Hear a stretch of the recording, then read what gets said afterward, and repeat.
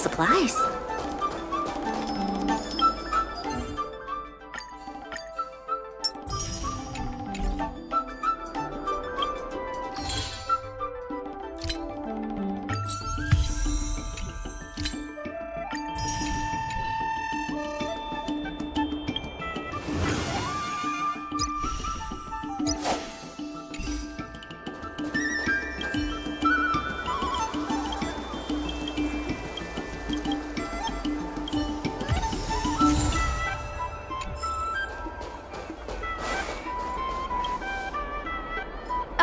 Yo, it's you!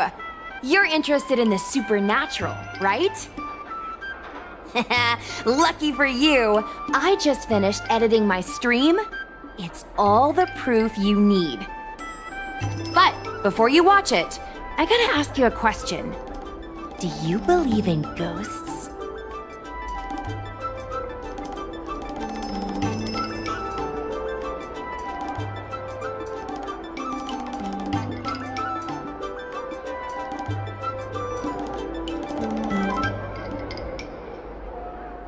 Haha! I think you're in for a surprise. This video is gonna prove that the Xianzhou is full of supernatural phenomena. Enough chit-chat. Look, this is the weird stuff that happened yesterday when I was streaming in Fixtral Garden. What's up, guys? Little Gwei here. We've come to the scariest, most haunted place in the Luofu, Fixtral Garden. Don't forget to like, follow, and share, or else I'm gonna check it out. They say there's been paranormal activity. You're such a scaredy cat. You said you'd protect me. How do I stab something that's in a body? I think I just saw something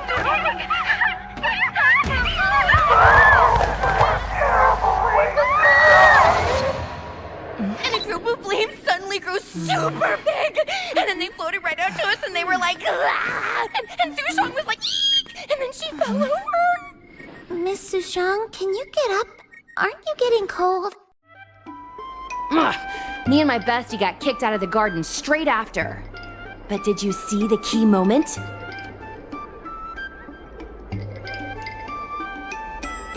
What? No! There was a freezing chill, not to mention the way they drifted through the air. They were legit ghosts. Anyway, the key point was, it wasn't the Realm Keeping Commission or the Cloud Knights that came to deal with it. It was the judges from the Ten Lords Commission.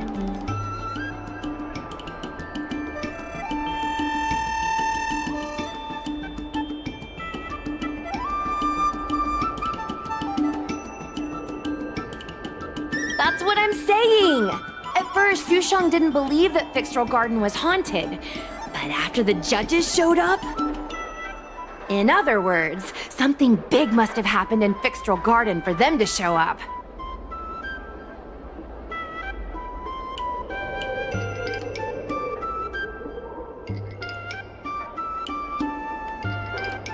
Exactly! Now, do you believe that my content isn't clickbait? Actually, do you have some free time? Do you want to explore Fixtral Garden together? Just the two of us? I guarantee you we're gonna reveal the truth this time.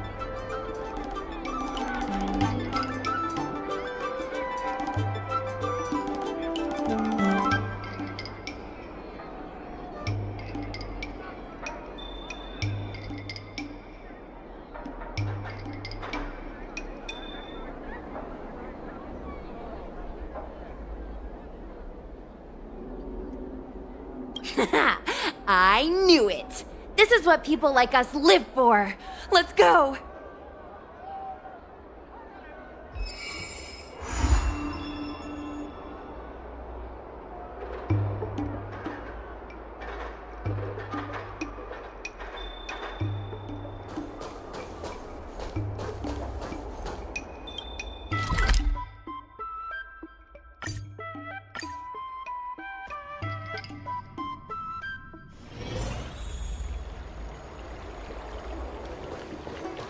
Came up from Starskiff Haven.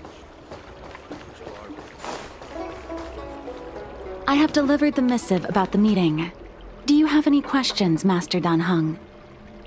I know all that I wish to know. Thank you, Miss Huanxi. You need not address me as Miss. I am but one of Miss Bailu's maids.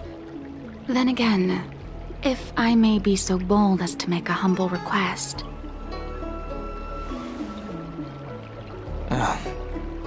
Go ahead. Before this goes ahead... Oh, who might this be?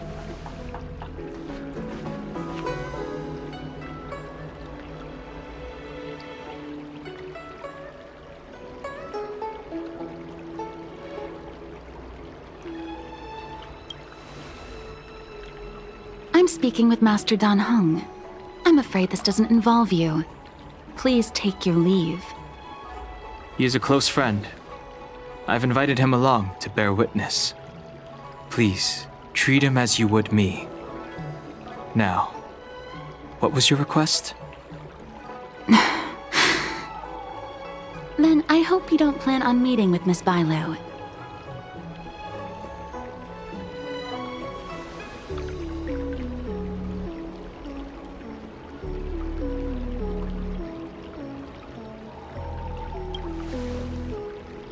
Bailu is simple and innocent, incapable of ill intent. It's natural for a servant to care for her master and share in her worries. Please, hear what I have to say. I have good reason to be concerned. Perhaps you should know that Miss Bailu's path to becoming a High Elder was neither in compliance with proper protocol, nor of her own volition. Everything was a result of the stubbornness of her predecessor, Dan Feng. His hubris and tyranny brought about the end of the Luofu's High Elder succession. The preceptors heard of Master Dan Heng's return, and were uncertain whether it constituted good or ill fortune. However, many have surmised that the Luofu's High Elder succession tradition will soon be back in force. If true, that is indeed something worth celebrating. Whether we find another suitable candidate in accordance with the laws of our people, or have you take up the position anew, everything can still be mended. But if Master Dan Heng were to hand everything over to Miss Bailu, it could lead to great upheavals on the horizon. No good would come of it for her.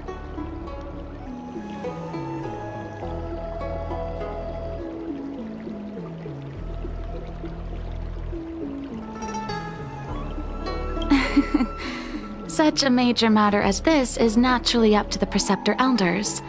I couldn't possibly say.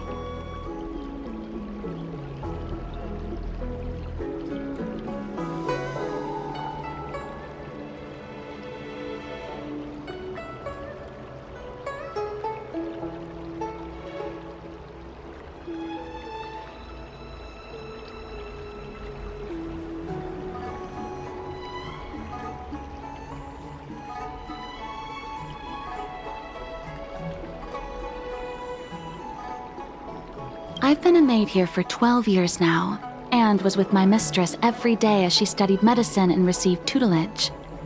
I've witnessed her countless escapes, and the inevitable, unwilling returns. As far as a Xianzhou is concerned, children like her enjoy a charmed and happy childhood. But as a High Elder in nothing but name alone, Miss Bailu is highly restricted in her actions, and has no freedom or say about her own life. I can't bear it. Your Highness, please think about this poor child.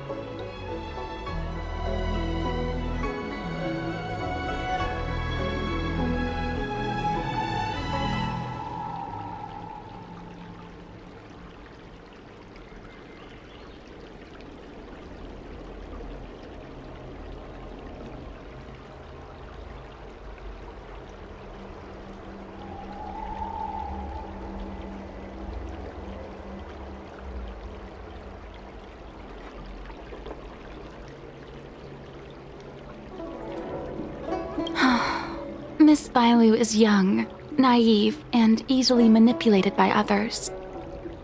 I worry that under the pressure of others, she would be convinced into taking up too great a burden.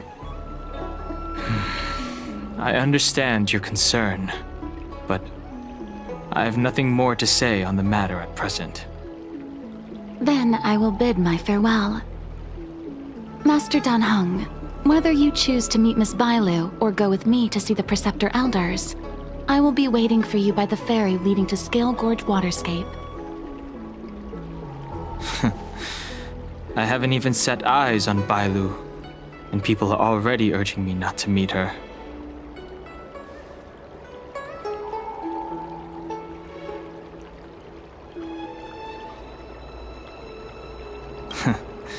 You've been spending too much time with March.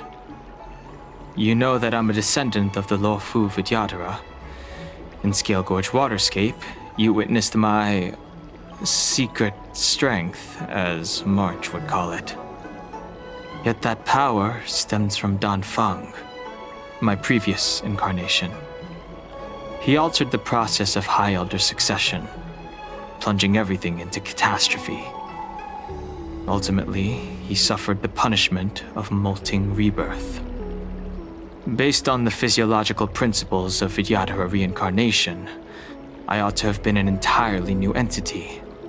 And, in view of the law, all crimes from my previous incarnation should have been wiped clean. But in reality, I was locked up in the shackling prison at birth. Even after I was released and left the Xianzhou, my High Elder past and Dan Feng's enemies pursued me like a haunting shadow. Now, I plan to face that shadow. In order to make amends, I want to repair the Ambrosial Arbor's seal and visit the High Elder to see what more I can do. The Starskiff is ready. Let's go.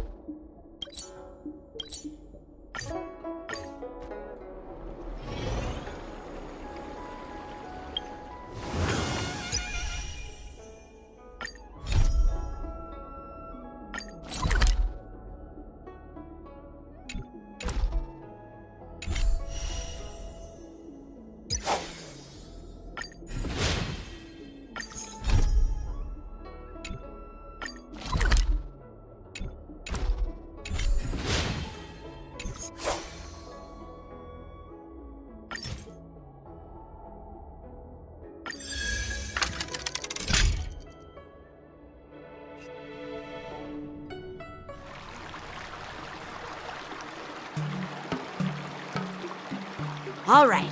Now that you're in position, Miss March, let's get this lesson started. I'm not good at acting all master-like. Since Grandpa asked me to teach you swordplay, I won't hold back any secrets. Oh, thank you so much, Masters! Oh, wait. Does this mean our training is only officially starting right now? After all, we need to watch you practice for a few days before we can figure out how talented you are, right? So, how'd I do, Master? You're definitely talented, Miss March. Hey, here you are! Did you hear that? These two masters just called me a swordplay genius.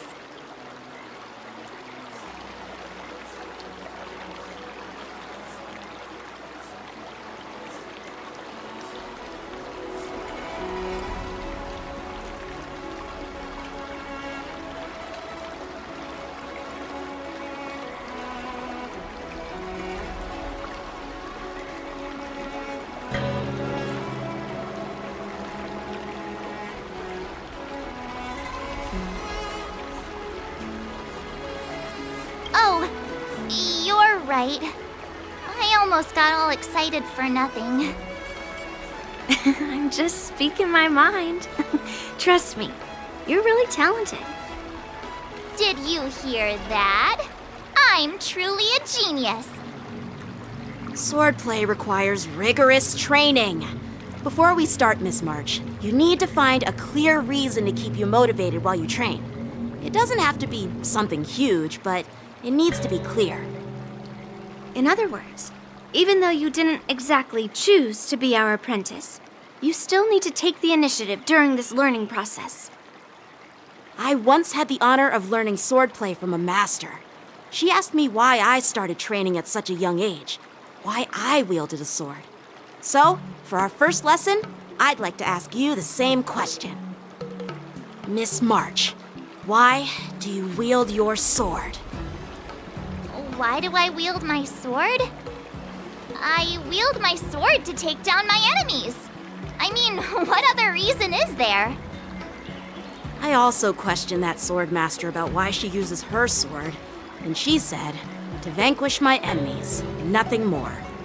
Miss March, you gave a similar response, which shows you've got potential.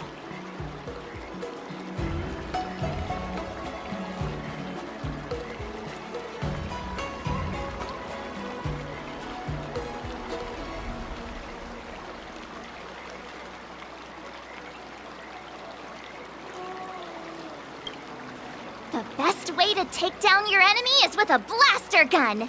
I heard a hero say something like that in an immersia. He also mentioned that sword training can push a person's physical abilities to their ultimate limit. Seems like you've seen your fair share of immersion, Miss March. But if you want my opinion, if your goal is self-improvement, you'll feel just as accomplished even if you put down the sword and go back to your bow. Oh, come on. Don't listen to his empty talk. Oh, now I'm curious to hear what Master Yunli has to say. Let me ask you something, March. Do you have any specific goals for learning swordplay? Like achieving a certain ranking in the war dance, or maybe you want to defeat someone, like Yanqing, or me?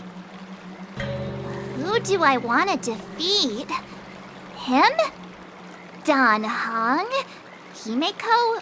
Or Mr. Yang? If you can't think of anyone specific, why not set a simpler goal? Like, how many opponents do you want to defeat at once with a sword? I'll fight 10!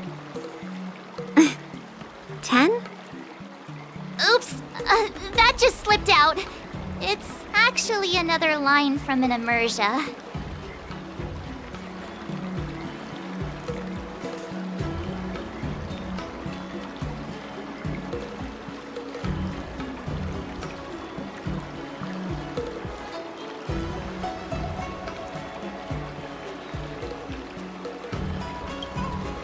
I have no idea what you're talking about.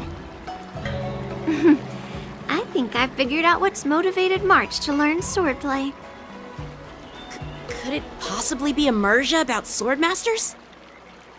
Hey, now that you mention it, that actually makes sense. I'm super interested in Xianzhou immersia and novels.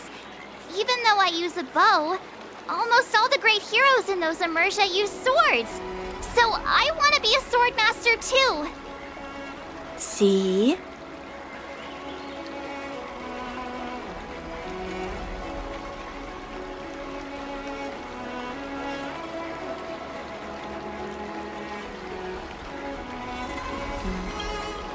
It doesn't matter. Everyone has their own preferences. Becoming a swordmaster who fights for justice and battles evil? Well, that's definitely a good reason to keep you motivated in swordplay training. Now that you've both given your approval, I have another small request. I want to perform a tea ceremony to honor you as my masters. Remember, you'll need to tap the table a few times with your fingers. Tea ceremony? Tap the table? Do we have to be so serious about accepting an apprentice for the first time? Please? That's how those heroes in the immersia show their respect.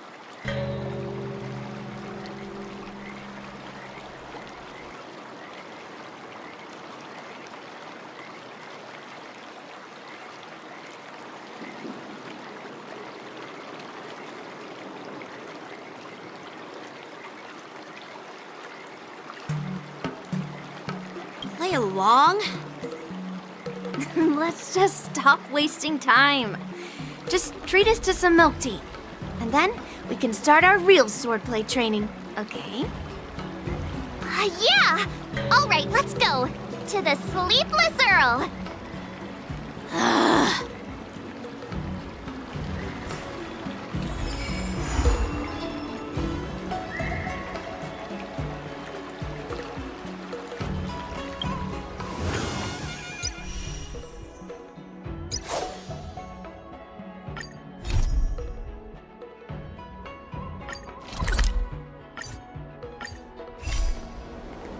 Galactic Commerce.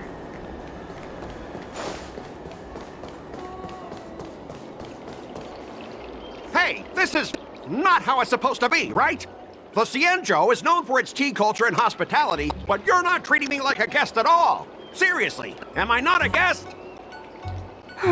Dear guest. Stop! Don't call me a guest. You're not even treating me as one. I want my tea just right. Not too hot, not too cold, but the tea you serve was either freezing or scalding. Is this how you treat your guest on the Xianzhou?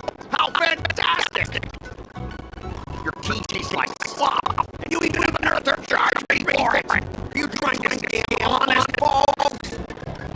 And that name was the Earl. So hard to remember. I'll give you a new plaque that says Xianzhou. Suits this place better, don't you think?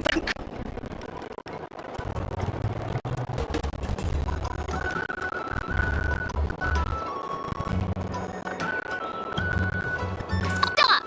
You've gone too far! Oh, who's that trying to be a hero? It's me, March 7th. Cause more trouble and I'll show you who your mommy is. Wait, that sounded lame. Hey, say something for me.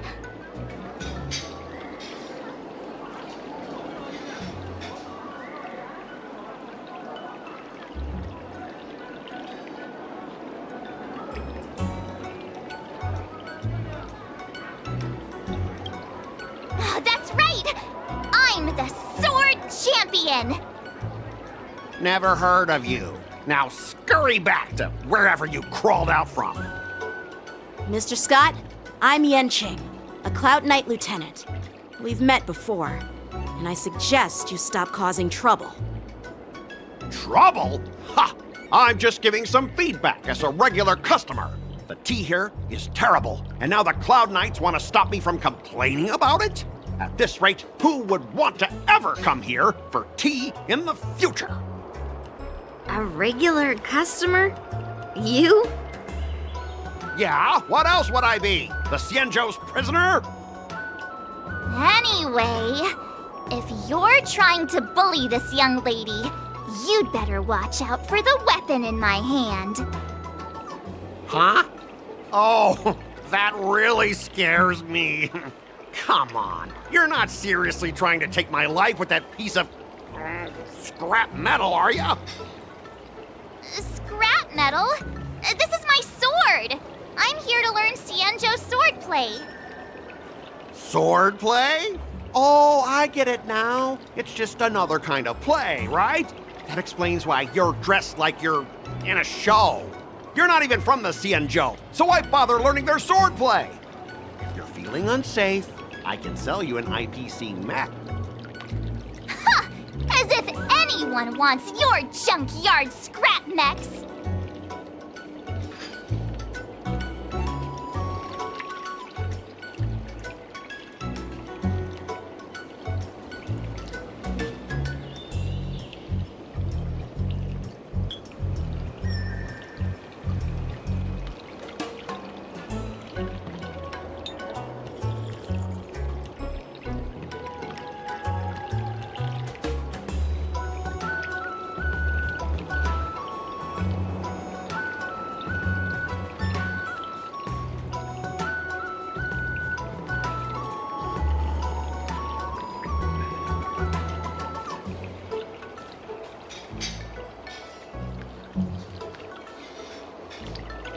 Looks like you guys are totally clueless.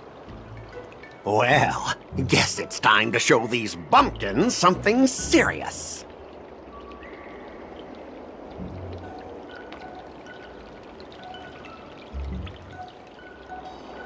Just a reminder, IPC members, street fighting on the Xianzhou Luofu is prohibited. Make any funny moves, and I'll smash that scrap metal. Hey, relax. I know the rules. These are my subordinates. They got stuck here because of the transport ship incident, and they need to vent their frustration. In the end, it's all the Xianzhou's fault. Well, I can overlook the terrible tea, but now that you're questioning my security, I can't let it slide. After all, I have a courier business to run. With so many clients watching, that just wouldn't look too good now, would it? Instead of wasting your life learning useless swordplay, why not invest in our civilian mechs? You'll have your master kneeling and begging for mercy in no time. Stop! Don't you dare insult Xianzhou swordplay like that! If you have the guts, I'll show your mechs what I can do. Huh? A fight, you say? Now that you've thrown down the gauntlet, March 7th, I feel I'm obliged to accept your challenge. Say whatever you want, but once you've seen what our mechs can do, you'll be practically begging us for them.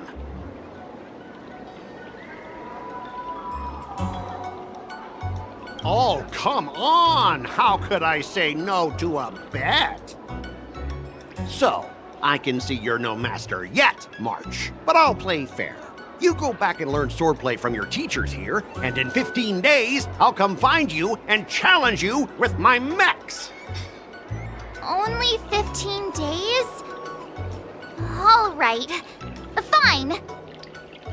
And if you lose, you'll have to bark like a dog in public and shout, "Xianzhou swordplay is a total joke!" You'll stand at the entrance of our room alley and say it to everyone passing by.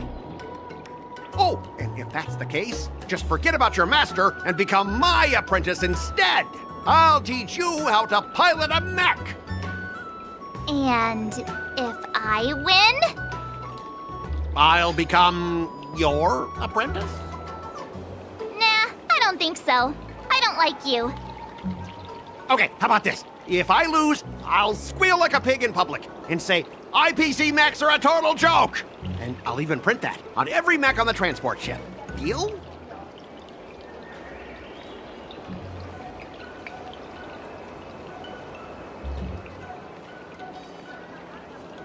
Squealing isn't enough. You also need to apologize to the owner of the Sleepless Earl and take back what you said about Xianzhou swordplay. Fine, I get it. But you've got to actually beat me with that little scrap of metal first. You all heard it, right? We'll meet again in 15 days. Let's go.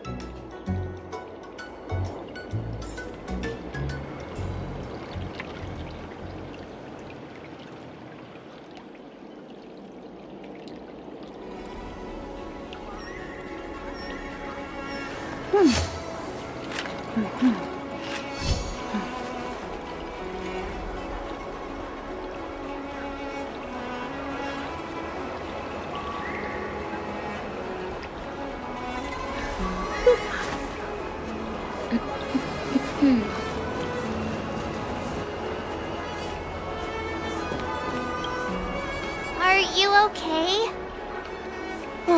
Yes. Thank you all for your timely help.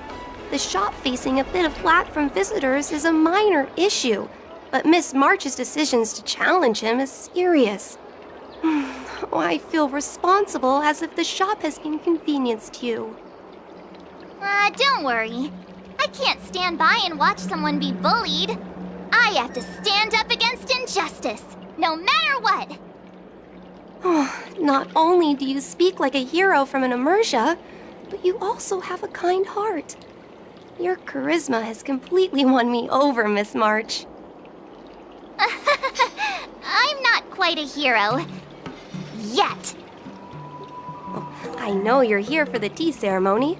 Please come inside. Thanks for the invitation, but right now, I just want to focus on practicing swordplay. Masters, let's save the tea for later. Sure, the tea can wait for now. However, I have a question, Miss March. How confident are you about the bet you just made?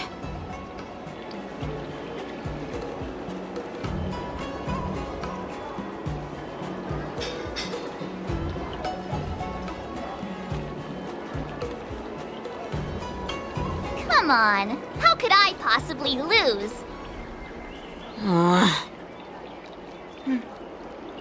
You're right. It seems she really hasn't considered anything. I don't see any issue with it.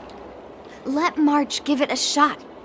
As long as she trains diligently, I believe she can easily deal with that hunk of IPC scrap metal. As long as she trains diligently. I'm now filled with determination, Masters! I'll learn swordplay well and teach that guy a lesson!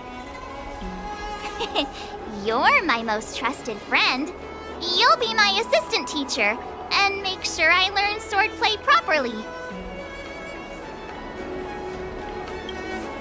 If I can't learn swordplay well, I'll have no one to blame but myself. Masters, Mr. Teaching Assistant, let's go back and start the training now.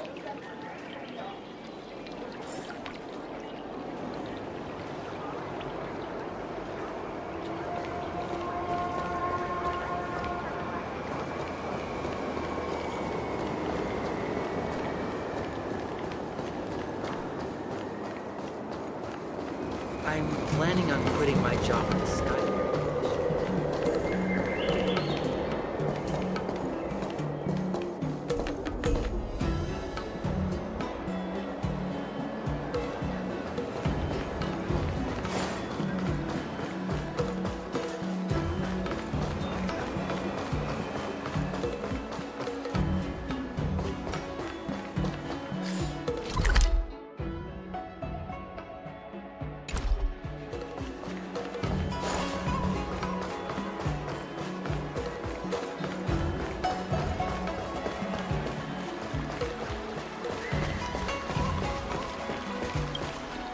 That IPC guy will show up in 15 days.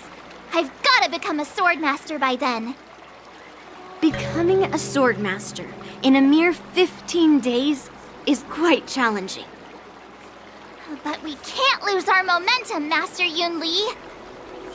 Momentum alone will only keep you going for about 3 days. If you really want to stick with it, you need a solid plan. No worries. I've found my professional teaching assistant to help me organize the lessons, so there won't be any problems.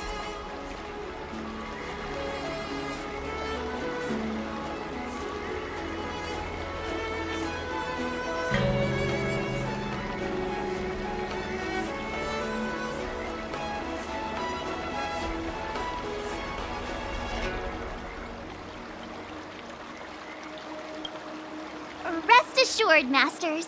If not in me, at least place your faith in him, my trusty sidekick.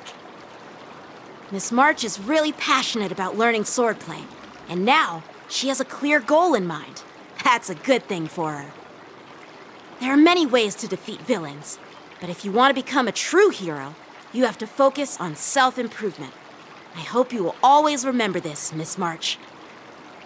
Got it. It's all etched into my memory. Since you've got that in mind, it's time for me to set some targets for you. Please, go ahead, Master Yunli. We'll have 3 exams during these 15 days. If you pass our tests, those pieces of IPC scrap won't stand a chance. But if you fail... That would mean Yunli is a terrible teacher. And if that's the case, I hope you won't force yourself to take on the challenge, Miss March. Hey! You are the terrible teacher here. I understand. In the Immersia, the disciple and the master share both honor and disgrace. If the apprentice fails, the master loses face too. Well, there aren't that many customs on the Xianzhou. I'm just worried about you getting hurt. But as long as you practice diligently and pass the tests, we'll feel confident about your duel. Now, let's go back to the first question I asked you. I'm sure you found a reason to wield your sword, right, Miss March? Absolutely! I wield my sword to become a hero. I want to fight for justice, punish the wicked, and make them quiver in fear and run away when they see me. Then keep that fire burning, and learn with all your heart. You haven't said much, Mr. Teaching Assistant. Any suggestions before we officially start training?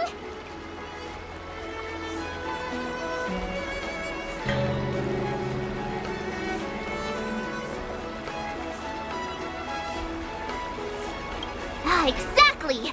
I prefer the cool, calm, and ruthless way of doing things. That's my kind of style. That's enough chit-chat for now. Don't forget to keep an eye on my swordplay practice.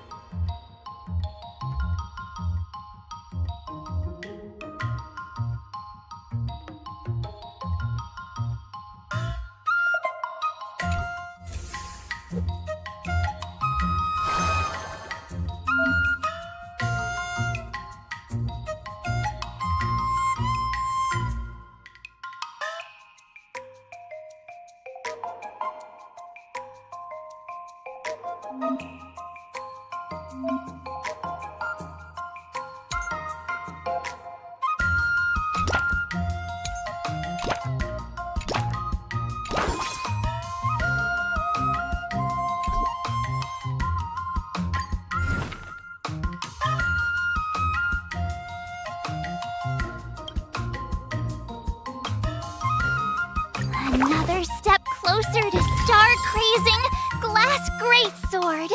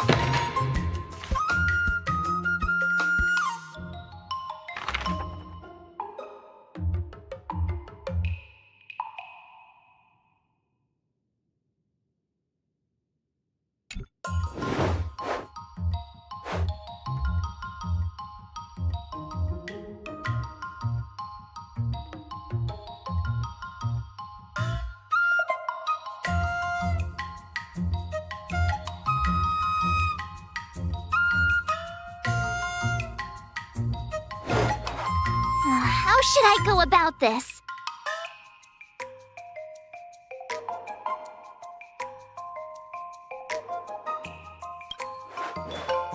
I don't think so.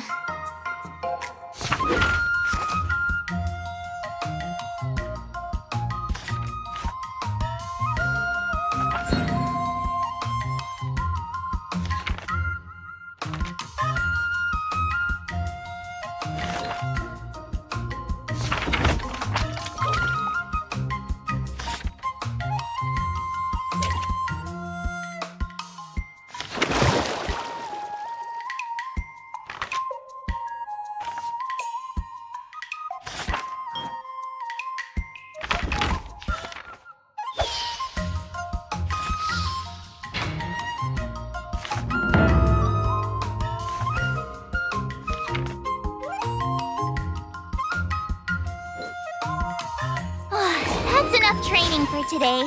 I need time to absorb everything.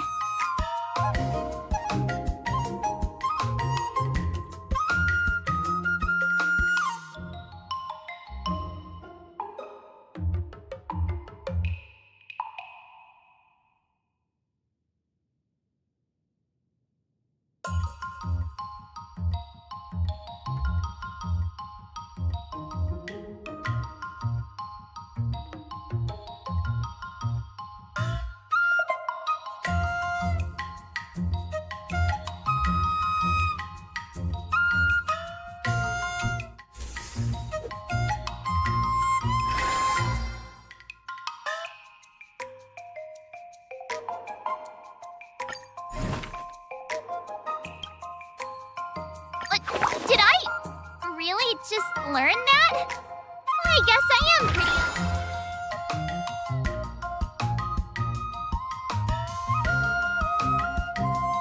All swords and no play makes March a dull girl, you know.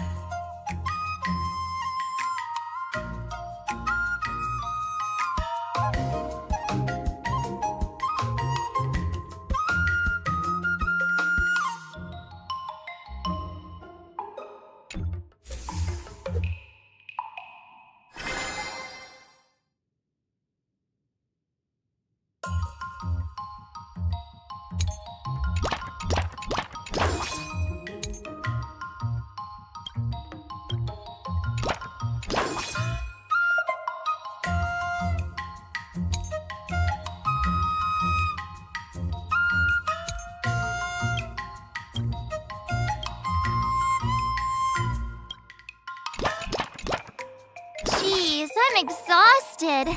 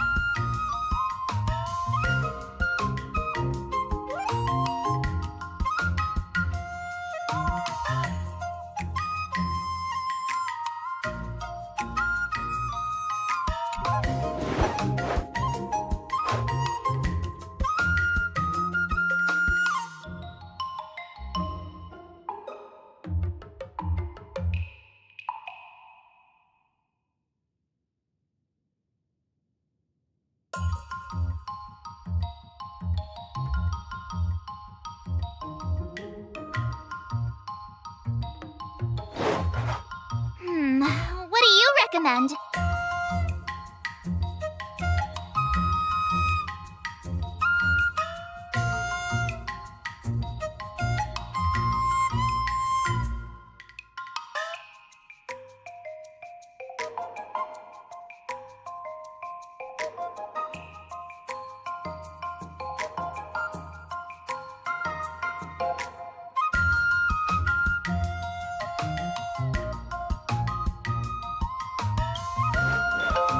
Great!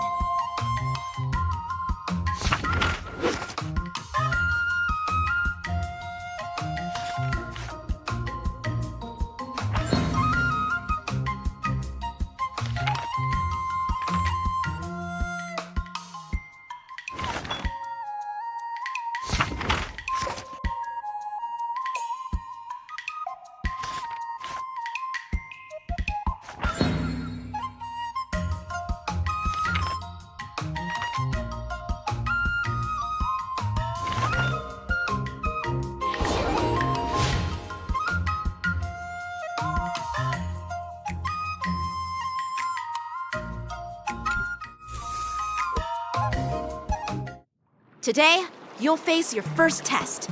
It's all about the basics. Oh, I know!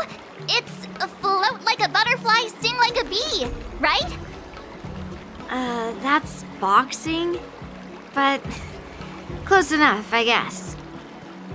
Grasping the basics is crucial to mastering swordplay, Miss March. Focus on wielding your sword properly, making your thrusts swift and strikes brisk. And parries should be fluid and nimble. Got it! See? Even March is getting bored of your rambling. But I'm actually not bored at all. Miss March is still a novice, so I'm giving her some tips on the basics to help her better understand them. Neglecting the basics will only make you vulnerable in a fight. Even for an extraordinary sword master like you, Yunli. Just focus on your teaching. Why bring me into this? What?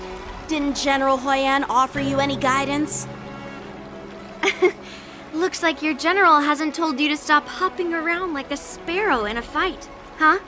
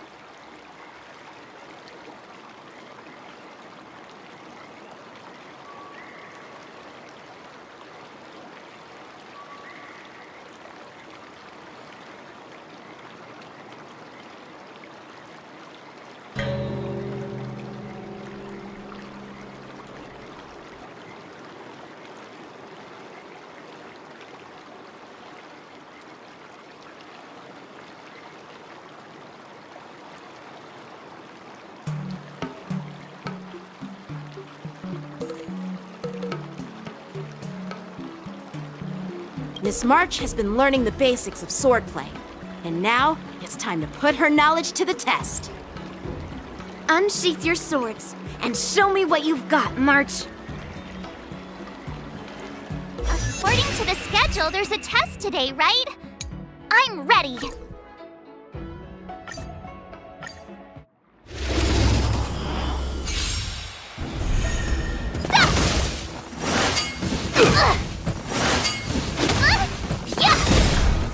Azure Dragon, White Tiger, less carbs, what?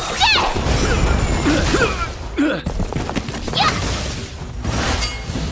Not very sportsmanlike. Azure Dragon, White Tiger, less carbs, what? Oh, I get it!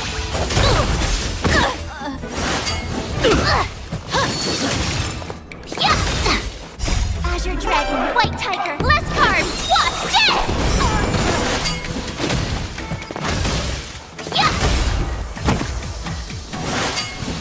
Not very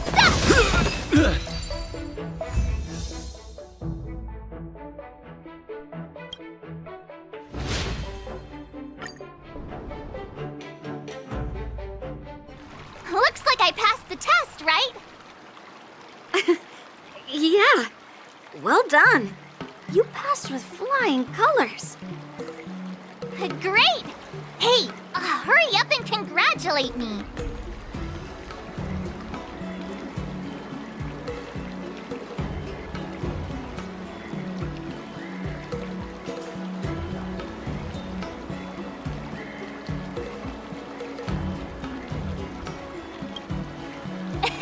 I couldn't have done it without my masters and you, Mr. Teaching Assistant.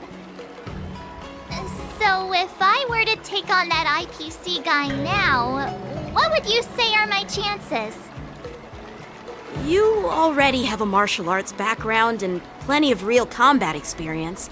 With swordplay guidance from me and Yunli, if you were to challenge the IPC's security mechs now, I believe... You wouldn't stand a chance. Yunli's... right.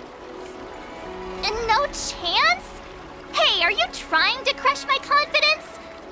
I'm the kind of girl who performs better when I'm showered with praise, just so you know.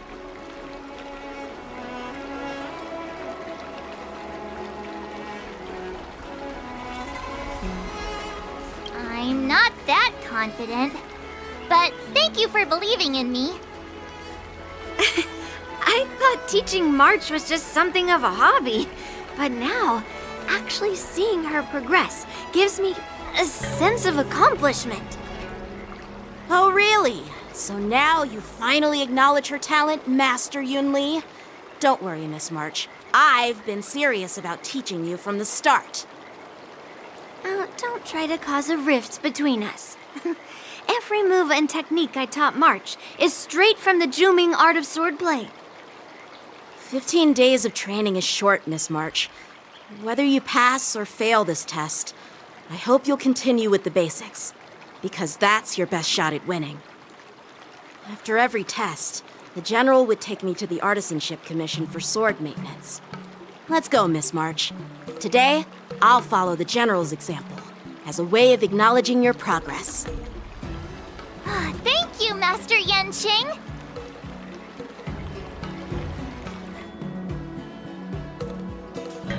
So, have you found any information about her? Yeah, that girl is one of the nameless on the Astral Express. Oh, she's no pushover. Don't you think this bet's a bit too risky? Yeah, it is. So what? Have you seen those big shots in the Strategic Investment Department? Do they ever make safe bets? She thinks she can fool me by flying under the radar? You there! Get me the most powerful mech we've got! Understood. Checking the inventory now. Now I'm curious to see what this 15-day crash course apprentice is really capable of.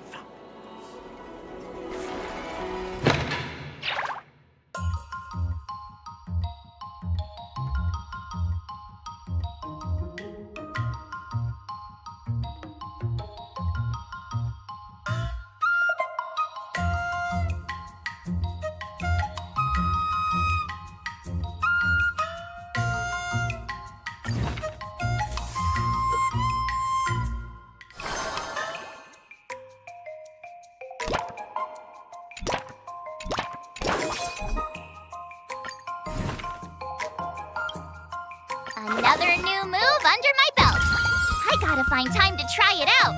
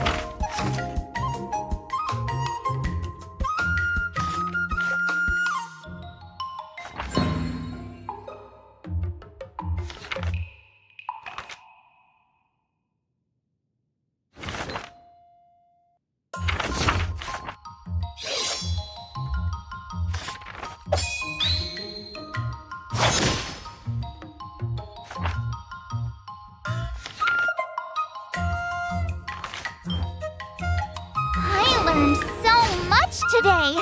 Well done, me.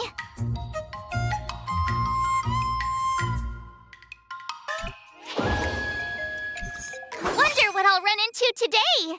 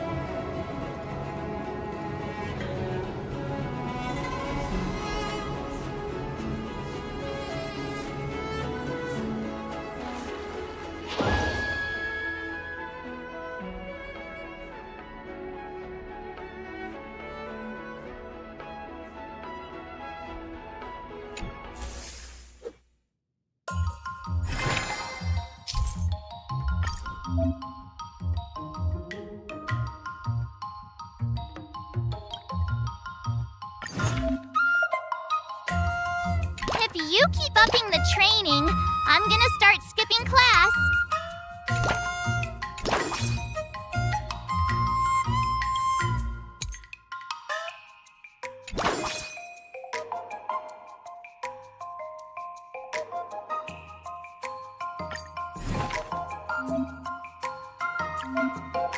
Another new move under my belt. I gotta find time to try it out.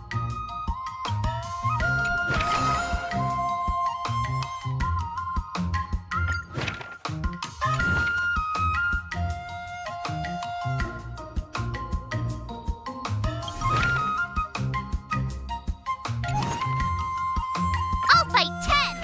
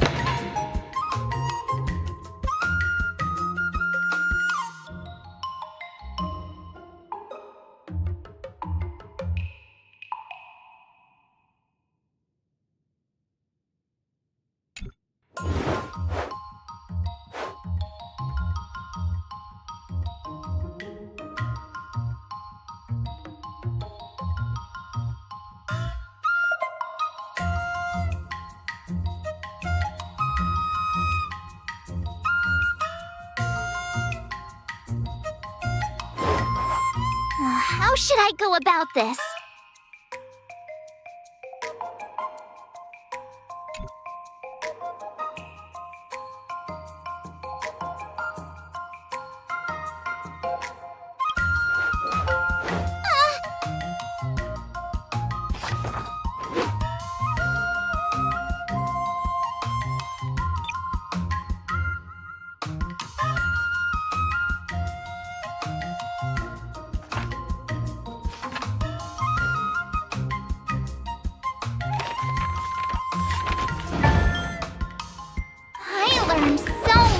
Today.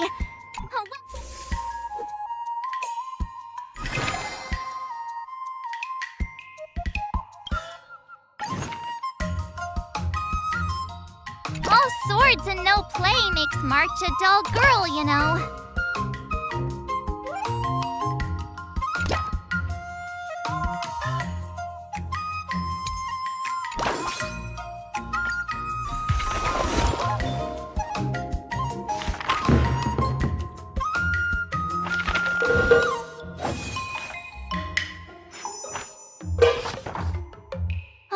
That's enough training for today. I need time to absorb everything.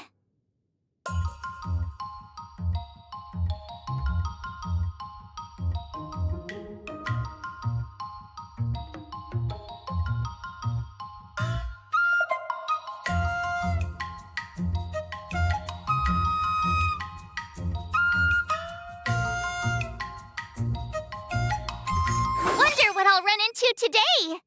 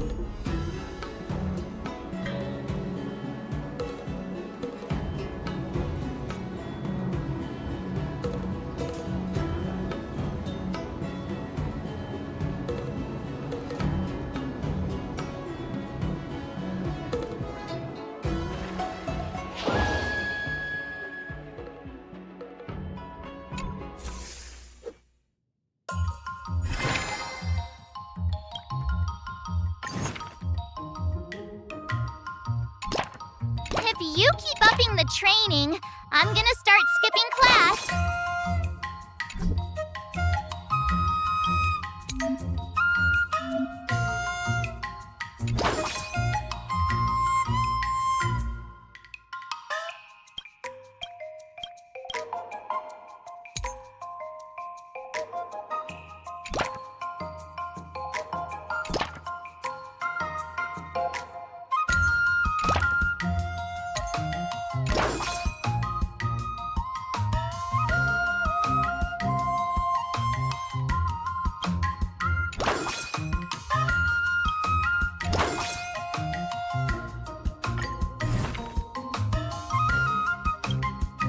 Another step closer to star-crazing glass greatsword.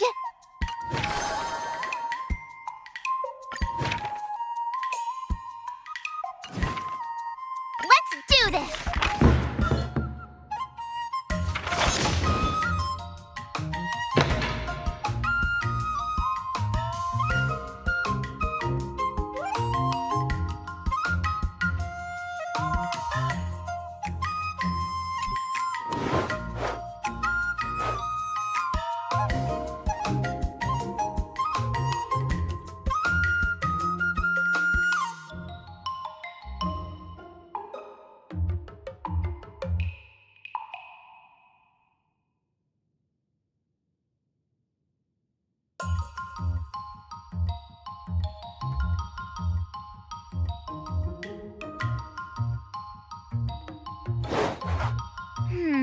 What do you recommend?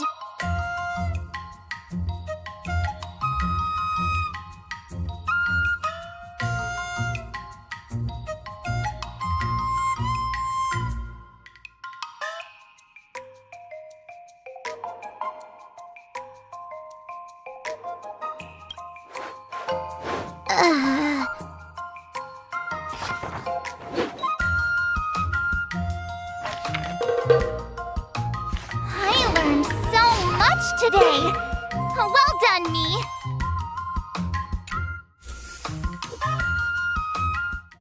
Time for your second test. I'll be your examiner this time, and I'll be testing your ability to defeat enemies with unconventional moves. Grandpa always said that everything can be a sword, and that there are endless possibilities for learning swordplay in this vast world. If you want to defeat your opponent, you'll need your own secret move. Speaking of secret moves, I've prepared some flaming potent tea. Huh? Is that the flaming potent tea from Arumali? You got it!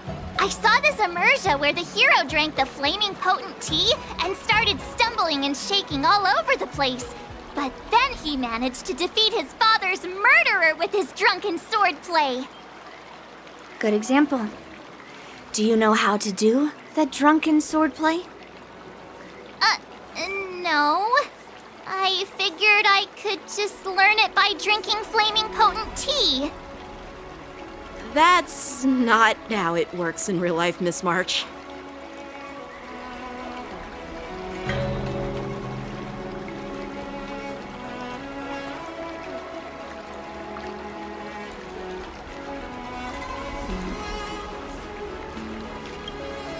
Absolutely! I've learned a lot from my adventures. I've heard you've traveled a lot, Miss March. I'm excited to see how you incorporate your experiences into your swordplay moves. Your opponent this time is similar to the IPC mechs. Unsheath your swords and give it everything you've got.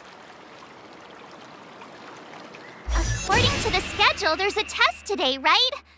I'm ready.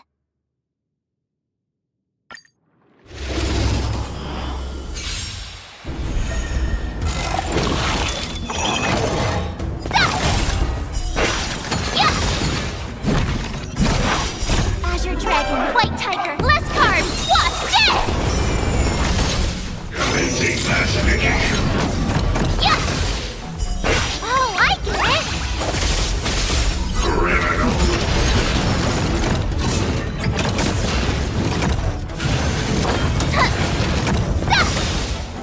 Azure Dragon, White Tiger, less cards, what's this?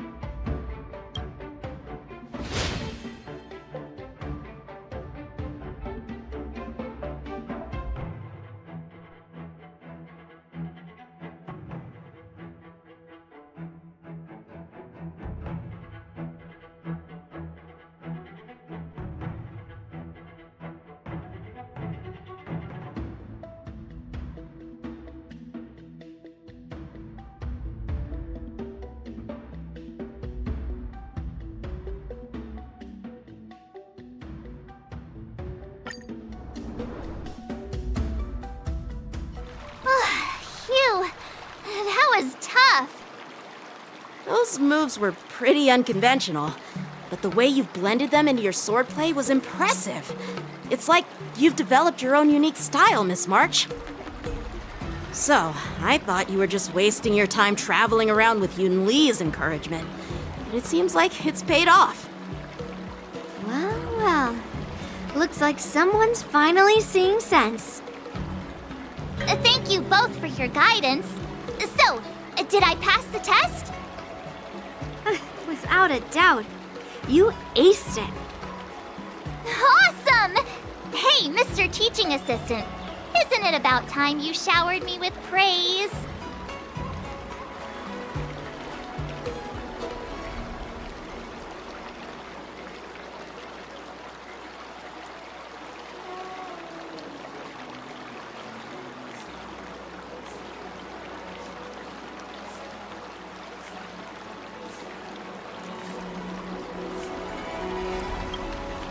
No saving allowed. Let's keep it relevant. This time's for now, next time's for later. No IOUs on praise.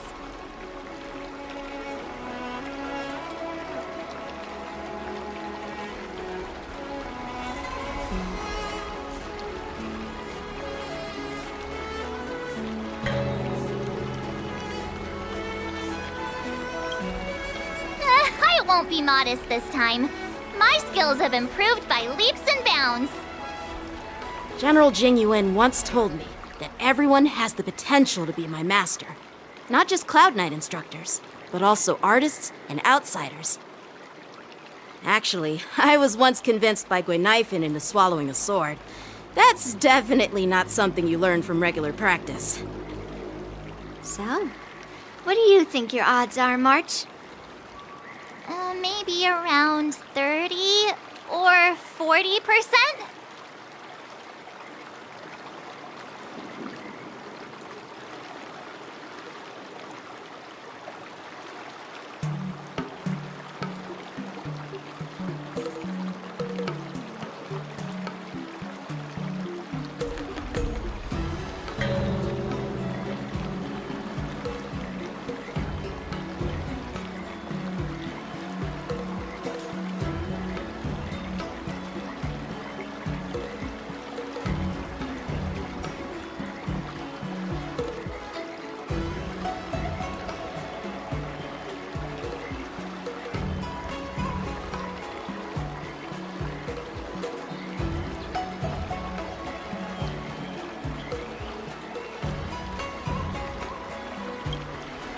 Hope for the best and prepare for the worst.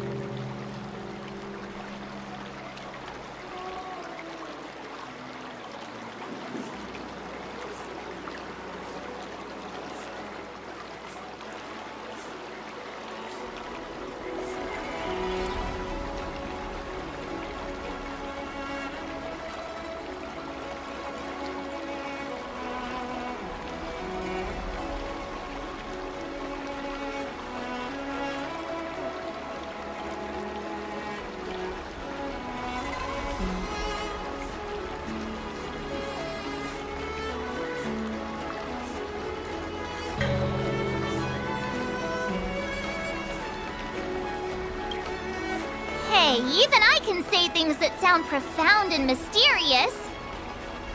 You don't really think I'm dumb, do you? From the test, I can tell that you still need some time to master your swordplay. But you did pretty well. Milk tea is on me today. Yeah!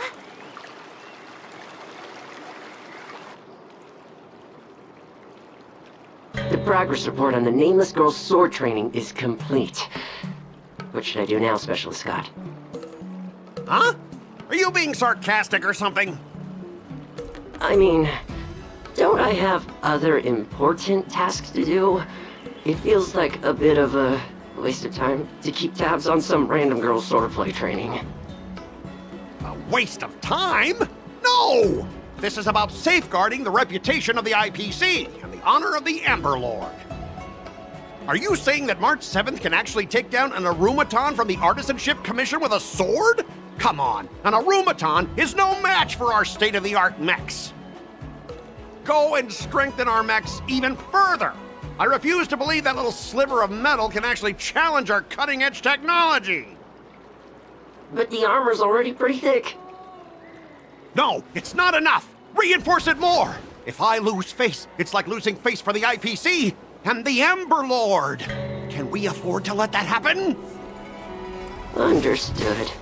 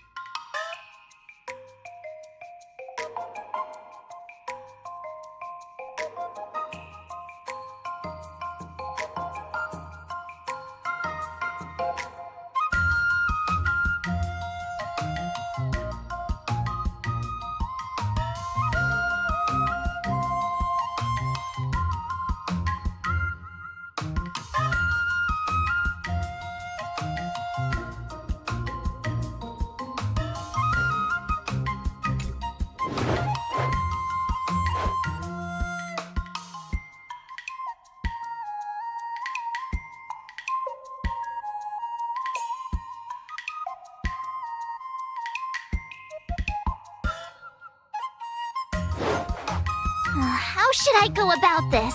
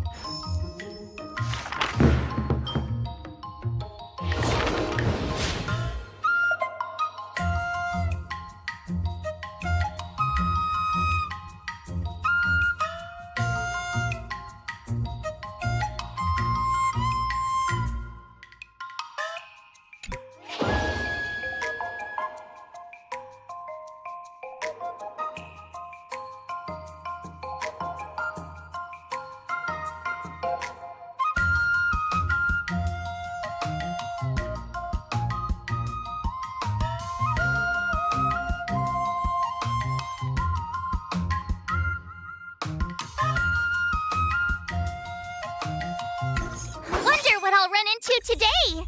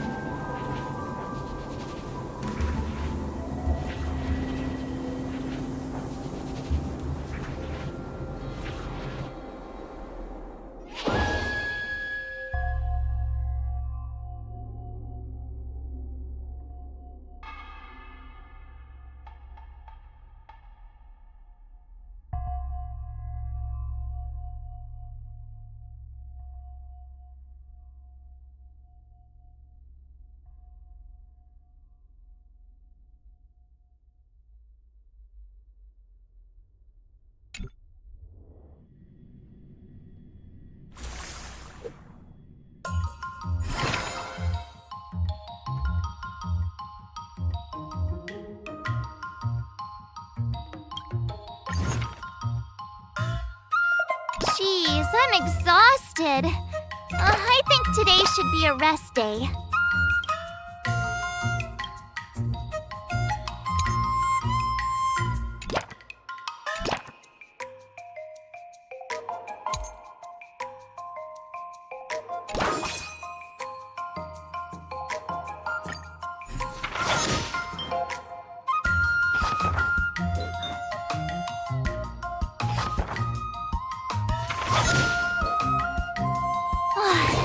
enough training for today.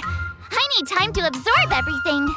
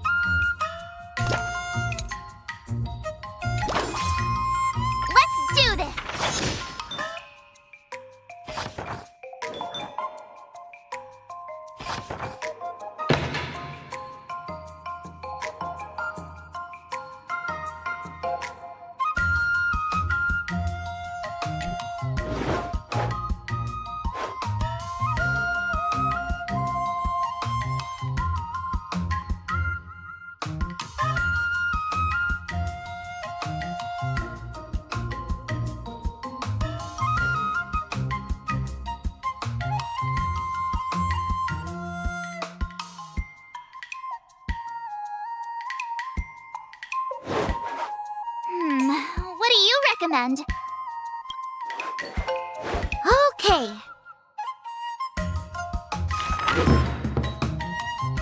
I learned so much today. Well done, me.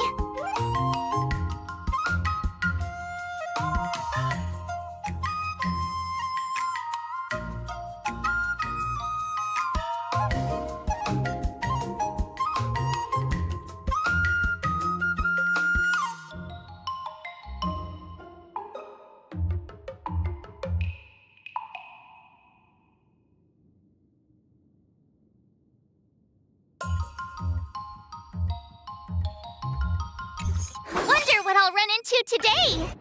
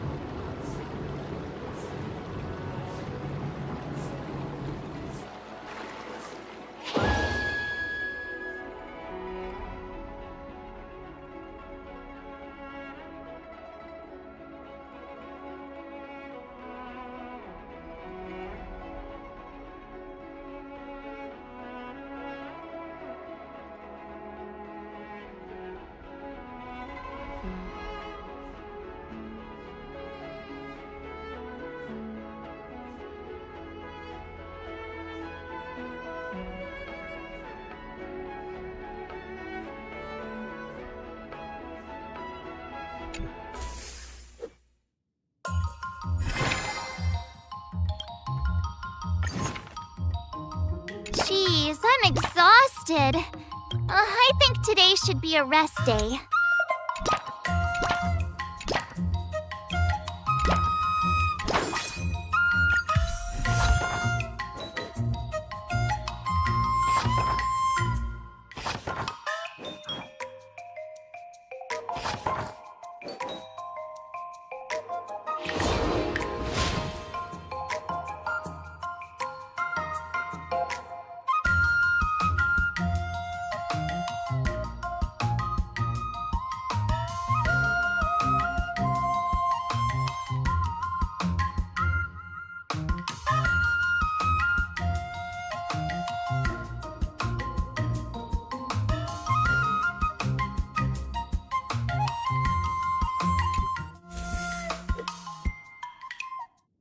Before we start the test, there's something I need to tell you, Miss March.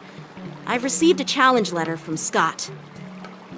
He's made thorough preparations, contacting the Realm Keeping Commission and getting approval for a martial arts exchange event. He even chose Arumali as the venue. Seems like he has some connections there. However, according to the rules, the person receiving the challenge letter has the right to decline the challenge. Declining would be like admitting defeat. Of course I'll accept it. But before that, you need to pass the final test, the graduation exam.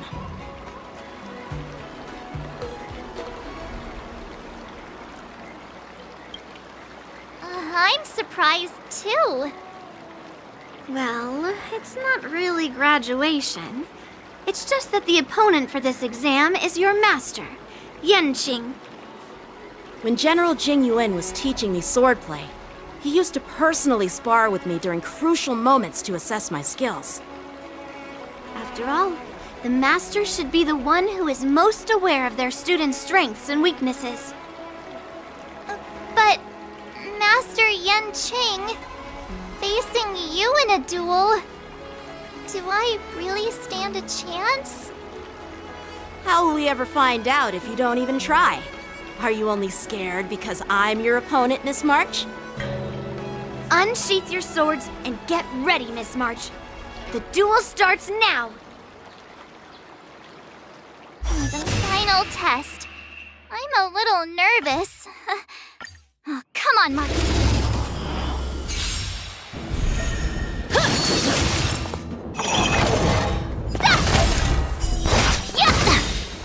Azure Dragon, White Tiger, less cards, what's this?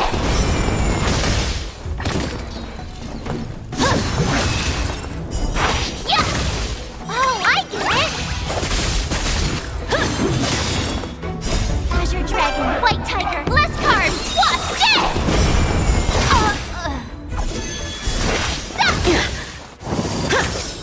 Sword, heed me! Punish evil! A hero's life is hard.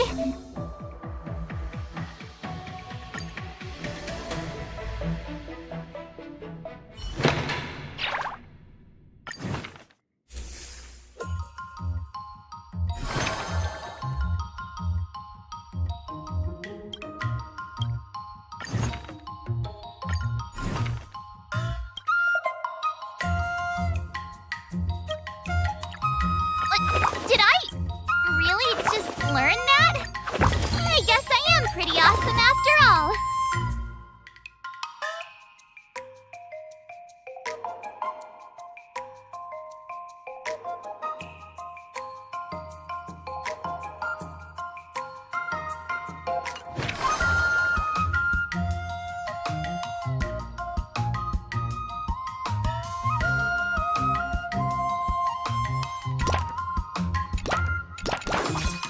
I'll fight 10!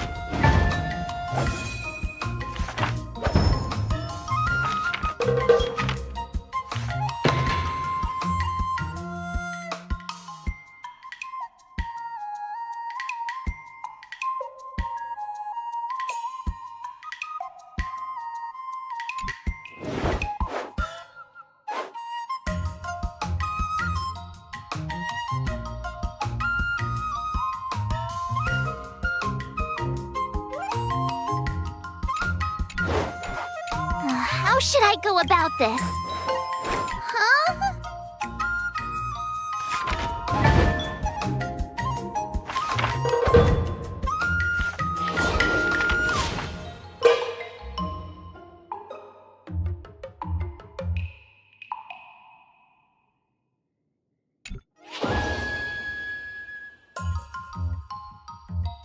Wonder what I'll run into today.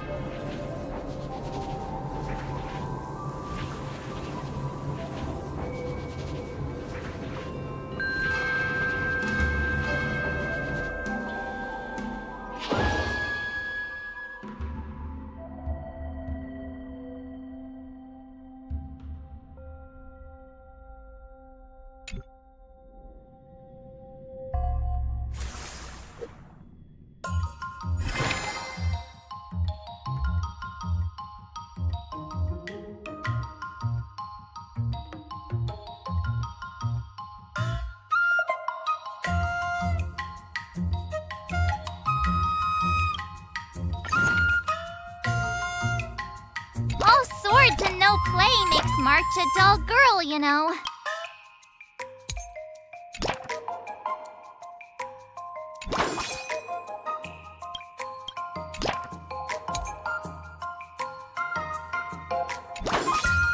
Let's do this!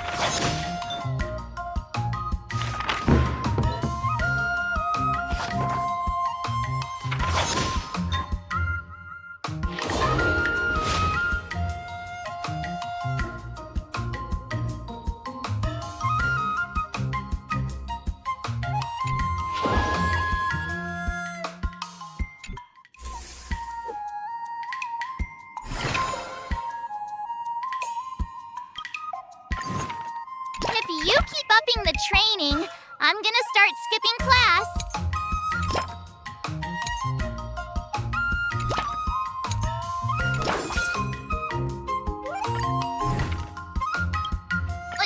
Did I really just learn that? I guess I am pretty awesome.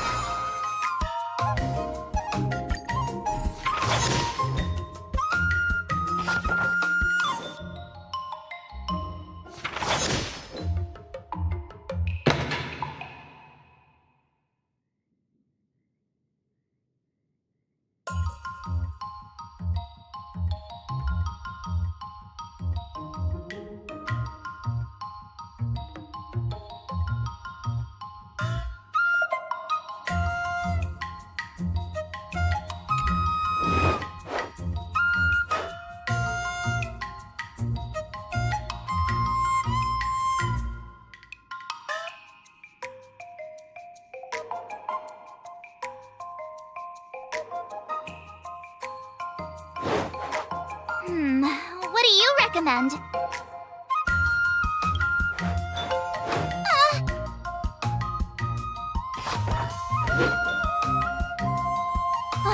That's enough training for today.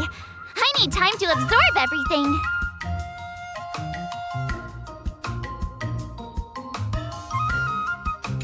Wonder what I'll run into today.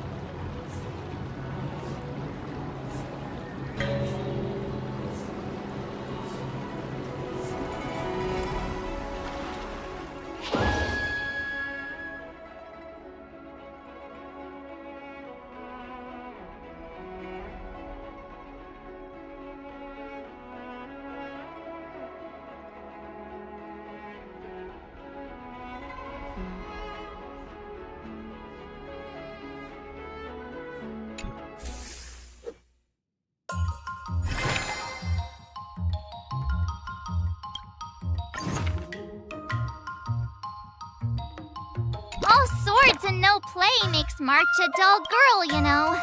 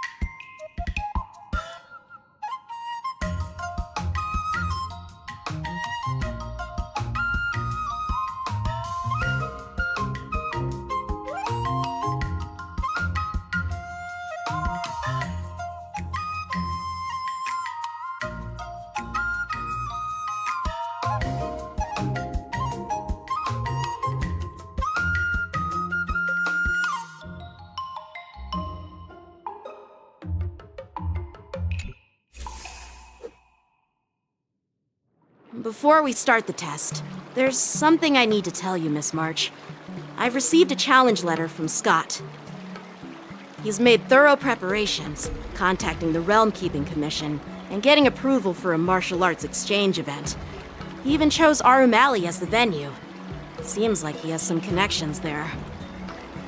However, according to the rules, the person receiving the challenge letter has the right to decline the challenge. Declining would be like admitting defeat. Of course I'll accept it. But before that, you need to pass the final test, the graduation exam.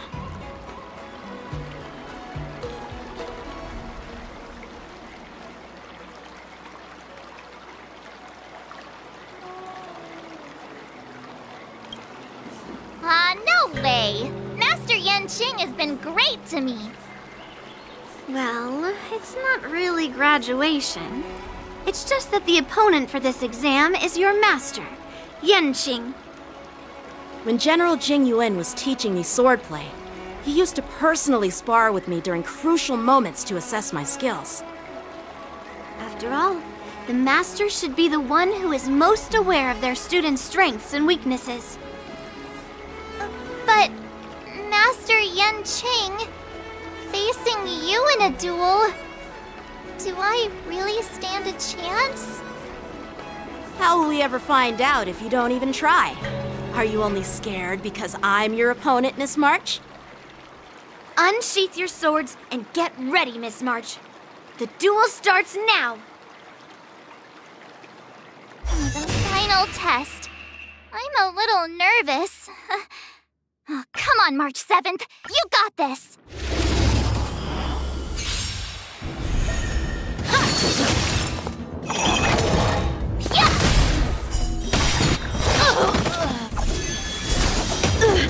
Azure Dragon, White Tiger, less carbs, what?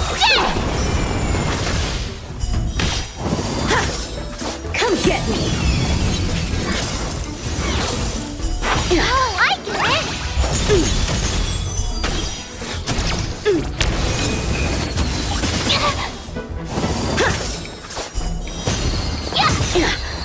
Azure Dragon, White Tiger, less carbs, what?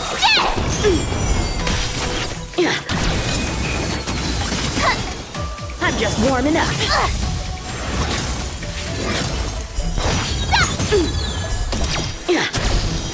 Awesome! Now watch this! Azure Dragon, White Tiger, less carbs, what?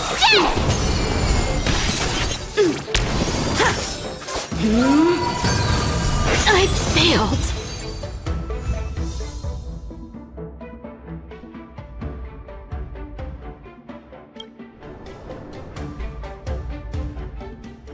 Not bad. You've made it this far, Miss March. You've passed the exam. Oh!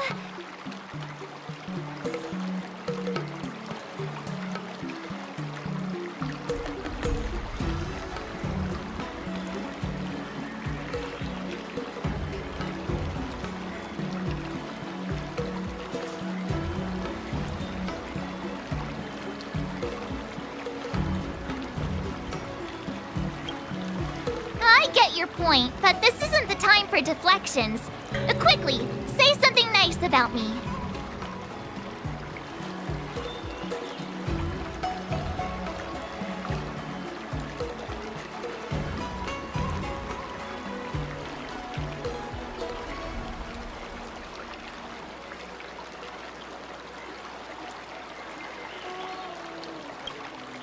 I've heard that line so many times before.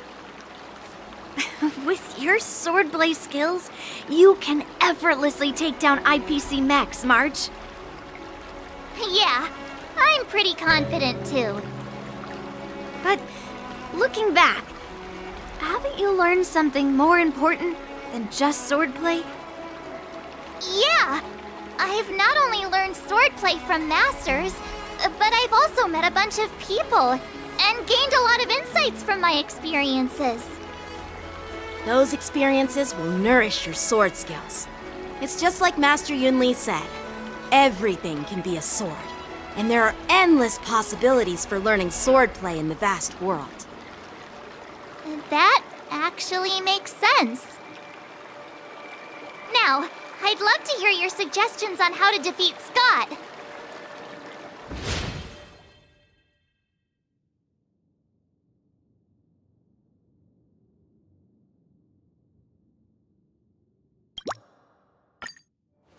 Yeah, I'll show Scott the power of the Xianzhou swordplay that he despises.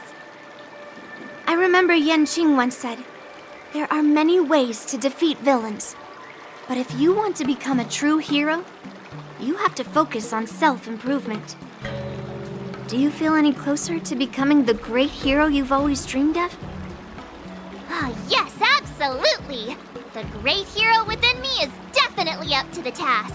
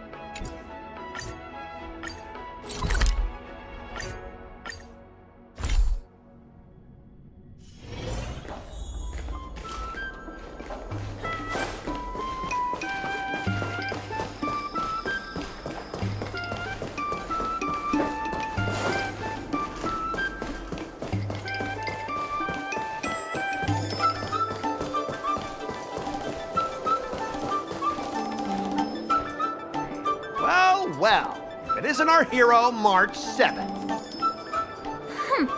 I'm not hiding or backing down. You challenged me, and I'm here to accept it. But I'm curious, why pick Arum Alley of all places? It's packed with tourists around, and it'd be bad if someone got hurt. Why Alroom Alley? Well, your buddy knows the answer to that.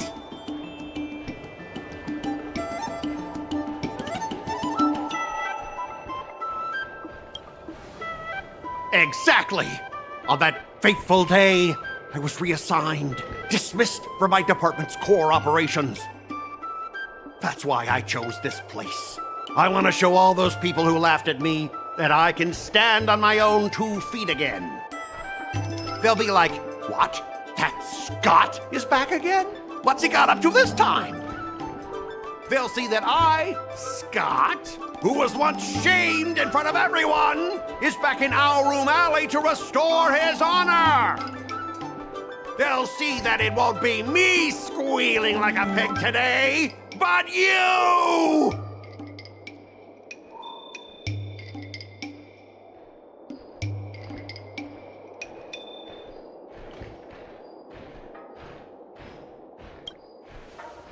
Yeah, if that's all a villain did in an immersia, I'd definitely be asking for a refund. Ah! Shut up! Look, I have my principles. I refuse to spend my life haunted by what happened in Our Room Alley. Do you think I'm just some sort of IPC small fry? I've been patient for so long, just waiting for the right moment.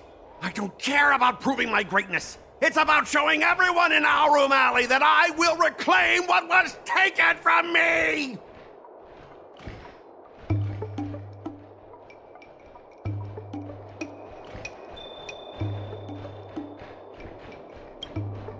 No, you won't!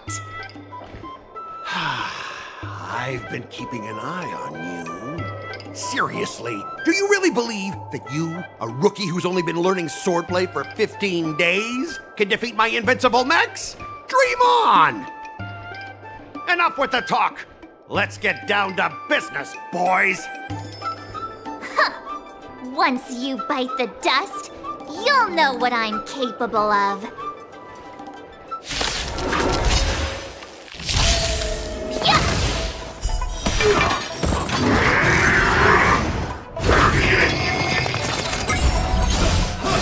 Not very sportsmanlike.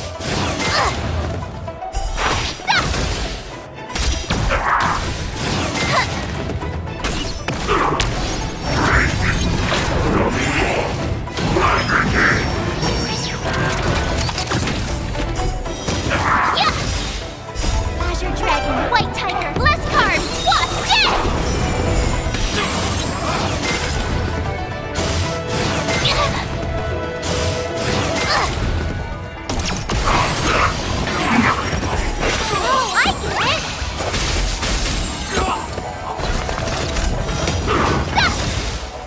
Azure Dragon, White Tiger, less carbs, what's this?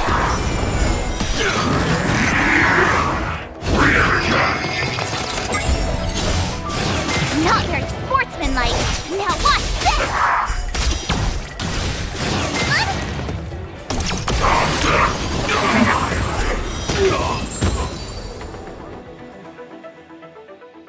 Ah! You pathetic losers!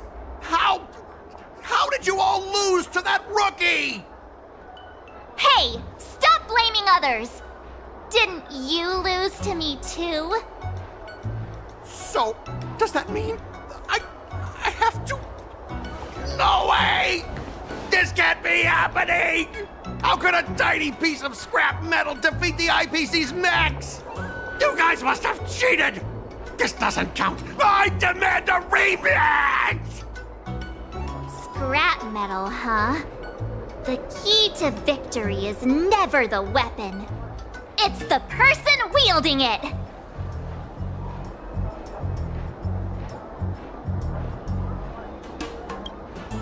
I'll respect you too, if you keep your word. Enough! Fine. I've done this before anyway. I apologize. I want to apologize to the owner of the Sleepless Earl. It's my fault for causing trouble, making a scene on purpose.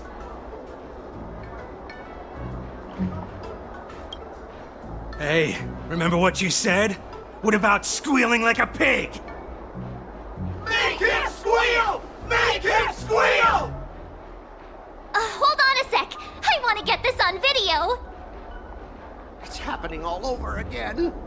All right! But before I squeal like a pig, there's something else I want to say. IPC mechs are a total joke. Oink! Oink, oink! Oink! Oink, oink! Oink!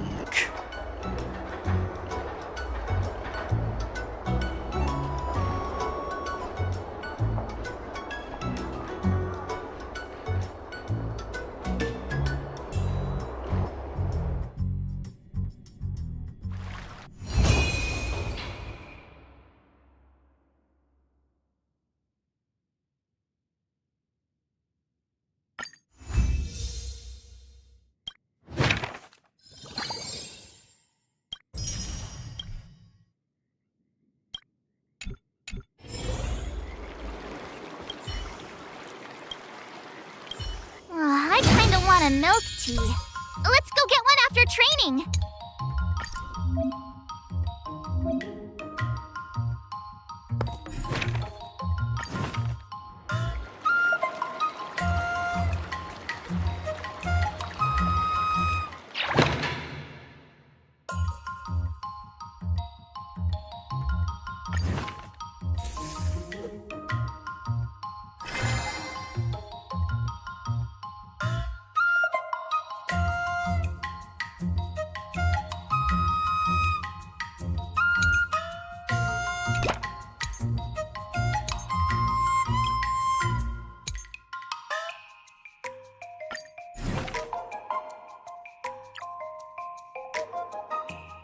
Another step closer to star-crazing Glass Greatsword.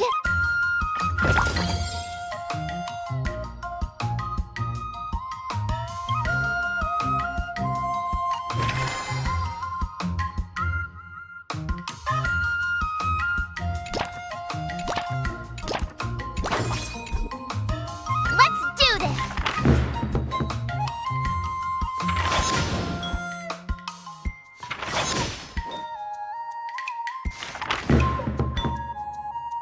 I learned so much today. Well done, me.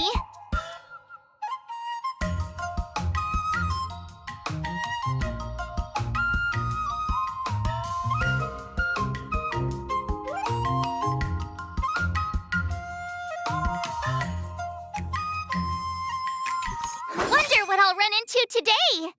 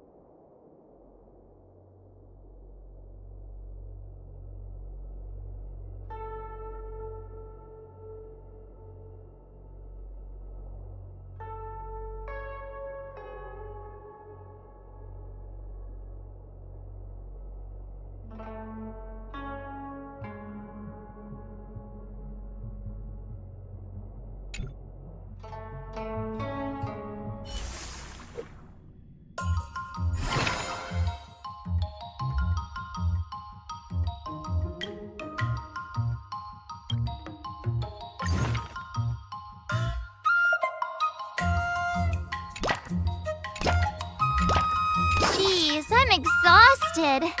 I think today should be a rest day. I'll fight 10!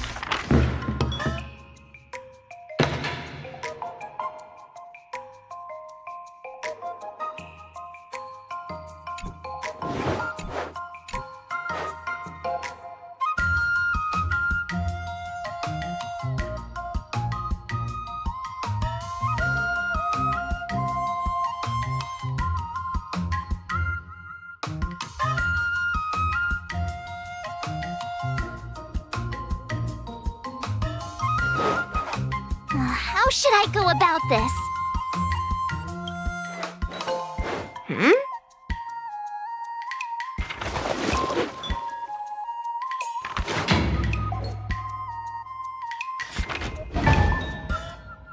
That's enough training for today. I need time to absorb everything.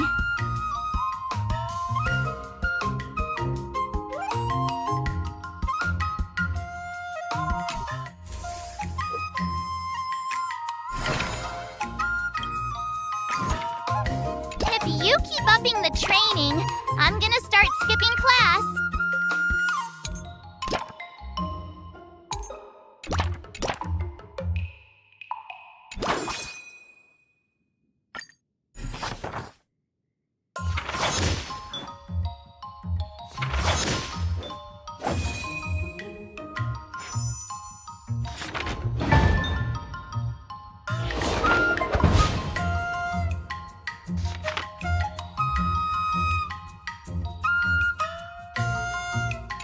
Wonder what I'll run into today.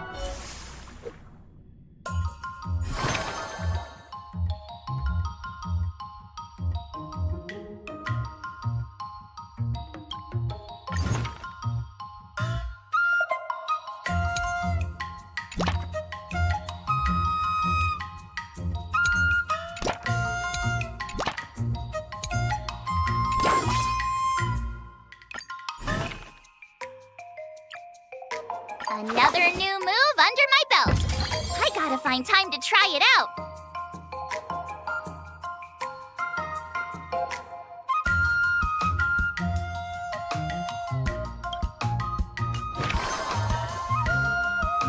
Let's do this!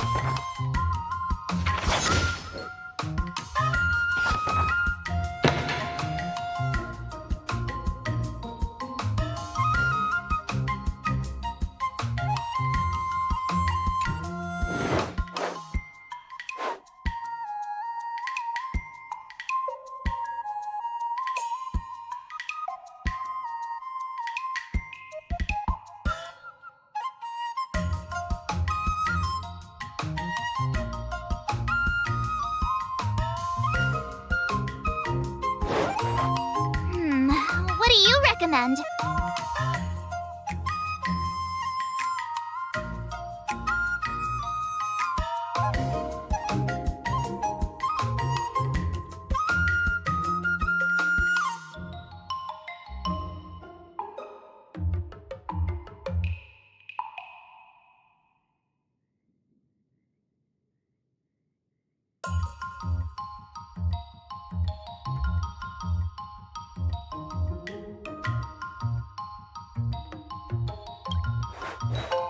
Okie dokie.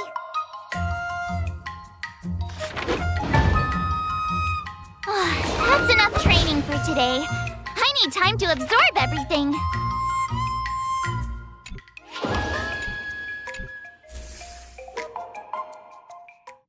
Today, you'll face your first test.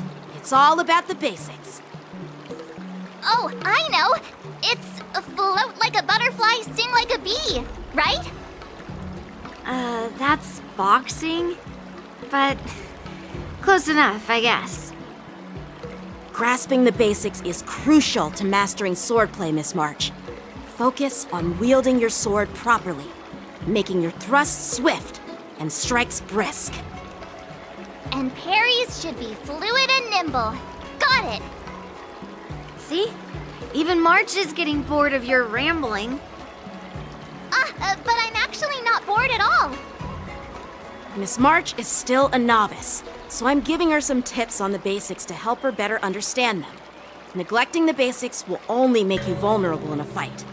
Even for an extraordinary sword master like you, Yunli. Just focus on your teaching. Why bring me into this? What? Didn't General Huyan offer you any guidance? Looks like your general hasn't told you to stop hopping around like a sparrow in a fight, huh?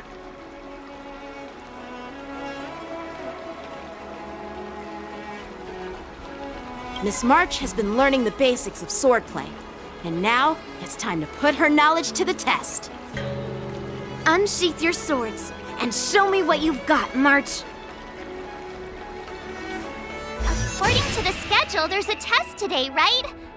I'm ready.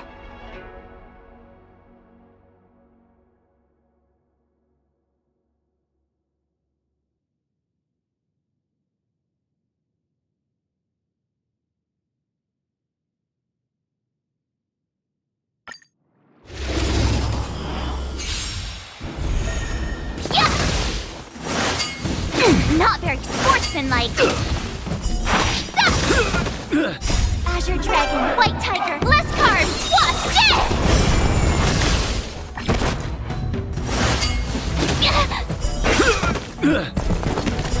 Now what's this? Azure Dragon, White Tiger, less carbs, what's this? Not very sportsmanlike.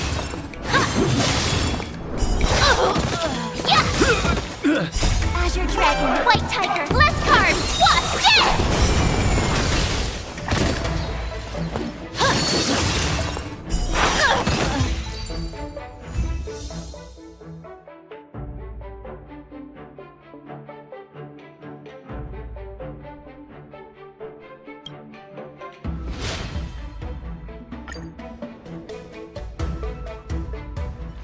Looks like I passed the test, right? Yeah. Well done. You passed with flying colors. Great! Hey, hurry up and congratulate me.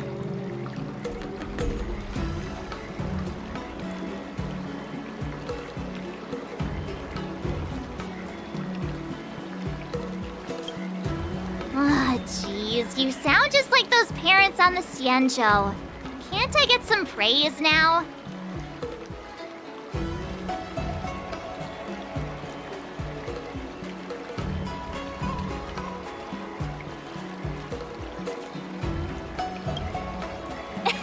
I couldn't have done it without my masters and you, Mr. Teaching Assistant.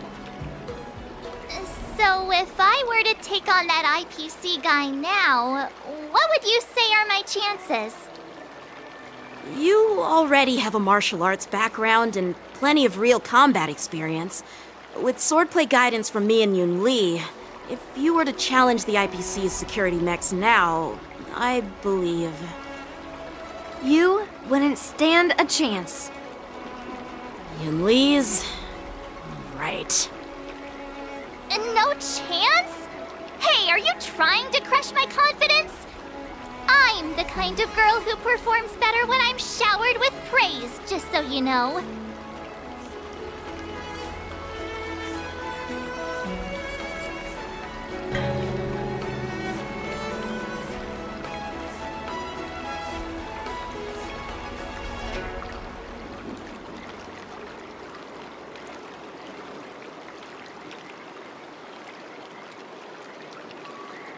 I'm not that confident, but thank you for believing in me.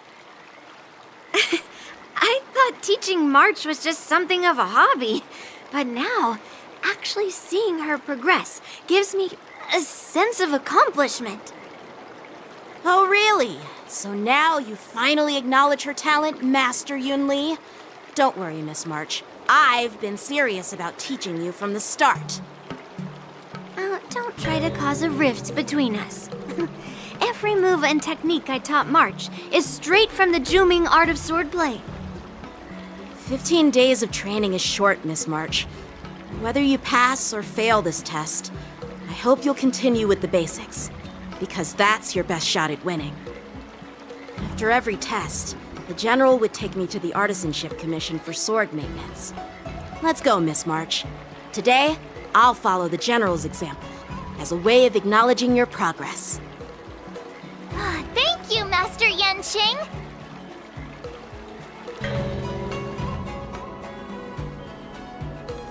So, have you found any information about her? Yeah, that girl is one of the nameless on the Astral Express. Oh, she's no pushover. Don't you think this bet's a bit too risky? Yeah, it is. So what? Have you seen those big shots in the strategic investment department? Do they ever make safe bets? She thinks she can fool me by flying under the radar? You there! Get me the most powerful mech we've got! Understood. Checking the inventory now. Now I'm curious to see what this 15-day crash course apprentice is really capable of.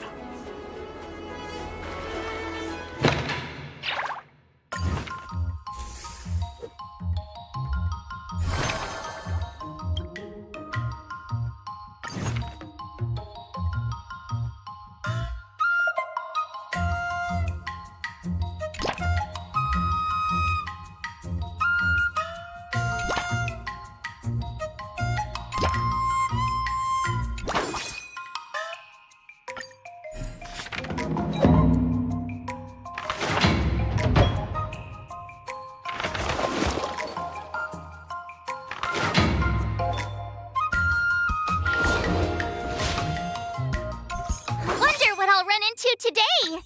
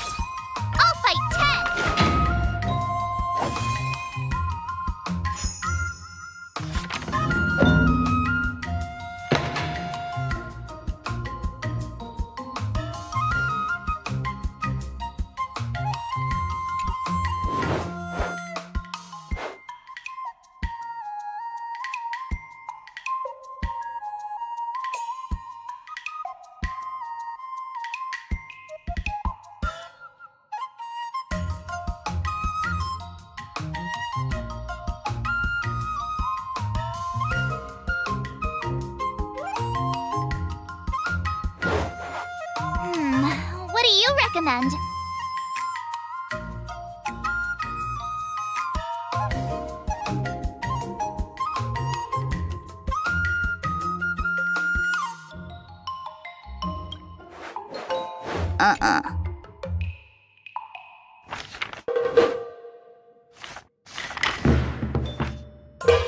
I learned so much today.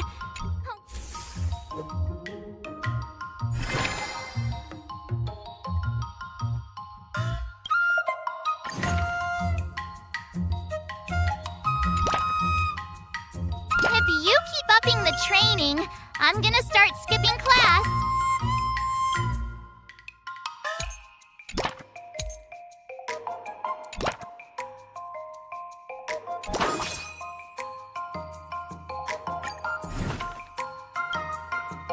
Another step closer to star-crazing Glass Greatsword.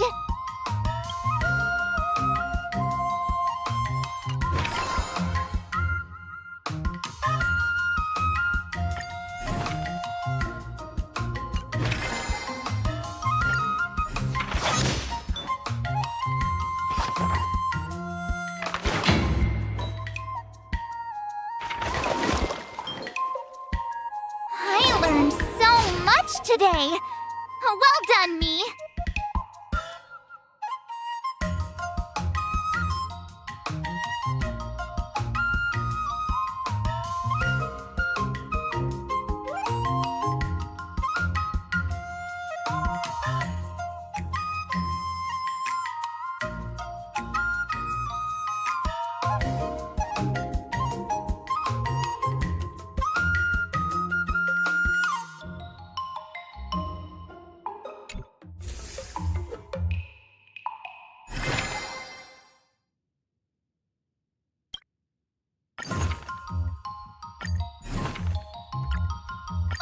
Did I really just learn that? All swords and no play makes March a dull girl, you know.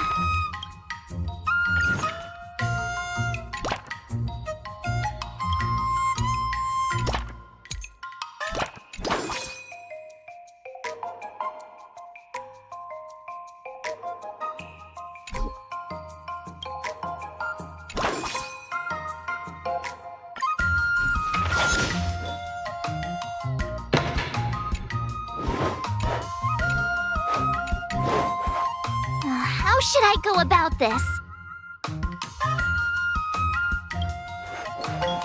Ay, ay, ay.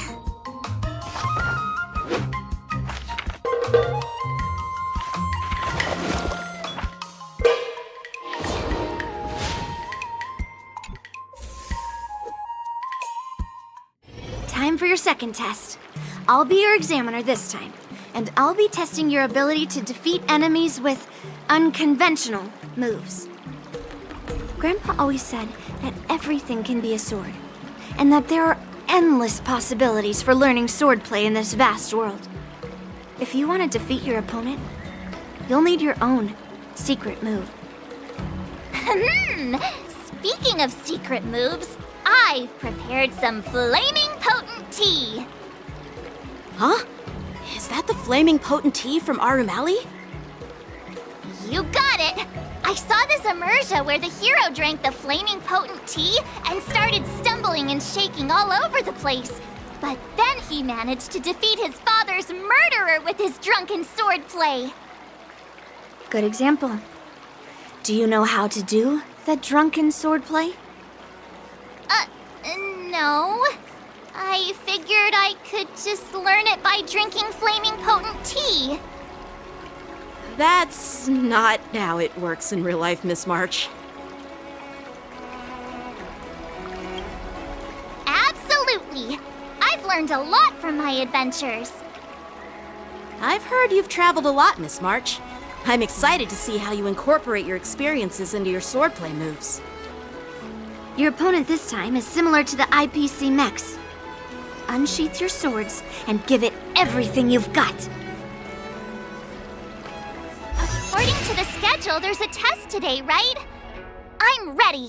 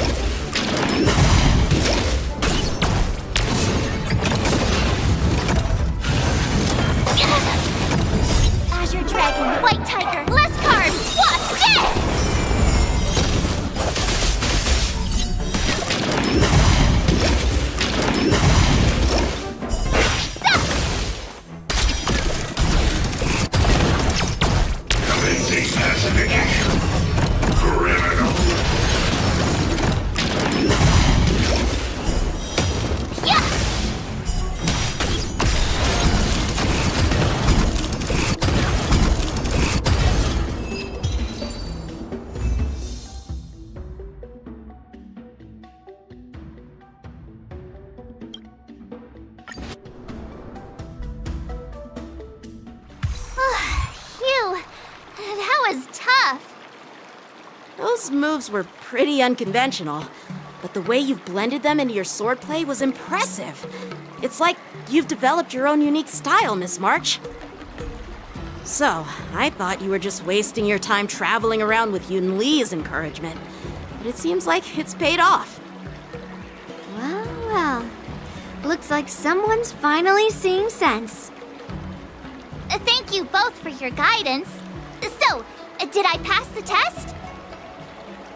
Without a doubt. You aced it. Awesome!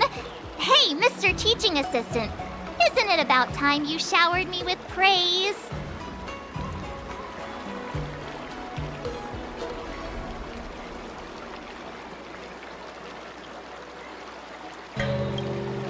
No saving allowed. Let's keep it relevant. This time's for now, next time's for later. No IOUs on praise.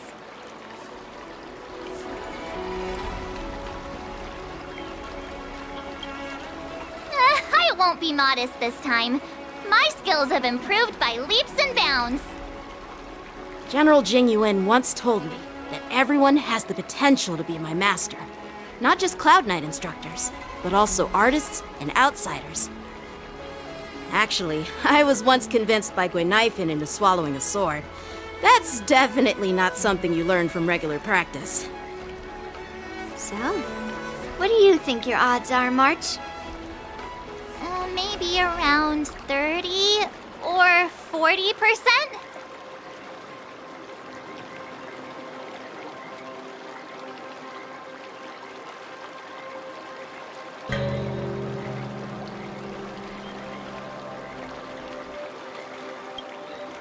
Hope for the best and prepare for the worst. Hey, even I can say things that sound profound and mysterious.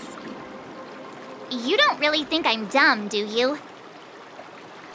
From the test, I can tell that you still need some time to master your swordplay. But you did pretty well. Milk tea is on me today. Yeah!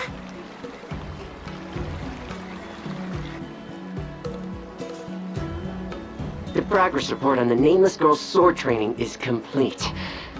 What should I do now, Specialist Scott? Huh? Are you being sarcastic or something? I mean, don't I have other important tasks to do? It feels like a bit of a waste of time to keep tabs on some random girl's swordplay training. A waste of time? No! This is about safeguarding the reputation of the IPC and the honor of the Ember Lord. Are you saying that March 7th can actually take down an Arumaton from the Artisanship Commission with a sword? Come on, an Arumaton is no match for our state-of-the-art mechs. Go and strengthen our mechs even further. I refuse to believe that little sliver of metal can actually challenge our cutting-edge technology. But the armor's already pretty thick. No, it's not enough. Reinforce it more. If I lose face, it's like losing face for the IPC and the Ember Lord. Can we afford to let that happen? Understood.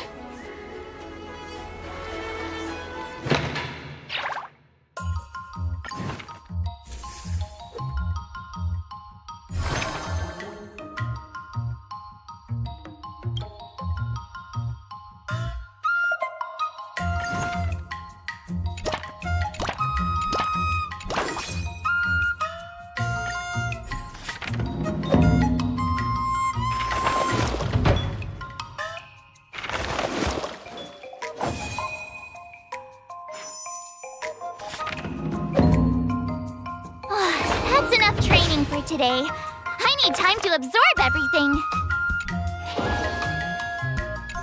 Wonder what I'll run into today.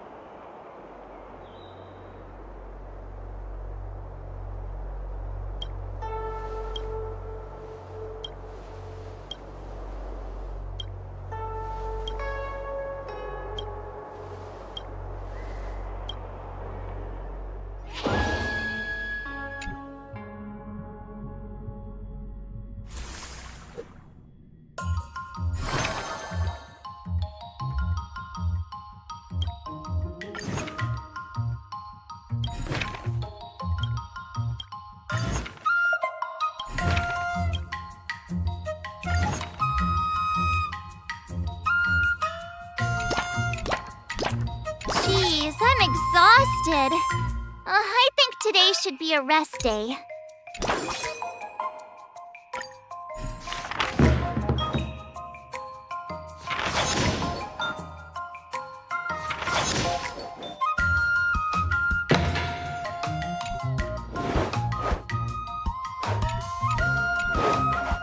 How should I go about this?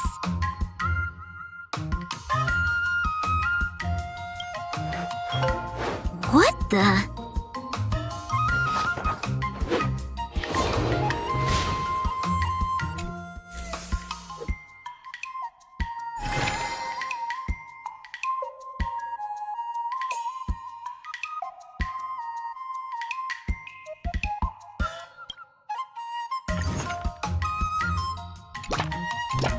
Jeez, I'm exhausted.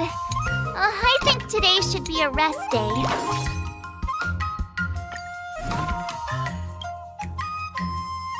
Another new move under my belt. I gotta find time to try it out.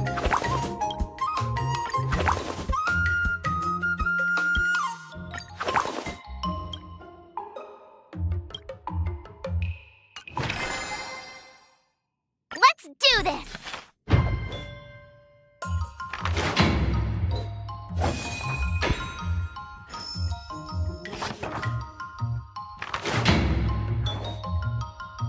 I learned so much today! Well done!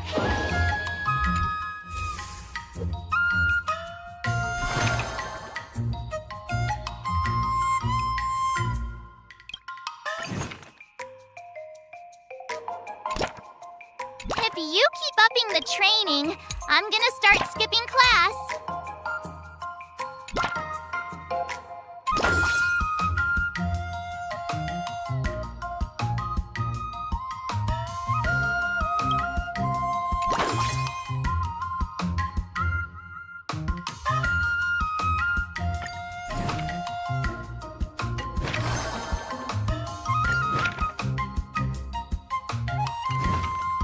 I'll fight 10!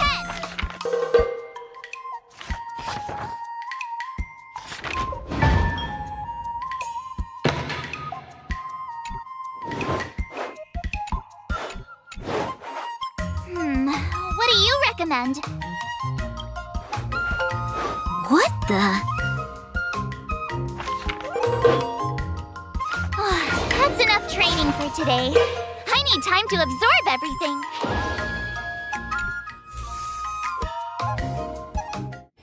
Before we start the test, there's something I need to tell you, Miss March. I've received a challenge letter from Scott. He's made thorough preparations, contacting the Realm Keeping Commission and getting approval for a martial arts exchange event. He even chose Arumali as the venue. Seems like he has some connections there. However, according to the rules, the person receiving the challenge letter has the right to decline the challenge. Declining would be like admitting defeat. Of course I'll accept it. But before that, you need to pass the final test, the graduation exam.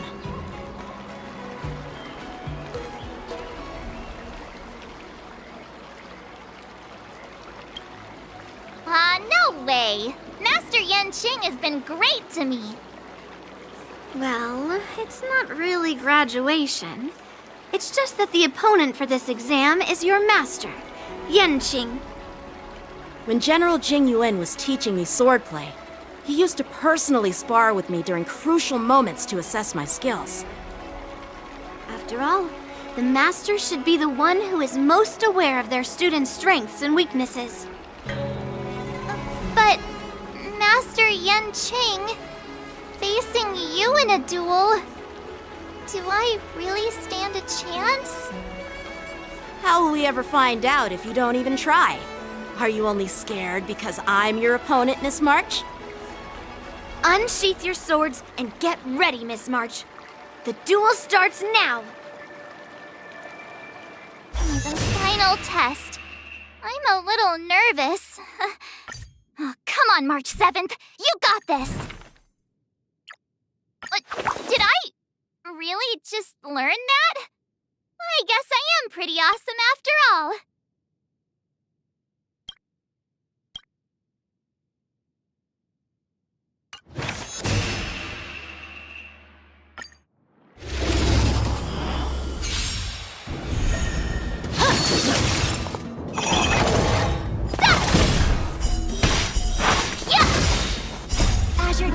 White Tiger, less carbs, what's this?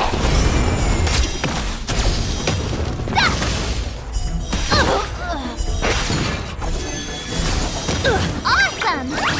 Now watch this! Come get me!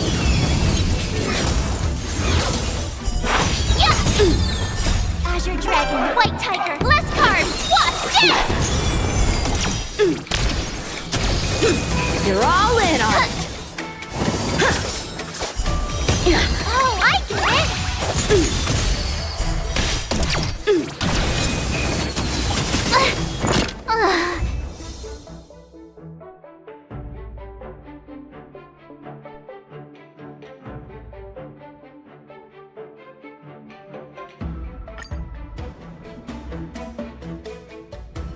Aw, I've lost. If I can't even handle this kind of training, there's no way I'll beat Scott. Looks like 15 days are too short to master swordplay. Well, looks like we'll have to swallow our pride and ask Scott to abandon the duel. If I get another chance, I'll practice even harder and won't ever lose again. Winning and losing are all part of the game. I encourage you to try again, young hero.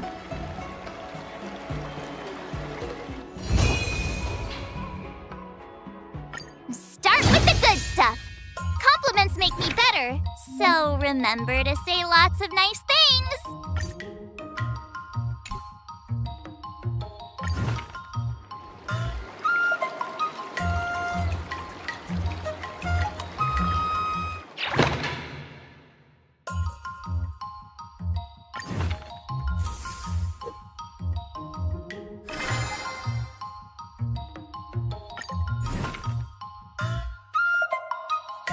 Another new move under my belt. I gotta find time to try it out.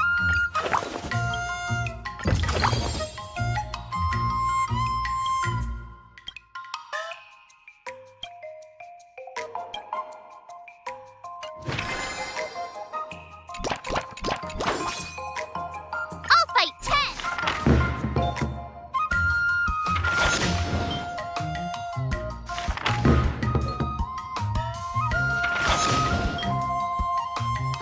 That's enough training for today.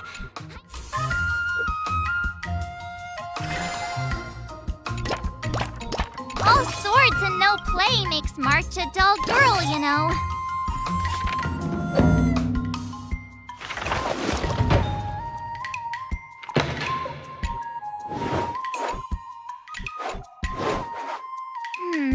What do you recommend?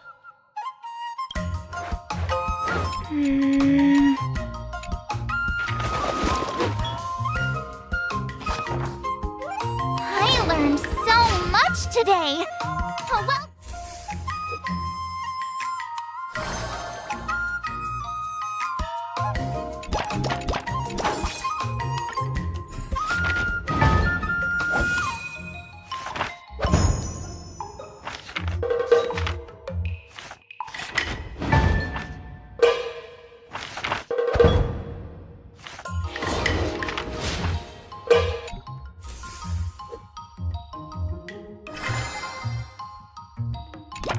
Jeez, I'm exhausted.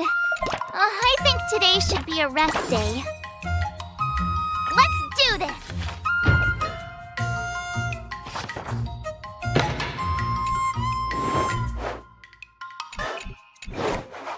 How should I go about this? Great!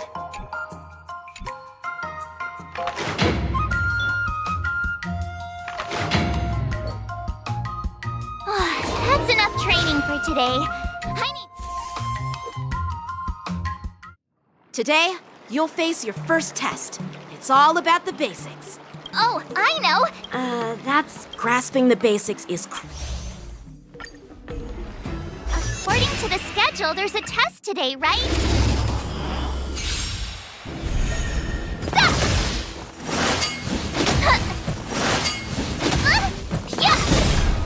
Azure Dragon, White Tiger, less carbs, what's this?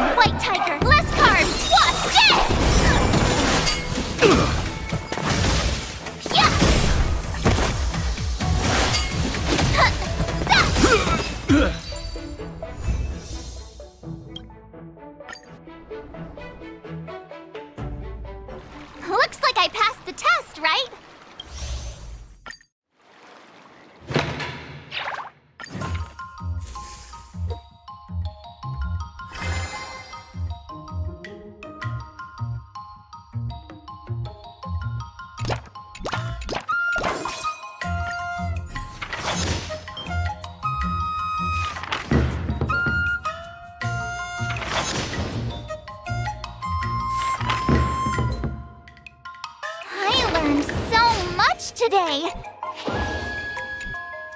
Wonder what I'll run into today.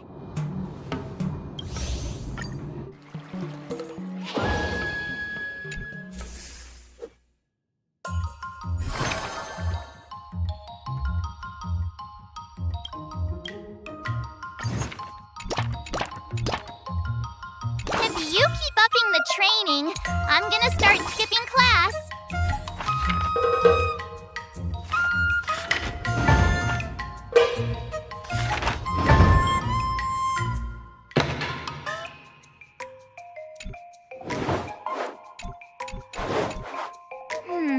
What do you recommend? I learned so much today.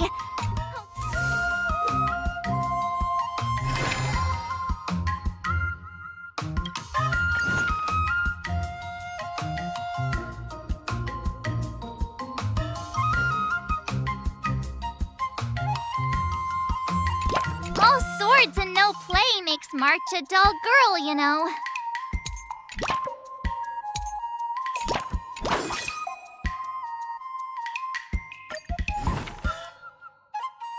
Another step closer to star-crazing glass greatsword.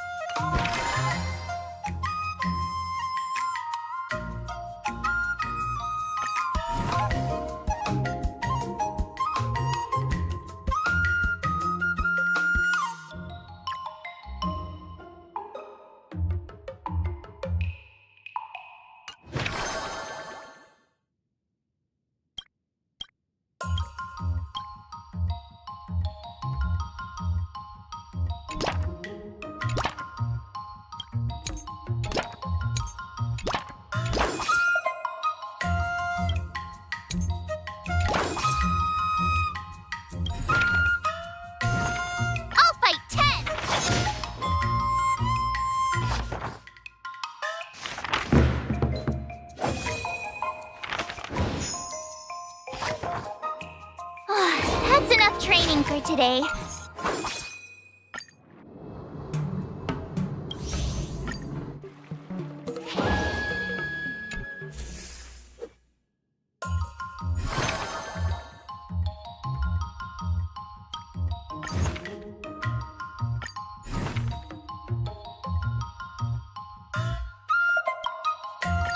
Did I really just learn that? I guess I am pretty awesome after all.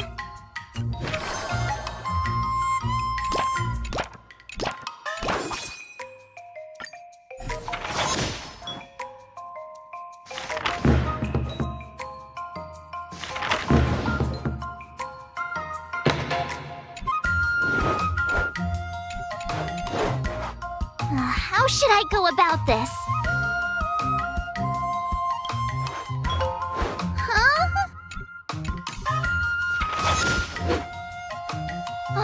That's enough training for today.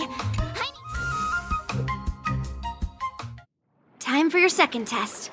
I'll be your... According to the schedule, there's a test today, right?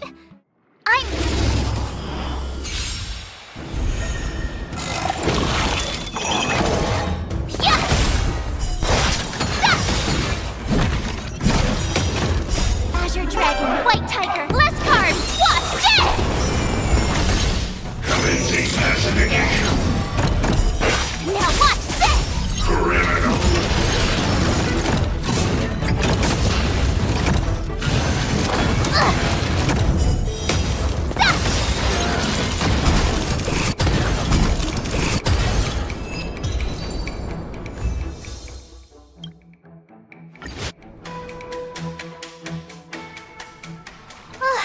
Phew.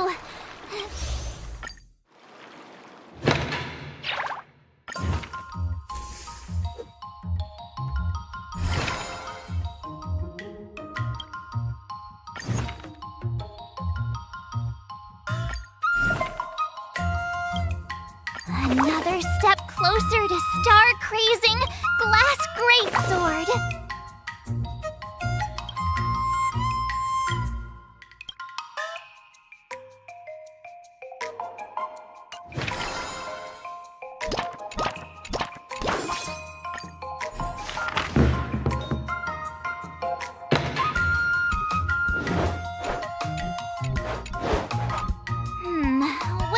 recommend. Huh?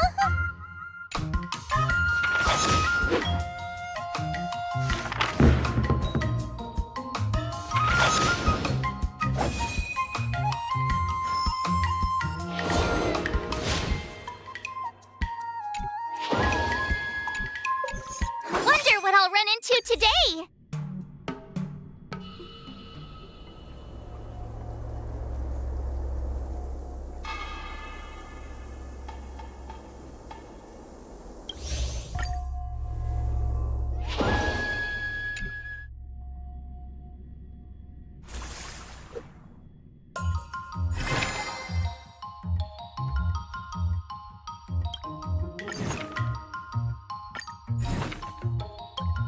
Another new move under my belt. I gotta find time to try it out.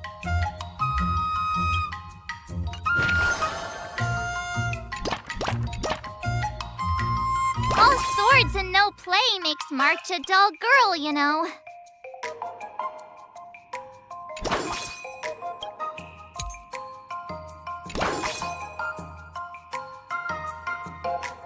I'll fight 10!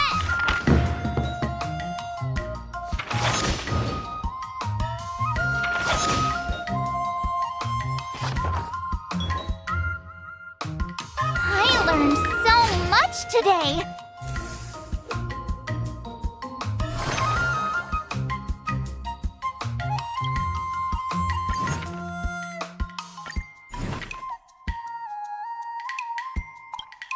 But did I really just learn that? I guess I am pretty awesome after. If you keep upping the training, I'm gonna start skipping class.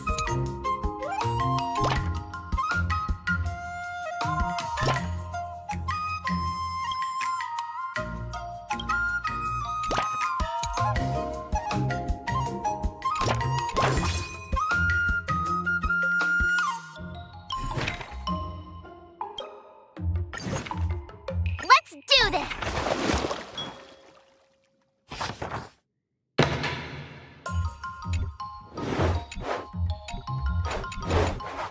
How should I go about this?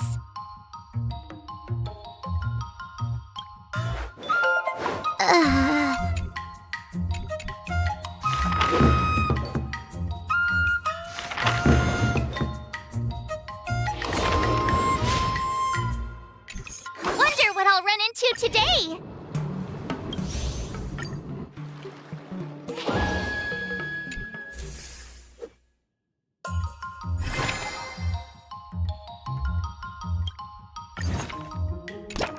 Jeez, I'm exhausted. I think today should be a rest day.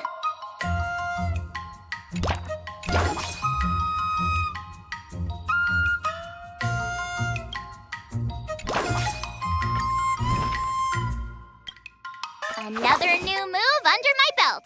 I gotta find time to try it out.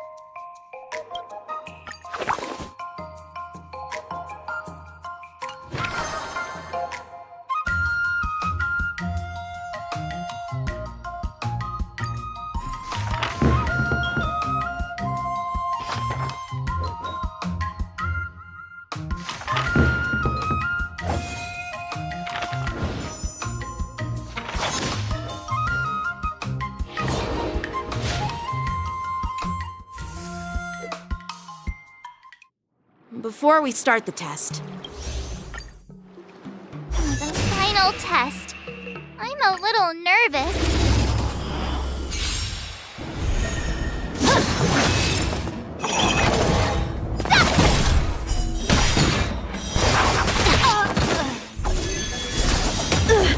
Azure Dragon, White Tiger, less carbs, what's this?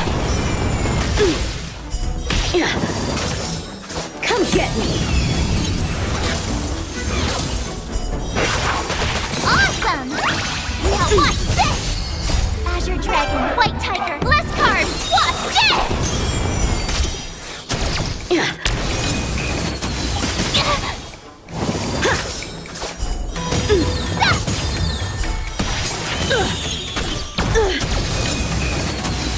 Not very sporty! moves. Yeah! I failed.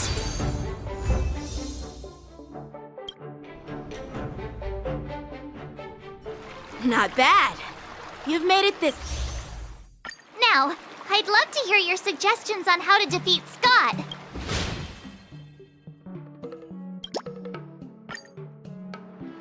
Let's do it! I remember Yanqing once said, do you feel any closer to become... Yes, absolutely.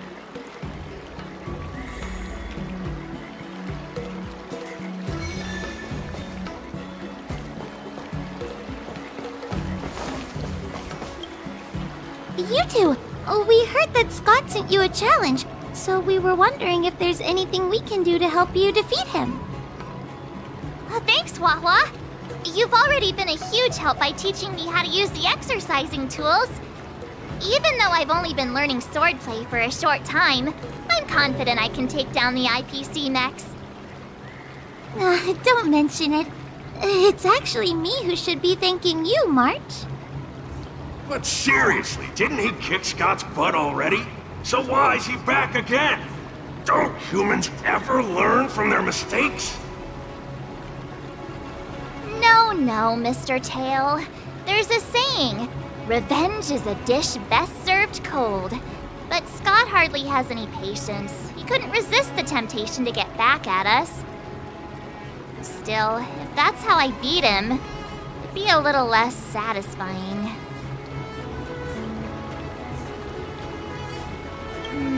Actually, I have no idea.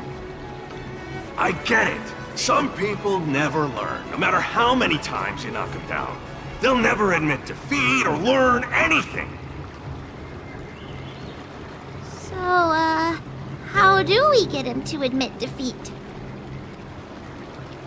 Listen, kid, I'm not trying to rag on you, but you're always playing into Scott's hands with your approach. He set up these rules for a fight between his mechs and your sword, and you agreed. Then he laid out what to do if you win or lose, and you agreed again. It's basically just another one of Scott's organized sports events, and it's not even fun if you win.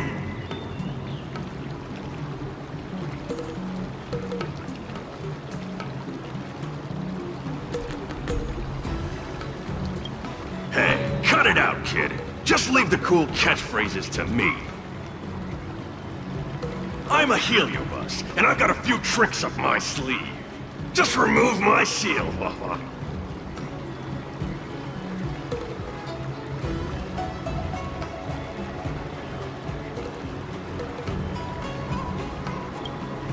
What's the harm? As long as you don't go snitching to that ghosty, we won't run into any trouble. Just wait and see. I'll make Scott change his mind and admit defeat wholeheartedly. What do you say? Oh, you're awesome, Mr. Tail!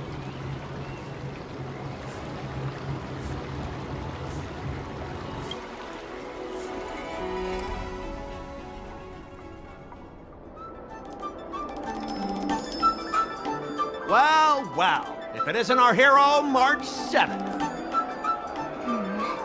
I'm not hiding or backing down. You challenged me, and I'm here to accept it.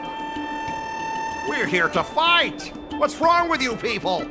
Sending me a threatening letter? Who are you trying to scare?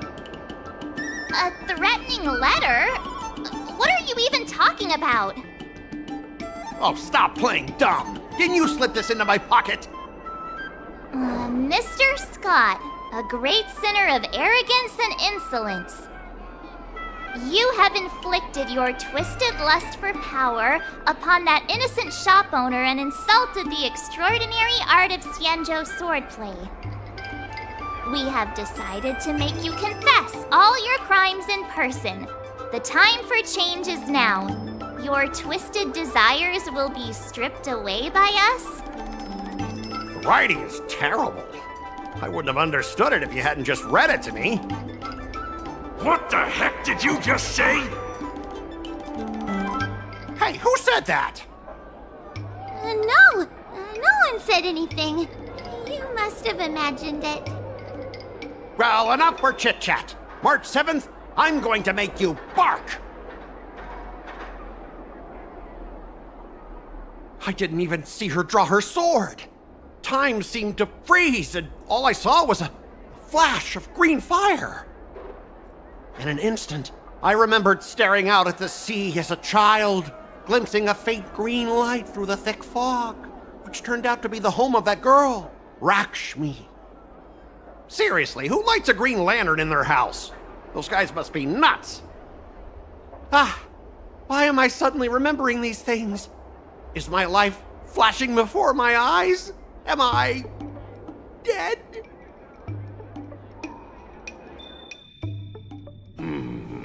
Looks like this is Scott's mind. I'd better find where his most twisted desires are lurking.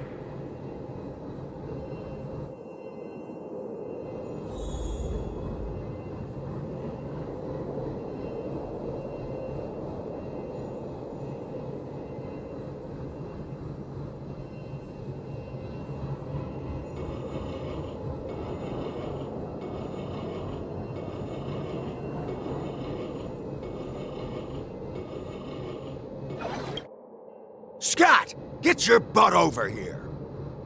Oh, this guy looks just like his old man. Humans spend decades trying to heal their childhood traumas, and Scott might be no different. What's with all the yelling on the weekend, Dad? I was sleeping. Sleeping? How many times do I have to tell you? Do credits sleep? Does the free market sleep? Does the invisible hand sleep? Forget it, we'll discuss this later. Pafana's parents came by earlier. They heard about Pafana breaking his leg while playing Skydart, and they found out that you carried him to the hospital. So they decided to visit the father of their son's best friend. So, Scott was kind-hearted as a kid. You idiot! Aren't you and Pafana competing for the captain position on the Skydart team? Why are you befriending your own rival? And you even carried him to the hospital? You're such a caring guy, aren't you? Lyndon Scott, how many times have I told you that our Scott family crest is the Lone Wolf, and our family motto is no enemies, no friends, only prey. Would you carry your prey to the hospital? Well, little Scott was pretty unfortunate to be born into such a family.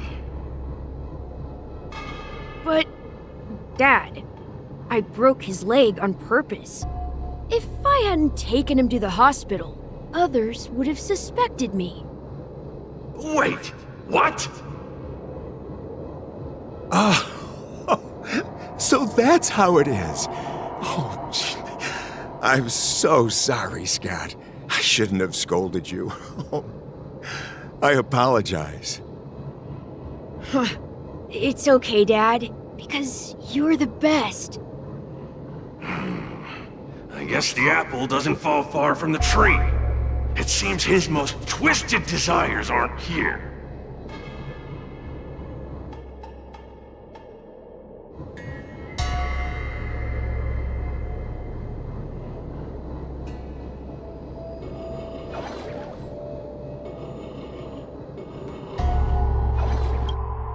Scott Sr., you're suspected of accepting a huge bribe. Now come with us. Ah, the old guy got caught!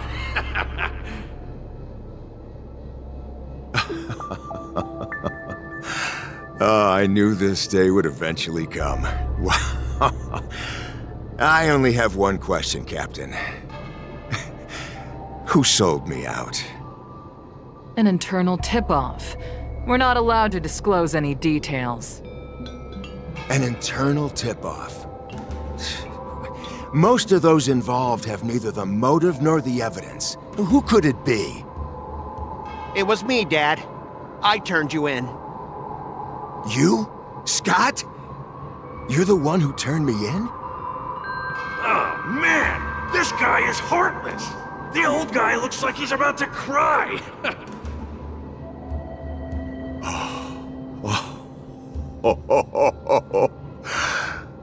I'm so proud of you. Proud? Dad. Use me as a stepping stone to reach greater heights. Lyndon Scott, you are the pride of the Scott family, a true lone wolf. And your dad is so proud of you. I'll do as you've taught me, Father. Oh, jeez, this guy is simply hopeless. His most twisted desires aren't here at all.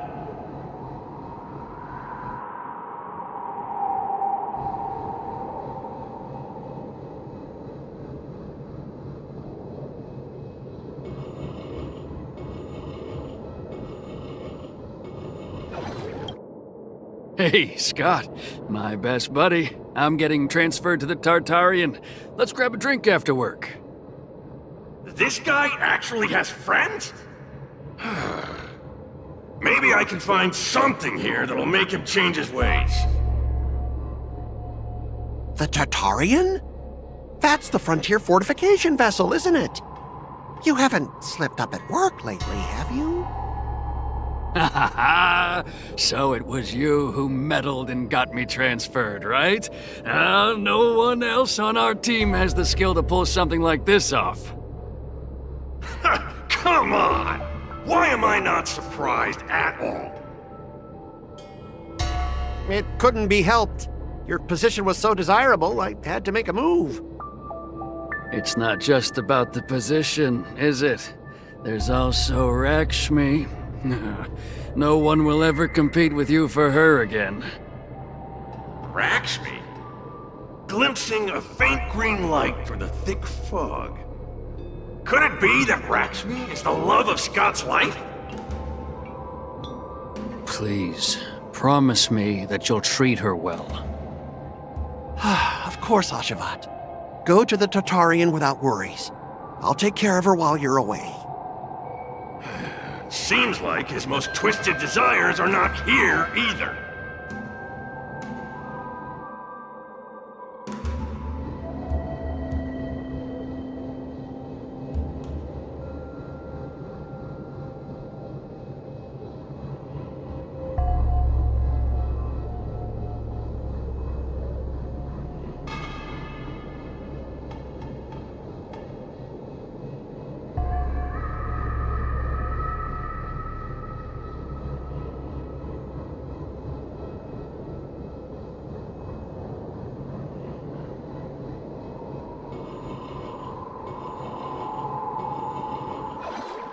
How long have we known each other, Scott? Around 7 or 8 years? Why? We've been working together for so long, and I just realized our hometowns are so close to each other. Talk about a coincidence. Yeah, we never get a chance to talk about this stuff at the office. Oh, I didn't realize Scott was actually a scumbag with a pure heart. All these years, there's something I've been keeping to myself. Too afraid to tell you. You like me, don't you? Why are you being so blunt? Oh, well done, Scott. I like your straightforward style. Yeah. I want to be your girlfriend, Scott. Gotcha, Scott. Ooh, I found your weakness. Gotcha! Gotcha off guard! Wait, what? I recorded everything! You know office romances are strictly forbidden in our department. Once I make this recording public, you'll never be able to compete with me for the specialist position. What the? Well, alright. That's exactly what I love about you, Scott. What the heck? I'll step aside for you. But when the day comes that I surpass you in the same manner, I hope you'll acknowledge my intentions. Thanks, but no thanks. I'm a lone wolf, remember? Oh, he's such a jerk!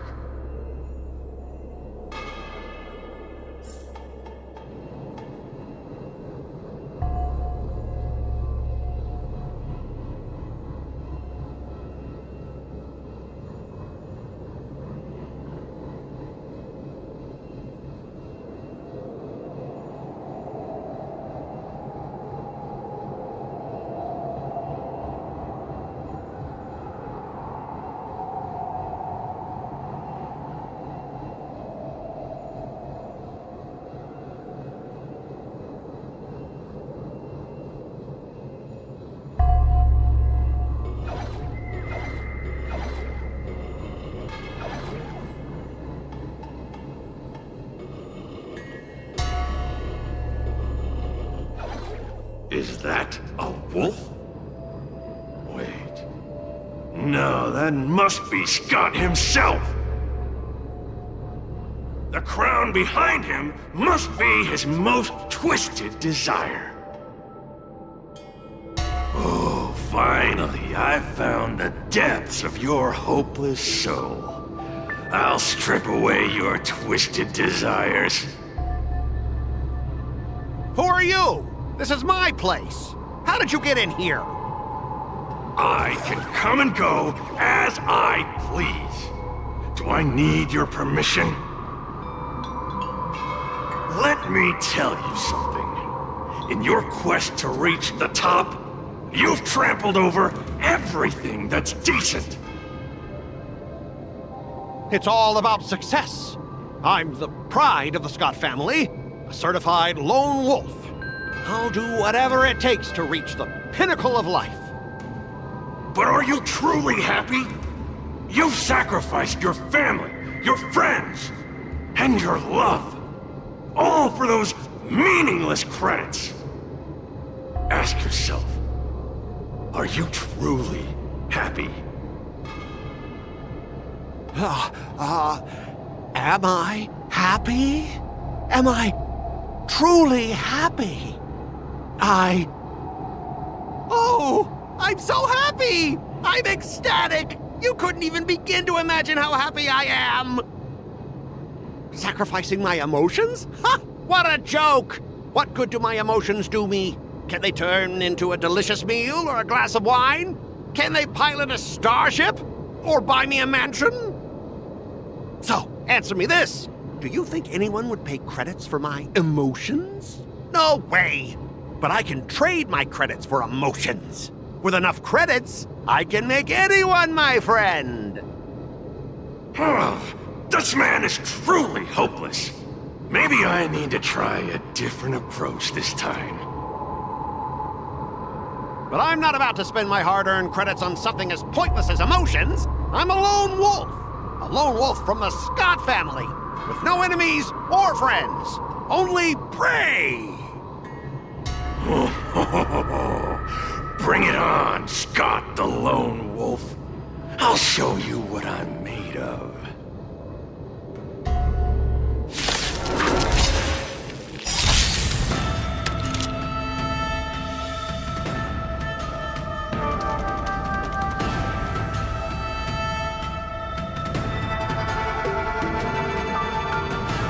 Lend me your strength.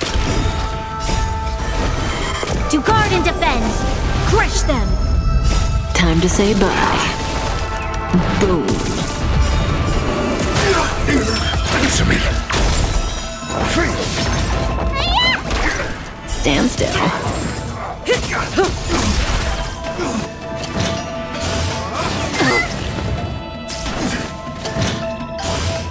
Doesn't fall. Lend me your strength.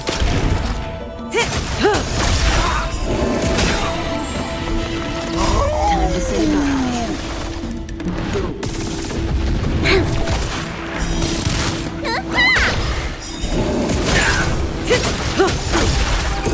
The test. 0 points. Knowledge, the measure of truth and falsehood.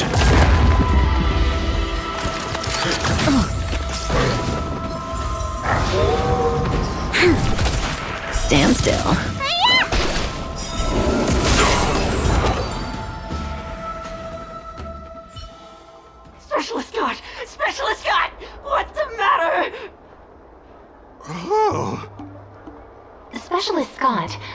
Seventh swung her sword, and something green entered your body.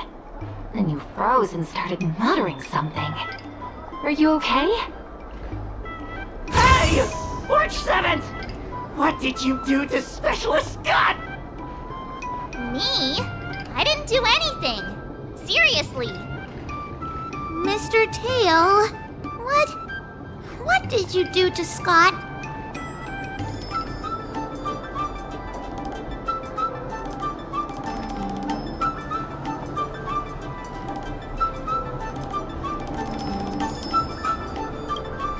Come on, what are you thinking? I just stripped away his most twisted desire. Watch what's about to happen.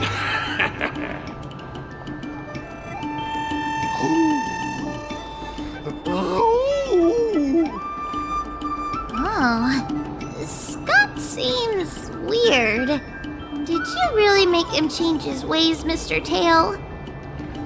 Well, this is my first time doing something like this, so I'm not sure how things will turn out. You've managed to make a guy like him turn over a new leaf.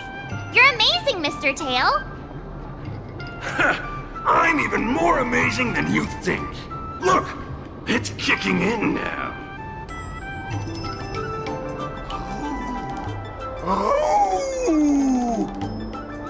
Specialist Scott, what's wrong with you?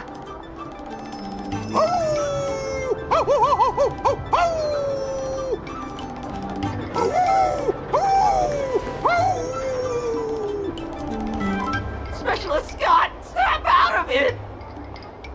What have you done to him, Mr. Tail?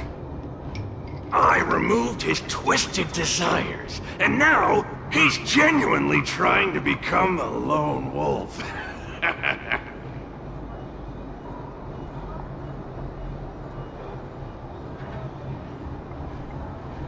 Of course I am! I've stolen his twisted heart.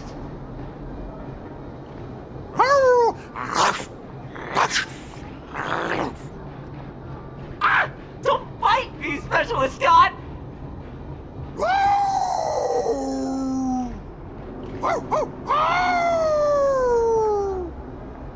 Run for your life! Specialist Scott has gone insane!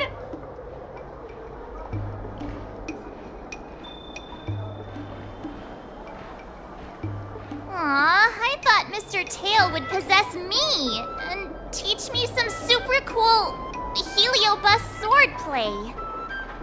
Nah, I told you I'm not really one for violence.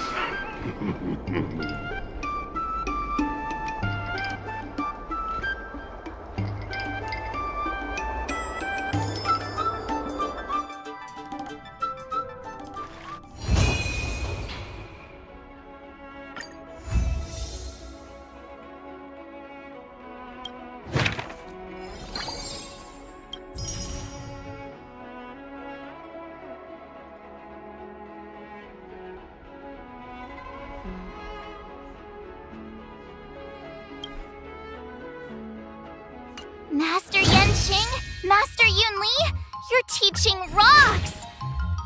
Shame my body can't keep up with my brain.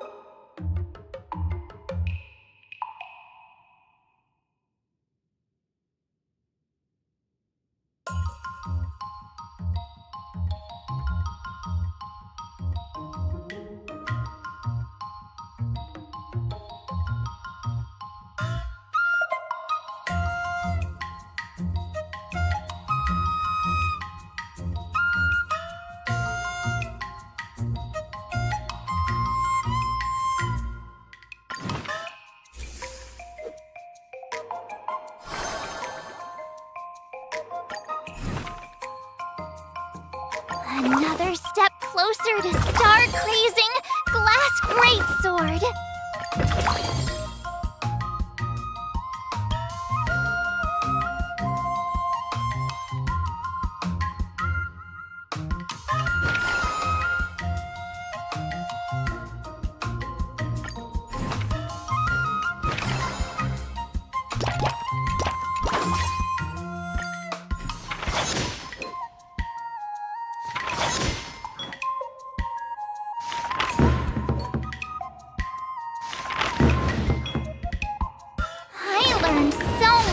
Today. Well done, me.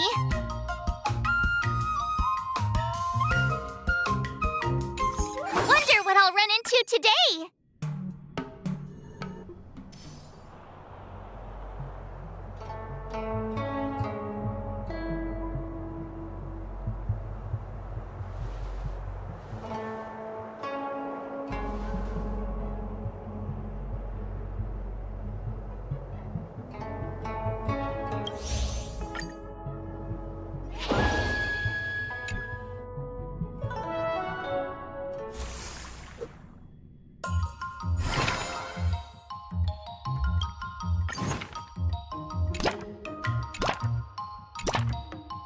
If you keep upping the training, I'm gonna start skipping class.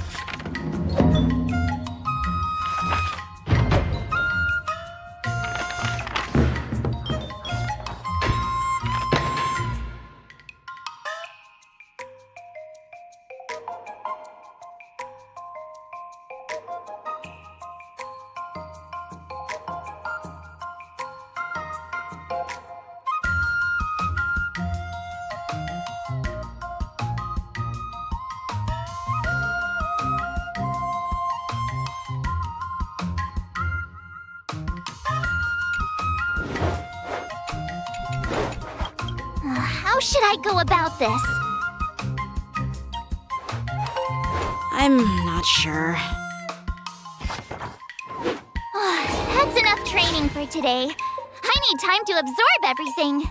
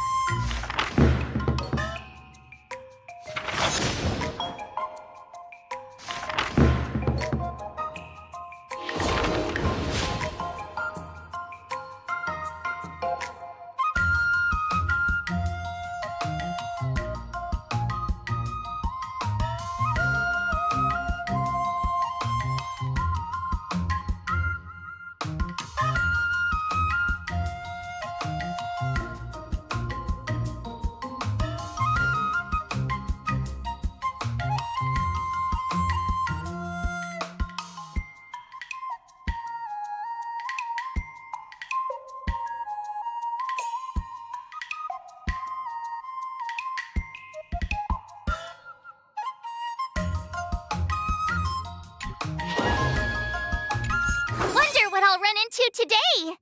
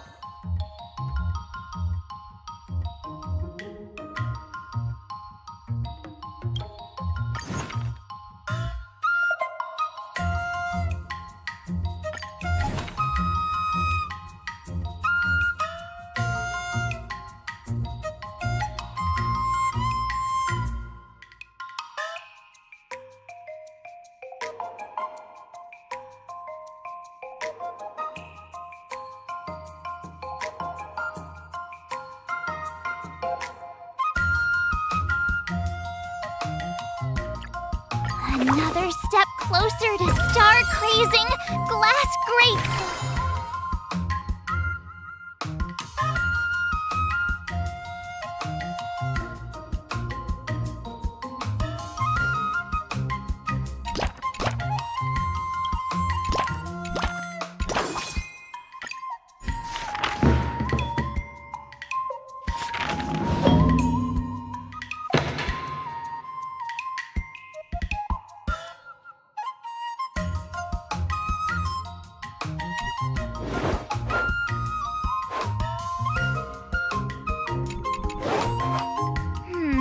What do you recommend? Okie dokie.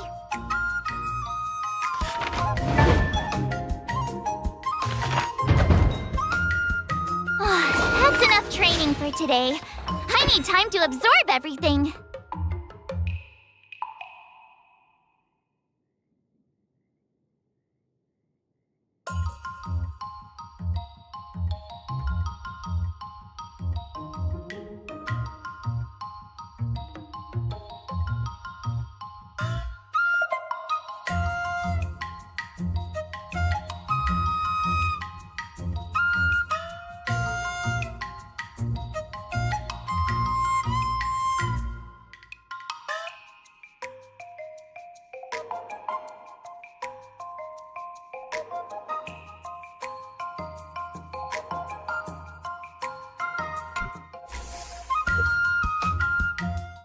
Today, you'll face your first test.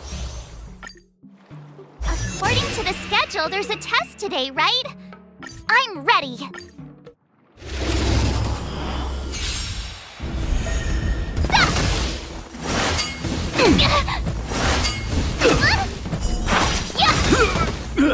Azure Dragon, White Tiger, less carbs, what's this?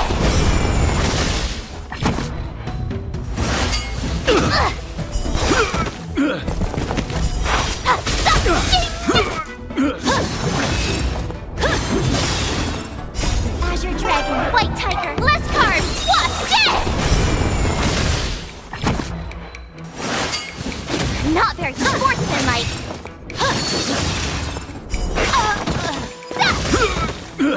Azure Dragon, White Tiger, less carbs, what's this?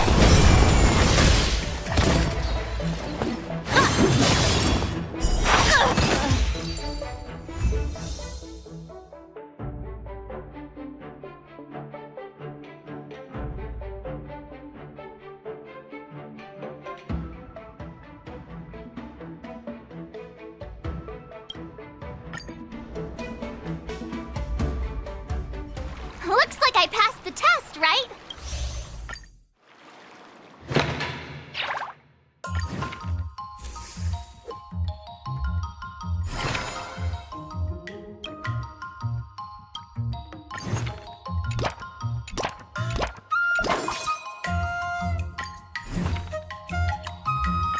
Did I really just learn that? I guess I am. Let's do this.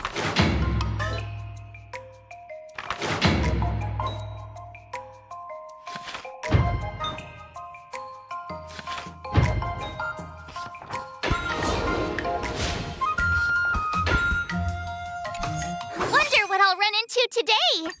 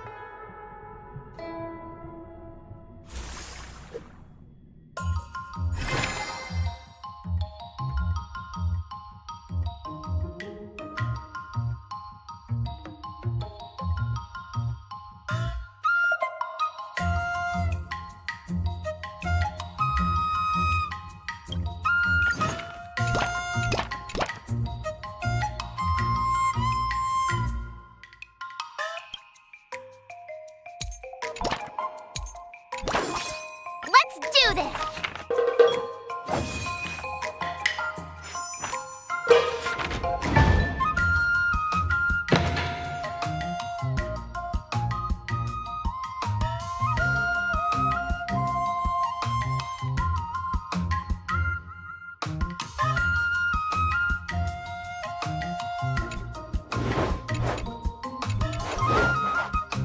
How should I go about this? Ay, ay, ay.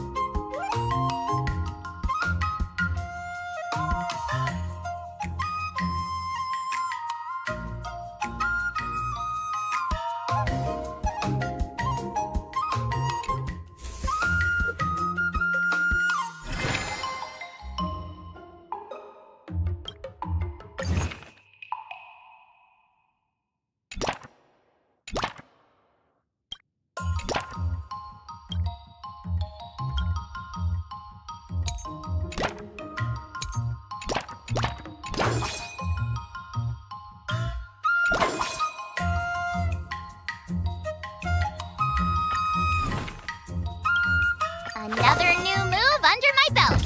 I gotta find time to try it out.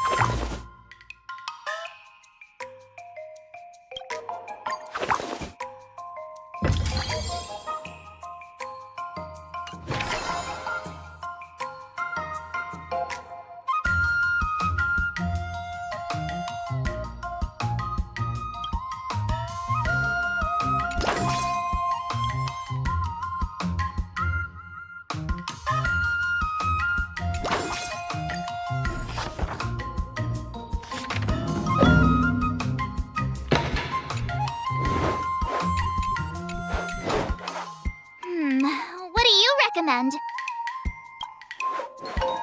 Ay, ay, ay.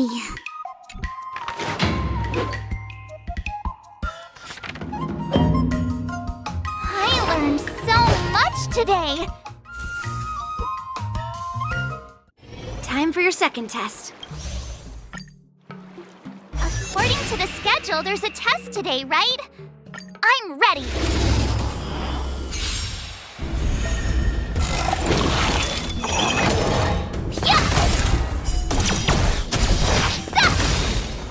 Azure Dragon, White Tiger, less carbs, watch this! Yeah! Awesome!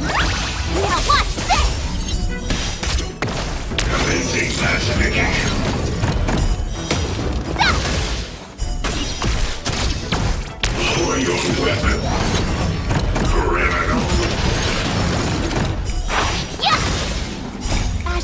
dragon, white tiger, less carbs, what? Death!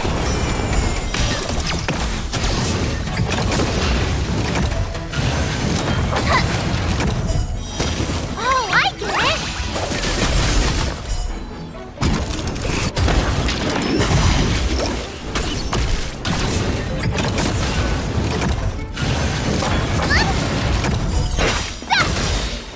Azure dragon, white tiger, less carbs, what? Death! Now watch this! Commencing pacification. Treasonous.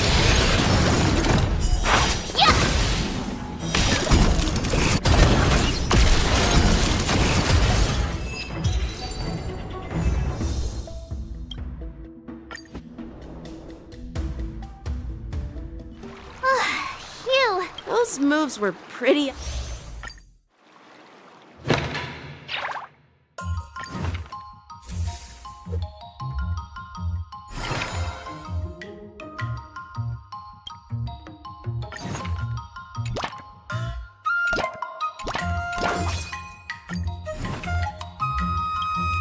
Another step closer to star-crazing glass greatsword.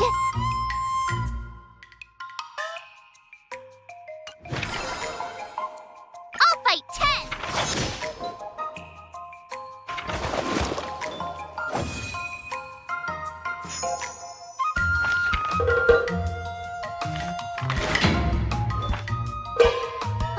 That's enough training for today.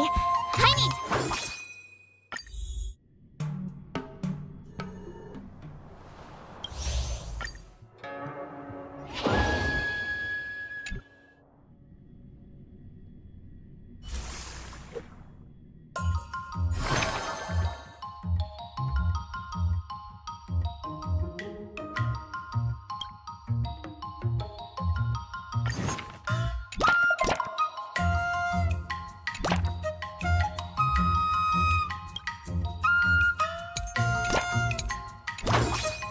Let's do this!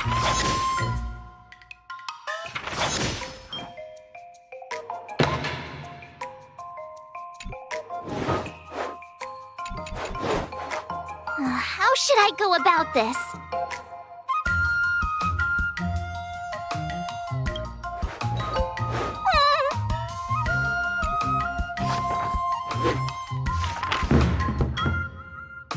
I learned so much today. Oh, well.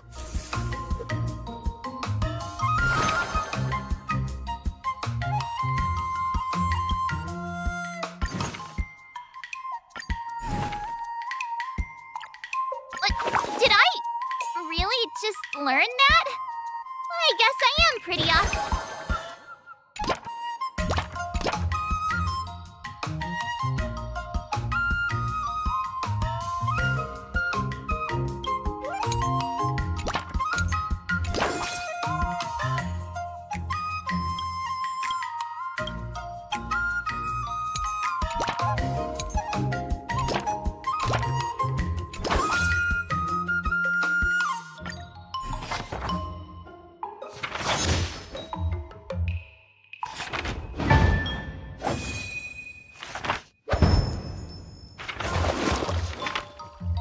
That's enough training for today.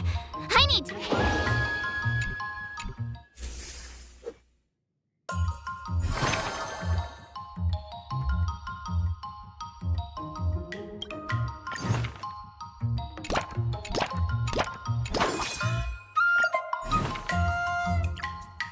Another new move under my belt. I gotta find time to try it out.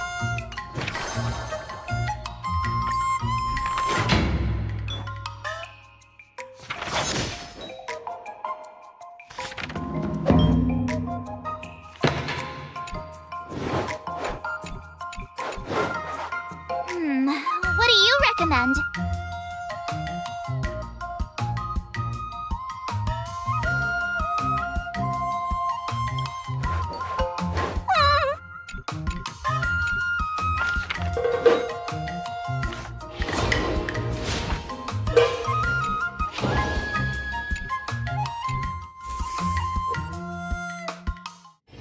Before we start the test, there's... The final test. I'm a little nervous.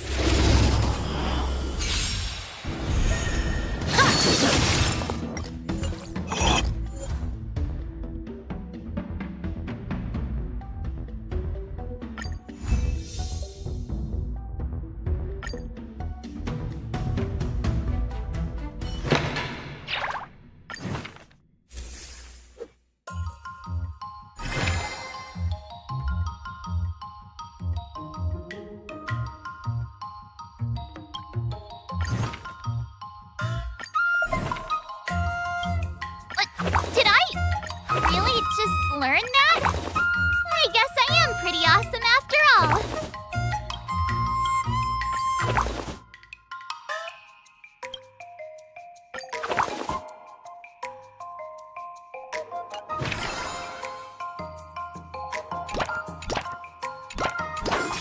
I'll fight 10.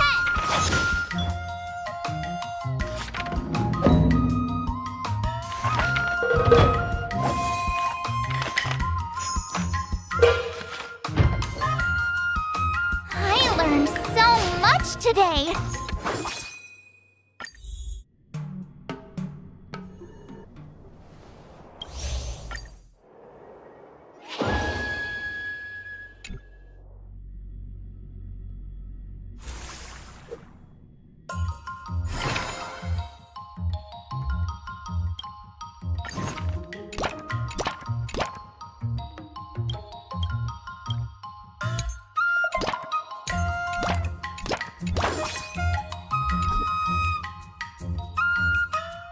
I'll fight 10.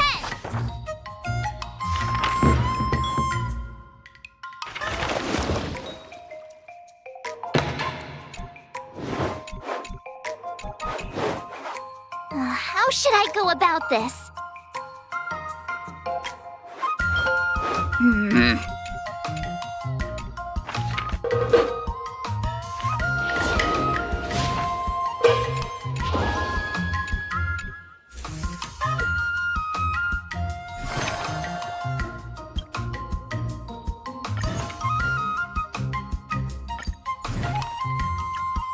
Another step closer to star-crazing glass grate.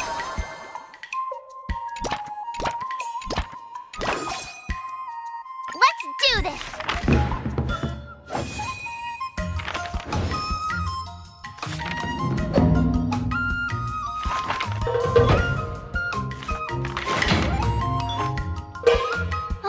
That's enough training for today. I need time to absorb everything.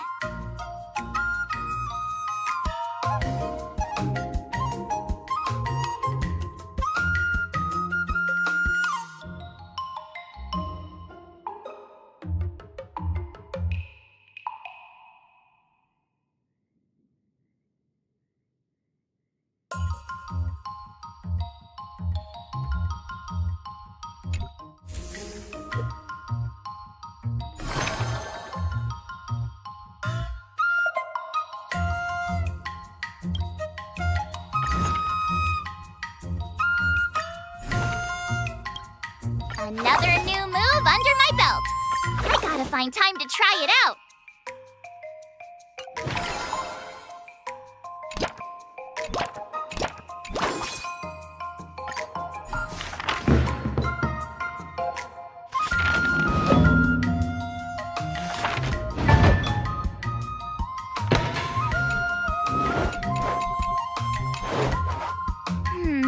What do you recommend?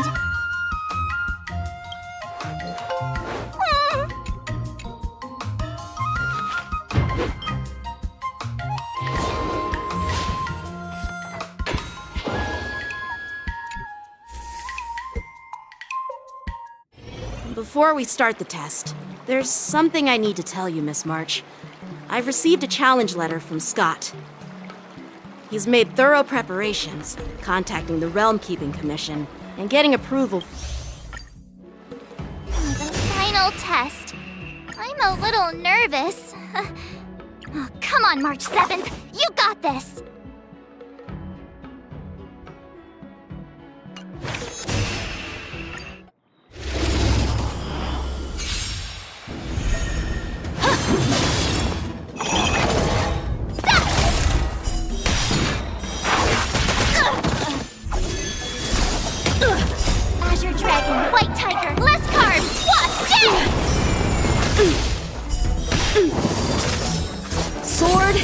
me! Awesome! Now watch this! Punish evil! Azure Dragon, White Tiger, less carbs! Watch this!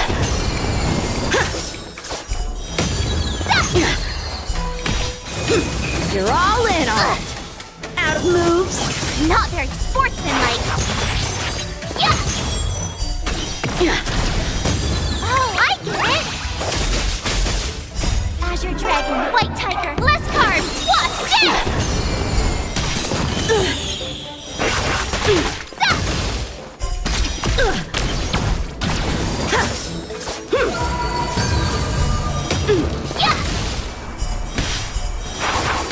Awesome! Now watch this! Azure Dragon, White Tiger, less carbs! Watch this! I failed!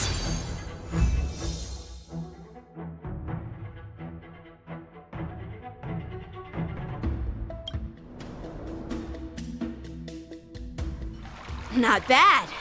You've made it this far, Miss March. You've passed the exam. Oh!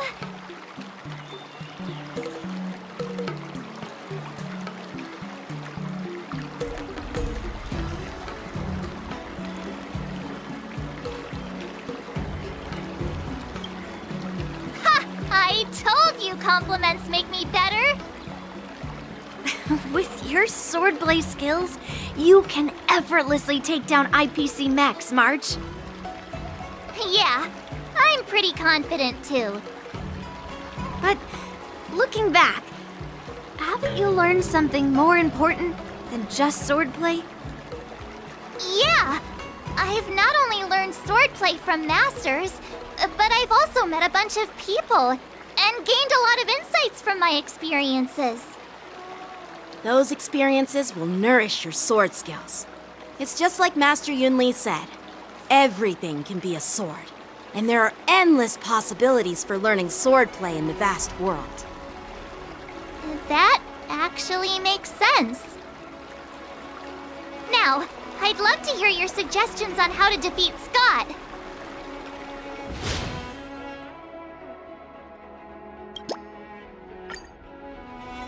Let's do it! I already have an idea!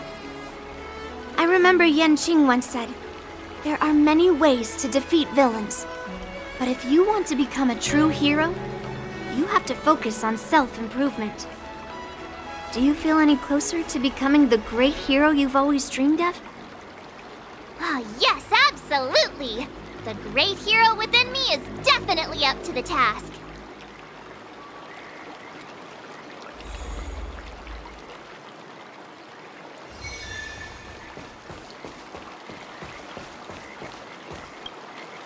I'm going up against Scott soon. Do you know why I'm visiting you, Qingchua? Yeah, with you, me, and him here, the answer is pretty obvious. But I know nothing about swordplay or duels. Now, if you're talking about playing Celestial Jade, that's something I might be able to help with. Wait a minute. I've been playing with you a lot lately, right? I've actually picked up a few insights. For example, I've been thinking lately that just defeating Scott with my swords might not be enough.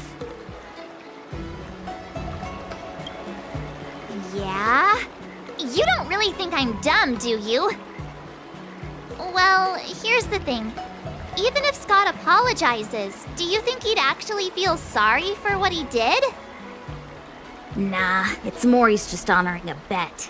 Whether it's apologizing or squealing like a pig, I doubt he'd do it willingly. Exactly! He just wants to show off, which is why he picked Arum Alley as the venue. You're right. Even though I'm not a fan, I'll help you figure something out. Why don't you fill her in on what happened at Arum Alley earlier?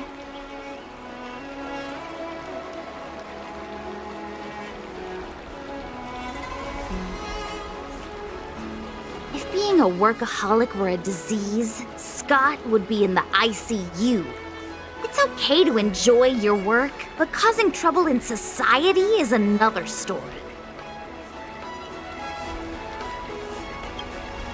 I don't have suggestions, only an opinion. And that is, he's a hopeless workaholic. Come on, March, let's go find it. Huh?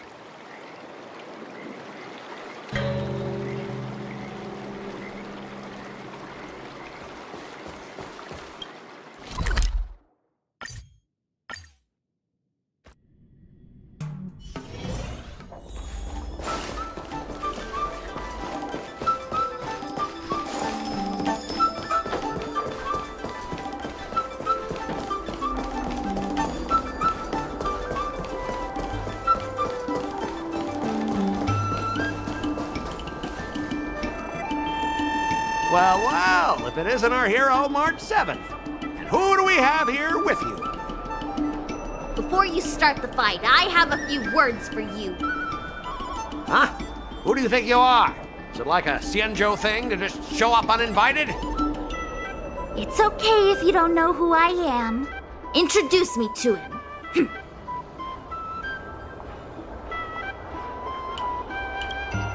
Don't freak him out. I work as the head of the Divination Commission most of the time. Heh, what's so special about being a diviner from the Divination Commission?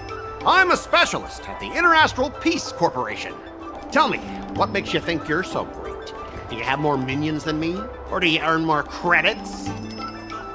You may not be young, but your mindset is still that of a fresh-faced newbie who spends all their time on work while proudly proclaiming to love their job. You! Shut up, you! In my opinion, you enjoy playing the role of a joker, spouting off outrageous opinions just to seem objective and indifferent whenever you feel like it. Enough! Shut up! What do you know about me? Don't act like you know everything! Wow, you really got under Scott's skin with just a few words. Well, you almost got me. I'm here to have a duel, not to debate with you.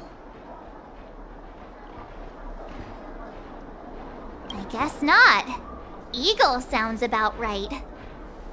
That's the spirit. Strike while the iron is hot.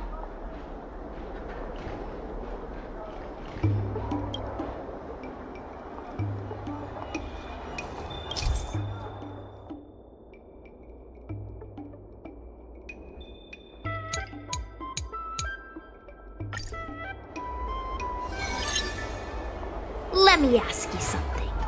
Do you consider the IPC to be your family?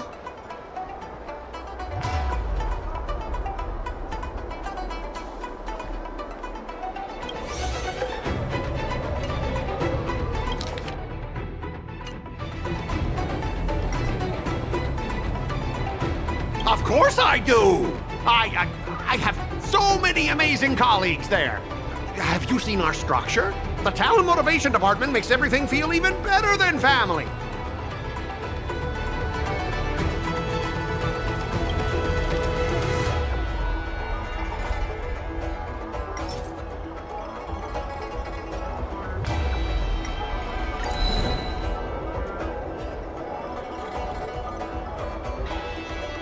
Let's move on. This topic's getting boring. Time for the next one.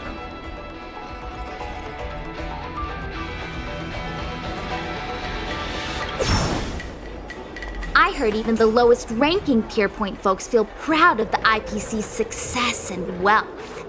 But when you really think about it, how much does the IPC's success and wealth have to do with you? Of course it has something to do with me.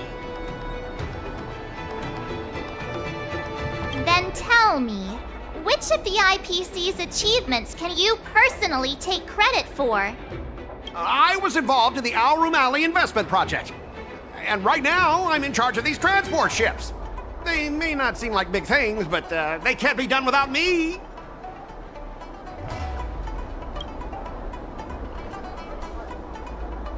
You talk about how proud the IPC makes you feel, but have you ever thought that once you leave, you will be nothing?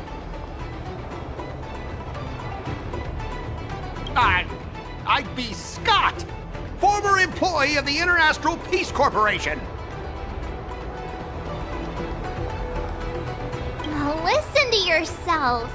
That's how you want to be known? Is your name just an appendix to the IPC?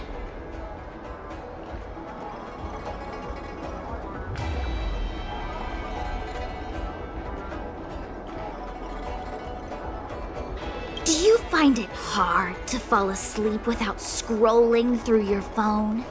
Do you hit the snooze button every morning?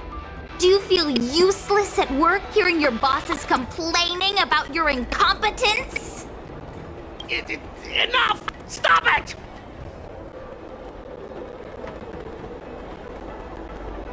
When you actually think about your life outside of work, only one word pops into your head, doesn't it?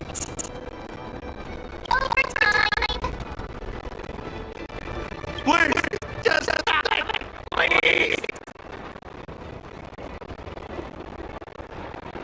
You know, based on my work philosophy, I'd honestly say you're not important. In fact, I'd say you are important. As an employee, you should take pride in living a good life for yourself, not just work. But I don't have a life of my own.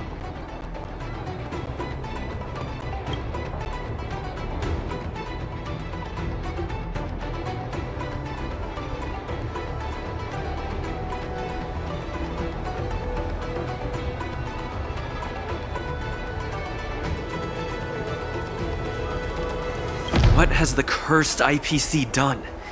They've turned a living, breathing human into a heartless machine. Scott, take my advice and leave the IPC. But I don't have a choice. Yes, Scott. You do have a choice.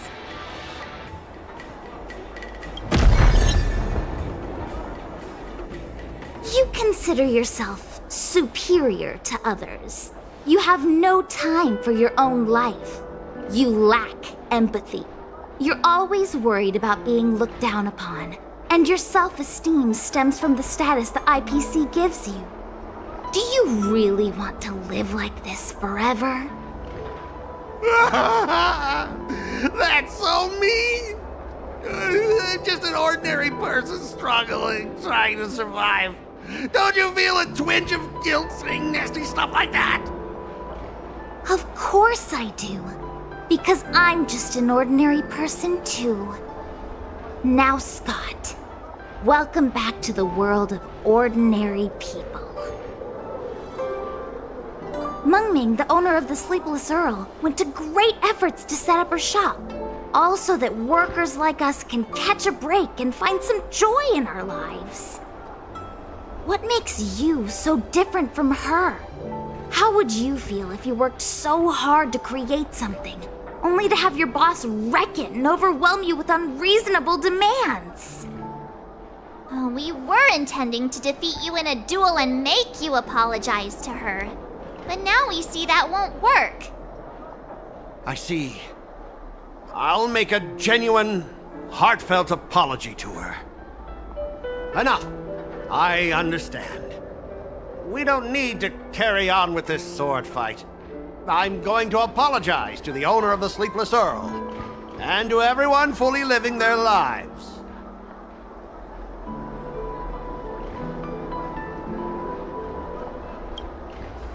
Drop it! Scott is in the midst of introspection. Thank you, Miss March. You really are a hero. Starting tomorrow, I'm going to be happy. I'll have some tea, read the paper, and explore the universe. Okay, without further ado, I'm going to apologize to the owner. Thanks. You've given me a lot to think about. As for this lousy job in the IPC, well, it's It's time for some serious contemplation. Catch you later.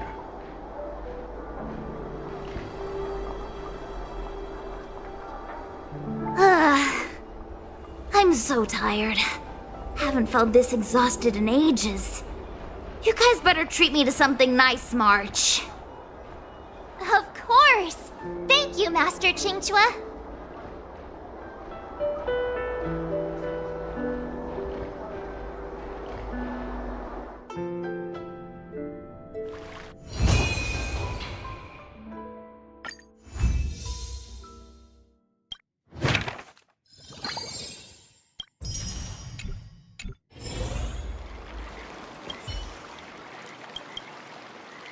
Start with the good stuff. Compliments make me better, so remember to say lots of nice things.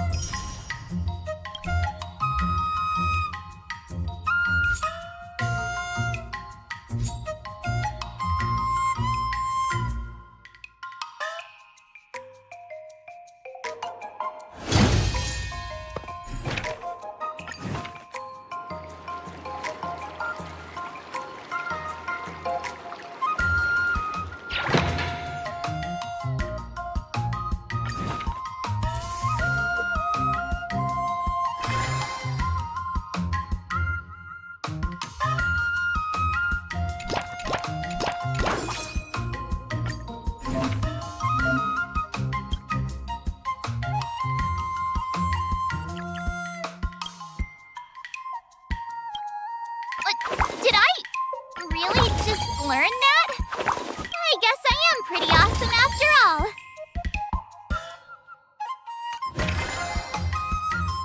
I'll fight 10!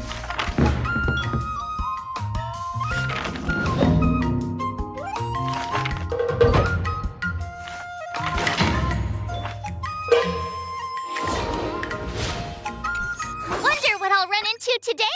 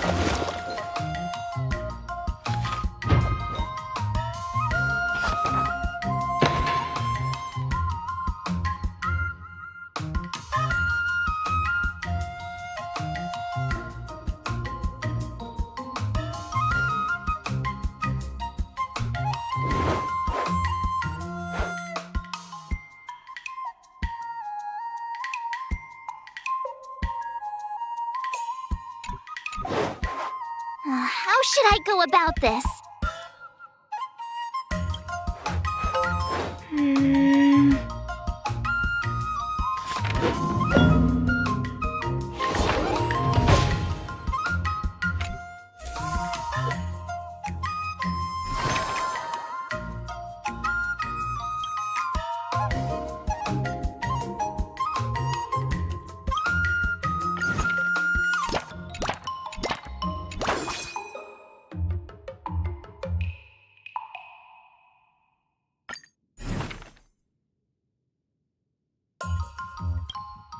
Another new move under my belt. I gotta find time to try it out.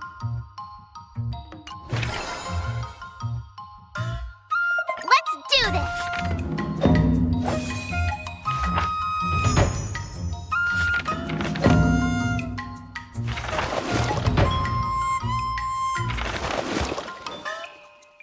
I learned so much today.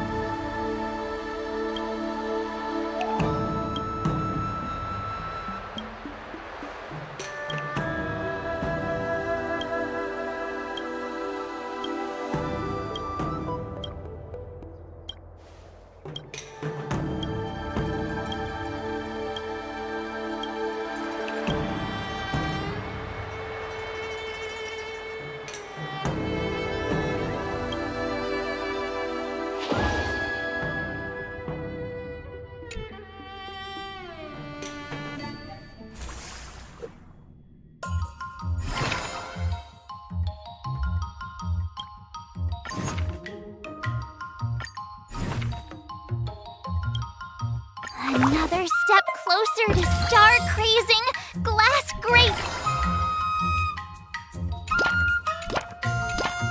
Jeez, I'm exhausted. I think today should be a rest day.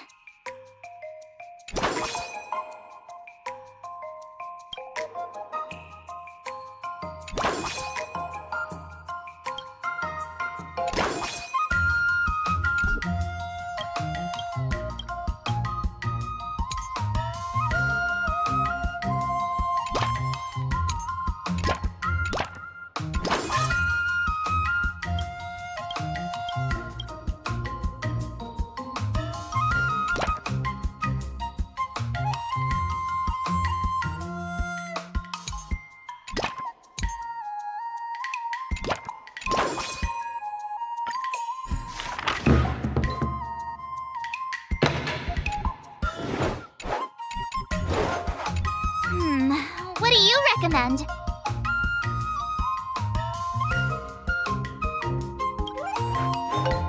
Not the best idea.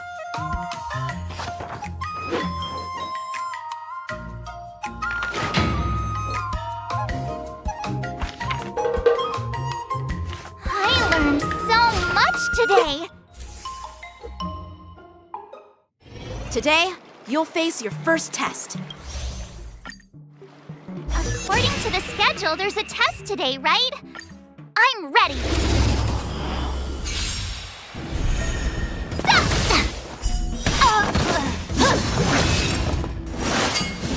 Not very sports, Azure Dragon, White Tiger, less carbs, what's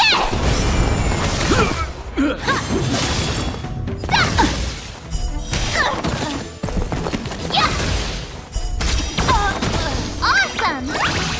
Azure Dragon, White Tiger, less carbs, what's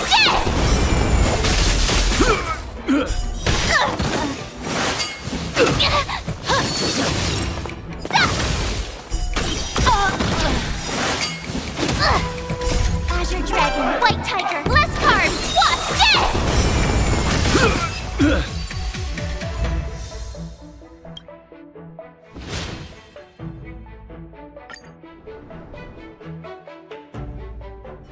Looks like I passed the test, right?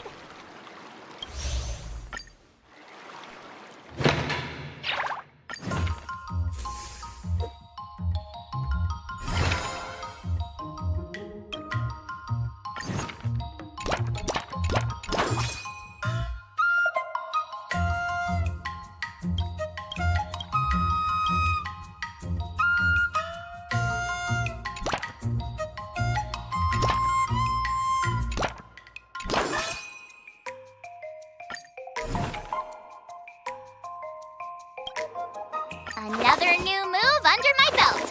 I gotta find time to try it out.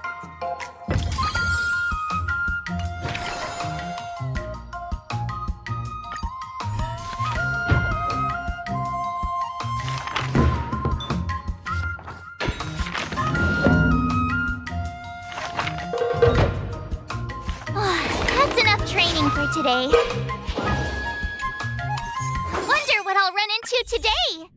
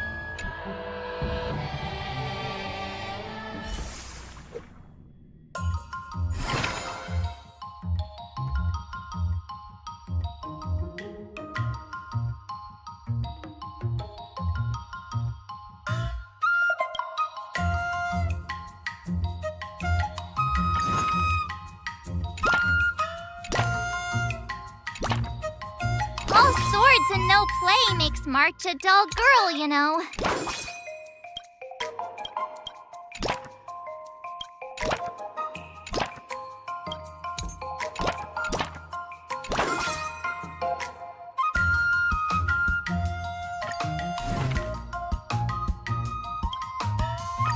Did I really just learn that?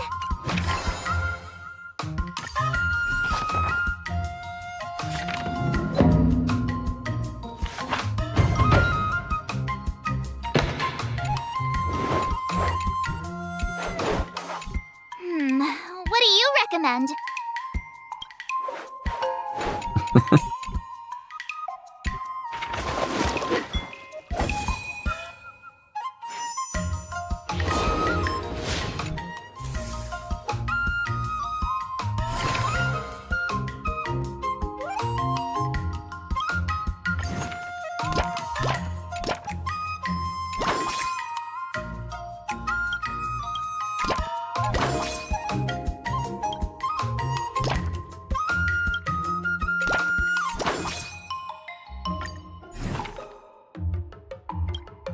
Another new move under my belt. I gotta find time to try it out.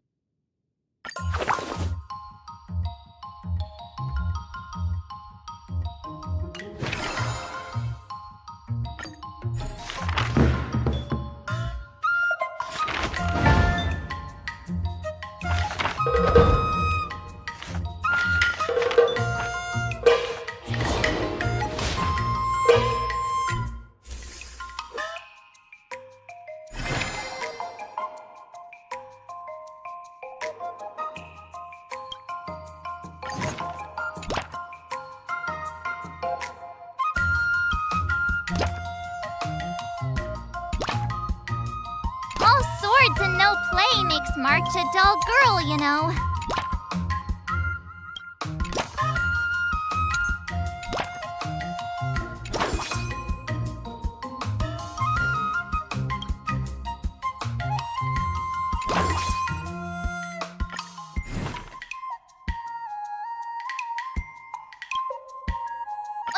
Did I really just learn that? I guess I am pretty awesome after all.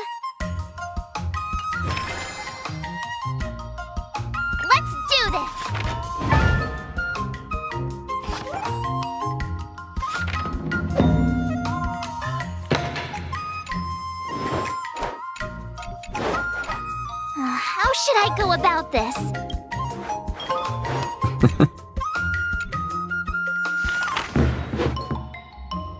I learned so much today.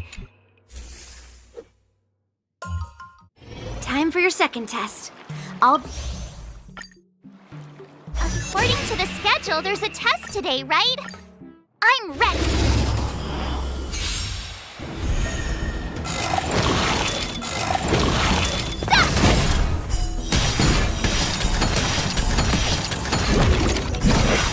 Azure Dragon, White Tiger, less carbs, what's this? Lower your weapon.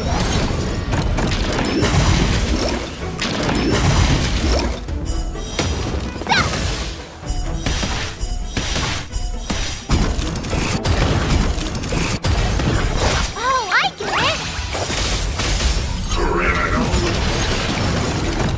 Azure Dragon, White Tiger, less carbs, what's this?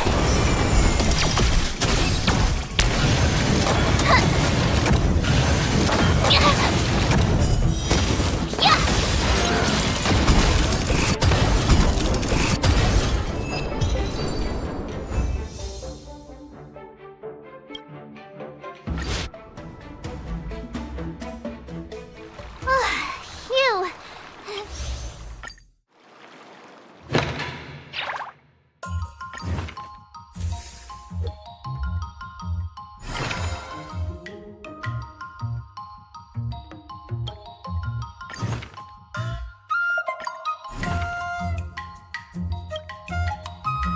Another step closer to star-crazing Glass Greatsword.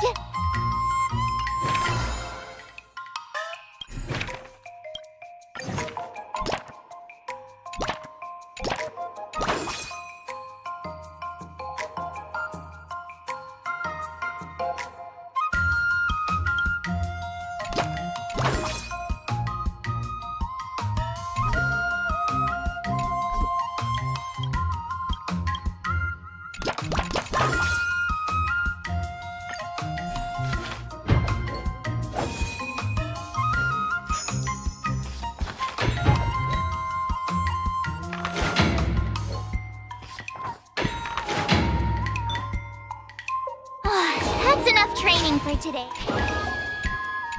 Wonder what I'll run into today.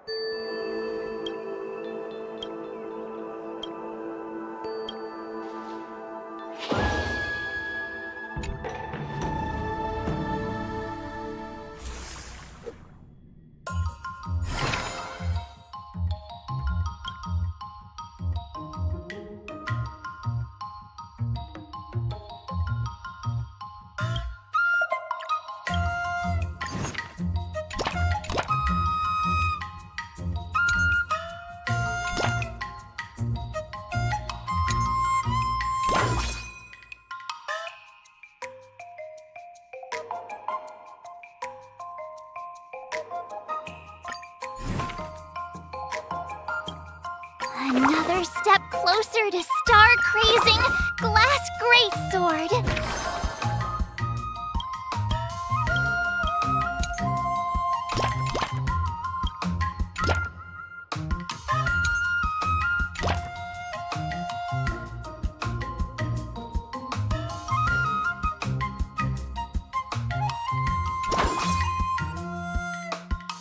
I'll fight 10!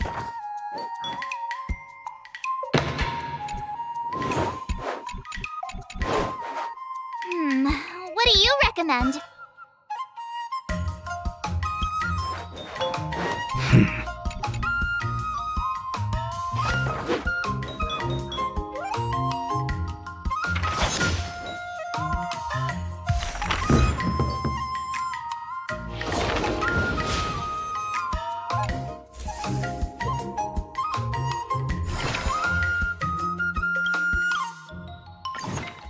If you keep upping the training, I'm gonna start skipping class.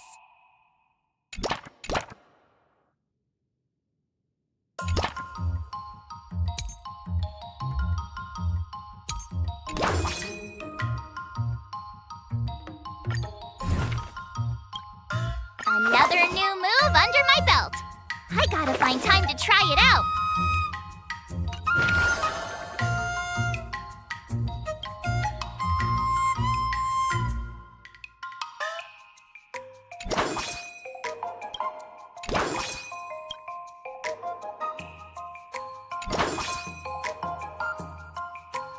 Let's do this!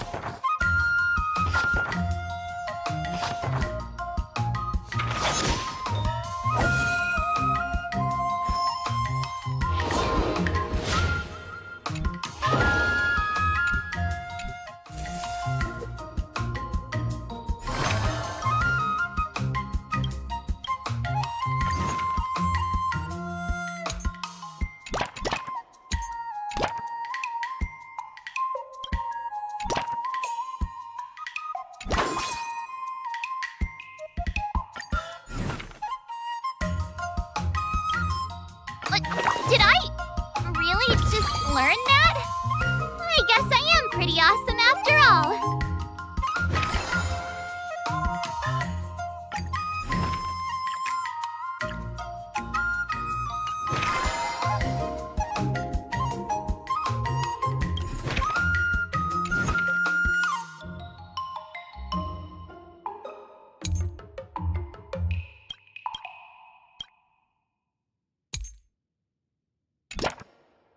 Jeez, I'm exhausted. I think today should be a rest day.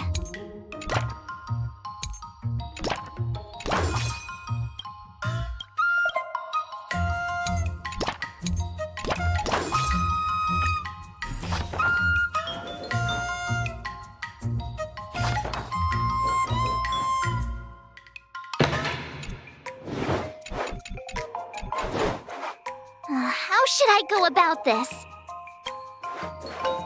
Wonderful.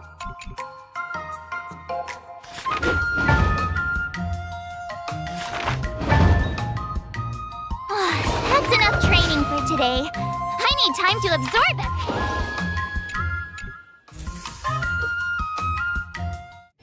Before we start the test, he's made thorough preparations, contacting the The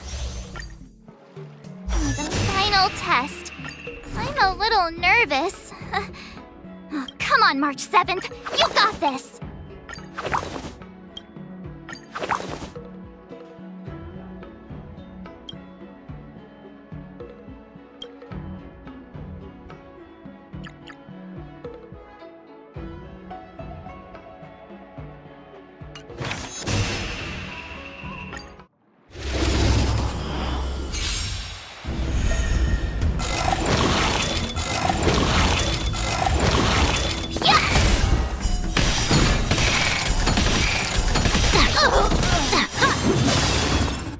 Azure Dragon, White Tiger, less carbs! What's this?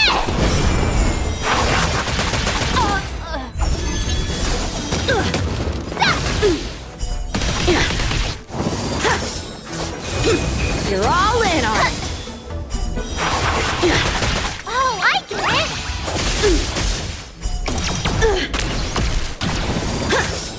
Out of moves! Azure Dragon, White Tiger, less carbs! What's this?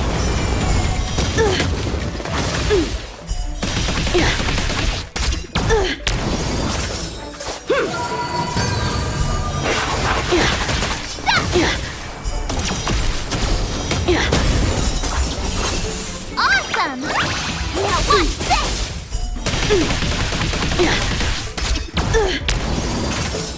Come get me! Punish evil! Azure Dragon, White Tiger, less carbs, wasp, death!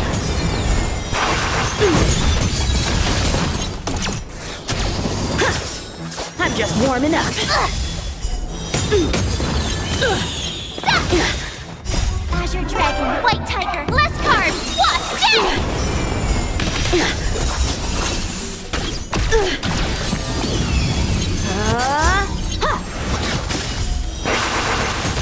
Oh, I get it!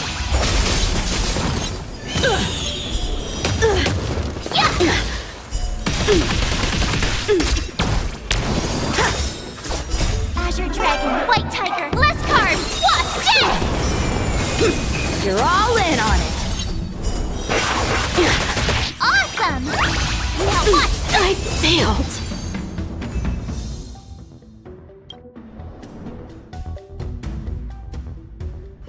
Not bad. You've made it this far, Miss March. You've passed the exam. Oh! Now, I'd love to hear your suggestions on how to defeat Scott.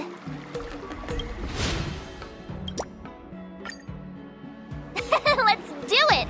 I already have an idea!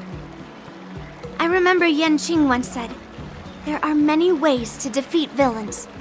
But if you want to become a true hero, you have to focus on self-improvement. Do you feel any closer to becoming the great hero you've always dreamed of? Ah, yes, absolutely! The great hero within me is definitely up to the task.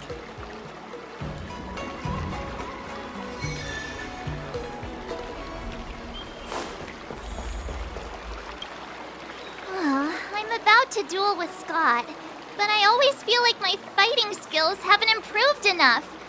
Can I really defeat Scott? Oh, I'm starting to worry.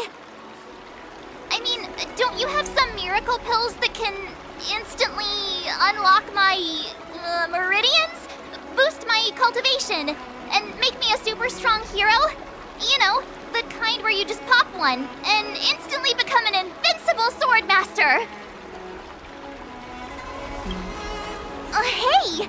Don't say something like that in front of these healers! I don't want to end up in some realm-keeping commission court!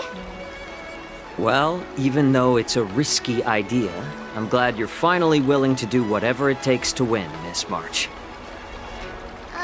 Hey, that's actually a compliment I don't want to hear.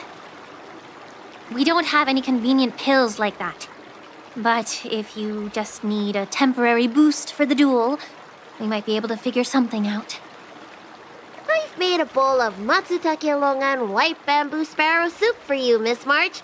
It's nourishing and will give you a good energy boost.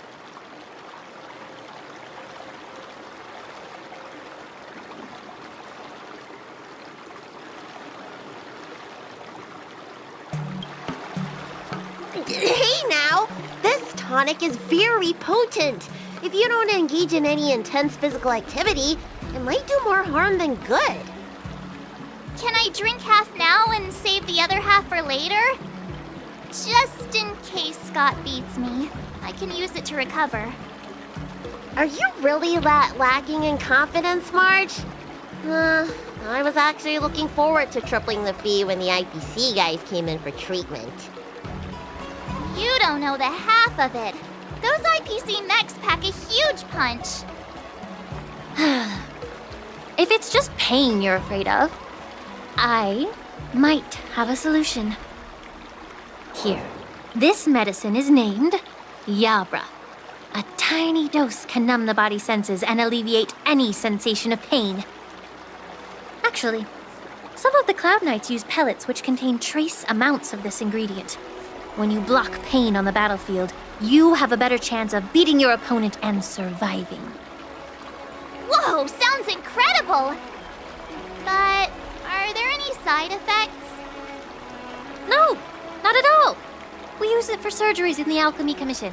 So what kind of side effects could it possibly have? It's just... Just what? Well, the thing is, pain is your body's way of warning you something is wrong. If you ignore it and push through, you might end up with some serious injuries without even realizing it. I had a patient who took some before a fight, only to realize that afterwards, his lower body was missing. Okay, enough. I'm not taking any medicine. I'll just tough it out. We're all brainstorming ideas. Why are you so quiet, Dr. Jiaoqiu? Dr. Jiaoqiu! Jiaoqiu! Marge is about to face off with Scott! What are you doing? Oh, sorry. I heard March was planning to use some medicine against Scott, so I made some preparations. Well, it seems you're struggling to think outside the box. Sometimes, weakening your opponent is just as effective as improving your own combat skills. It's all about innovation. Wait, could it be that the Yanqing people have some secret formula that could help me? Exactly. This is the closely guarded secret of the Yanqing's Rancha school. If it weren't for Miss March's upcoming battle, I would never divulge it. Wait, do you plan on slipping Scott a laxative? How did you figure that out? Looks like I'm too predictable.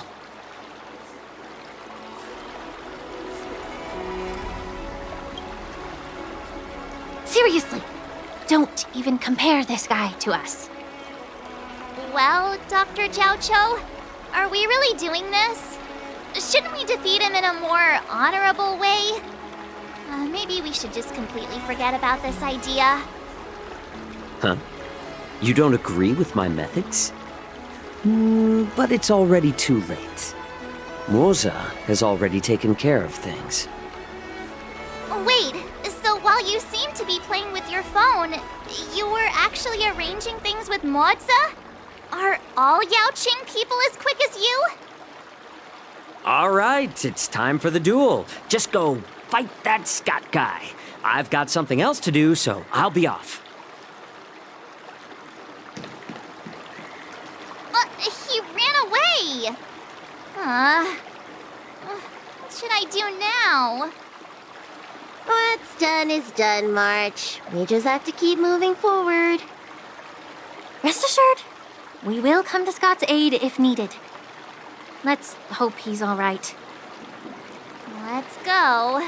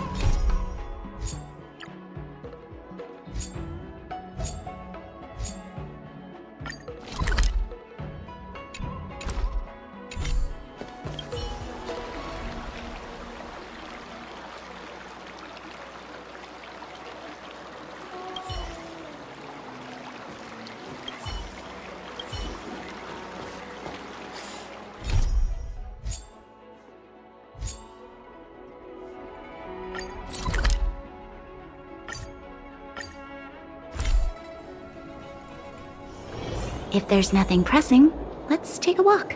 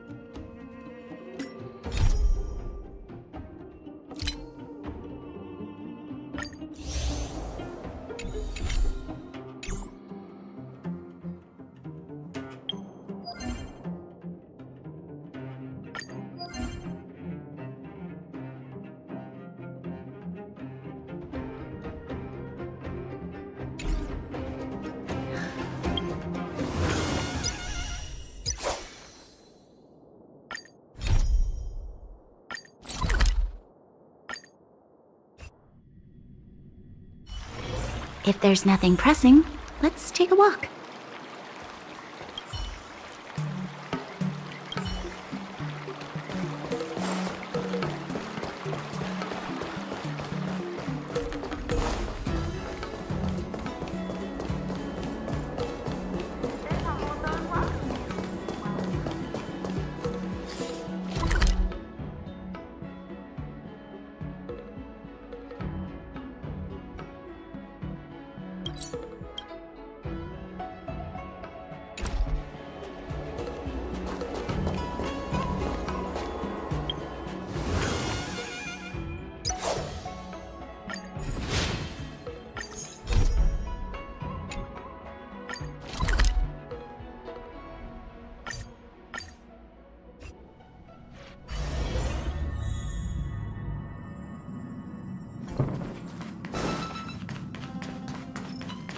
If a space telescope were deployed at this location on the Express, it would almost certainly be possible to observe shorter wavelengths.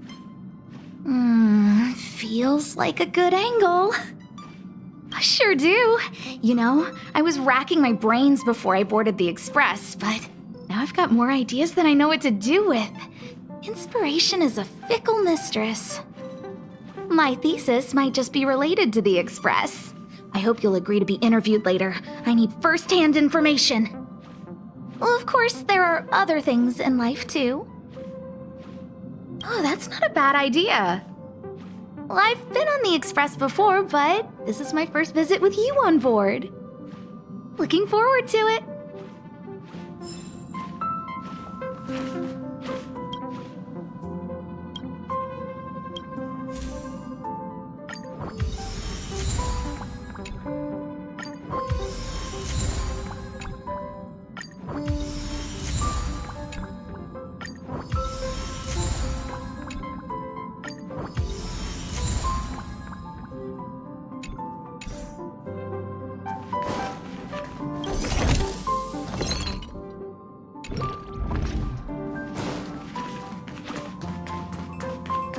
Is there anything you'd like to share with me?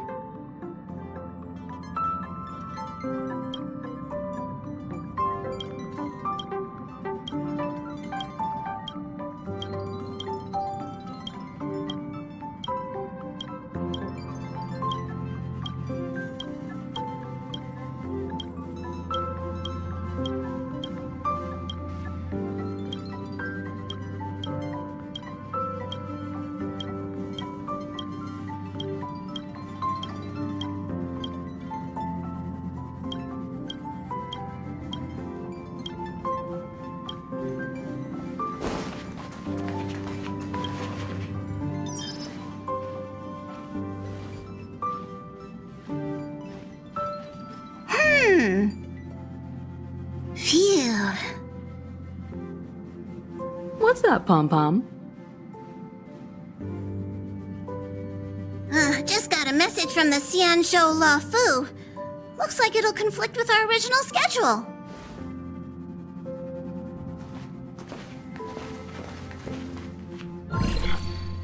It's been a while, my friends on the Astral Express. How's your trailblazing expedition going? Soon, the Xianzhou Luofu will be holding the Luminary War Dance. Those who have aided the Luofu in overcoming the crisis are cherished allies of the Xianzhou. Thus, on behalf of the Seat of Divine Foresight, I'm extending an invitation to attend the ceremony. Your presence would be greatly appreciated. Well, things aren't getting lively. We've barely recovered from the family's Charmony Festival, and we're already being invited to another special event. Why not think about it this way? Our trailblazing expeditions are turning into blast expeditions, where we eat, drink, and play wherever we go. Blast? Expedition? Yeah! Wherever we go, we eat, play, and have a blast! So we should leave March behind to take care of the Express? Hey! That's not what I meant! I'm all for some fun! I just hope there won't be any surprise party crashers, like Friday or Saturday. The Xianzhou Luofu has recently overcome a crisis. By holding the war dance, they're demonstrating to everyone that they've returned to a state of peace and safety. But that's what everyone said before we went to Penacony. You'll be totally safe under the family's protection. No need to worry. The War Dance is not like the Charmony Festival with all its hidden secrets. It's just a festival to honor the Rainbow Arbiter and the Cloud Knights, who fought against the abominations of abundance and protected the Xianzhou ships. Aside from Starskiff performances, it's mostly martial contests. Nothing too different from the Taiki and Roboball contest we've seen before. What do you think, Himiko? Since we've accepted Miss Black Swan's proposal, we should probably head to Amphorius for refueling. There's certainly no rush. This trailblazing expedition is quite unique, and the Express needs to be fully stocked and prepared before moving on to the next stop. With Madame Harda's help, I was planning to deliver some Leviathan fossils from Kalinga Abyss to Ron May, member 81 of the Genius Society. It could earn us some favors before we set off. However, it may take a few weeks. Aw, so that means we're not going to the Luofu. Being an adult means maintaining relationships, whether we like it or not, March. Since we've been invited, it's only right for the Astral Express to attend the ceremony. So here's the plan. Pom Pom will take everyone to the Xianzhou Luofu. Mr. Yang and I will meet up with Ron Mei and fulfill our promise. Meanwhile, you, March, and Don Hung will represent the Express and attend the war dance. What do you two think?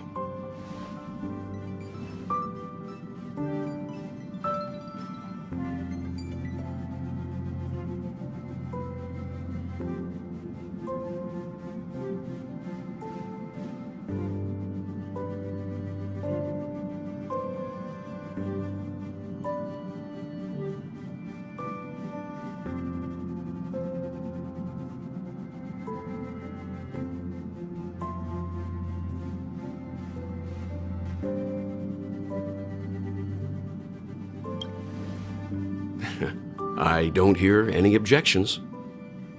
Now that everyone's on board with the plan, it's time to warp to the Xianzhou Luofu.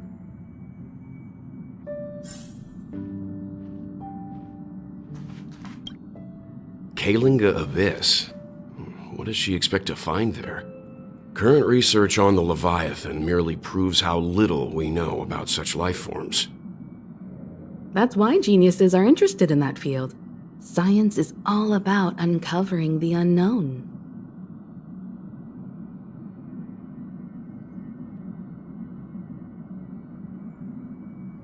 Don't miss us too much.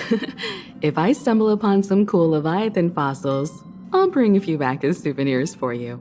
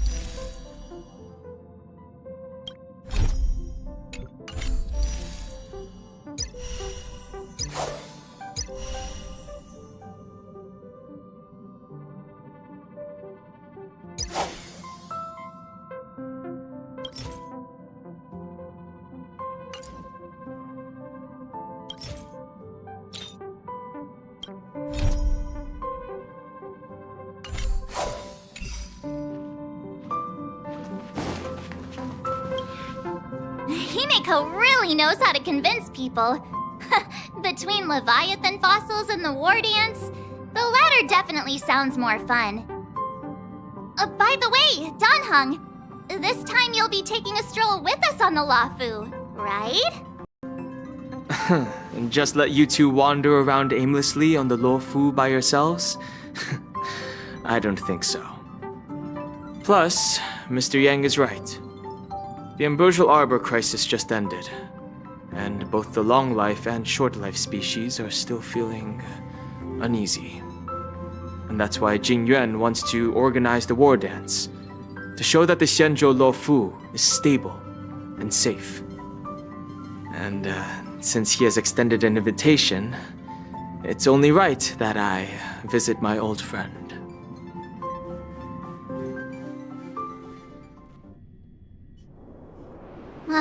Coming back to this place brings back so many memories, you know? Hey, I'm not actually gonna recite a poem. I was just thinking about all the twists and turns we went through when we first arrived on the Xianzhou. This time, we're not being forced or enticed or chasing after wanted criminals. And we didn't have to sneak in through the cargo dock. This trip has been incredibly smooth. Quite unusual, I must say.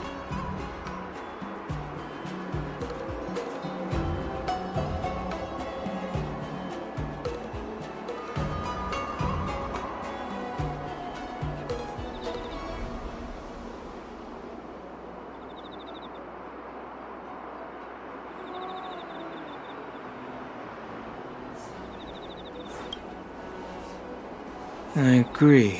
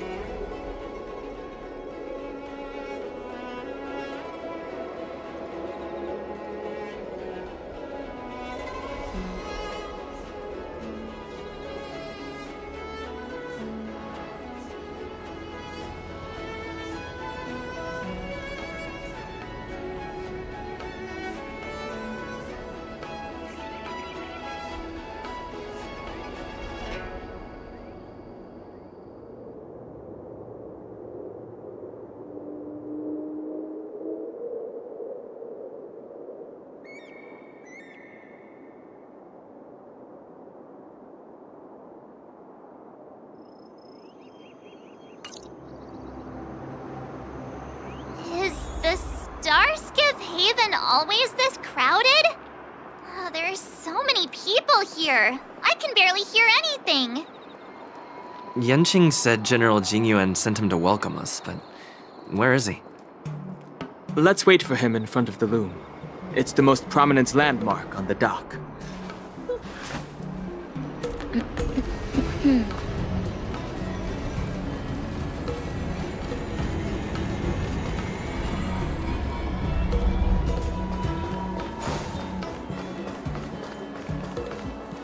Hey, you guys! Hold on a moment. Did they just call us? Look at their outfits. They're from Penacony, right? Are you familiar with the Xianzhou Wardance? We know a little bit about it. What do you need? We're from Penacony. Maybe you've heard of it. We came to this ship to gather interesting materials for making dream bubbles. Oh, we just left there. Oh, talk about coincidence. That's great. Do you know any must-see attractions on the Luofu?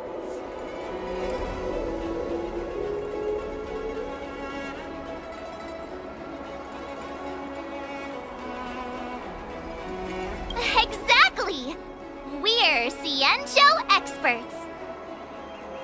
Most of the tourists around at the moment are here to attend the war dance. And that's why we're here too. Yeah, we know about that ceremony. But isn't the fighting ring still closed? I've heard the ring was actually converted from a huge decommissioned Luofu fighter jet.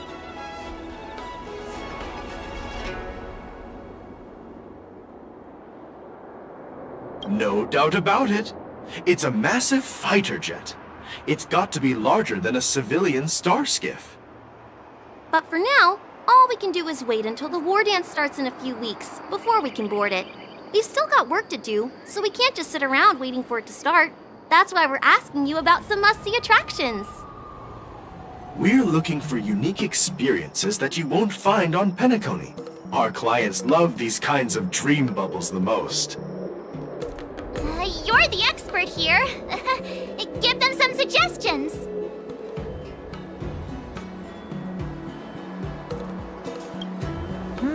Good idea. The everyday vibe of the Aurum Alley is a rare find on the planet of festivities. Everyday vibe. Yeah, our clients have had their fair share of adrenaline-pumping dreamscapes. Maybe something down to earth would touch their hearts. Thanks for the suggestion. We'll head to the Aurum Alley to gather materials. Maybe we'll run into each other there in a couple of days. Look, Yanqing's here. Really? Let's go catch up with him!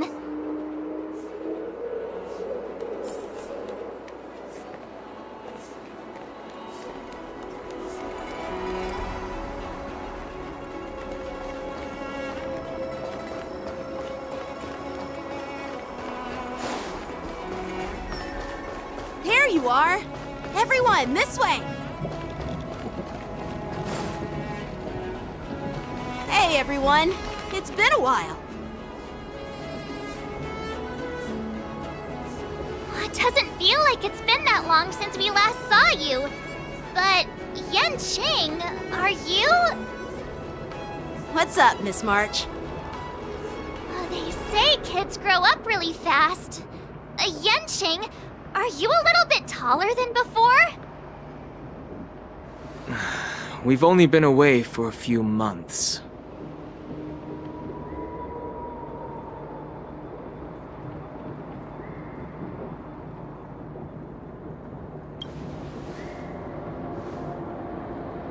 Really? The General is always worried I won't grow much taller, but I keep telling him not to worry about it. Sorry for the delay. With the upcoming war dance and the Starskiff Haven being so busy, things are a little hectic. Seriously, I've never seen the Luofu so lively before. I was a bit worried that holding the war dance right after the Ambrosial Arbor crisis might be too soon. But seeing the bustling Starskiff Haven, I understand why General Jingyuan chose this timing. Yep, There's people from other delves and travelers like you three who have come from afar. With the war dance coming up, there's a huge number of visitors pouring into the Starskiff Haven. The Cloud Knights are working hard to keep the security tight. The General said this ceremony would help the Xianzhou Wardance recover from the crisis. It's a way to showcase our martial spirit, reassure people, boost morale, and attract visitors from other planets to promote trade and peace. By the way, the Xianzhou Alliance places great importance on this ceremony too. The Xianzhou ships, the Zhuming and the Yanqing, have both sent messengers to offer their blessings.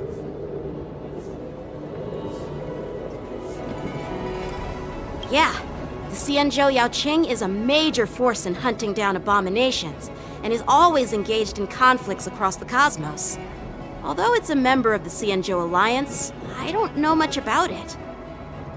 But Madame Yukong from the Skyfaring Commission mentioned that the Yanqing always sends back reports of great victories, which is quite impressive. I heard General Fei Xiao of the Yanqing is a young and dauntless lady. My peers say that she's like a goddess of war, capable of crushing dozens of abominations with a single punch. I wonder if it's true. If only I could witness her prowess with my own eyes. By the way, Yanqing, where are we headed next? I'm sorry for talking your ear off. The General wants to catch up with you at the Palace of Astrum. He's been eager to hear about how the Express has been doing. It's funny how he tries to act all mature, but whenever it comes to something he's interested in, you can really see his childish side. I agree.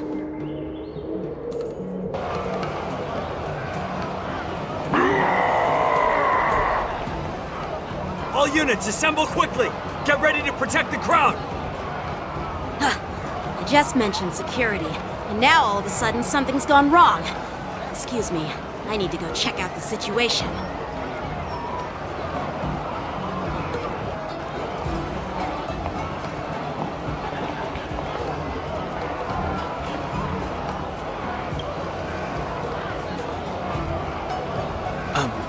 We'll go with you.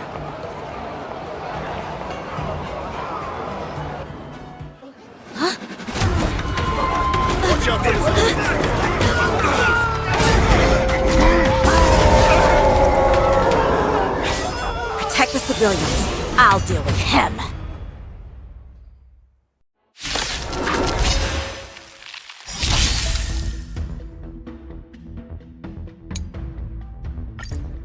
Borison? Why are there Borison here? This ends now. Lend me your strength. To guard and defend. Crush them. Adjust. Stand still. Time to say bye. Boom. You fool! Lend me your strength. This way. Faith.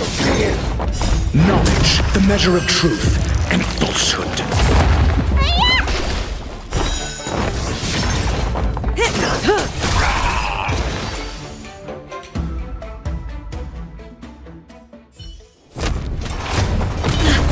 Not good.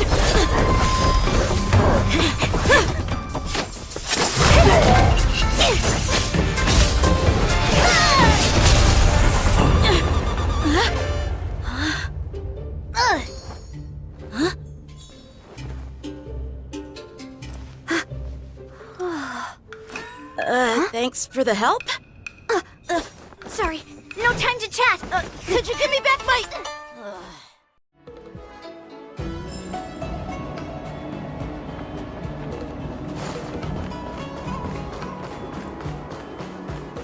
Wait! My sword!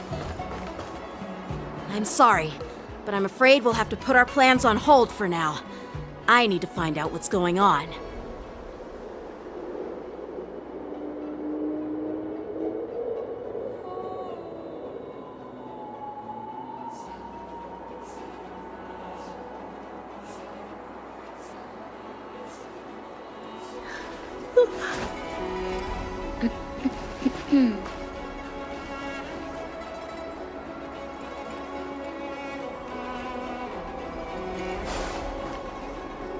While we appreciate your rescue, my Xianzhou friends, don't you think it's a bit too much to detain us and our cargo?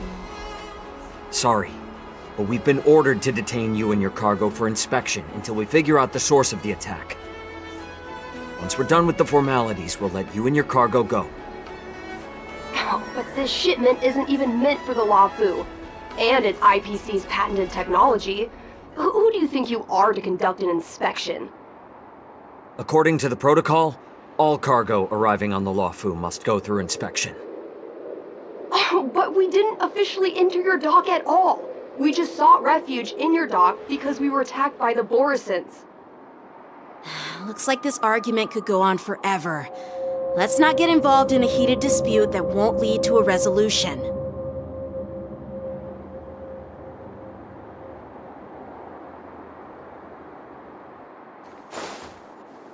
How dare you detain our ship? Who do you think you are?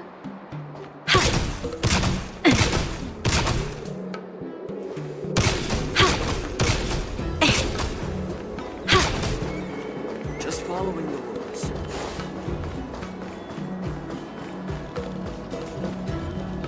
Who's in charge here?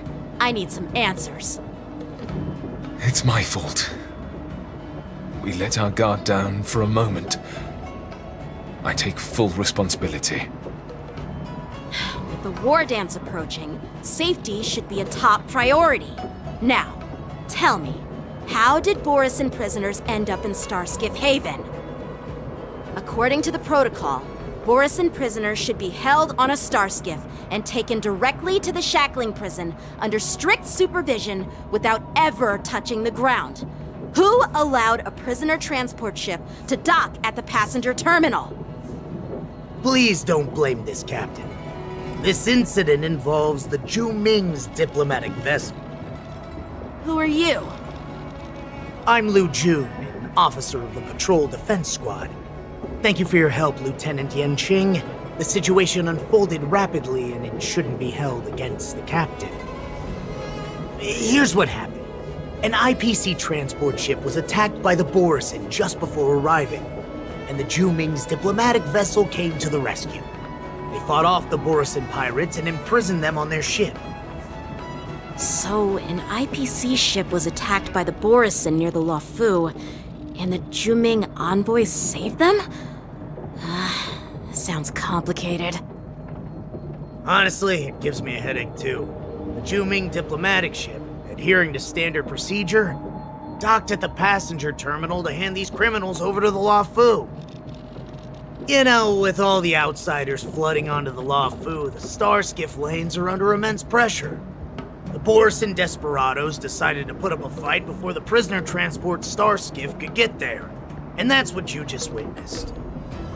We'll make sure these prisoners are sent to the shackling prison as soon as possible. I see. It's an unusual situation indeed. I'll report it to the security department of the Realm Keeping Commission and ask for their cooperation in handling the aftermath. Maybe I should gather more details from others so that the Seat of Divine Foresight can have a better understanding of the situation.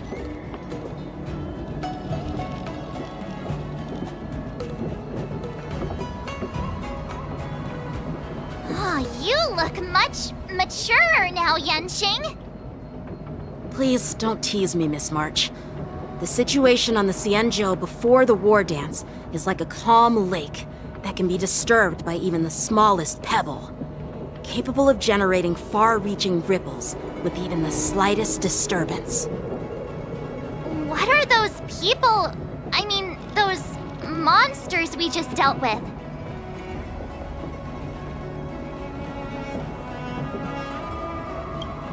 Those werewolf monsters are known as Borisin. They are abominations of abundance, and we've been fighting them for a very long time. The Borisin have been a powerful force for a long time, plundering and enslaving many worlds. The threat they pose is just as terrible as the Swarm disaster, and the Alliance even had a fierce war with them 3 decades ago. Their presence has faded over the years, but who would have thought? According to that officer, they attacked an IPC ship near the Xianzhou Luofu. Such a brazen attack seems quite unusual to me.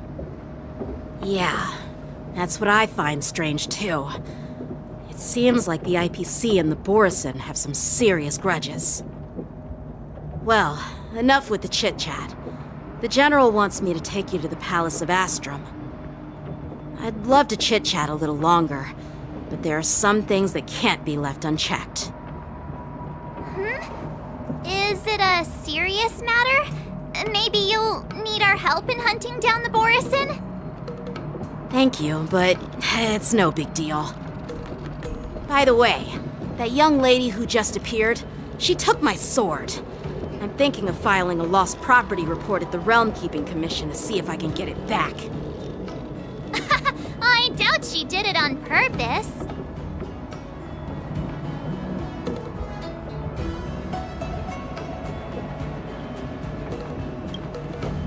Perhaps she's around here somewhere. Shouldn't we take a look? All right, let's not keep the General waiting. Don't worry. There aren't many people out there with that kind of talent. It shouldn't be too hard to find her.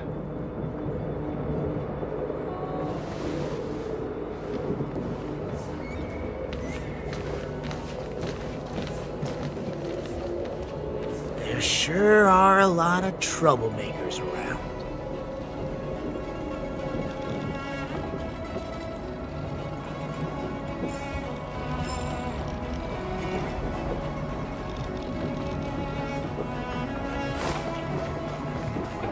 Success.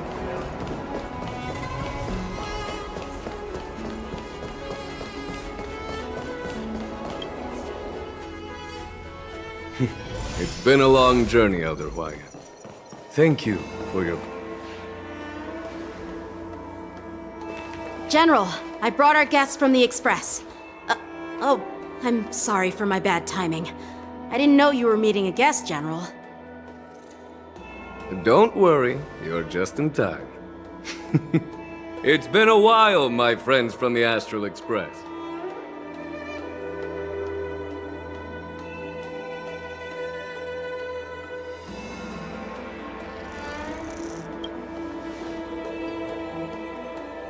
Sure, how couldn't I have? It's not often we find such moments to reunite and enjoy one another's presence. Since when did he and General Jing Yuan become such good buddies, Dan Heng? They seem to be having a great time. A lot must have happened without our knowledge. At least, I hope that's the case. Allow me to introduce you to General Huayan. He's the Arbiter General of the Xianzhou Juming, known as the Flaming Heart. No need to be so formal. I'm just a tourist here, no different from other tourists who've come to attend the ceremony. Elder Huayan is not only one of the Arbiter Generals, but also the Furnace Master of the Artisanship Commission. Besides his martial skills, he excels in forging various weapons. Such talents are unique, even among the Arbiter Generals. Be it Arbiter General or Furnace Master, these are merely titles given to me long ago. I've retired several times already, but with the current change in circumstances, the Marshal has called me back to duty, and I had no choice but to answer the call. Well, in the end, I'm to blame. Living such a long life naturally brings its share of disapproval. It's an honor to meet you, General Huayan. It's my honor to meet you, General Huayan.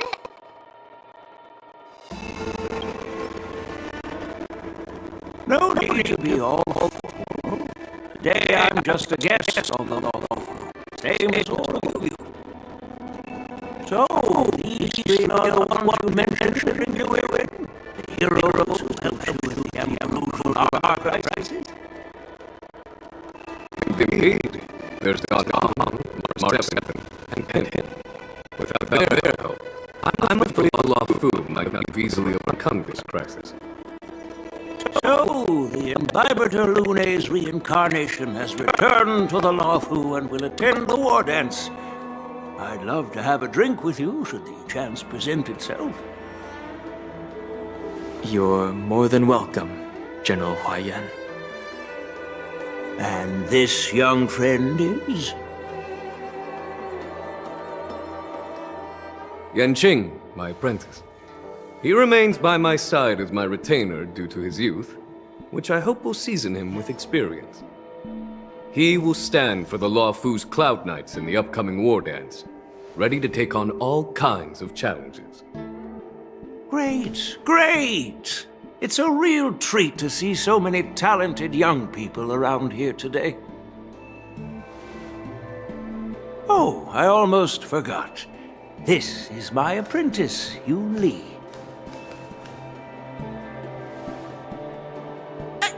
It's you! Oh, it's you. Hello. Oh, you two already know each other? Guess we don't need any introductions, then. What a coincidence! I was afraid I'd have trouble finding this girl. Oh? Now you've piqued my curiosity. Tell me, how did you two become acquainted? She helped me capture the escaped Borisin prisoners at the Starskiff Haven.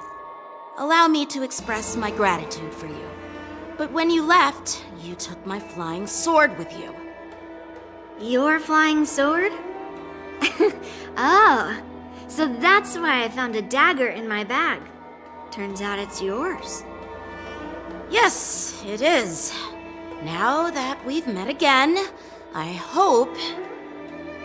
Nope, that won't do. Won't do? You want your sword back, right? Well, you can't just take it back. On the Juming, when you lose your sword on the battlefield, you have to reclaim it on the battlefield. As for this little sword, it was supposed to strike that escaped Borisin prisoner. But unfortunately, its owner's agitated state caused it to fly off like a kite with a broken string, and it missed its target. By the way, if I hadn't caught it and helped it hit its mark, that Borisin prisoner would have gotten away. Hold on a sec, Yunli.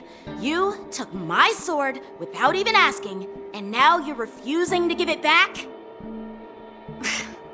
So much for Luofu sword masters. What did you just say? If you just stepped up and took your sword back from me fair and square, I would have totally respected you. But nope, you tried to play it down, expecting me to just hand it back to you like it's nothing. In front of everyone. With all due respect, you don't honor your sword, so you don't deserve it. Hasn't anyone told you that taking without asking is stealing? If you want to settle this with swords, fine. Let's have a one-on-one duel right now. Yanqing. Well, that's more like it. Just be careful, because I'm not as easy to handle as the Borisin. You two, be quiet and apologize to Yanqing. Hey! Whose side are you on, Grandpa? I don't take sides. It's a small misunderstanding, and an apology would be too much. I've heard about the Zhu Ming's incredible swordplay and craftsmanship, most notably the legendary Flame Wheel Octet. Seeing Miss Yunli, who is among those ranks today, well, I must say she definitely has that fiery edge. Such grandiose names. Some folks love to spin these fancy titles, trying to set the Cloud Knights apart. Yunli is still just a young girl, a bit awkward and hot-tempered, so please forgive her if she's being rude. Well, everyone, Elder Huaiyan and I have some business to discuss. For now, Yanqing, why don't you entertain our guests? and take Miss Yunli to the inn. I'll find another chance to talk with you all. I'd like to express my gratitude to the Astral Express for helping the Luofu during the crisis.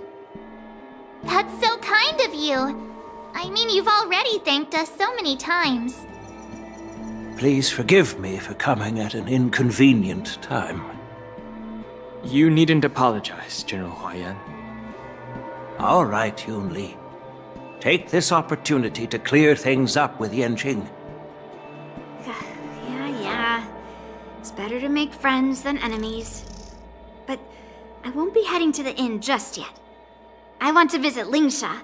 She just arrived in the Luofu and could use some help settling in.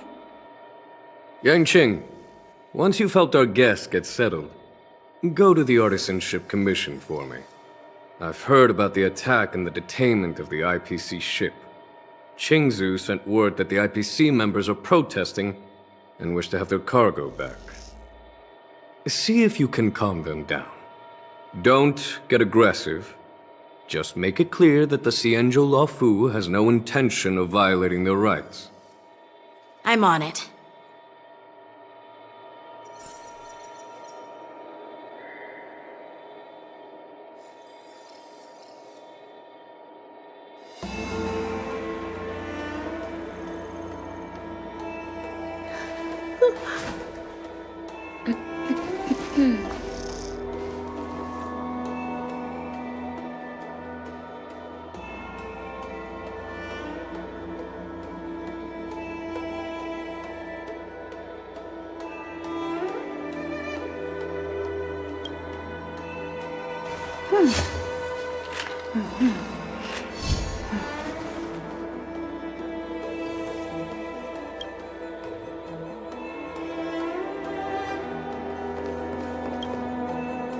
Hey, Donhung.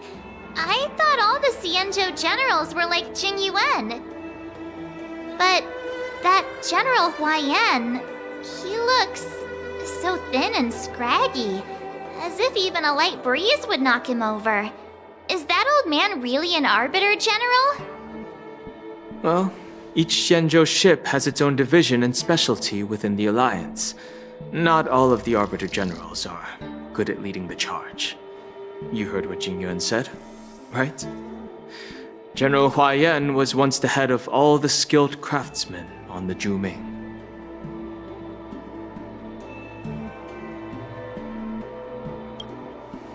Don't you find it strange? Do Xianzhou people age? I rarely see any old people on the Xianzhou ship. And when I do, they're usually travelers. But General Huaiyan looks like an ordinary old grandpa. Is he really a Xianzhou general? Good question. He's right there. So why don't you ask him yourself? Nah, I'd like to live a little longer. We should leave.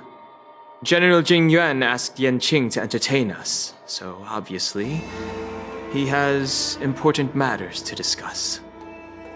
Let's not waste any time here.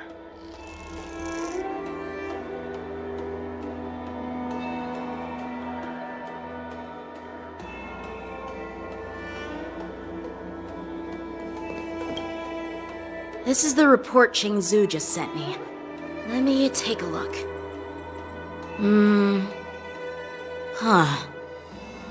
Looks like the General has given me a tough challenge. He wants me to try and help put the IPC's mind at ease.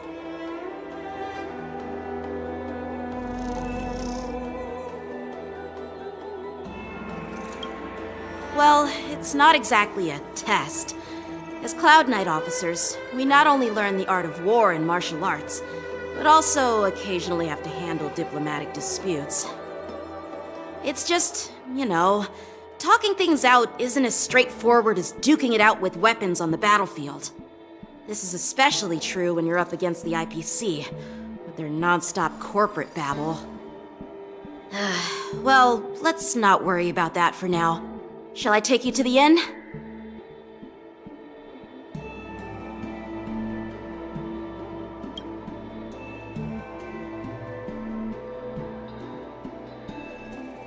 It is the Luofu's honor to have you in attendance at the war dance. Yet, the fact that a simple martial arts ceremony has attracted esteemed generals from the Zhu Ming and the Yanqing implies intentions beyond mere spectating. Might there be any specific instructions from the Marshal? You're overthinking it, Jingyuan. As I said, I'm here to broaden my granddaughter's horizons. I have no ulterior motives. However, I have no clue what the Yanqing Arbiter General has in mind. Do you remember when you accepted this position? I told you that an Arbiter General's battlefield goes beyond the physical one. You'll need to lead and manage everything on the Xianzhou. The title of Arbiter General holds a weight far greater than its literal meaning. So many years have passed, and you've done well. However, longevity for the Xianzhou people can be a curse. Living too long means that every mistake you made will lurk in the shadows. And one day, they'll eventually catch up to you. The Marshal knows everything that has happened on the Luofu. As for the Merlin's Claw of the Yanqing, she has come specifically for you. Speaking of which, why hasn't she arrived yet? They say the Merlin's Claw strikes like lightning. Being late isn't her style. That's not true, General Huaiyan. She's been here a while, but I'm sure you've heard of her unbridled nature. As soon as she disembarked from the Starskiff, she mentioned having something to attend to and simply disappeared. You must be the messengers from the Xianzhou Yanqing, I assume. We are Jiaoqiu and Moza, retainers of the Merlin's Claw. It's an honor to meet you in person, Arbiter Generals. Now this is interesting. A guest who doesn't come to visit but sends a message instead. What does she mean? Tell me, what could be more important to her than coming here? Master heard about a spectacular view in Scale Gorge Waterscape. I believe she went there to enjoy it. A spectacular view? Ha! Did you hear that, Jingyuan? This person is being sarcastic. Please do not misunderstand me, General Huaiyan. I was simply stating the truth. Master thought it would be inappropriate to keep you waiting, so she sent us here. Once she's finished with admiring the scenery, she'll personally come and apologize to the both of you.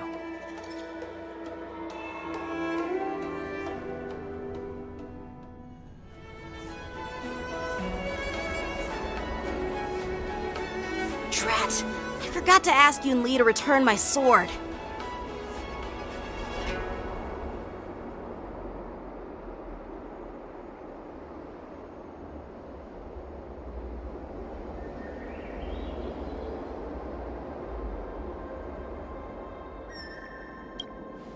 No need to bother. The Zhuming envoys won't be leaving the Luofu anytime soon.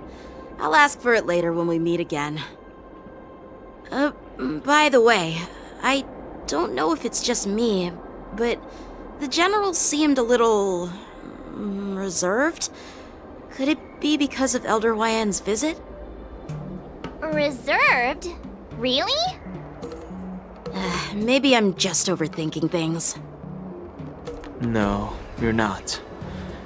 When I entered the Palace of Astrum, I realized that the messenger from the Xianzhou Zhu Ming was actually the Arbiter General himself. So, the messenger from the Xianzhou Yanqing must be the Merlin's Claw herself, I presume. That's right. Well, that's what makes this entire thing so unusual. What's so unusual about it? They simply received an invitation from Jingyuan. just like the crew, right? The war dance is just a small festival. And now we have 2 Arbiter Generals from other Xianzhou ships here. I'm afraid they're here for something more. Maybe they've come to hold Jingyuan accountable for the Ambrosial Arbor crisis? Hold him accountable? Come on, didn't the Luofu fall victim to the disciples of Sanctus Medicus and the Antimatter Legion? Why would they blame the victim? Donshu's rebellion and Ventilia's scheming are merely one side of the story to the other Arbiter Generals of the Alliance. Only a single piece of incontrovertible evidence remains, creating an endless source of potential complications. The Ambrosial Arbor. Yes. It's undeniable that the plague mark, which was subdued by the Xianzhou Luofu, has resurfaced. But was it really a conspiracy instigated by the Antimatter Legion? Or does it indicate a traitorous intent from within the Luofu, implicating Jingyuan himself? Once the spark of suspicion is kindled, it proves hard to extinguish.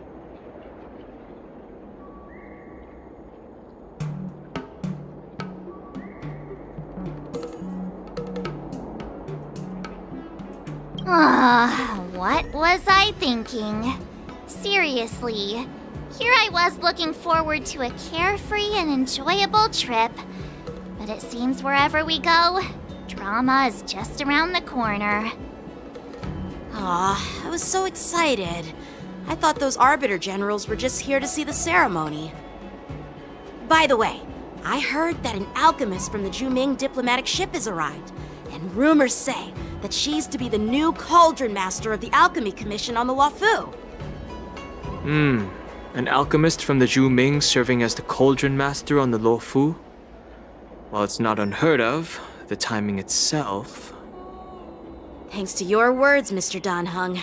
Now I finally see the underlying tensions. The General is under tremendous pressure right now, but I was completely oblivious to his troubles. How naive of me. Come on, don't think like that. Leave the adult matters to the adults. Even if you wanted to do something for the General, it's not like you can do anything. Did I say something wrong? Again?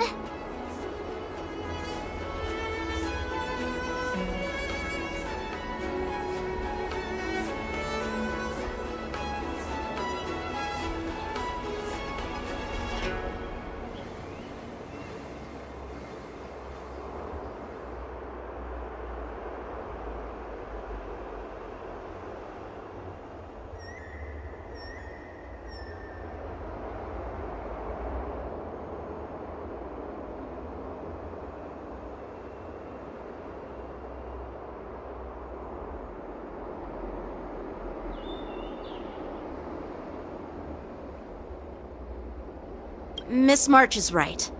I don't have the skills to share the General's burdens at the moment. Still, I'll do my best to follow his instructions. Let's go. Once I've taken you to your accommodations, I need to go to the Artisanship Commission to handle the IPC's protest. He looks like he has a lot on his mind. We can't just let him go alone. Why don't we accompany you to the Artisanship Commission? This is too much trouble. While I appreciate your kindness, dealing with the IPC's workers could be tricky. I'm afraid this will cause trouble for the Express. No worries. We're pretty experienced in dealing with the IPC. You've heard of the 10 Stone Hearts? We've dealt with quite a few of them, right?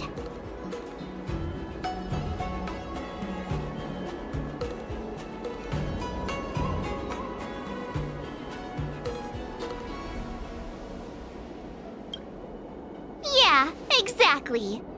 Are you being sarcastic? Well, since you're willing to help, I won't decline your kindness. Let's head to the Artisanship Commission and meet them.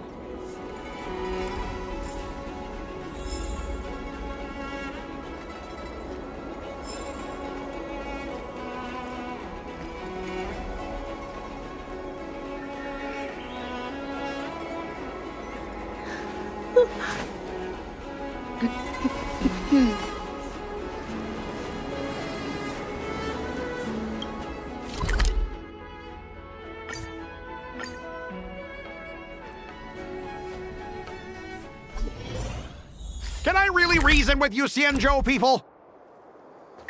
I think I get it now. In your words, this is called looting a burning house, right?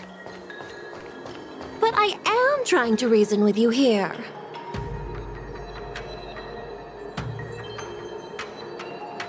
Good quality? Ugh, that toxic voice sounds familiar. Haven't I heard it before in Arum Alley? You know what? This isn't my first time dealing with the Skyfaring Commission. I can handle your unreasonable ways. But straight up snatching IPC cargo, isn't that going a bit too far? Just as I've said it many times already. Once we've inspected the cargo and completed the security check, you can be on your way. Is there something wrong with your ears, or is it just your brain? I'm hearing you loud and clear. I'm thinking clear. And my answer is crystal clear. Not a chance. Keep detaining my cargo and I'll file a complaint directly with your general.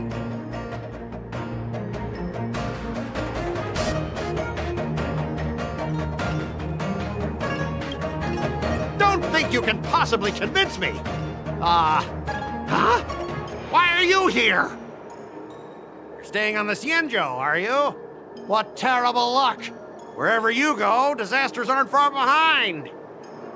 Aren't you the guest from the Astral Express? What brings you and Yanqing to the Artisanship Commission?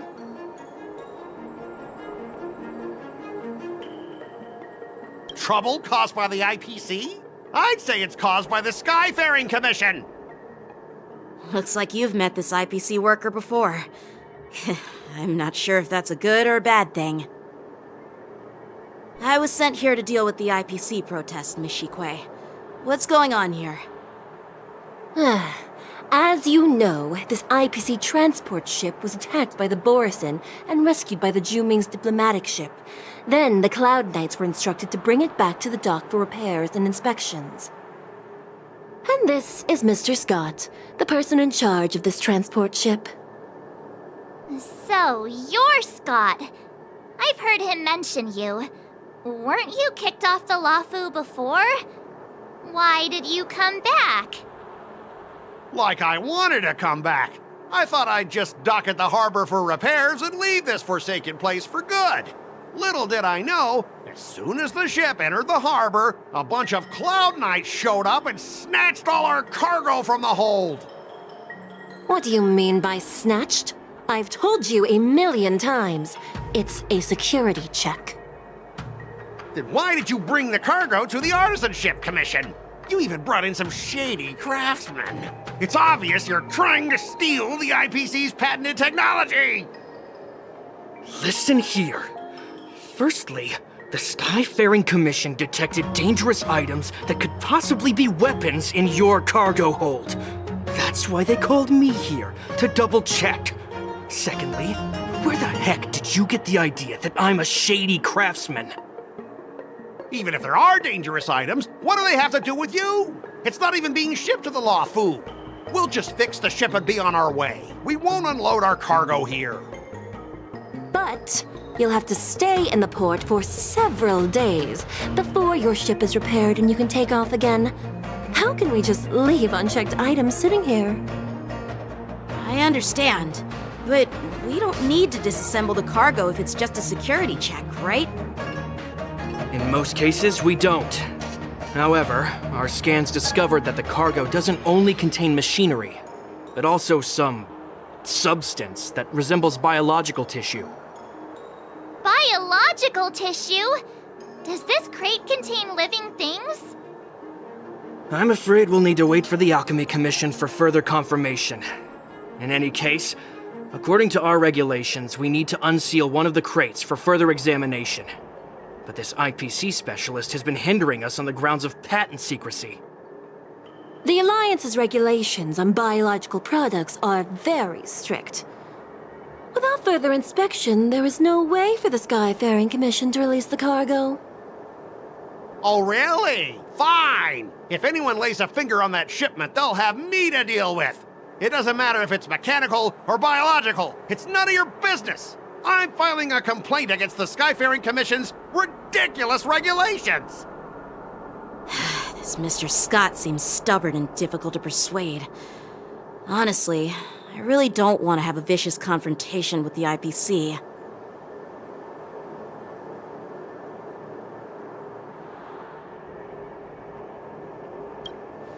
I heard how you helped Aramali. The IPC representative back then was Mr. Scott, right? Since you've dealt with him before, it looks like I'll have to rely on you again. What are you guys whispering about over there? Just hurry up and give us back our cargo.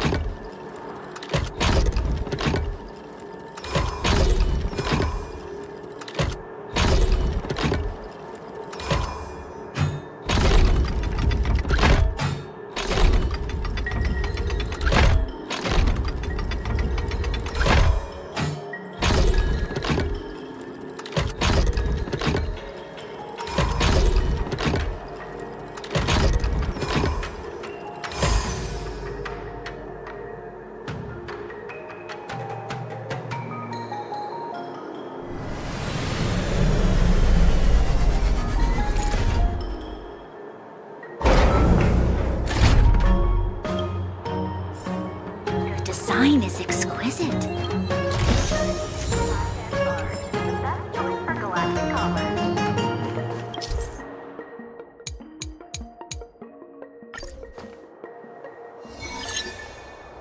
As I recall, this guy won't listen to reason and can only be persuaded with intimidation.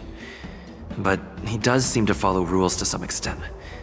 Let's use that against him.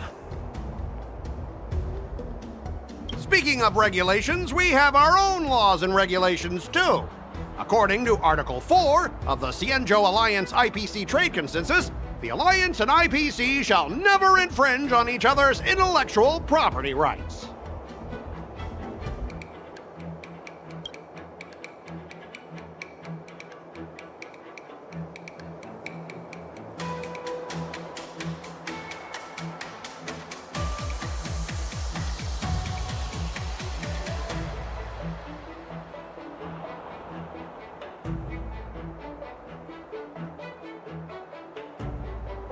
Aw, I didn't expect to see you again, Mr. Scott.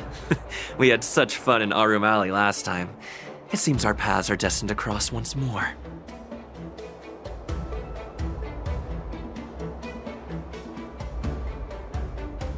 Stop pretending we're friends. If I could actually beat you, I'd punch you in the face.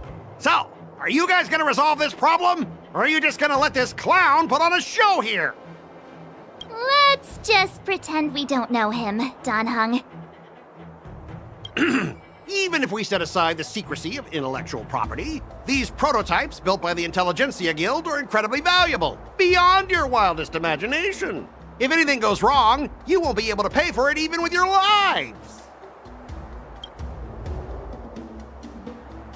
Can you give us an exact amount, Mr. Scott?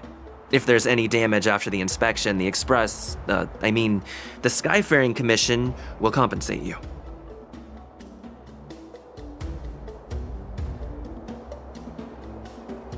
The Skyfaring Commission. Yeah, they will compensate you, provided a detailed report of the damage is submitted.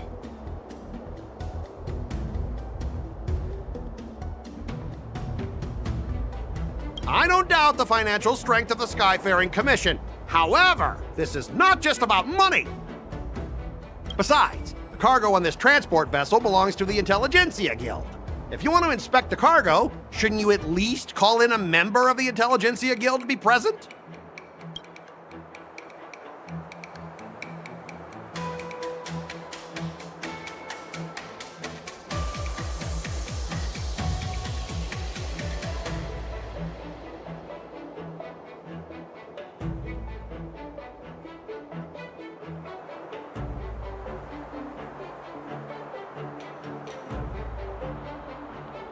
I'm pretty tight with Dr. Ratio from the Intelligentsia Guild. Almost like family. Doesn't that make me practically a member of the Intelligentsia Guild too? What's all this nonsense? Even if you were married to him, you still couldn't represent the Intelligentsia Guild.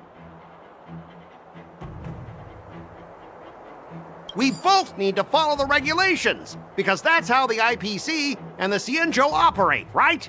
As an IPC worker, I have to abide by its regulations. If I make an exception and allow you to inspect the cargo, it'll spell disaster for me.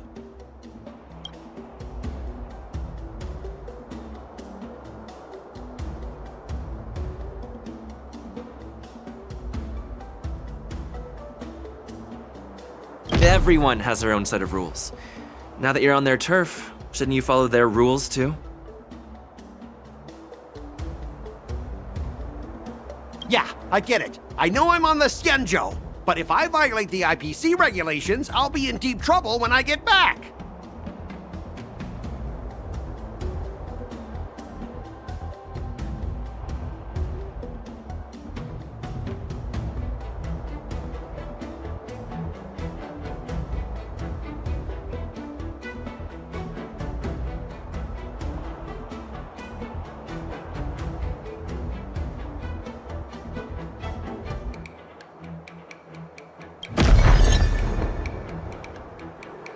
Well, you guys sure know how to argue your case.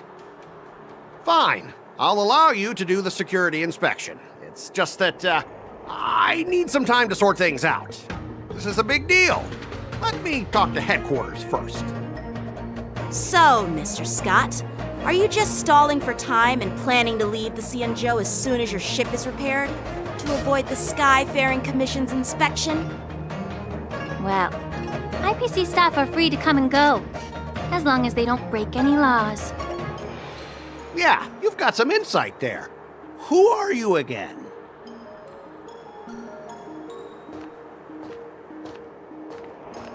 Allow me to introduce myself. I'm Lingsha, Cauldron Master and head of the Alchemy Commission on the Luofu. Could she be? Yeah, she's the new Cauldron Master assigned here from the Xianzhou Zhuming. I received a report from the Artisanship Commission about cargo containing samples of unknown organisms. It said they needed help from the Alchemy Commission. I had nothing better to do, so I came myself. It's fine, Mr. Scott.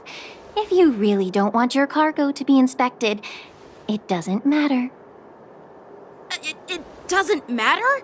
How can you say that? Why are you being so nice all of a sudden? Well, since you're not going to check it, I'll take this crate and be on my way. Is that okay with everyone? Yeah, sure. Why should I object? Not only this sample, but all the goods on the transport ship are yours to keep. Like I said, we won't inspect them. Wait a minute!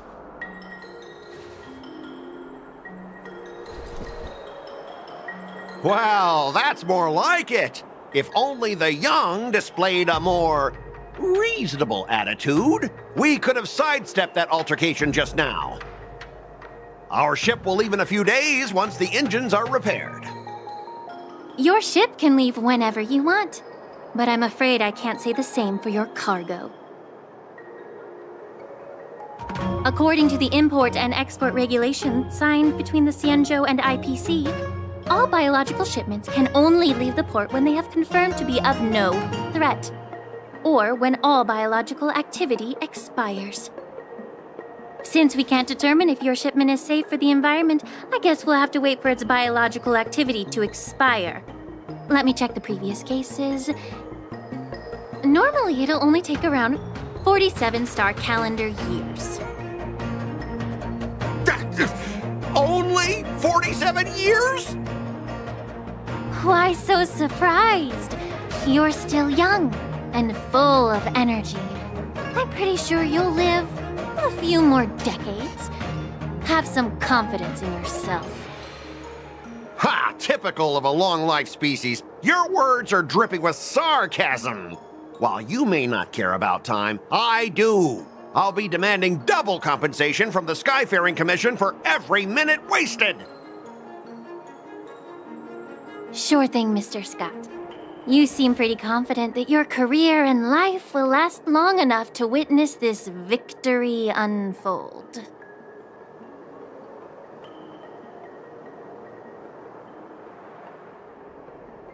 Step aside, guys. Let them do the inspection. But, Mr. Scott... Come on, we're already in enough trouble. Just let them do the security inspection. And if needed, I can always grovel before the Intelligentsia Guild later. I'm just using my head for what it's apparently good for, right?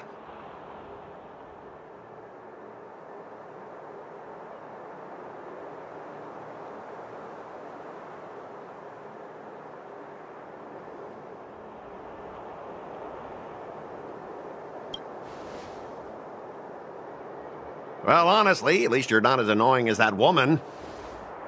Just get on with the inspection. Don't act all chummy with me now that you've got your way. This lady is really something else.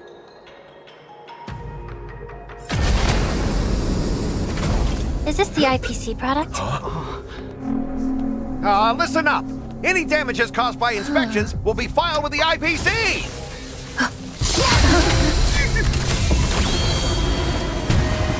Turn it off!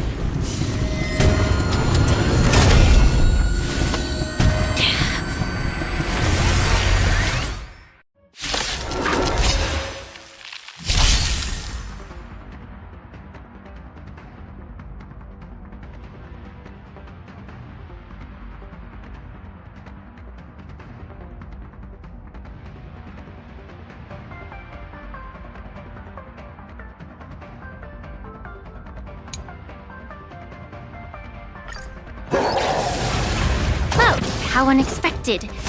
That was a surprise. Time to change tactics.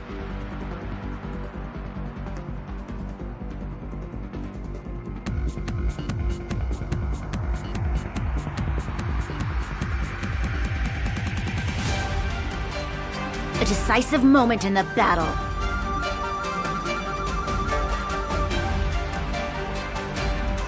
Lend me your strength.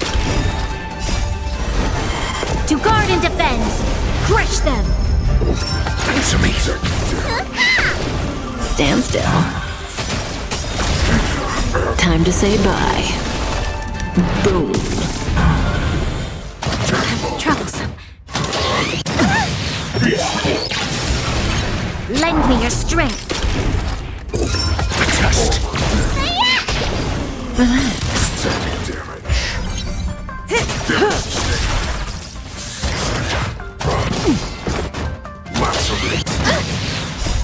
in your prescription? Stand still. Answer me.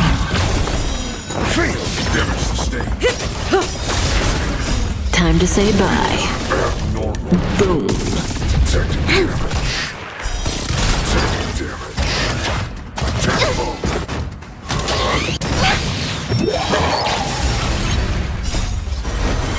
To guard and defend! Crush them! The test. Knowledge, the measure of truth and falsehood.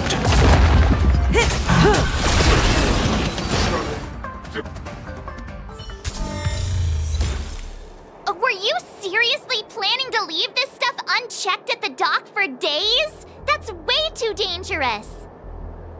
I had no idea about it. You must have accidentally triggered the cargo's defense program. I don't think trying to shift the blame is a wise choice. But seriously, I don't know why that thing suddenly started moving. I swear on the Amber Lord. Enough. Miss Shikue, please escort our IPC guest to the Skyfaring Commission. I'm on it. Please follow me, Mr. Scott.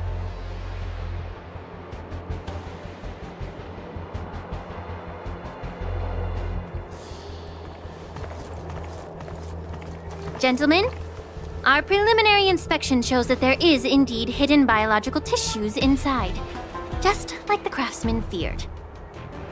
I can't even tell if it's ingenium or biological in nature.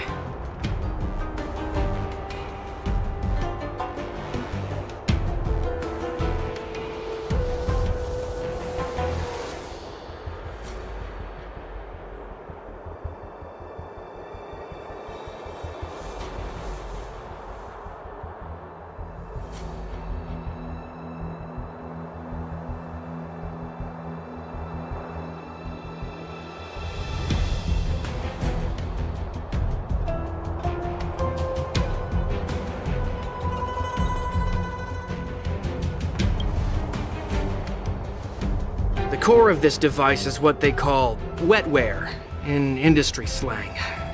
To put it simply, this machine operates with a kind of biological nerve as its control center. I'll take some samples for the alchemist to analyze and figure out where the biological tissue comes from. Why would the Intelligentsia Guild use such unethical technology? Perhaps they're trying to create a new weapon? Whatever the reason is, it's probably why the Borisin attacked the ship. No wonder the IPC were trying to obstruct our inspection. I'll contact the Ten Lords Commission and ask the judges to come and give their final verdict on this. According to our rules, all prisoners and weapons involving dangerous creatures must be taken to the shackling prison for further sentencing. After all, it's the safest place on the Luofu. As for you, Mr. Craftsman, please go with the Cloud Knights and explain the situation to the judge.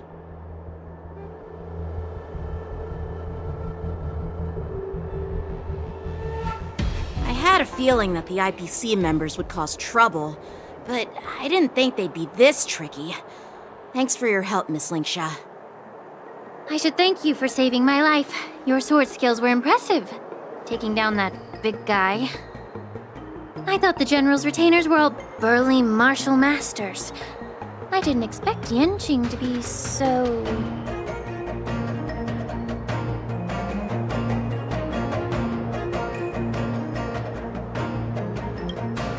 Yeah, exactly. He's young and talented. As for you, you must be the guests from the Astral Express, right? Saving the Luofu from that crisis. It's so impressive. It wasn't a big deal. Really.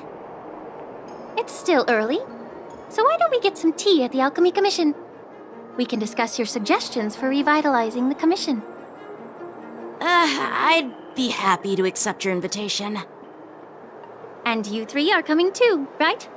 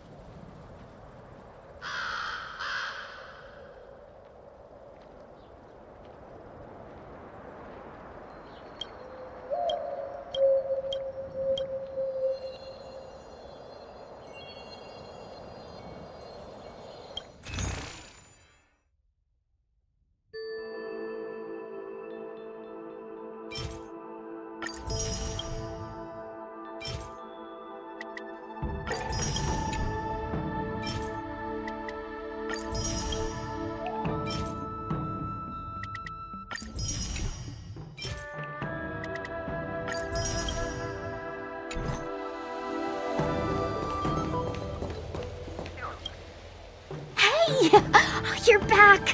Why didn't you say anything in the group chat? I'm on duty. Let's catch up later.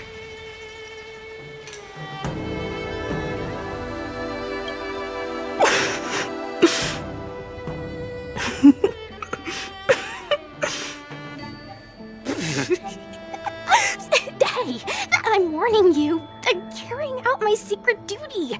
It'll be annoying if you keep cracking jokes like that. Stop hanging around here and find something better to do. Once I'm done in a few days, call up Lil Gui and Wawa, and let's grab a meal at Aurum Alley. It's been ages since we hung out.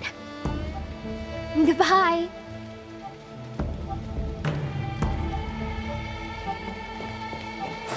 I'm here to pay my respects to the new Cauldron Master. All these years, and the view at the Alchemy Commission hasn't changed a bit. The tides come and go, but the ancient sea remains the same. For us Vidyadhara, there's nothing more nostalgic than our homeland. You're a Luofu native, Miss Lingsha? Yes, I grew up here, listening to the sound of waves while researching prescriptions with my mentors and peers at the Alchemy Commission. It's kind of sad, isn't it? Everything changes, but somehow remains familiar. Just like you, Dan Heng, I traveled far from home, and now I've returned. Seeing the familiar scenery brings back a hint of nostalgia. The view here would be even better without the ambrosial arbor. Oh, really? I think that towering tree looks pretty impressive. Even if it's impressive, it's a plague mark. The Xianzhou have been fighting abominations for thousands of years. And now that the ambrosial arbor has been reborn, it's only natural for everyone to feel uneasy. Well, once a seed is planted, no matter how long it takes, it'll eventually sprout and bear fruit. In my humble opinion, the rebirth of the ambrosial arbor and the resurgence of the disciples of Sanctus Medicus were inevitable. The seed was already planted when the ancestors of the Xianzhou sought immortality.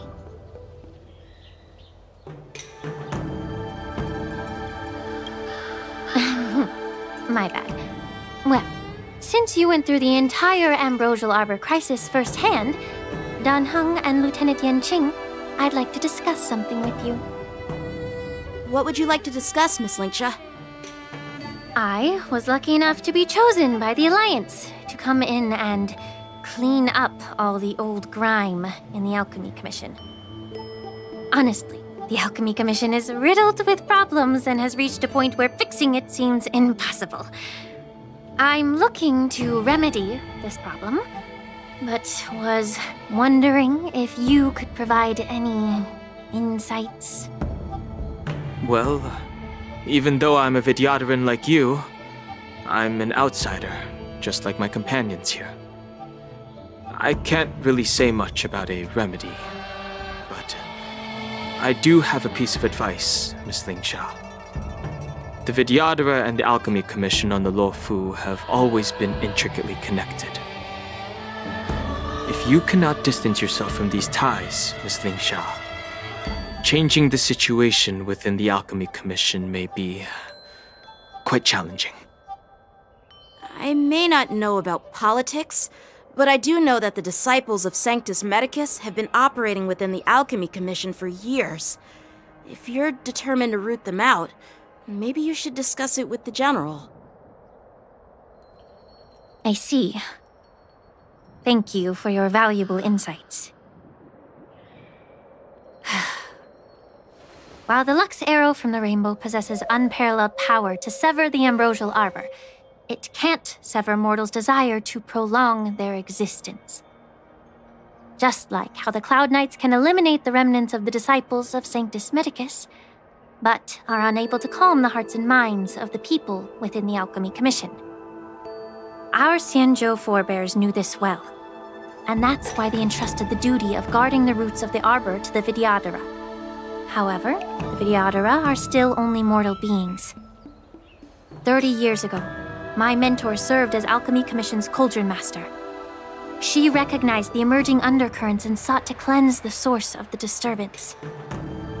Unfortunately, even though she was skilled in the art of healing, she didn't understand the human heart or how to eliminate the sickness lurking within the depths of the Alchemy Commission. In the end, she was framed and exiled to the Juming.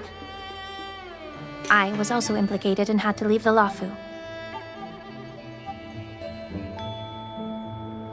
And guess who arbitrated the case and handed down the sentence? None other than General Jing Yuan himself. What? You heard it right.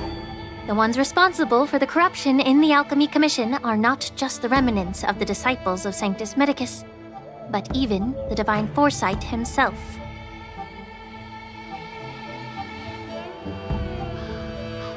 Alas, why is your face turning pale, Yanqing?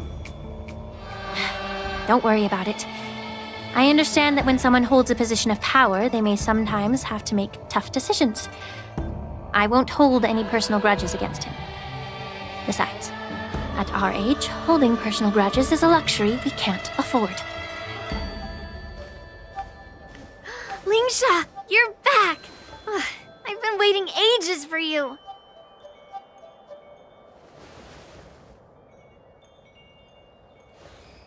Yunli!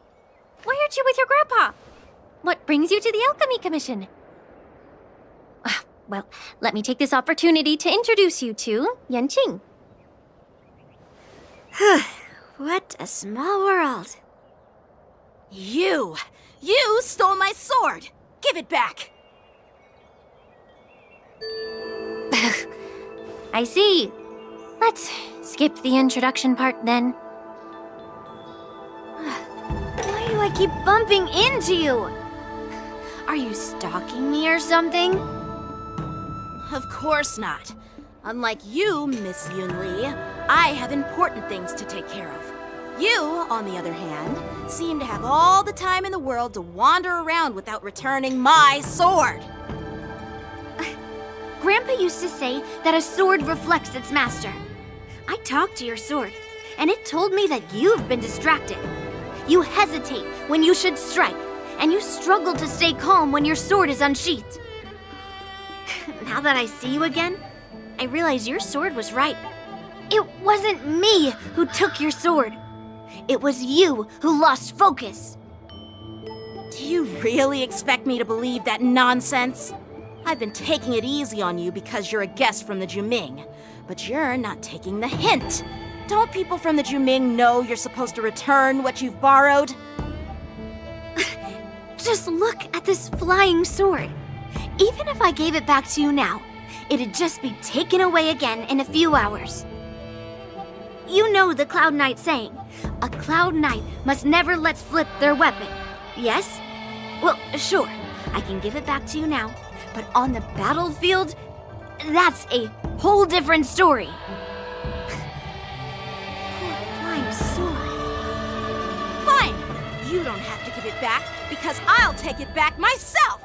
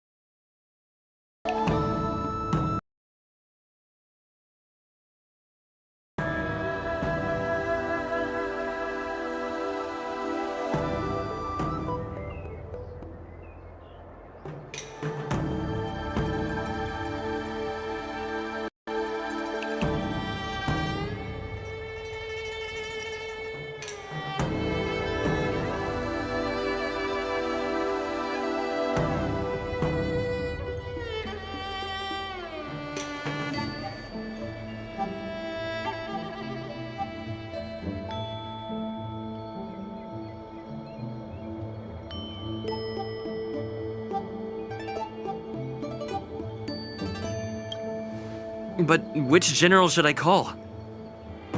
Between these two, who do you think is tougher? Don't get me wrong, I'm just curious. It is my first day at the Alchemy Commission.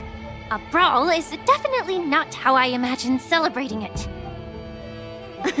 Well, since you don't approve, I won't draw my sword here. I didn't mean it in that way. Since you've already drawn your swords, you'd be disappointed if you didn't get to test one another, right? I've received reports that the delves near the Alchemy Commission are still infested with abominations. Seems like my predecessors left quite a mess. So, if you two want to determine who's better, why not focus on them instead of each other? Clearing out some abominations? Sounds boring. It's the Cloud Knight's duty to eliminate those abominations. You don't have to ask me twice, Miss Lingsha. I'll help you get rid of them. Oh, you think you're the only one who knows how to behave? If Lingsha needs anything, I'll gladly draw my sword and help her out. It's so heartwarming to see both of you being so sweet and caring. So then, shall we get going?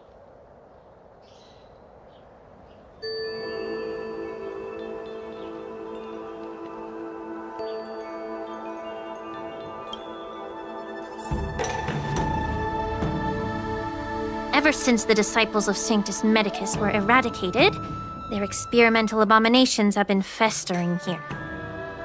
If you want a contest, I'll be the referee. The one who kills the most abominations within an hour wins. Lingsha, as always, you're still an expert in making unpaid work sound so noble and grand. It's for your own good, little Yunli. While you desire to compete against each other, I don't want to see either of you getting hurt. That's really thoughtful of you, Cauldron Master. So, are you both ready?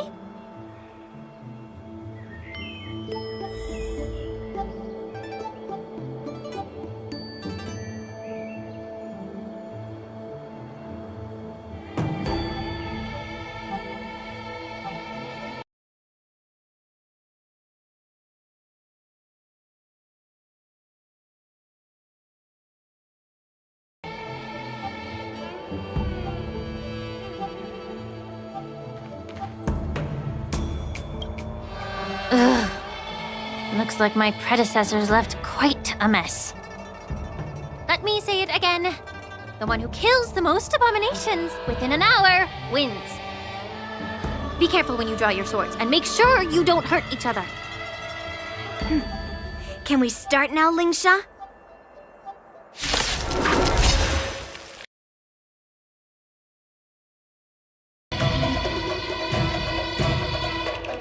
Strike with heart! Lend me your strength. Blade and flight!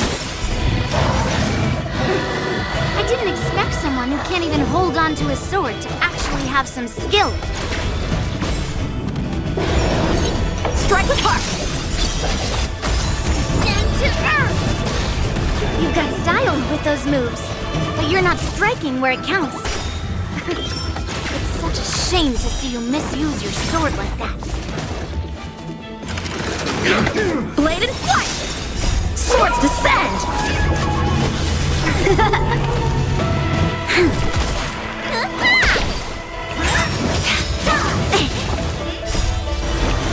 To guard and defend! Crush them!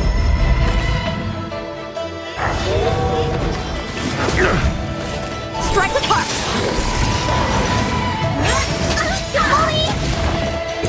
Answer me. 0 points. Knowledge, the measure of truth and falsehood. Stand to earth! Blade and flight! Mediocre.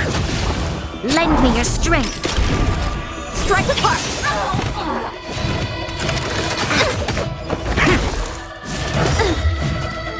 Swords descend!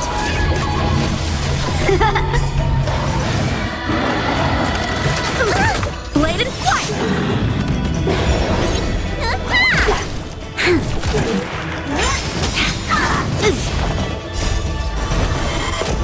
defend! Crush them! And to earth! A test! Strike with heart!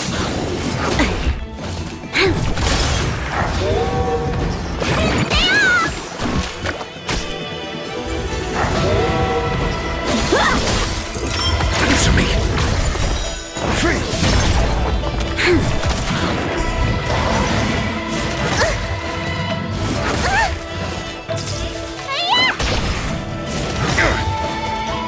Knowledge, the measure of truth and falsehood. And to earth! Blade and flight! Swords descend!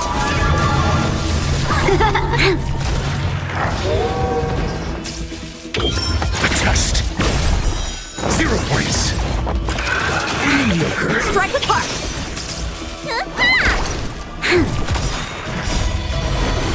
To guard and defend! Crush them! Blade and flight! Lend me your strength! Strike with heart! Swords descend!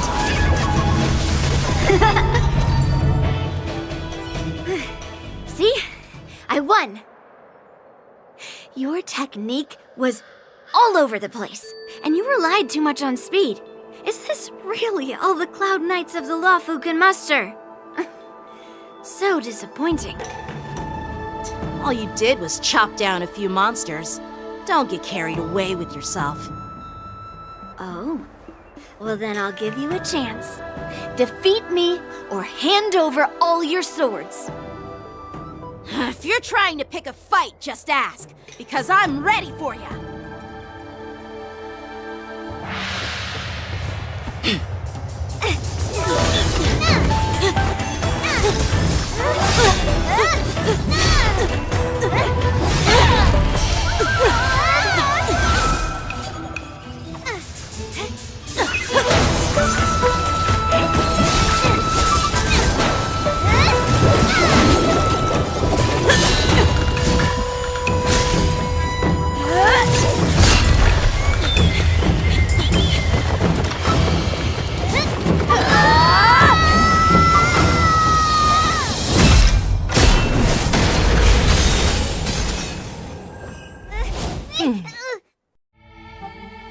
Well fought, my young friends. However, both of you have shortcomings.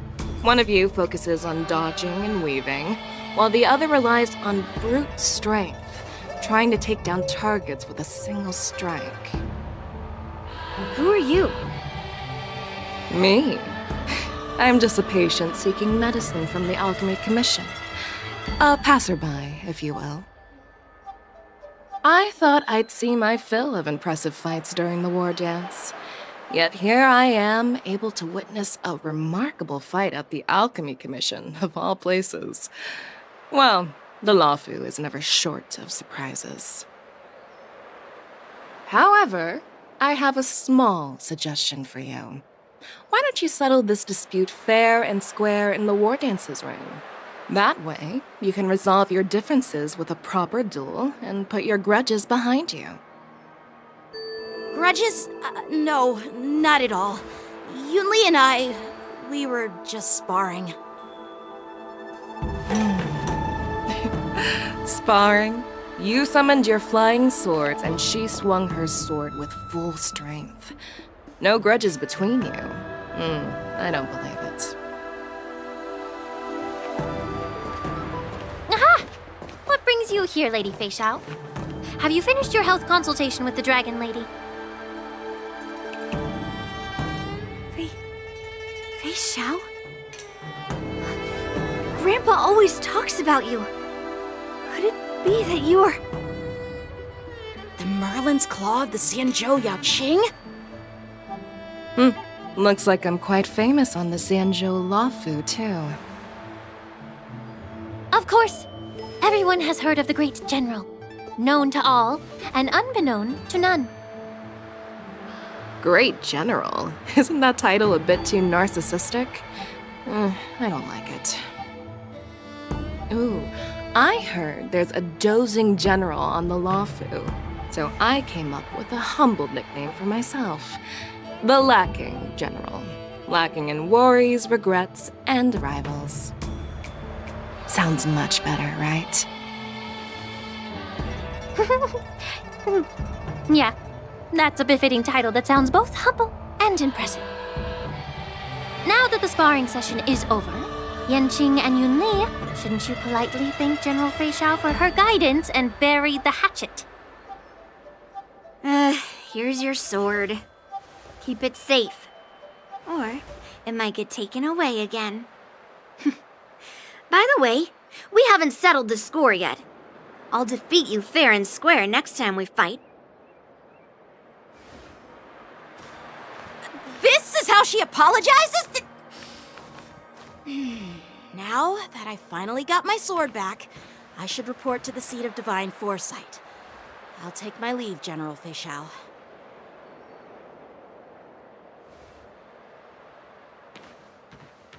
Oh, by the way, Miss Linksha, if you've got some free time, I'd like to invite you to the seat of divine foresight for a chat with General Jingyuan. I think there's more to those personal grudges you mentioned earlier.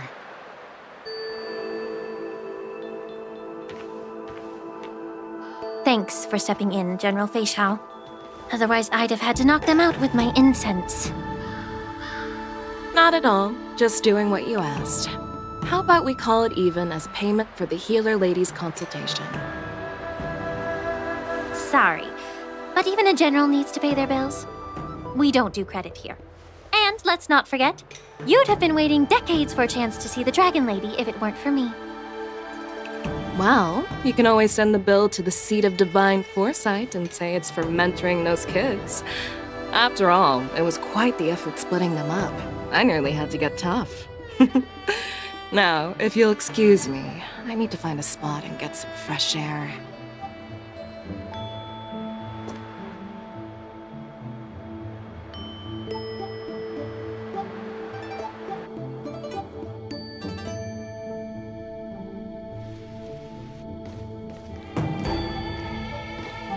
Back already? You've met with Jing Yuan and wandered around for a few hours. So, what do you think?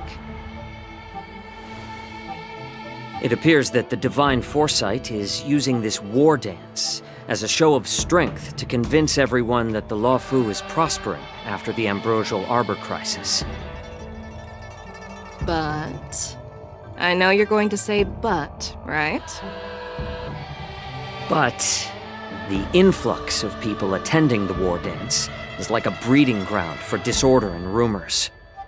One wrong move, and the Luofu could be in a world of chaos. The Cloud Knights on the streets remain vigilant, so at the very least, General Jing Yuan is aware of this. As for other matters, I'm unable to say. I'd prefer to be excused from future meetings with generals. I'm just a military healer. And now all of a sudden I'm thrust onto the center stage having cordial chats with two generals? My work doesn't lend itself to being in the limelight either. Just stop whining. At least you're in one piece, right? Before getting in touch with General Jing Yuan, I wanted to put aside my assumptions and see his momentum. That includes the overall bearing of the Cloud Knights on the street, what people are saying, and how those close to him behave. The might of an army dwells not within its pawns, but within the force of its collective momentum. Recognizing this fact reveals the true measure of power. Thanks for enlightening me, General. A perfectly clear statement turned confusing thanks to your translation. You've made me lose where I was now. Anyway, this is how I operate in battle, so you might as well get used to it. Are you treating General Jingyuan as your enemy? The longest-serving general of the Xianzhou Luofu. Do you think he'd have only a few enemies?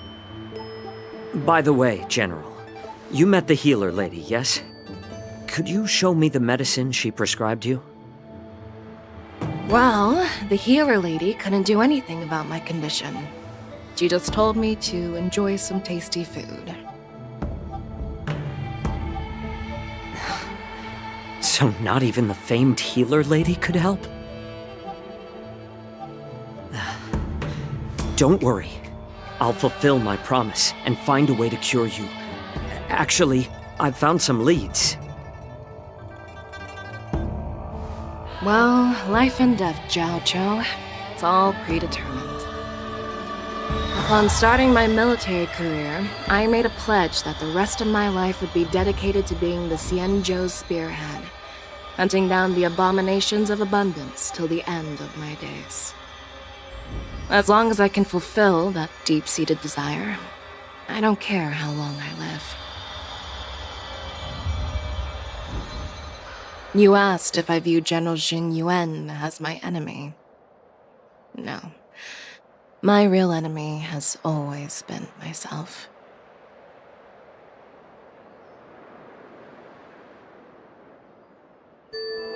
Enjoy some tasty food. So, what's for dinner tonight? Jeez. You really know how to read the room, don't you? You guys figure it out for yourselves. I'm due to catch up with an old war friend I've not seen for quite a long time.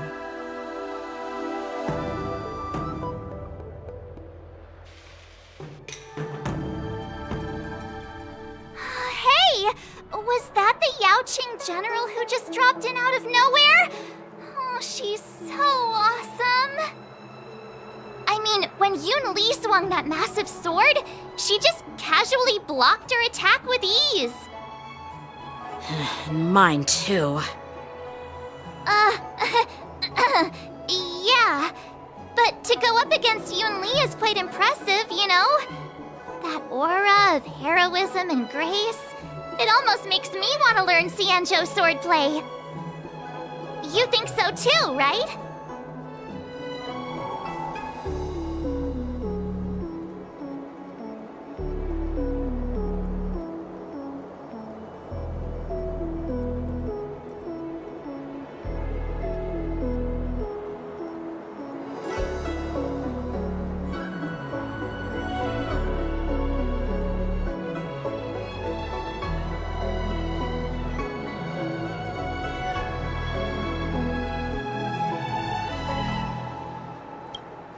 Can't you put a little more enthusiasm into it? Thanks for the kind words, Miss March.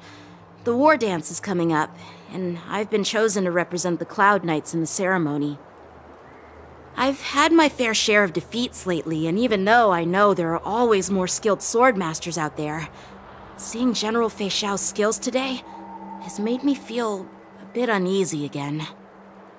Don't underestimate yourself. After all, generals won't fight in the ring during the war dance. Just remember the state of mind you had when you single-handedly took on me and Blade, putting life and death aside. With that mindset, you can prevail against most challengers. I see. Thanks for the advice, Master Danheng. By the way, now that today's events are over, General Jing Yuan wants to invite all of you to the Seat of Divine Foresight. He has something important to discuss.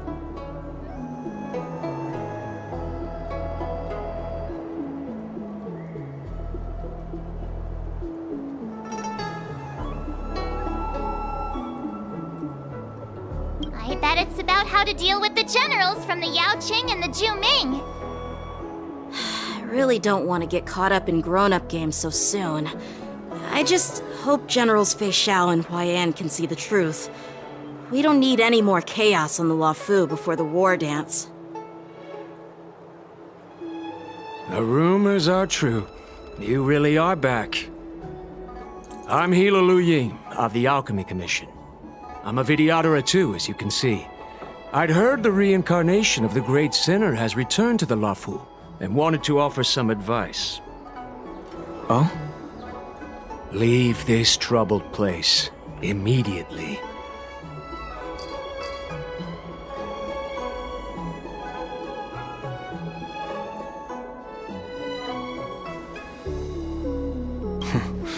I'm not surprised in the slightest.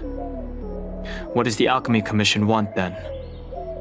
Return to being a nameless. Stay out of the High Elder succession. The Luofu Vidyadhara have finally recovered from Don Feng's grievous sins, and were blessed with a compassionate and caring High Elder in Bailu. None of this was easy. Your return has stirred up resentment and ambition among the preceptors, and threatens our situation. I've no intention of threatening Bailu's position.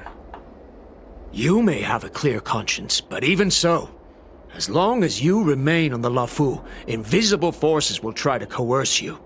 Leave now. It is the best outcome for everyone involved. Do not repeat the mistakes of a past life in this one. Farewell.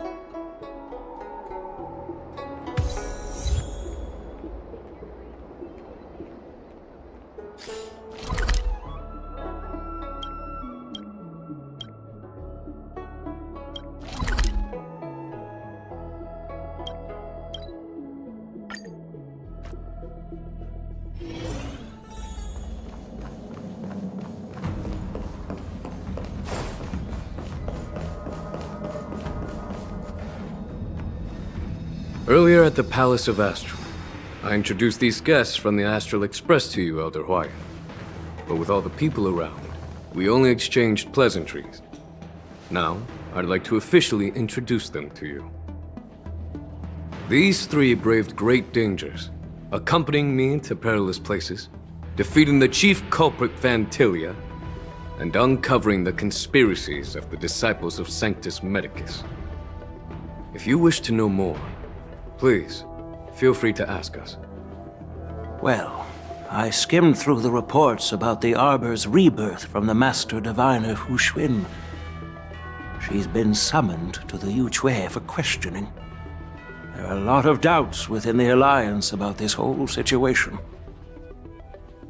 But despite all that, I believe in you. Since you joined the ranks, you have repeatedly achieved remarkable feats. After the High Cloud Quintet each went their separate ways, despite the many criticisms within the Alliance, the Marshal still stood firm against the dissenting voices and entrusted the Luofu to you. Over the years, you've served the Alliance with loyalty and wisdom. You've taken down abominations in Thalassa, rescued the Xianzhou Yuchui from a siege, and destroyed the demonic planet summoned by the denizens of abundance. I still remember those battles vividly. There are fools who doubt your loyalty. They're happy to see the divine foresight fail because it gives them some kind of sick satisfaction. They haven't achieved anything of their own, so they feed off the failures of others. But I've seen enough failures in my time, and I want to believe that your loyalty has never wavered. So, General Fei Xiao of the Yanqing is the only one investigating the Ambrosial Arbor crisis on behalf of the Alliance? No. I am too. This old man's words always catch me off guard. The Marshal ordered me to come to the Xianzhou Luofu, but the document only says, attend the war dance and listen to Fei Xiao's questioning.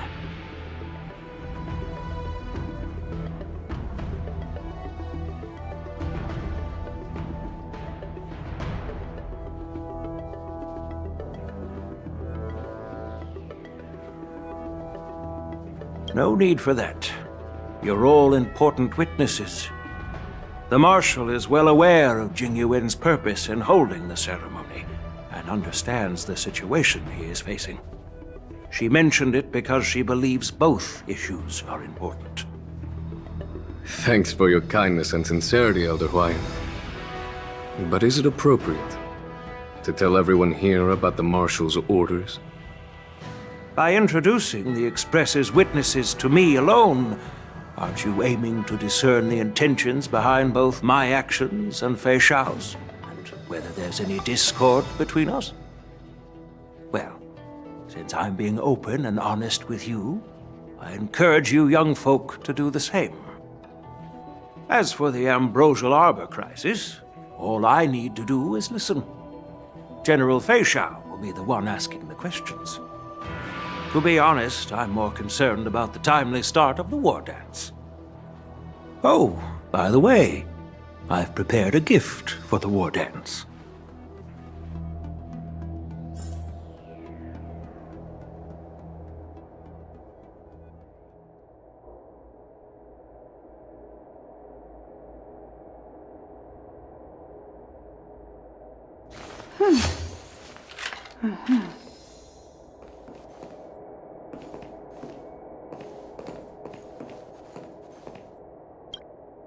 Yes, it's this case right here.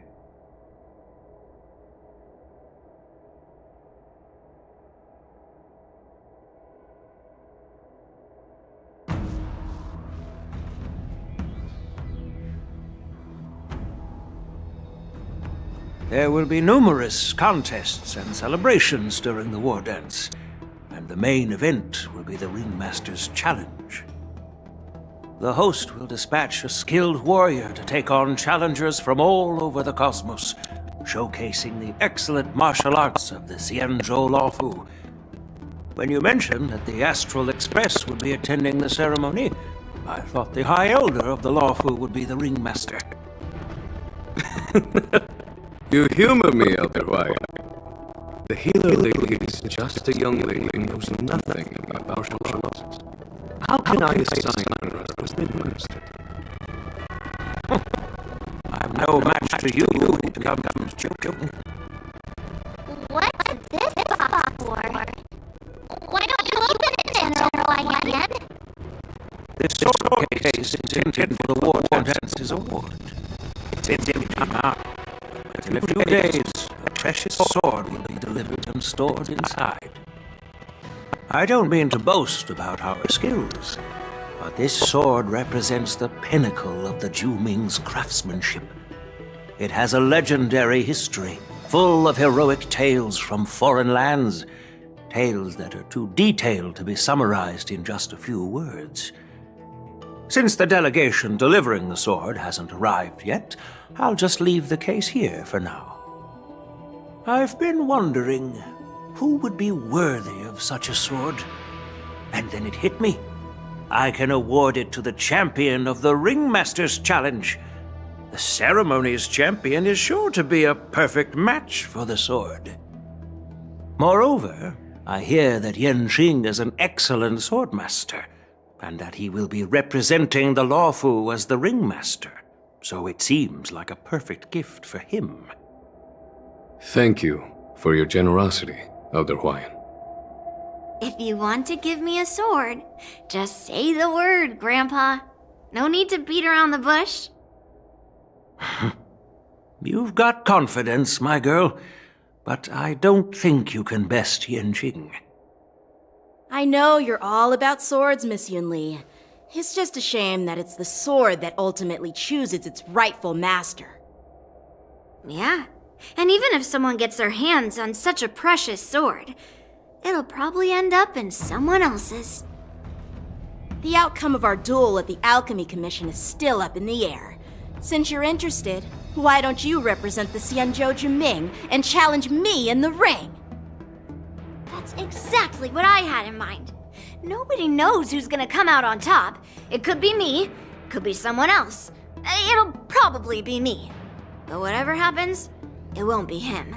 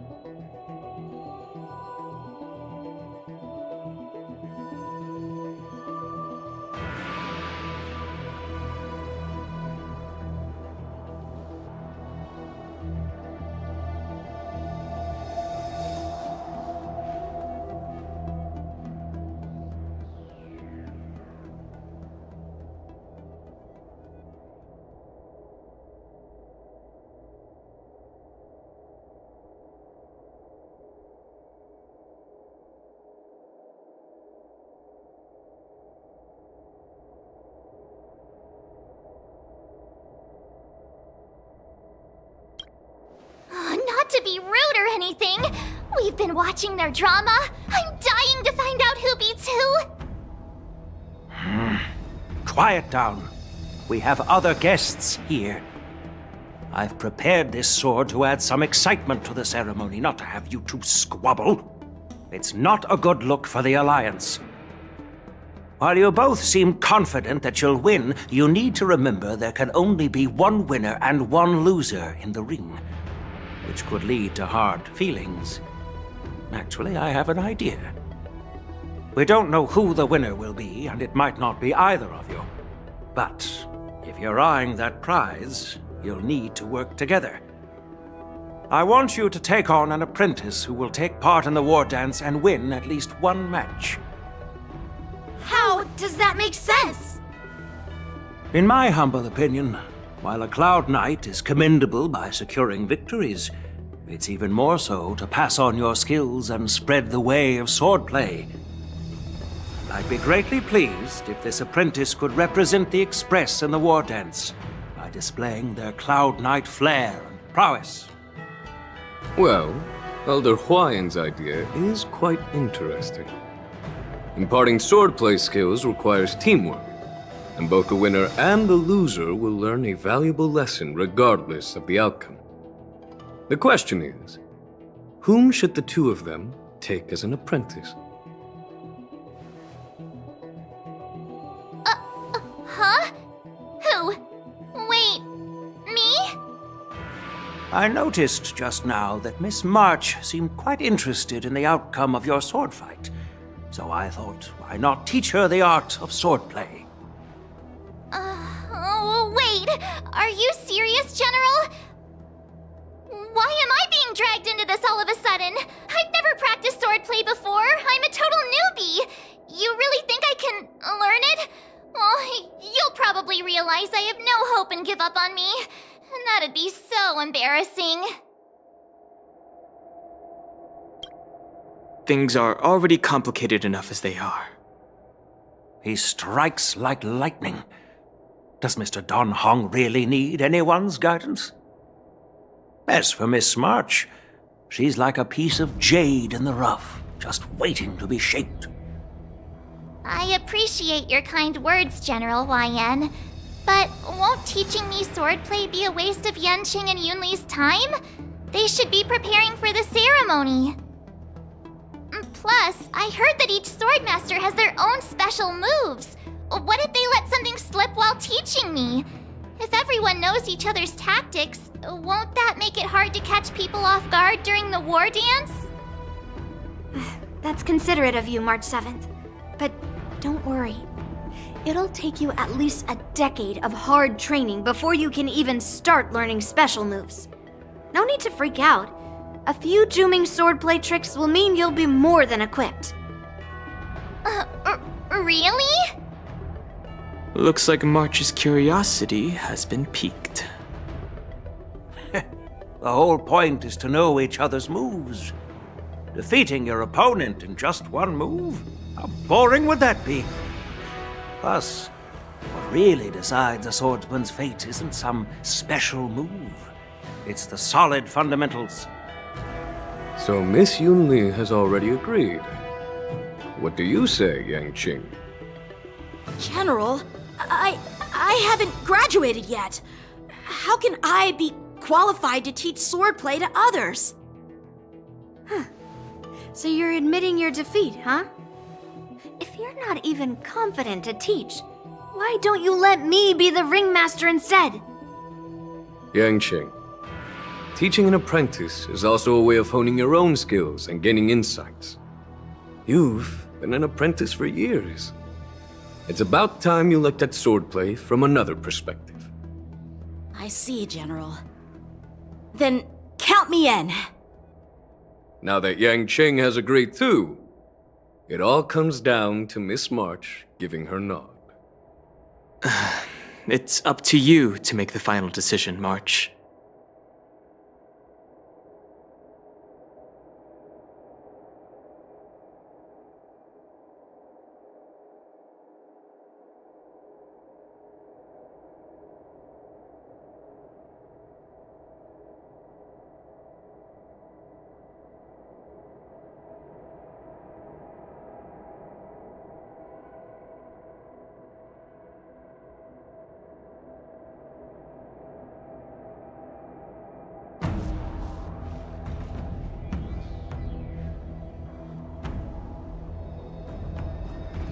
At least that way, I won't have to worry about you accidentally shooting me in the butt all the time.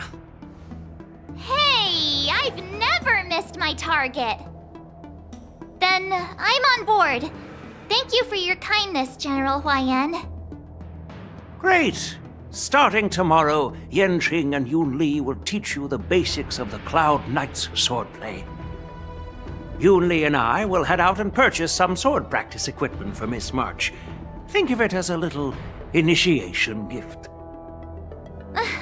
You're too kind. Wait, you're giving me a gift? Shouldn't it be the other way around?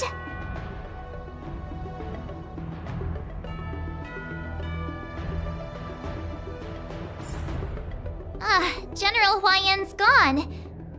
Wait, why does something feel off about what we talked about?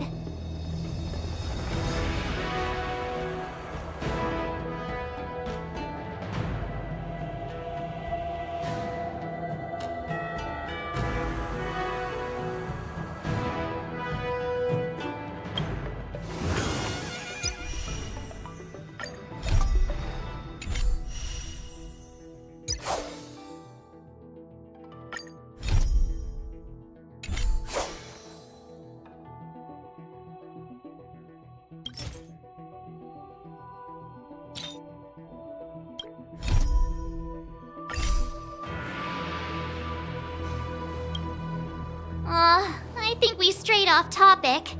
How did things even get to this point? Yeah, I brought you here because the General said he had some important matters to discuss. But how in the world did Yunli and I suddenly become Miss March's swordplay mentors? Because General Huaiyan wants us to stick around on the Luofu for some time.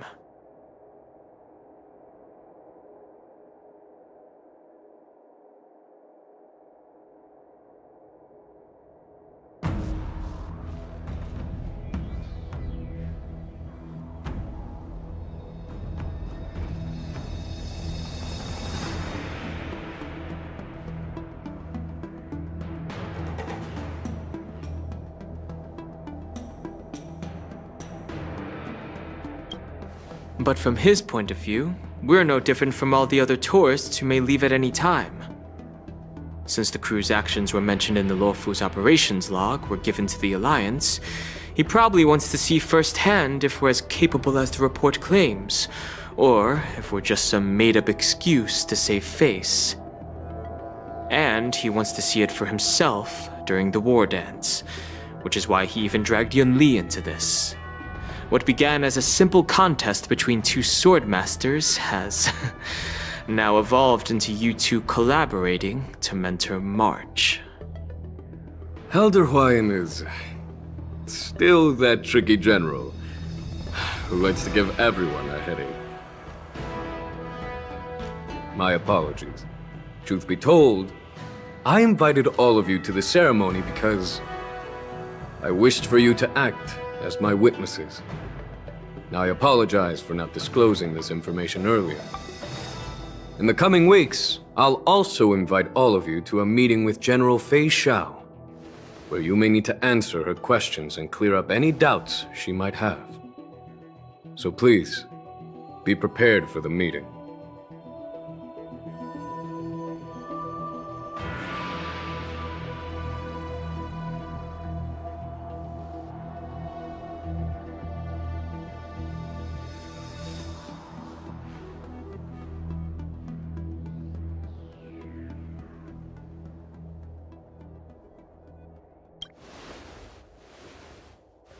Don't worry, General. No matter what happens, I'm prepared to stay here as the Express's witness and answer any questions. Thank you, everyone. General, I know there isn't much I can do to share your burden, but... As the Luofu Ringmaster, I won't let anyone defeat me in the war dance. I know.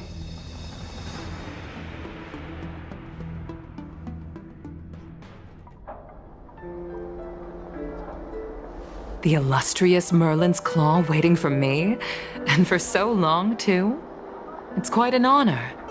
It's been a while, General Fei Shao. It's been 30 years since we last saw each other. Right, Yukong? Yes. Back then, you were the vanguard of the Yanqing's Verdant Knights, and I was a pilot of the Luofu's Rainbow Orbit Fleet. Who would have thought that upon meeting again, you'd be a general, and I'd have given up flying? Really does feel like a lifetime ago. Well, I wouldn't say I haven't seen you in 30 years. After all, your great victories are announced through the Yellow Bell Resonance System every day. So I'm well aware of your great feats. How's your health holding up? Still stable, I suppose. Do you still remember the medic who saved me in battle? That healer with the odd name and peculiar temperament. What was his name again? Was it Pichu? Or Kachio? Jiao Cho. He's been my retainer and personal healer, delegated by the Alchemy Commission from the Xianzhou Yanqing. Over the years, he's dedicated himself to managing my condition. It's thanks to him that I'm still in good health today. Given my background, I'm happy to have made it this far. I'm relieved to know that you're safe and sound. Well then, since you and Elder Huayan are here, I imagine you must have received orders from the Marshal? As your friend, may I ask how the Alliance intends to punish the General of the Luofu? The Arbor's rebirth has frightened the Elders who lurk behind the scenes. They fear the resurgence of abominations, much like what happened 30 years ago. Although the report from the Luofu explained all the details, we don't know if the Ruin Legion really invaded, or how exactly the Stellaron Hunters and the Astral Express became involved. This puzzle has many missing pieces. As you know, the fugitive Jing Liu, who mysteriously disappeared many years ago, has resurfaced. This time, she has brought along an Outworlder and a coffin, claiming to offer the Marshal a method to fight against the Eons. The Luofu Preceptor has also leveled accusations against Jing Yuan for neglecting the Alliance's principles.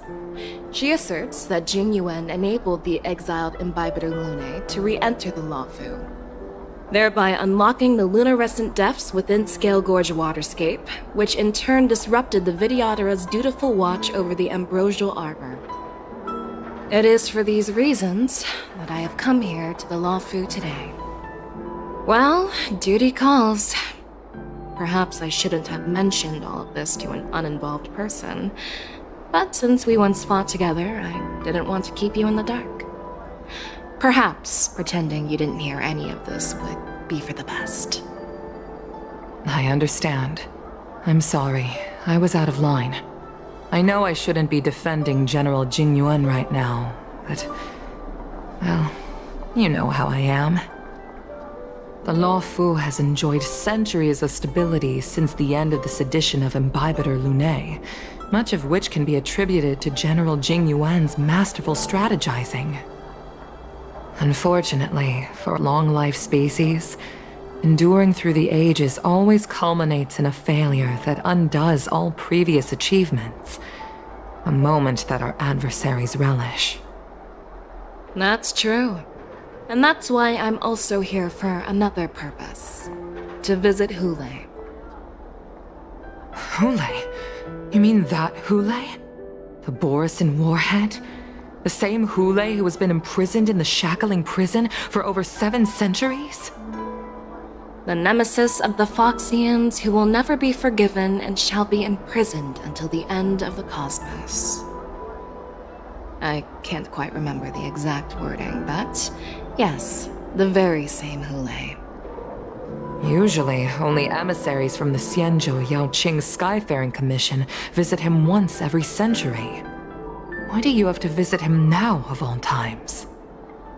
The Foxians and the Alliance made a pact to combat the abominations, aiming to achieve justice and free their kin.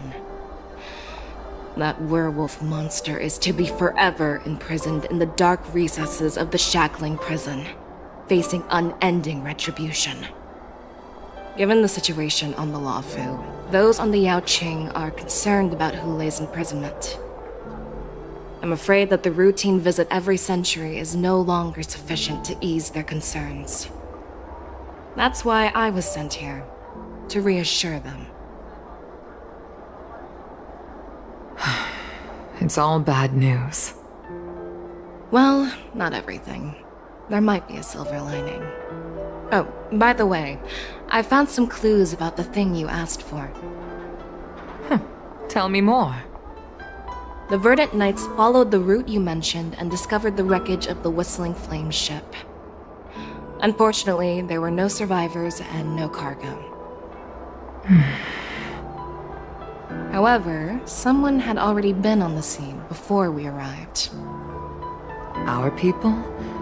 Or someone from the IPC? No, neither. Yukong, have you heard of a person named Ron May?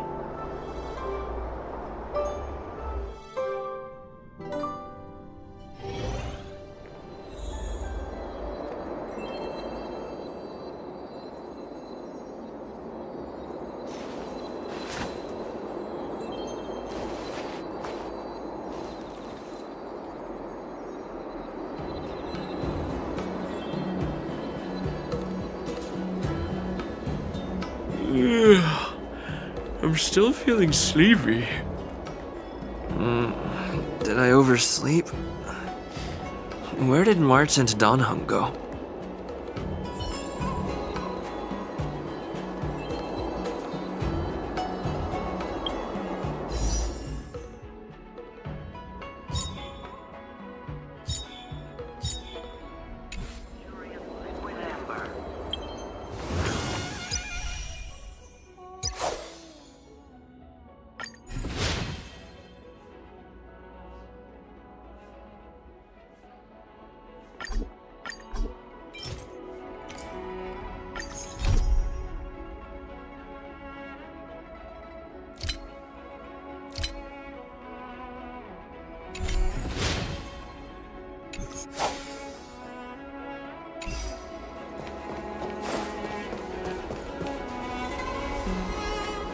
There you are.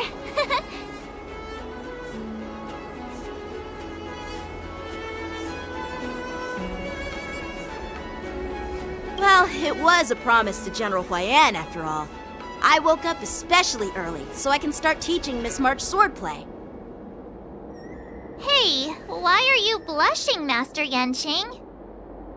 This is, the first time someone has called me Master. I need to, get used to it. Let me make it clear.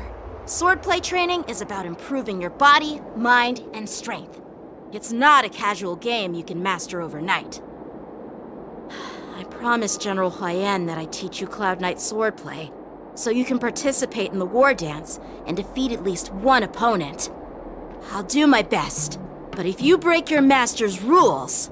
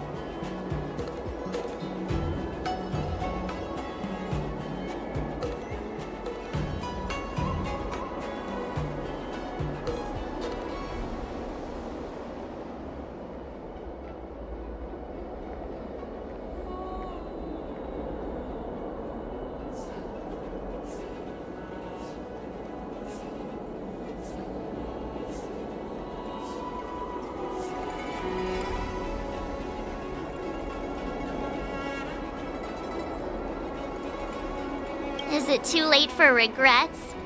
I'm already regretting my impulsive decision.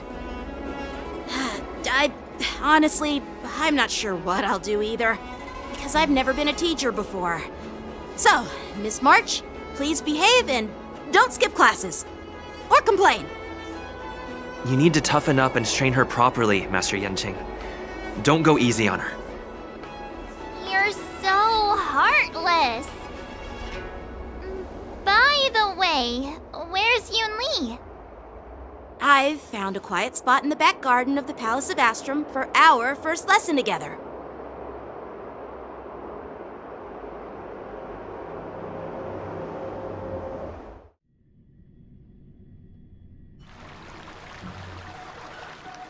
Seriously? It's the first day and you two are already late? Why is everyone on the Luofu so laid back? So disappointing. Master Yunli, you're already here. Sorry for keeping you waiting. Oh, wait. Were you trying to teach her in secret? That's sneaky. I'm just showing you what Luofu etiquette is all about. She might be my apprentice, but it's customary for the master to personally escort their apprentice to the place of learning. As the host, I'll be teaching Miss March the essence of Luofu's swordplay, after which she'll emerge victorious in the war dance ring. You won't be complaining about Luofu's swordplay then. Stand aside, rookie. Let me show you how we Ju-Ming sword masters treat their apprentices. Quickly, over here, Miss March. This is a reverse mentorship gift from me to you. I hope you put it to good use. What's this? Xianzhou clothing? It's so beautiful! Sword practice requires precise movements. This outfit is tailored to fit perfectly and allows for smooth movements. I even added some small accessories. I put a lot of thought into it. You're awesome, Master Yunli! See? See? How can you compete with me? I'll teach March 7th the essence of Ju-Ming swordplay so she can win the contest with my sword skills. Actually, I've prepared something too. Huh?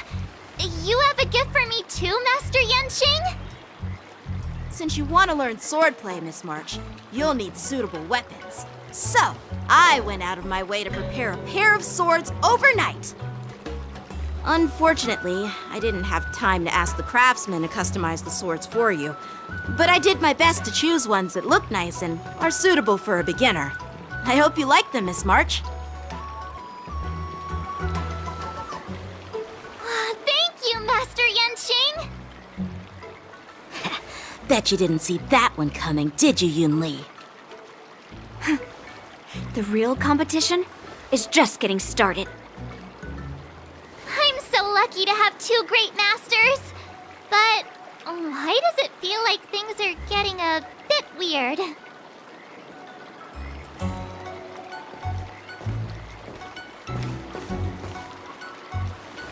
So what do you think, Masters? Does this outfit suit me? Perfect. I chose it carefully. It's perfect for beautiful young swordswomen like you and me. All right, let's get started with the training. The person next to me is a Cloud Knight instructor I've brought in. For your first lesson, try exchanging a couple of moves with him. Wait. We're having actual combat training for the first lesson?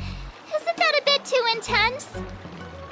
Well, I heard you have some experience with archery and martial arts. The first thing we're going to do is see just how strong your fundamentals are.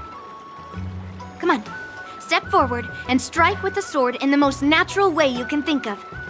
It's important for us to grasp your natural movements so we can decide where to start and what you need to learn. If you're ready, let's begin. Okay.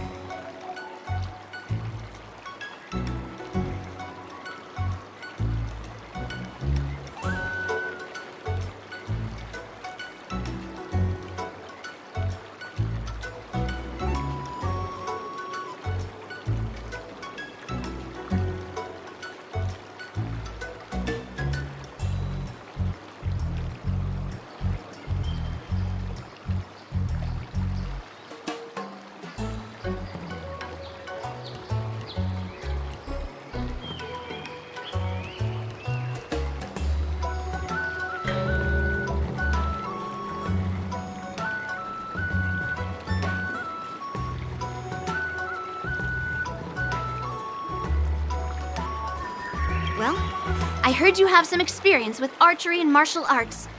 The first thing we're going to do is see just how strong your fundamentals are. Come on, step forward and strike with the sword in the most natural way you can think of. It's important for us to grasp your natural movements so we can decide where to start and what you need to learn.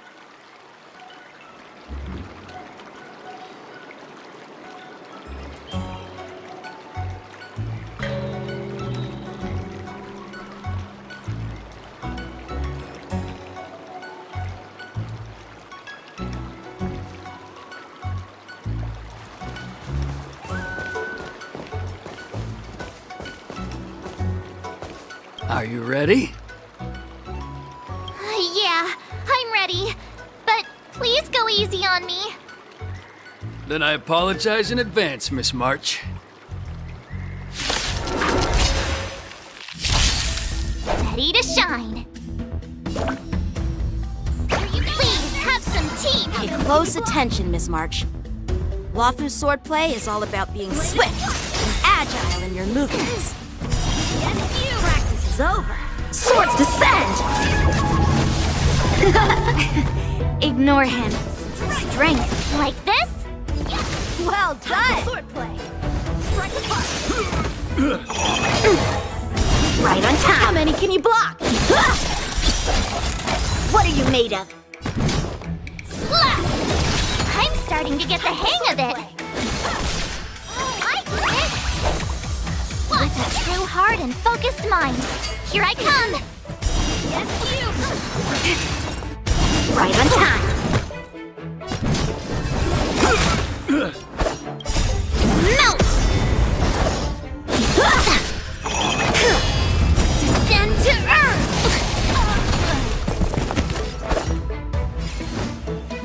Bladed flight! You'll make good practice. Practice is over. Swords descend!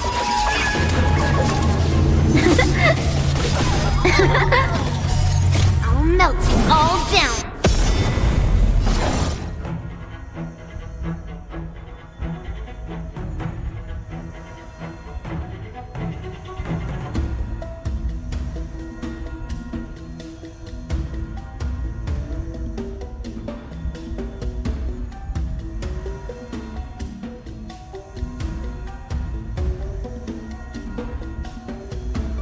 Better not underestimate me. Leap through clouds.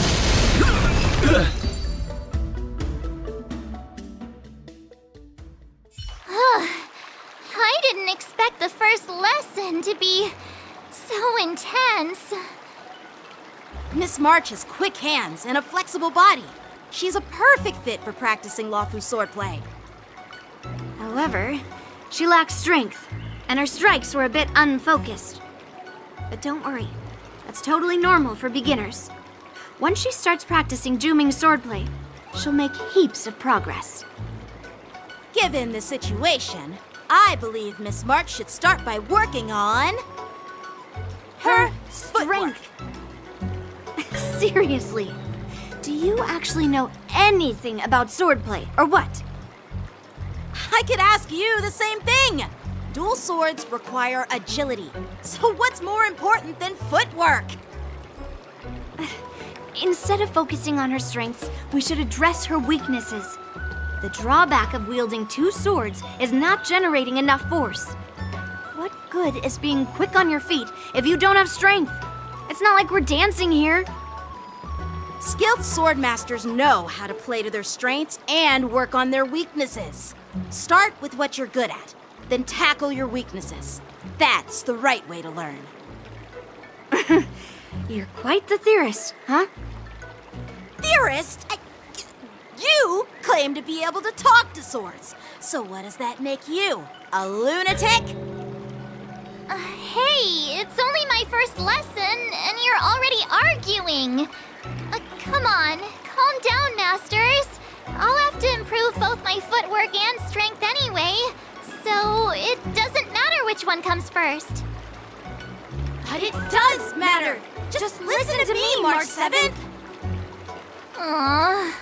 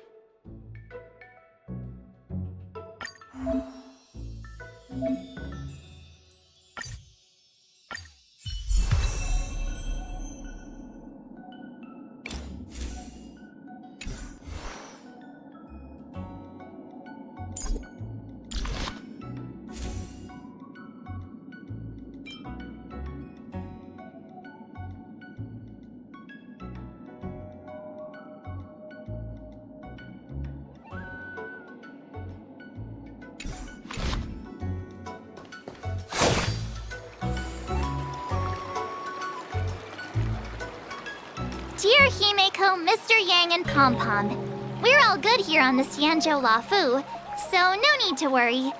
By the way, how's your trip going? As for me, I've somehow become the apprentice to 2 Cloud Knight sword masters, and I've been honing my sword skills with their guidance. One of them is Yanqing, the boy we've all met before. The other is Yunli, the granddaughter of General Hua Yan from the Xianzhou Juming. Both masters are super strict, giving me a real taste of how hard sword training can be. I tried to drag him into this, but he refused. Then I tried to rope Dan Heng in, but Master Yanqing wouldn't have it. Still, I didn't let the difficulty get to me. In just a few weeks, my sword skills have improved a lot. Both my masters think I have unique talents in swordplay, and are literally fighting each other to teach me their skills. Thanks to their guidance, I've actually made some progress. When I get back to the Express, I'll definitely show off my skills and impress you all. Looking forward to your reply. Yours, March 7th.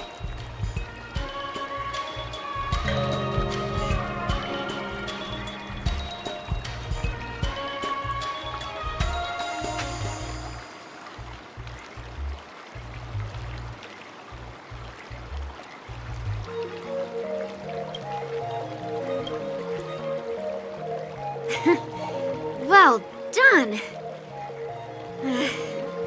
Let's call it a day.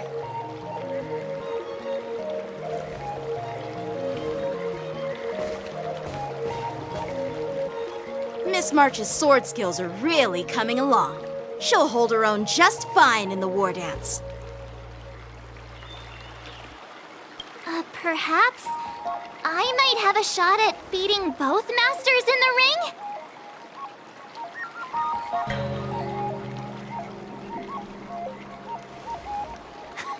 Get real. You've only been practicing for a short while. How could that possibly happen? With your talent, Miss March, if you dedicate a few more decades to training, you might eventually be able to defeat Yunli. Decades? But I'll be an old lady by then. No. Can you believe it?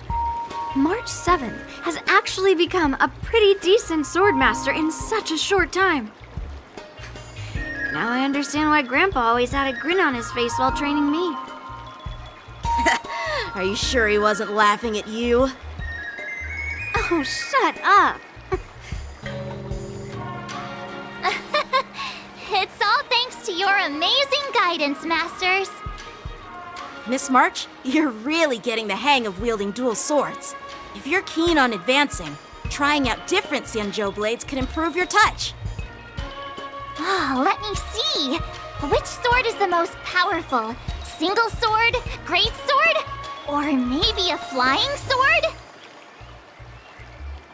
There's no such thing as the most powerful sword. It's all about the skill of the swordmaster.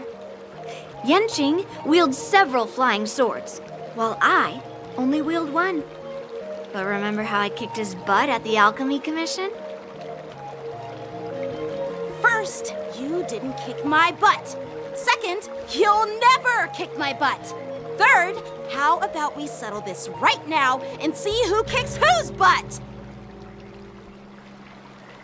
Yeah, I'm up for that. And if I kick your butt, you'll drop out of the war dance. Deal? Why are you two arguing again? I thought things had been improving between you lately.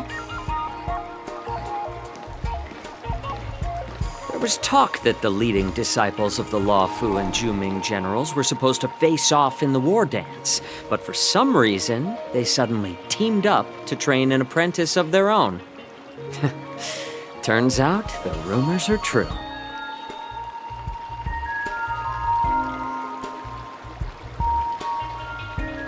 Tomorrow is the big day of the war dance.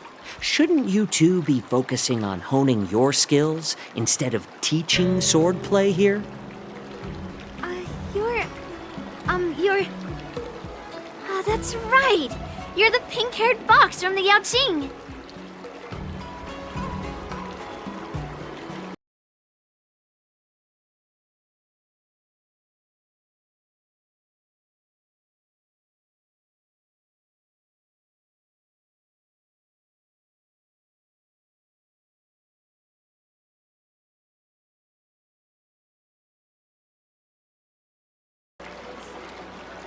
This is Mr. Jiaoqiu, the healer working for the general of the Xianzhou Yaoqing. Ah, got it. So, you're the participant attending the war dance on behalf of the Yaoqing, and you were trying to sneak a peek at our training? Sorry for the misunderstanding. I don't know anything about martial arts. I'm just here on the general's orders to take care of some official business. I didn't mean to interrupt your training. I'll be on my way. If you know nothing about martial arts, why were you smirking earlier? Well, my curiosity got the better of me, I suppose. When I heard Miss March's pondering about what to learn, I couldn't help but wander over. From my professional experience, cleavers, slicers, chopping knives, and carving knives are all just tools. Kind of like frying, sautéing, boiling, and deep frying in cooking. They're just ways for people to show off their skills. How you use them really depends on the ingredients you're working with. It's like your sword teaching methods. If you align your ingredient, in other words, your apprentice's natural tendencies, with the right cooking method, by which I mean the teaching method that best suits her, she'll make double the progress in half the time. For example, golden eggplant tastes best when fried, cloud peppers when stir-fried, and yellow boulder beef when simmered. It's all about discovering the nature of the ingredients. Apprentice.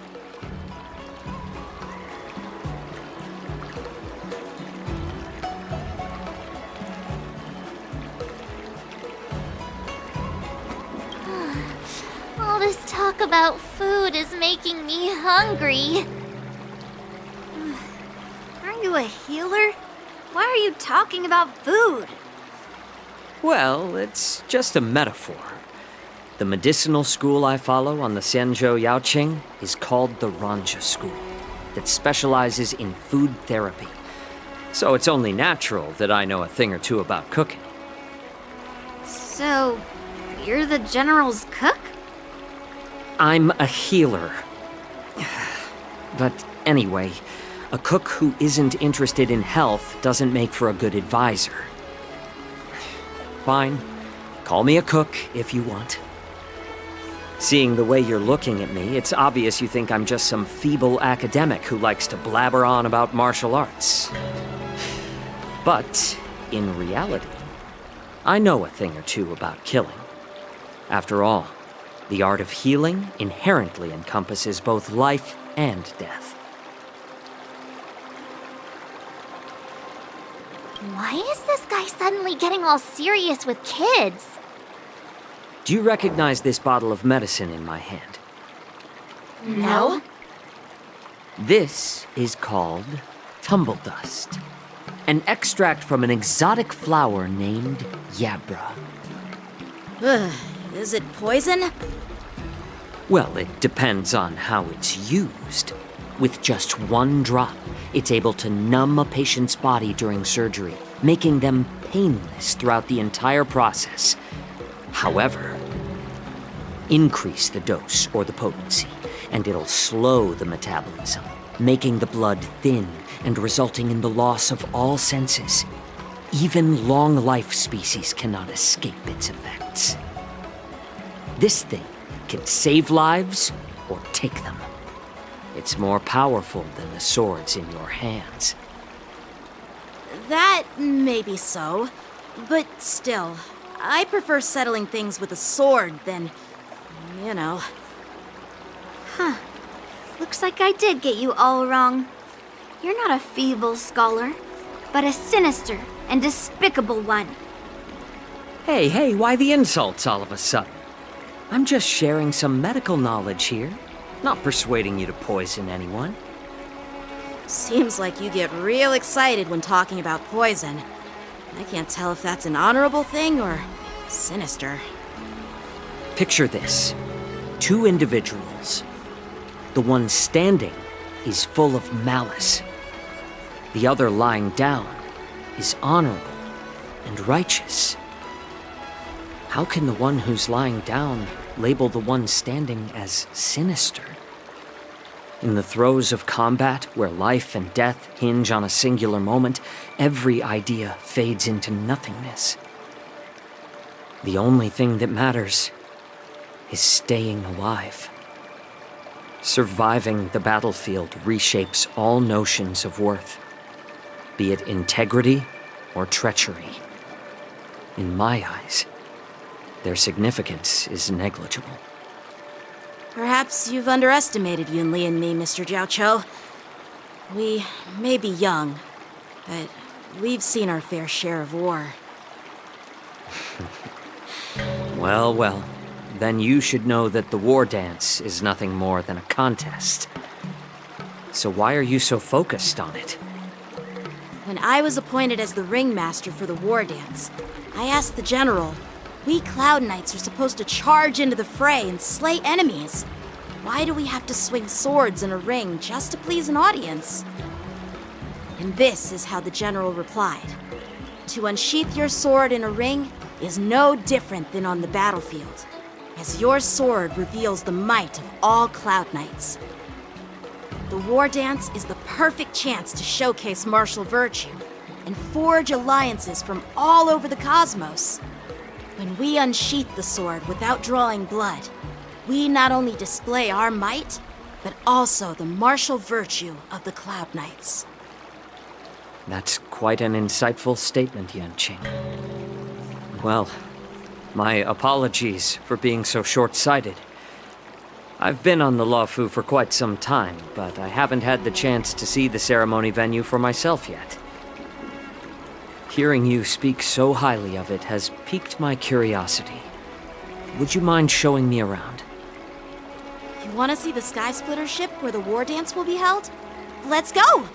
I bet Yunli and Miss March haven't seen it either, right? Well then, I'll give you all a tour.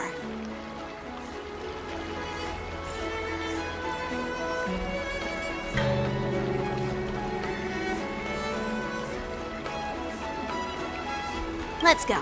I'll give you a tour of the Sky Splitter.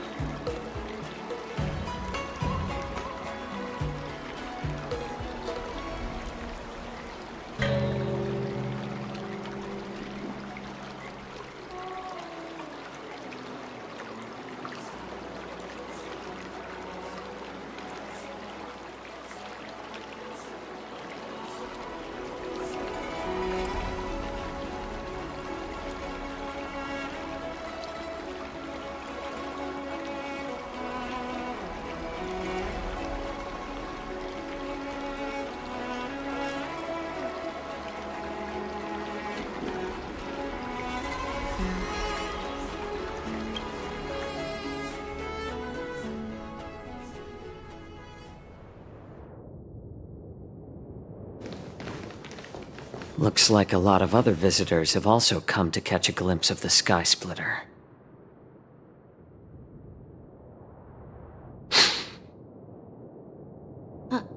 What's up, Mr. Xianzhou? No, it's nothing.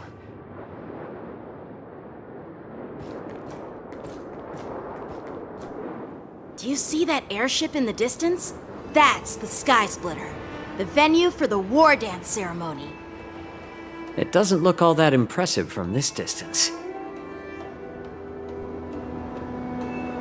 The Sky Splitter is actually a decommissioned Luofu military vessel. People aren't allowed on board until the war dance officially commences. Tomorrow, when the bell rings and the ceremonial cannons roar, I'll be there representing the Cloud Knights of the Xianzhou Wardance, standing in the ring, ready to take on challengers from all over the cosmos. Since I was a kid, I've been training in swordplay and the art of war under the general. Every day, I'd swing my sword 10,000 times, and then thrust it 10,000 times, repeating the process over and over. I understand that I'm not like other kids. I never envied the toys and freedom they all had. I never found sword practice boring or hard.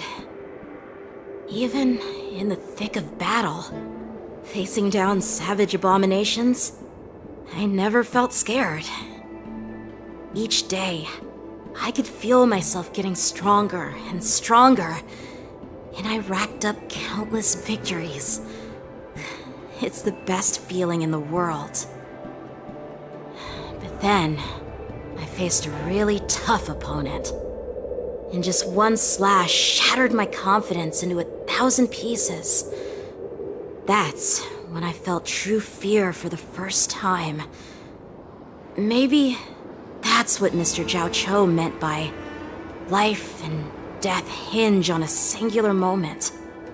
Every idea fades into nothingness. After that, I had to pick up the pieces and try to put myself back together. But no matter how hard I tried, I couldn't seem to find my old happy self again. I often ask myself, why do I wield my sword? If defeat is inevitable, why do I continue to fight? Is it to reclaim the joy of victory? To meet the general's expectations?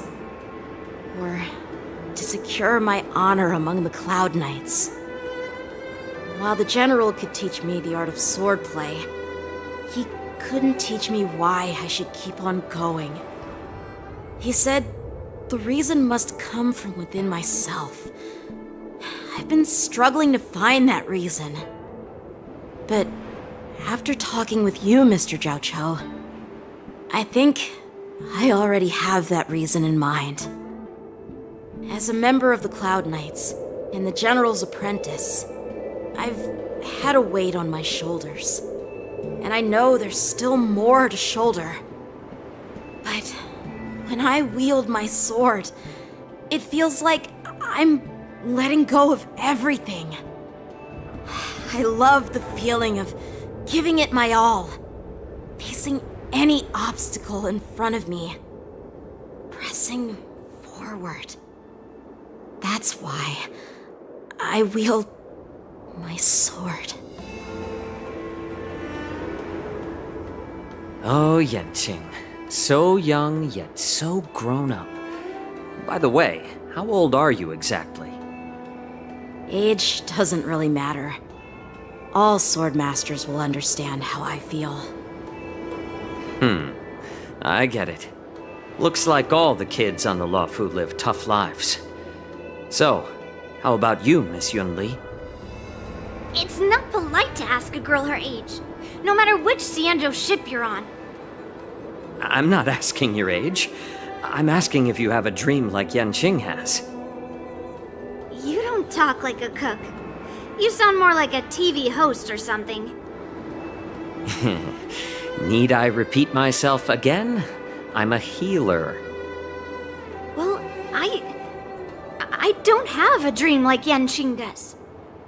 The only reason I'm participating in the Ringmaster's Challenge is because I made a promise to my grandfather that I'd win the precious sword he's contributed to the war dance.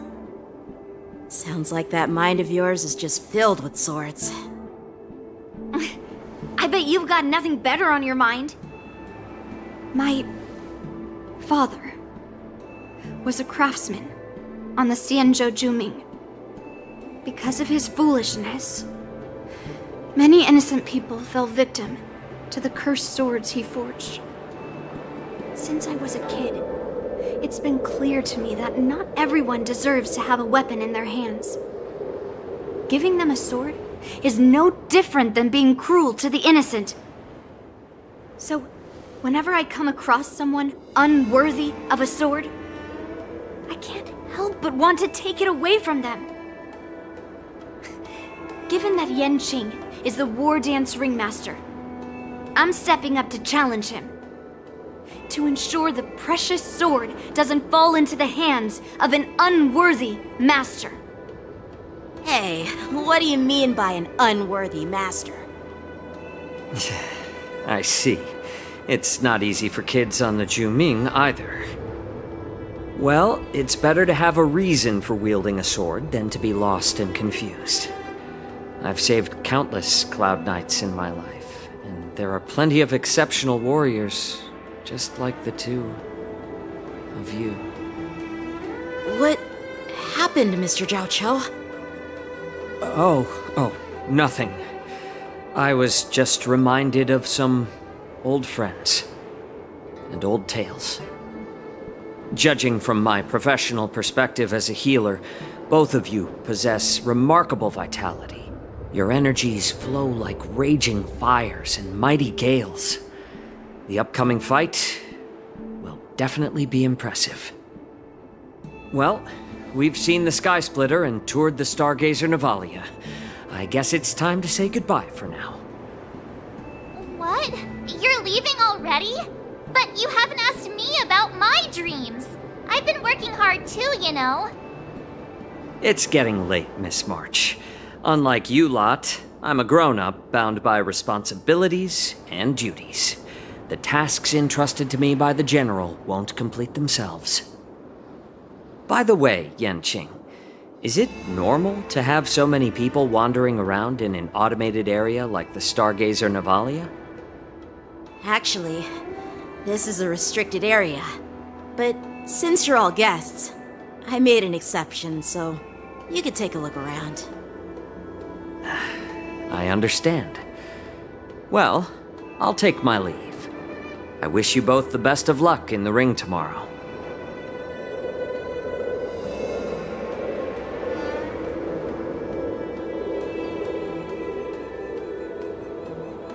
Seriously?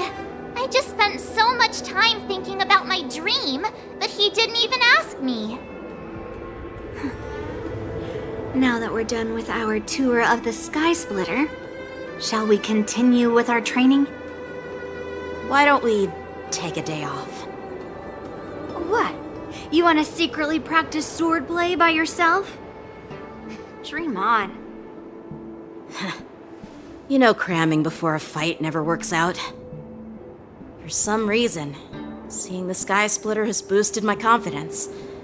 So, I've decided to conserve my strength for tomorrow. All right, I'll take you out of the Stargazer Navalia.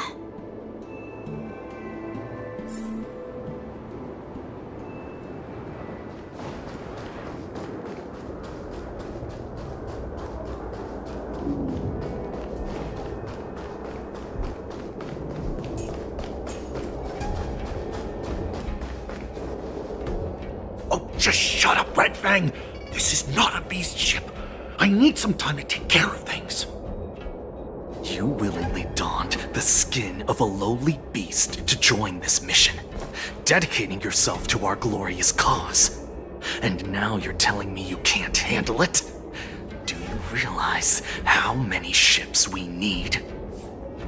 I'm doing my best, all right? It takes time to figure all this out. When the guns go off tomorrow, all eyes will be on it. That'll be our only chance. How's that? Who's there?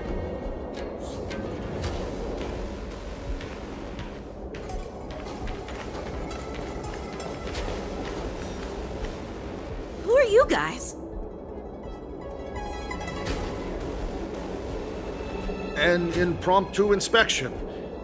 Why are there outsiders loitering in Stargazer Navalia? And a bunch of kids at that.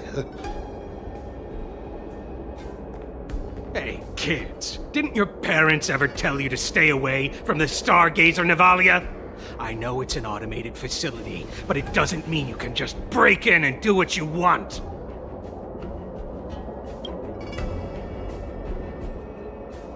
Sorry. I'll take the little ones away right now. Big sis, let's go. I want to play in Everhunt Plains.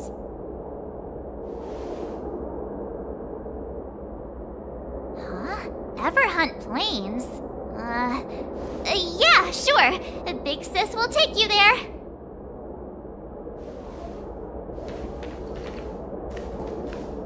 Shuha! You should have let me.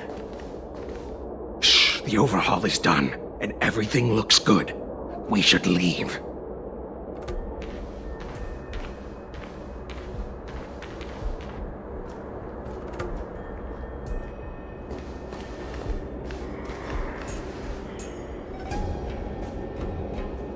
Could you repeat what you just said, Yanqing? What did I say? Big sis, let's go. I want to play in Everhunt Plains. Come on.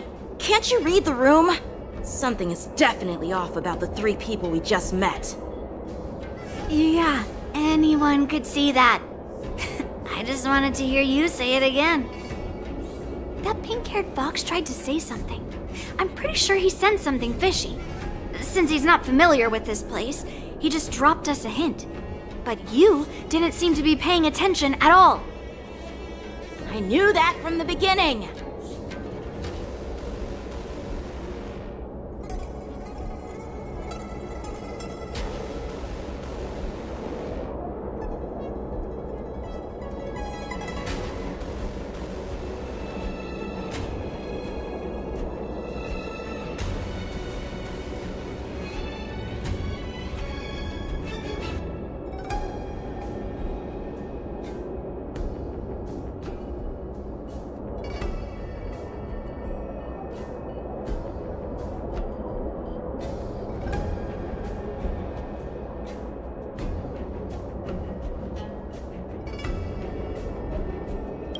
Cloud Knight didn't recognize Master Yanqing at all.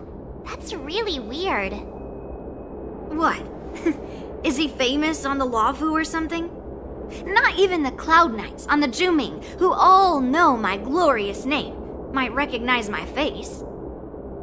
You have a point.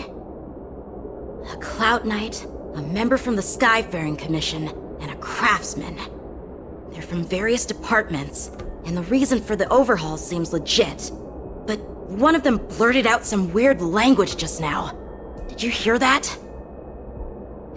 I have a feeling that if we secretly tail them, we'll definitely catch these guys in the act. Follow my lead, and be careful not to blow our cover.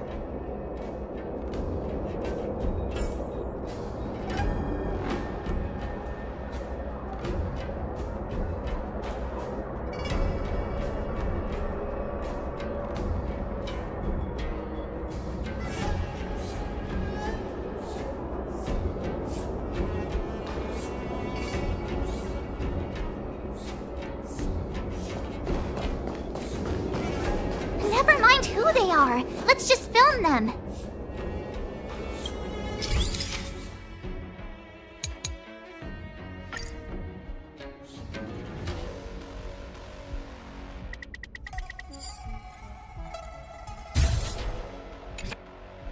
We should have just killed those lowly beasts. Those little brats won't take up much space. There are boxes all over this place. Just dump them into one and no one will notice. Cut the theatrics, Gulak. Even the slightest slip-up could interfere with Lord Moktok's plans. So where are we heading next? To check the freight skiffs. We've got a lot of preparations to do. Also, don't forget to take those crates with you. Weapons, supplies. We've got to be well prepared. Otherwise, we're screwed. So, are they smugglers?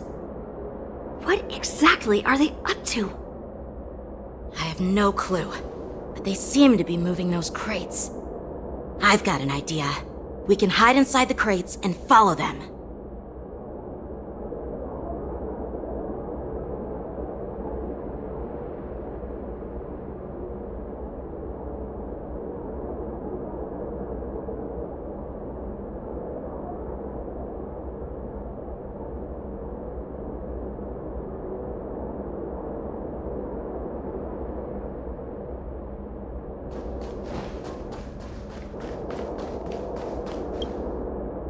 Ugh, it's so cramped in here. I can hardly breathe. Just hang in there.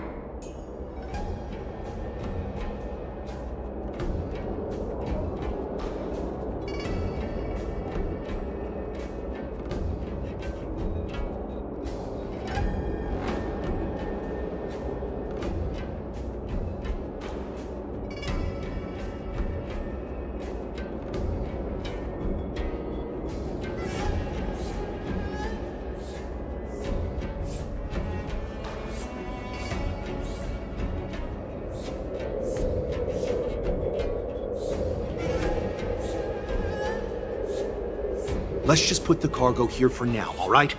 Then we'll move on to inspect the ships. Lord Moktok said that as soon as we're done, we're to board the freight skiff and leave this place. Don't worry, I've changed the shipping schedule. You two, come with me. Is it just me? I keep smelling that stench of lowly beasts everywhere we go. Don't be so paranoid.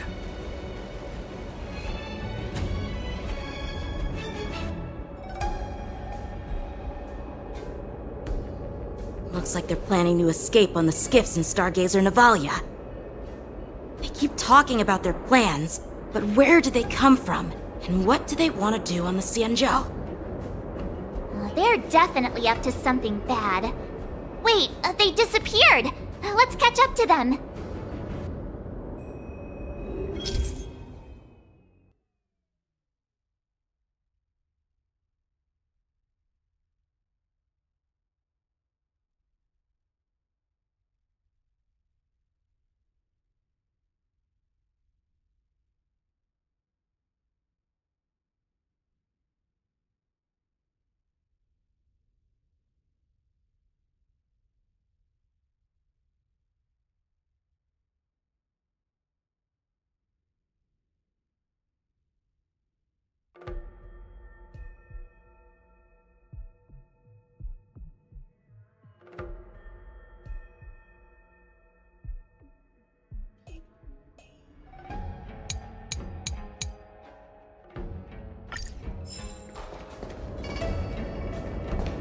Tread softly, breathe quietly, and make sure to keep an eye on them.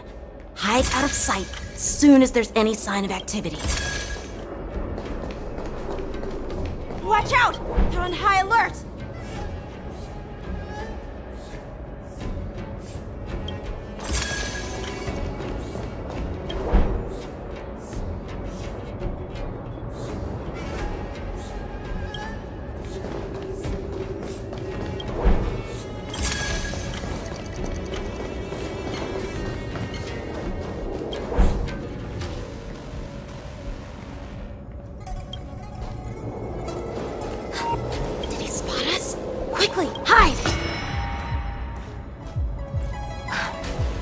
Something was off.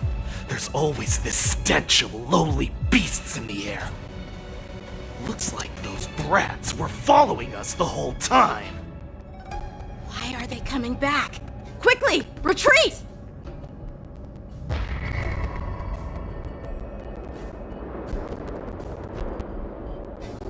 Looks like they're planning to escape on the skiffs in Stargazer Navalia. They keep talking about their plans, but where do they come from? And what do they want to do on the Xianzhou? They're definitely up to something bad. Wait, they disappeared! Let's catch up to them!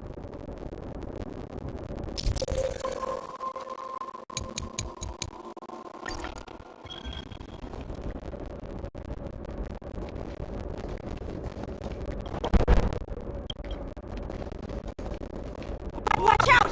They're on high alert!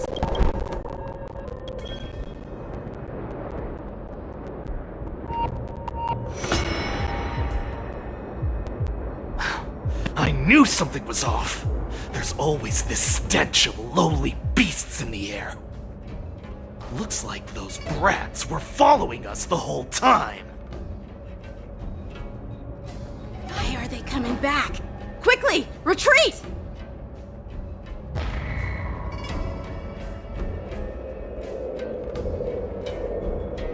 Looks like they're planning to escape on the skiffs in Stargazer Navalia. They keep talking about their plans, but where do they come from? And what do they want to do on the Xianzhou? They're definitely up to something bad. Wait, they disappeared! Let's catch up to them!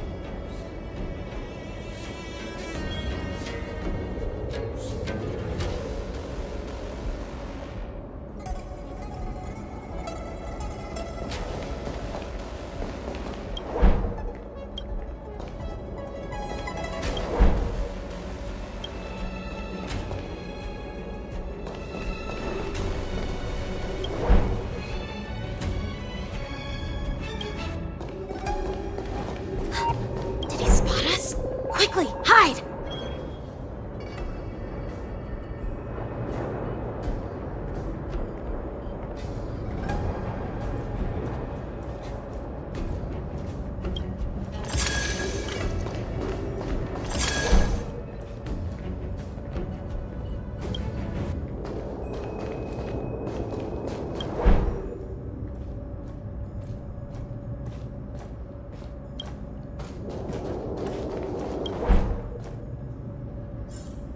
Don't be so paranoid. We're running out of time. Get over here! Shuhard, I'm coming!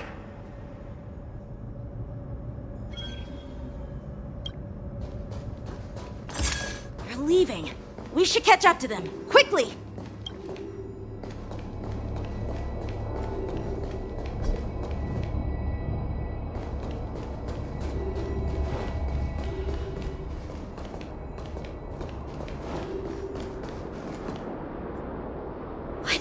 Up to? They're all wearing official uniforms, but I'm pretty sure they're not members of the Skyfaring Commission, the Artisanship Commission, or the Cloud Knights. This is way too suspicious. Never mind who they are. Let's just film them. That way, if they do anything bad, we'll have solid evidence against them.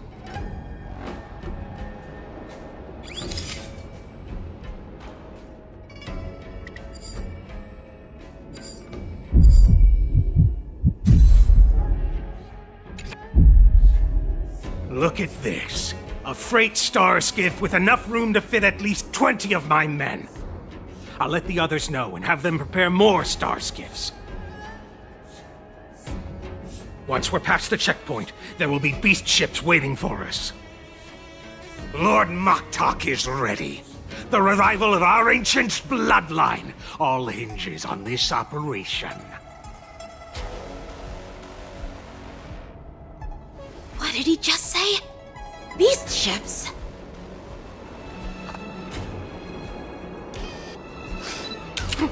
Who's there?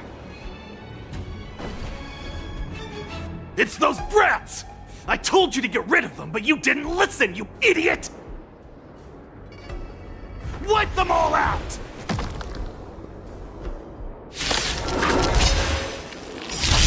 Forsen? Adusa! Die, lowly beasts!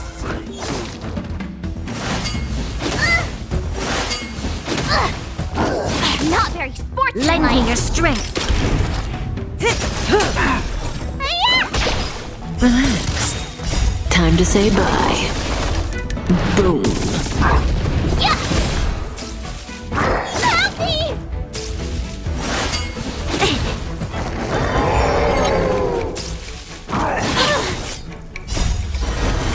To guard and defend! Crush them! Lend me your strength! What's in your prescription?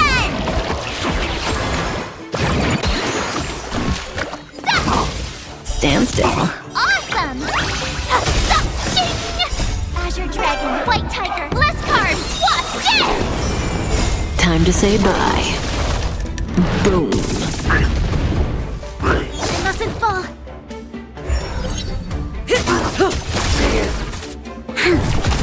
Relax.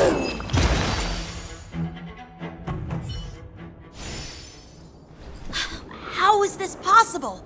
How did these Foxians change their appearances like that? They're not Foxians at all. They revealed their true form. They're Borisin, just like the bandits I defeated on the IPC ship. Wait, that means...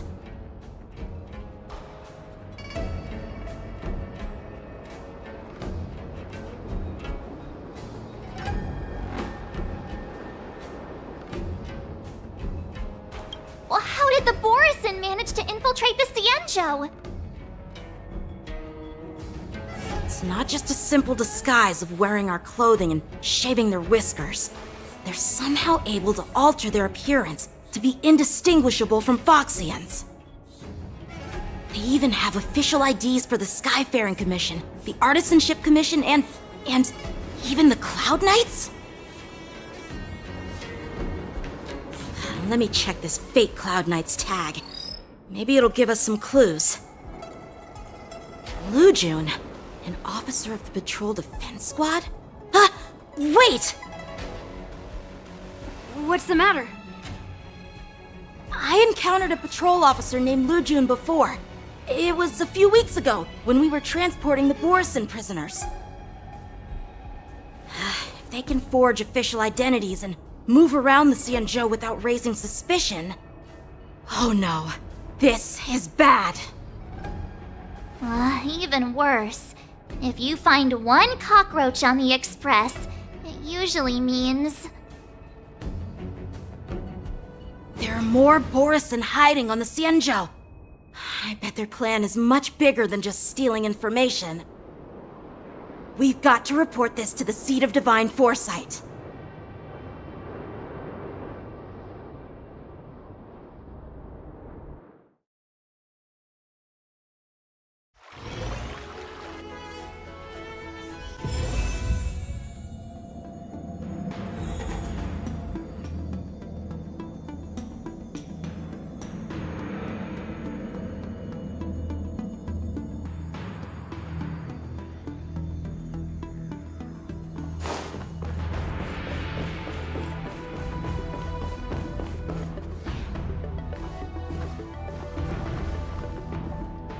I am glad to finally meet you in person, guests from the Astral Express.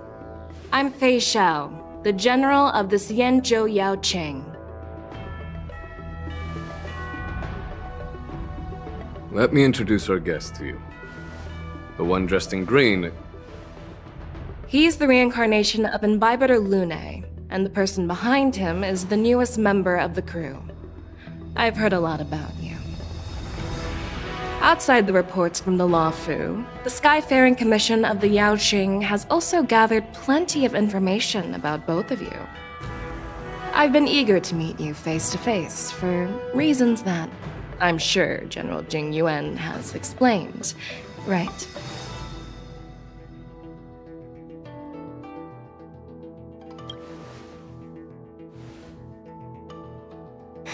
That's right. But don't worry, this isn't a trial. I just want to have a chat with you and get a better understanding of the facts. According to General Jing Yuan's report, the Ruin Legion is to blame for the Ambrosial Arbor crisis, and all Arbiter Generals should pay attention to the Ruin Author's movements. Over the years, the Destruction's minions have wreaked havoc on countless worlds, and the Alliance has been keeping an eye on them. But no one expected them to join hands with the remnants of the Abundance. The damage caused by the Ambrosial Arbor crisis was far less severe than expected, which is good news for us. However, it was quite different from the Ruined Legion's usual style of destroying life wherever they go. While I trust the bravery of the Divine Foresight and the Nameless, I'm curious about some details missing from the report. I'd like to take this chance to have an exchange with both of you. Let me be clear, the questions I'll ask might not reflect my actual thoughts, so please don't take offense if any of my questions seem a bit harsh. Please go ahead, General. But keep in mind we can only answer based on what we know. And perhaps you already have the answers to your questions in your heart. You have a clever tongue. I like it. The Merlin's claw is quite articulate. Right now, her intentions are unknown, and Jingyuan wants us to be honest. Maybe I'll just stick to the facts we know. Let's cut to the chase. Before the crisis struck, the Astral Express was guided here by a Stellaron hunter, a wanted felon, in an attempt to resolve the Stellaron crisis. However, everyone in the cosmos knows of the Stellaron hunter's reputation. So, why did you place so much trust in them? Could it be that some of you have a connection with them?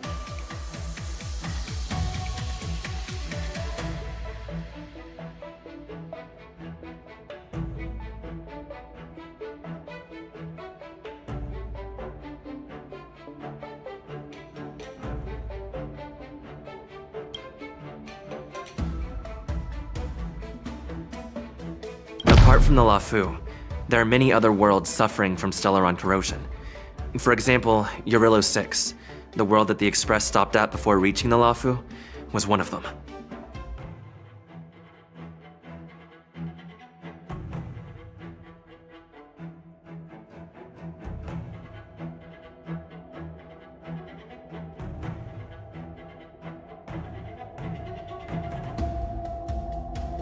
To the Express, Stellarons act as roadblocks on the Silver Rail and pose risks to the warping process.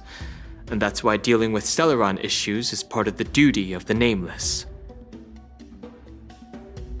Ah, I've heard about those problems caused by Stellarons. The Express connects various worlds, so it makes sense for you to take care of this. The cosmos is a mess, and the Trailblazers are just doing their best to fix it. I understand.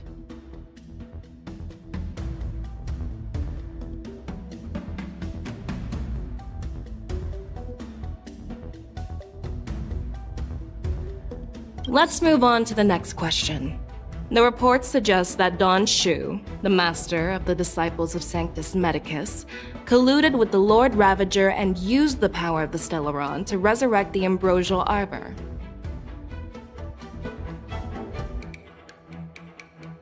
But here's the thing.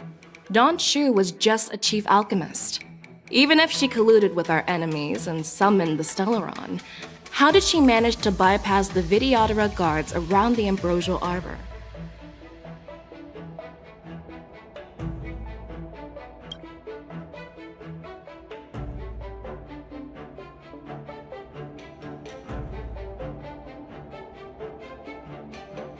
I personally met Don Shu once. Her closest friend was killed during the war on the Fanghu, and she harbored deep hatred towards the Hunt. So she spent years making preparations in the Alchemy Commission, in order to take revenge on the Xianzhou.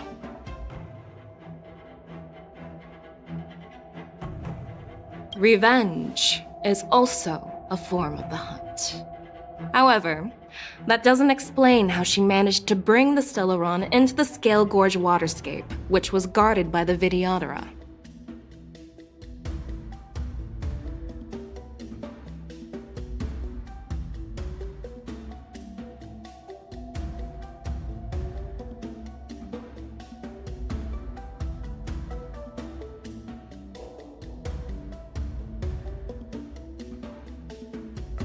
Well, you should ask Don Shu herself for the answer.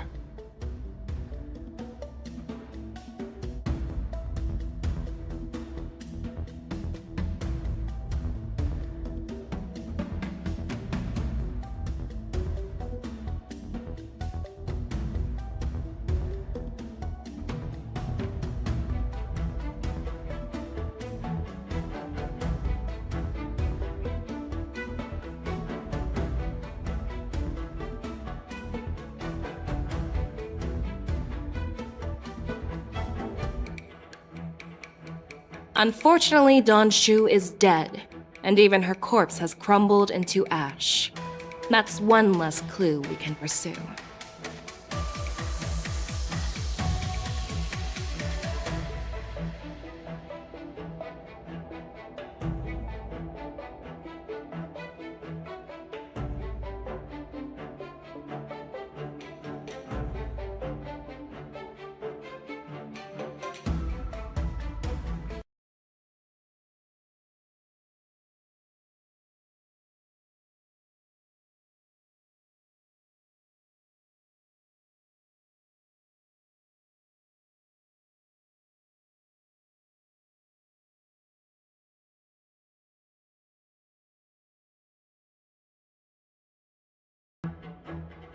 According to the report, Lord Ravager Fantilia is the mastermind behind the entire conspiracy.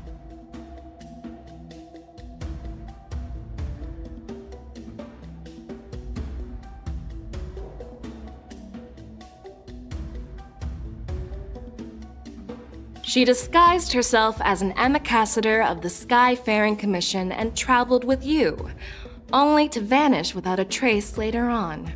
It seems too convenient to label her as a scapegoat.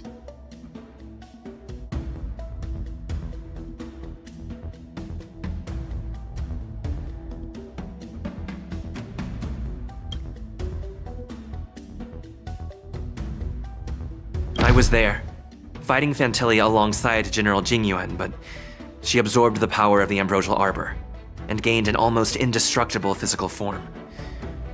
Perhaps that was her intention all along.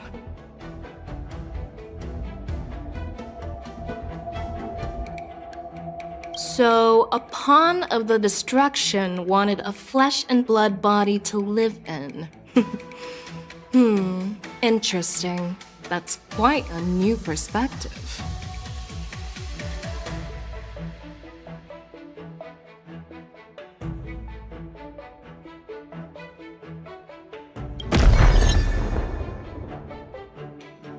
Oh, it seems that your answers have addressed all my questions.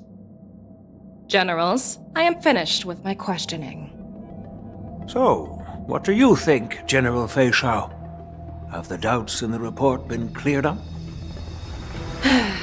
The two nameless have been honest in their answers. Even though there are some tricky details, my intuition tells me there is nothing wrong. However, the 3 questions I posed earlier were not just for the nameless, but for you too, General Jingyuan. First, the disciples of Sanctus Medicus grew uninterrupted on the Luofu, yet the 6 charioteers were not aware of it. That was a dereliction of duty. Second, you believed in the Stellaron Hunter's prophecy and entrusted outsiders to solve the crisis, even granting them access to the Plague Mark. That was a dereliction of responsibility. Third, you insist on holding the war dance right after the Ambrosial Arbor crisis, putting the Luofu back in the spotlight.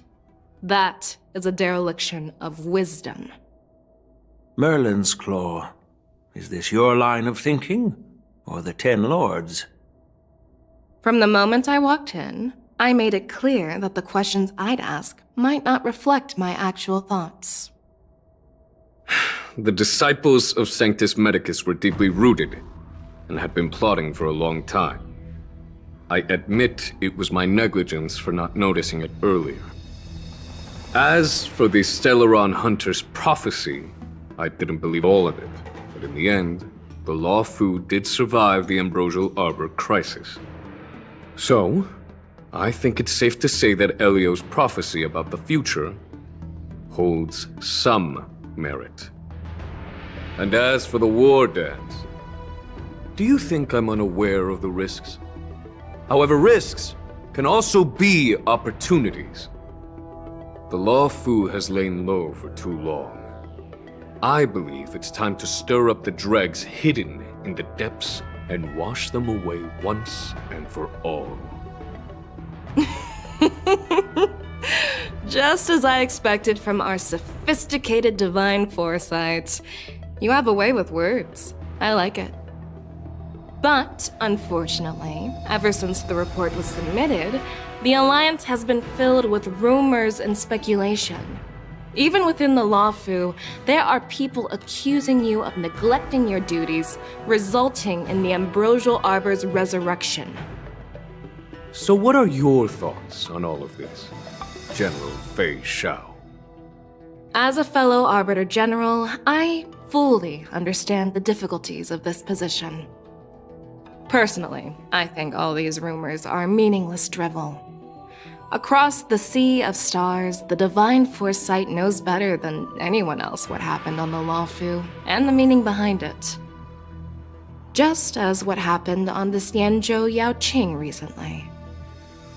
You mean the Xianzhou Yanqing is also... The scouts of the Verdant Knights have sent back reports that Borisin are making trouble again. The Borisin packs that were once divided and scattered have started swallowing each other up, forming larger and larger packs. Moreover, there's an entity named Mongoose behind it all. An entity? According to the report, this entity isn't actually a Borisin. It's a woman claiming to be the messenger of the Master of Immortality. She's described as having 12 faces and 12 pairs of fangs, as cruel as poison and as elusive as quicksand. The Borisin believe she'll give them a chance to rise again. That's Ventilia. That's right. You're lucky that I'm the one who came this time. If it were the Patina Justice or the Seer Strategist, this conversation might not be so friendly. I've always had faith in my instincts, so I don't doubt your good intentions. But the Alliance has its fair share of questions and doubts about the Luofu. So, my plan is to come up with an acceptable answer to satisfy the Alliance. What's in this plan, General Fei Shao? General Jing Yuan, you already know what has to be done. But since you don't want to be the bad guy, I'll take care of it for you. You need the final word from the Ten Lords Commission to quell any doubts. And for that, I'll have to ask the two Nameless to visit the Shackling Prison.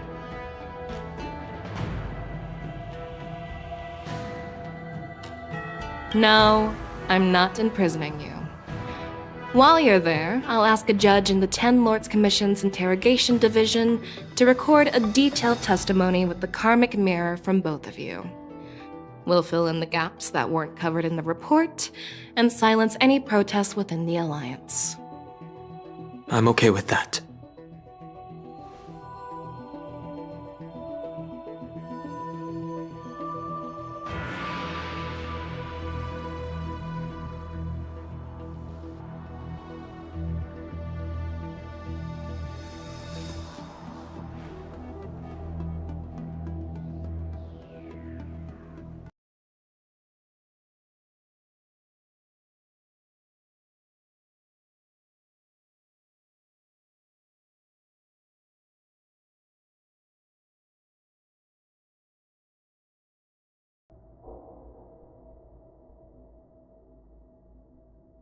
Your willingness to help is truly heartwarming, youngsters.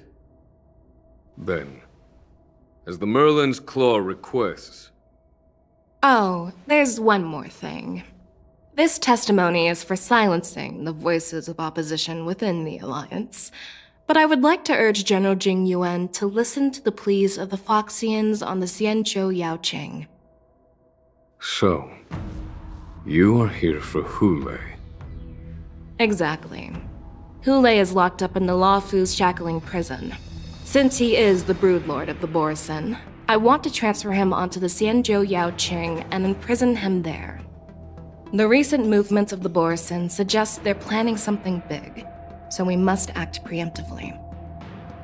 It makes sense to have the Foxians keep an eye on their arch-nemesis. Since you trust my judgment, I'll repay that trust.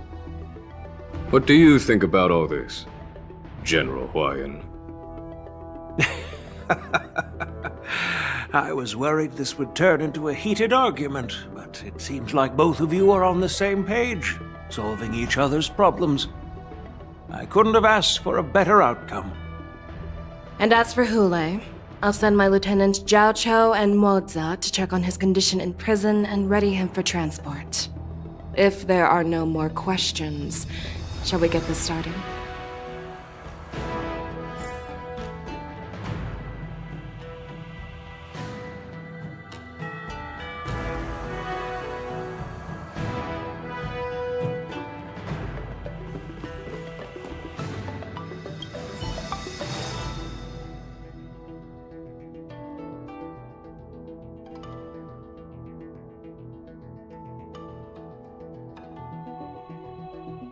Do you actually believe in the Stellaron Hunter's prophecy?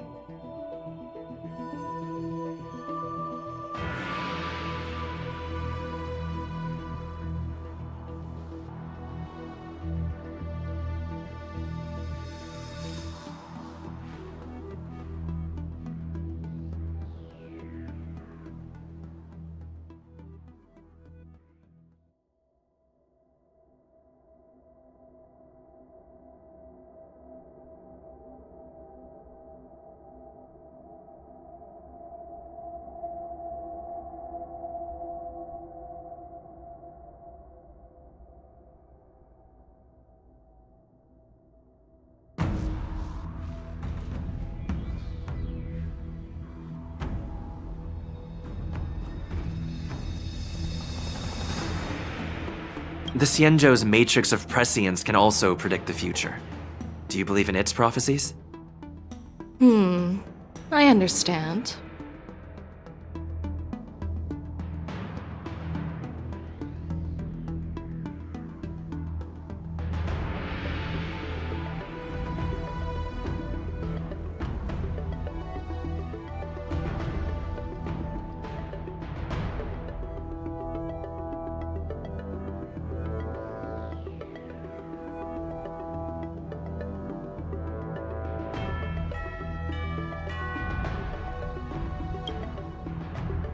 While words can be deceiving, your gaze, your breathing, and your scent, they reveal more than your words do.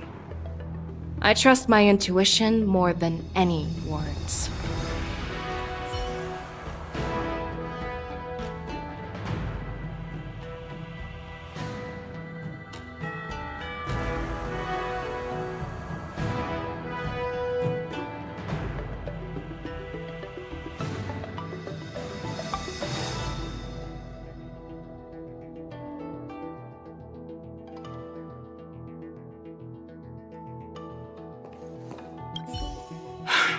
I'm really sorry about all this.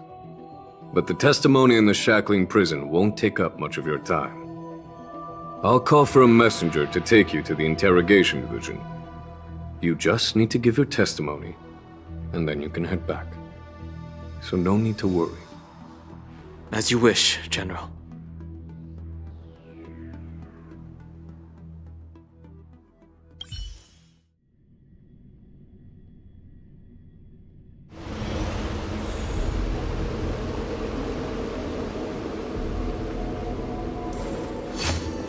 As General Jing Yuan requested, everything is prepared for your arrival, and I am here to receive you. The judges at the Interrogation Division also know your purpose in coming.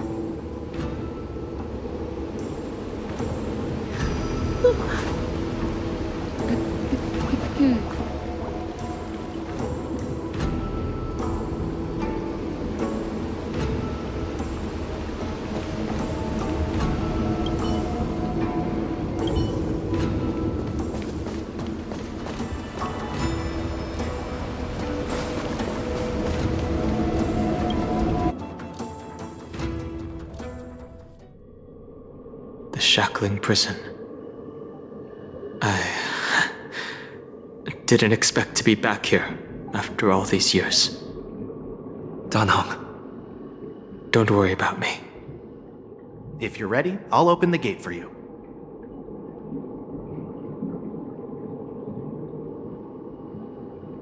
This is one of many entrances used for temporary access. Since you're not actual prisoners, it makes sense for you to use this entrance. Please come on in, dear guests.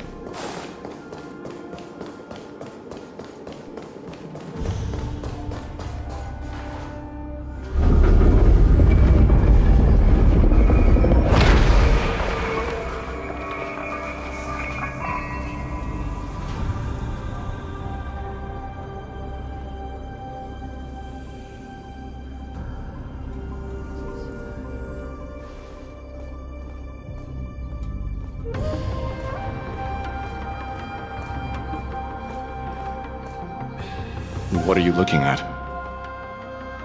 The shackling prison on the Luofu is completely different from the one on the Yanqing.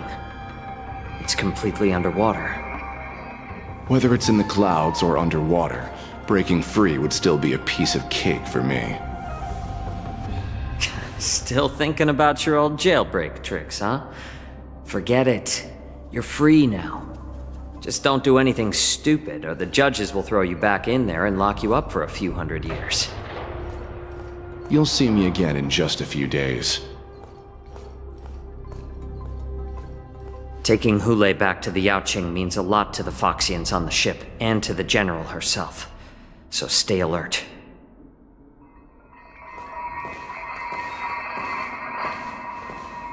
Guests, my name is Shui Yi, and I'm here on orders from the Incarceration Division of the Ten Lords Commission. We're Jiao Chou and Moza. General Fei Xiao sent us to extradite the Borisin criminal Hulei to the Yanqing.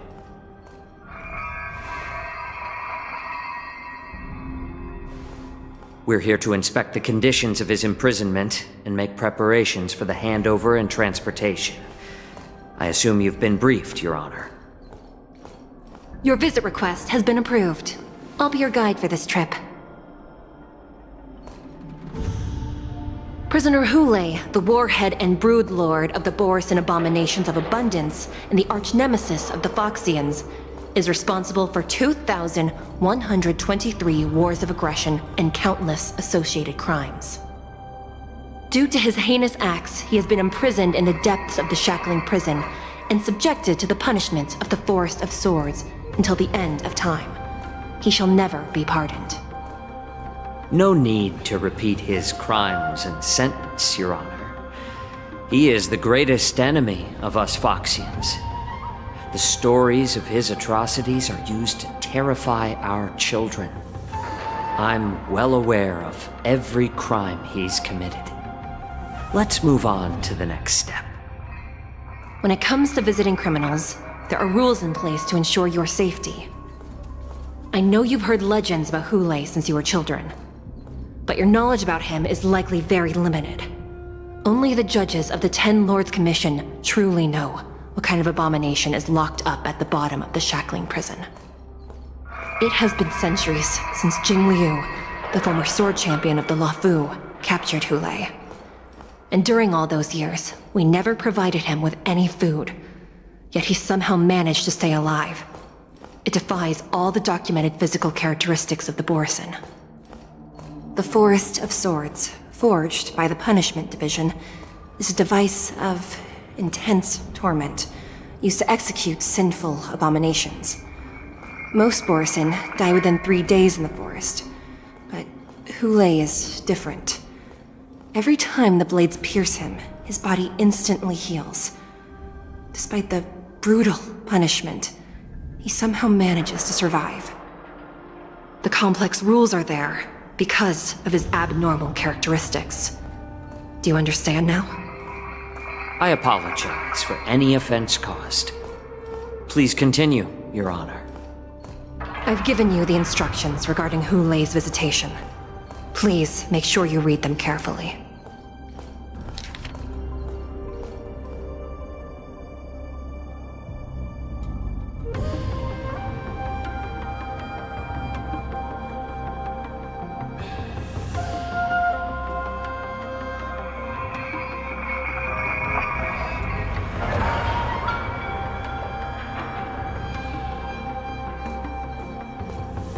And please, take this pellet before proceeding. No, I'm not taking random medicine. Then you won't be allowed to visit Hu Lei. Just swallow it already. Hu Lei is like all Borisin. He can release a pheromone called lupatoxin that induces fear. Thousands of years ago, we Foxians were enslaved by the Borisin. Not because we were naturally weaker, but because of their lupatoxin. This pill is for our own mental well-being. I understand. I knew you were a reasonable person. Now that we've taken the medicine, let's proceed.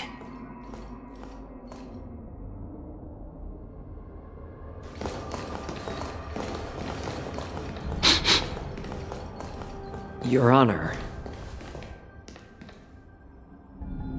What is it? No, never mind. Maybe I'm just imagining things. Let's keep moving.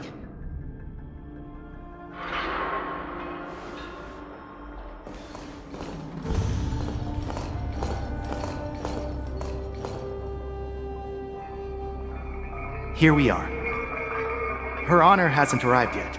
Please wait a moment.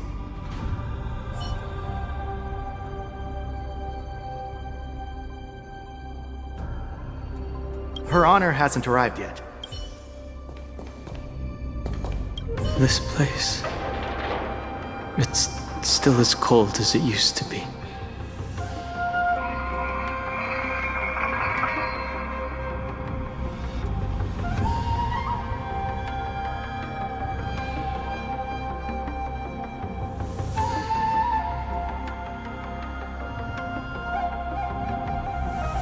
Sorry. I was just reminiscing about some unpleasant memories. Thank you. It's all my fault that you were involved in the Xianzhou's problems. You shouldn't have to see the inside of the shackling prison. I'm so sorry. I wish I could show you the real sights of the Luofu.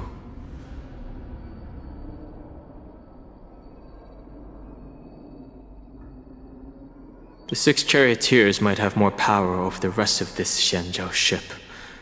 But here, in the shackling prison, is the judges of the 10 Lords Commission who call the shots. The judges will use a complicated interrogation device called the Karmic Mirror. It accurately tracks every physiological change during questioning and records it. Therefore, the judgment made here will be sufficient to convince the other administrators of the Xianzhou.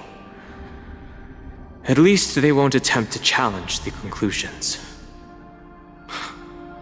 Perhaps that's why Fei Xiao insisted that we come here.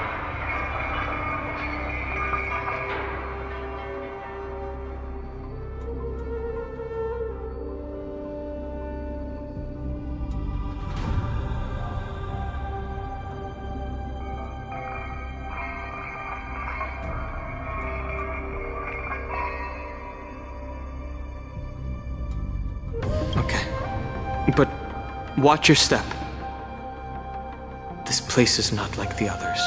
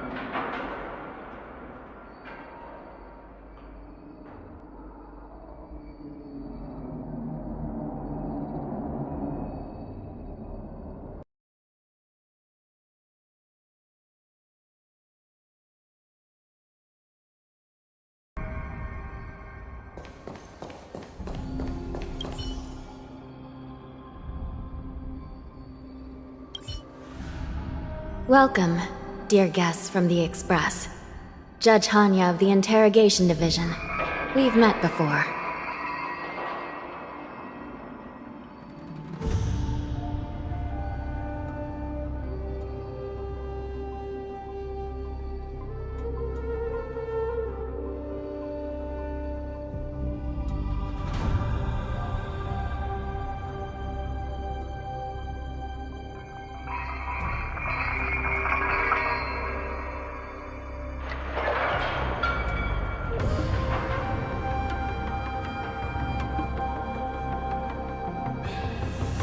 Glad to meet you again. Please allow me to express my gratitude to you again for subduing the demons in the Fixtral Garden. Looks like while March 7th and I were clueless, you already made many friends on the Xianzhou Luofu.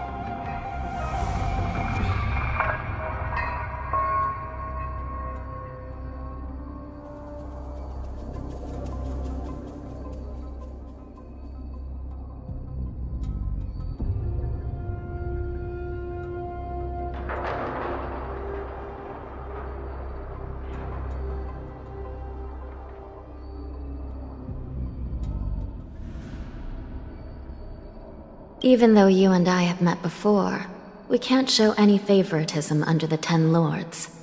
So, please do as I command as we head to Scrivener Hall and beyond. Don't do anything without my permission.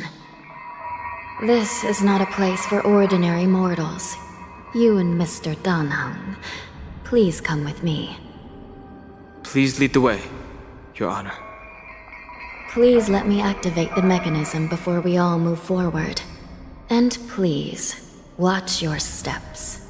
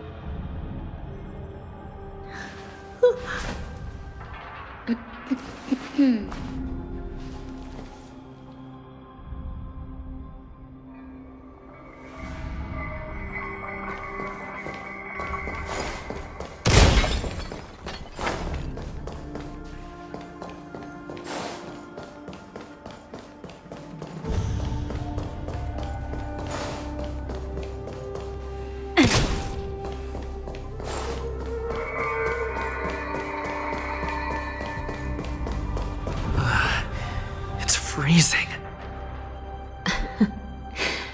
This place is filled with the cold air from the northern peak of the polar delve.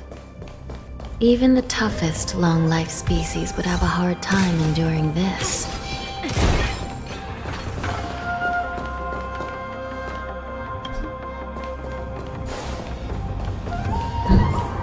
Did you hear something just now? Let me check it out. Ugh, what an eyesore. This place is packed with boxes and crates.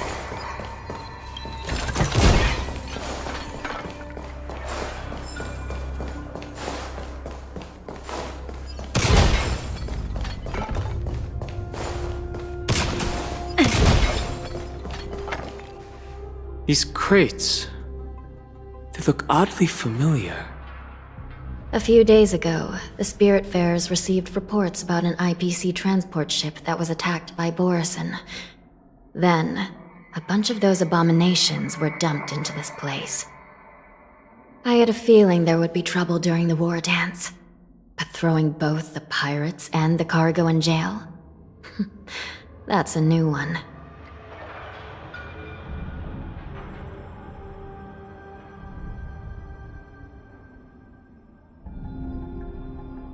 I heard the Intelligentsia Guild crafted something dangerous.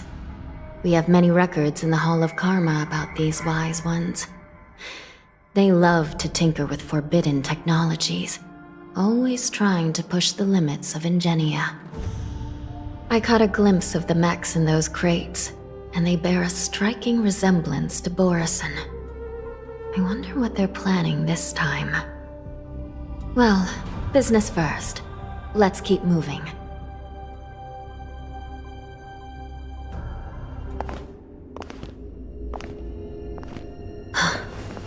Strange. I don't remember checking the containment facilities a second time.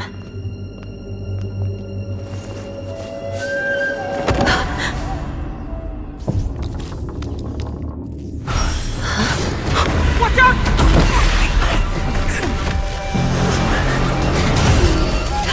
Emergency! All wardens prepare for action! Emergency! All wardens prepare for action!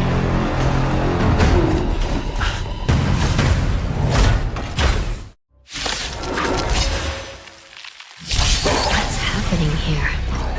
Why are these things moving on their own? Something's wrong. The guards aren't responding. Crush them! Stand still.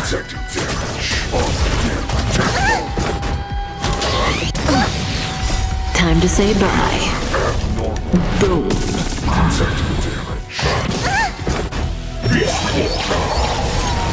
This thing is going wild, just like a Borison.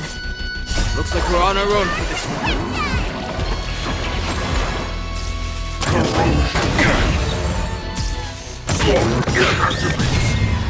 Knowledge, the measure of truth and falsehood.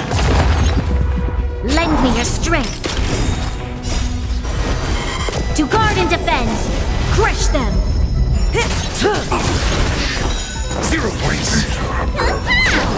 Relax. A test. Fail.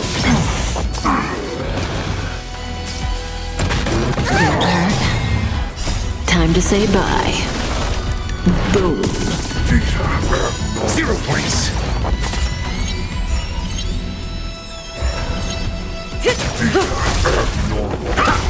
Stand still. What's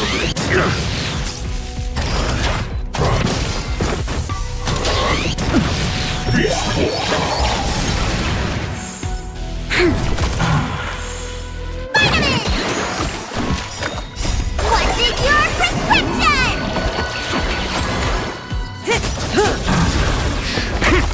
Relax. Time to say bye. Boom. Knowledge, the measure of truth and falsehood. Fail! 0 points! Answer me! Fail! Stand still. Lend me your strength. To guard and defend. Crush them.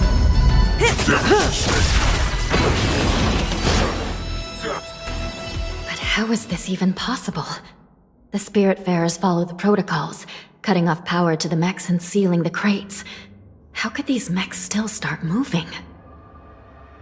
It's just like what happened in the Artisanship Commission before. These goods went haywire and attacked everyone in sight.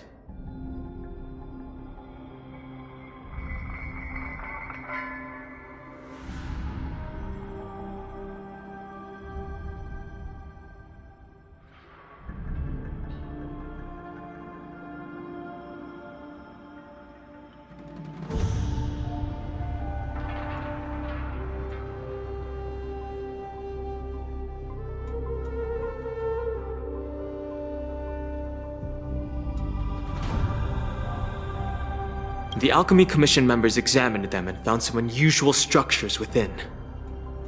These things showing up in the shackling prison can only mean one thing. A prison break.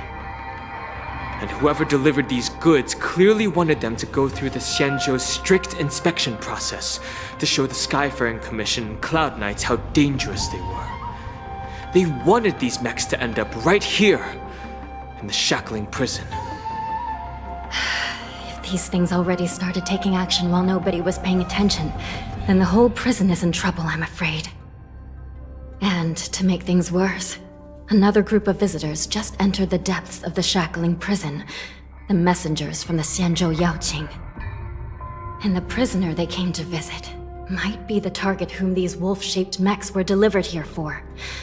If that vicious beast manages to break free, it will be a catastrophe for the Xianzhou Luofu.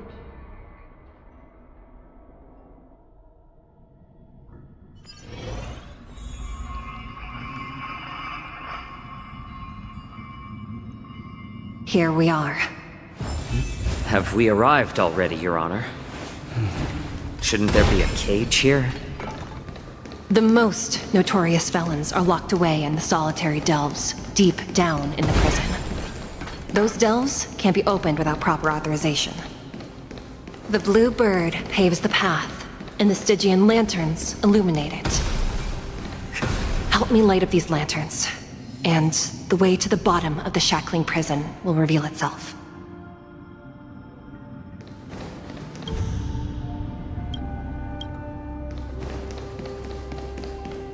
I've given you the diagrams for lighting the lanterns.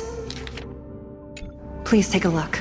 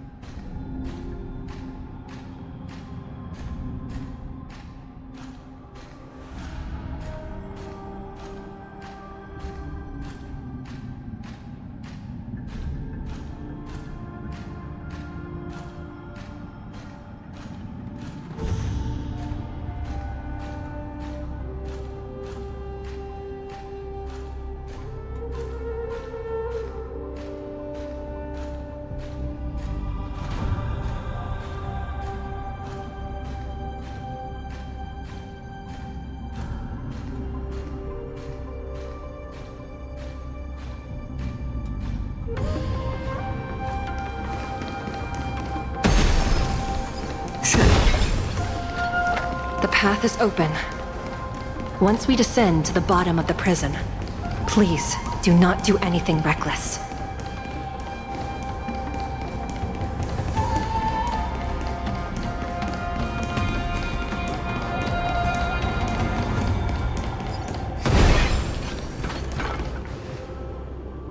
Inside the delve behind this door is the greatest enemy of the Foxians, Yunli.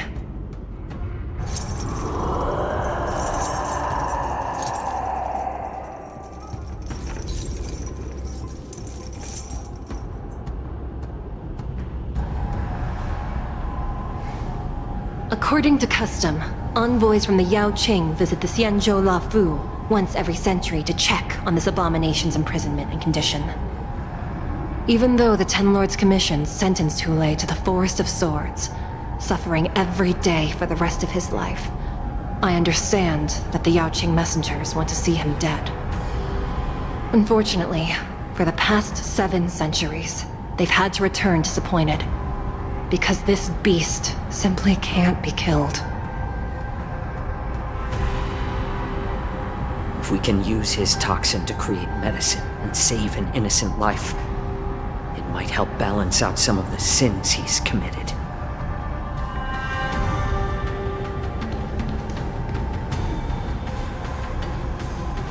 Could you be the key to a cure for the General, Yunli?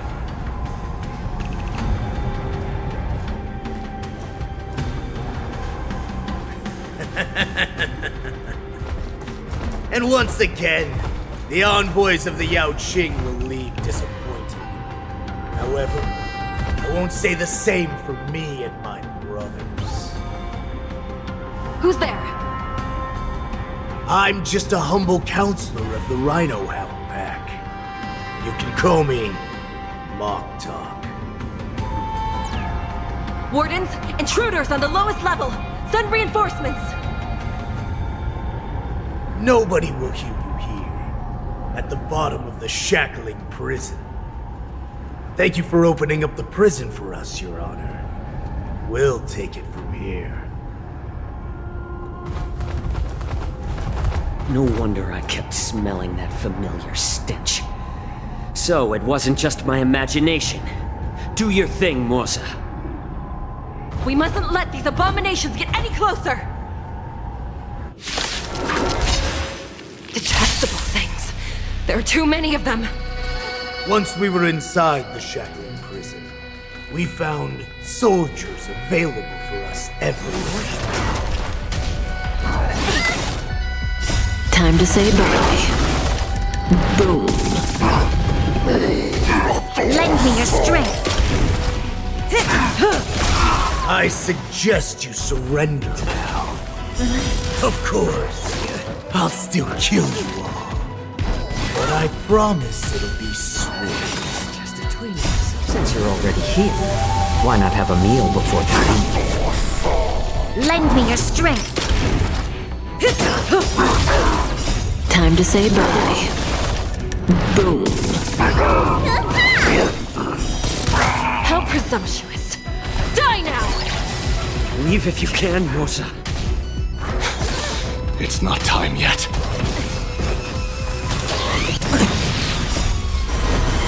To guard and defend.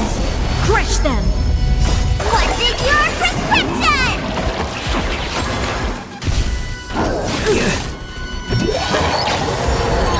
Lend me your strength.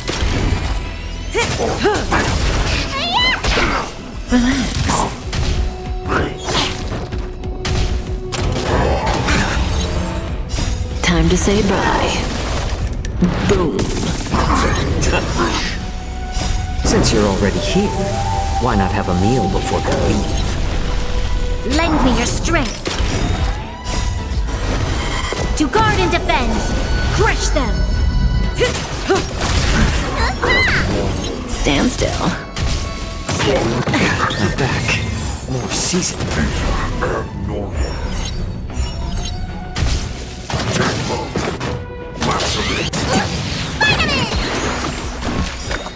What's in your prescription? Relax. Since you're already here, why not have a meal before you leave?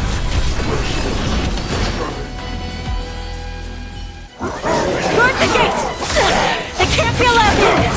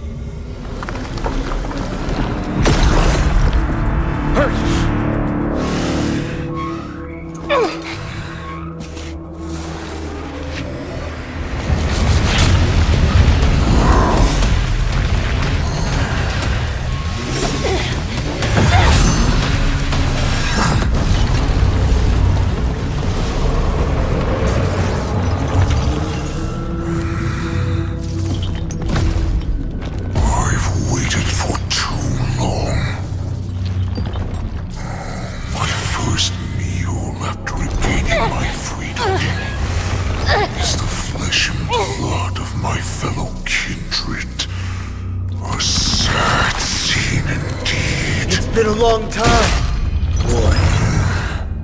Welcome back.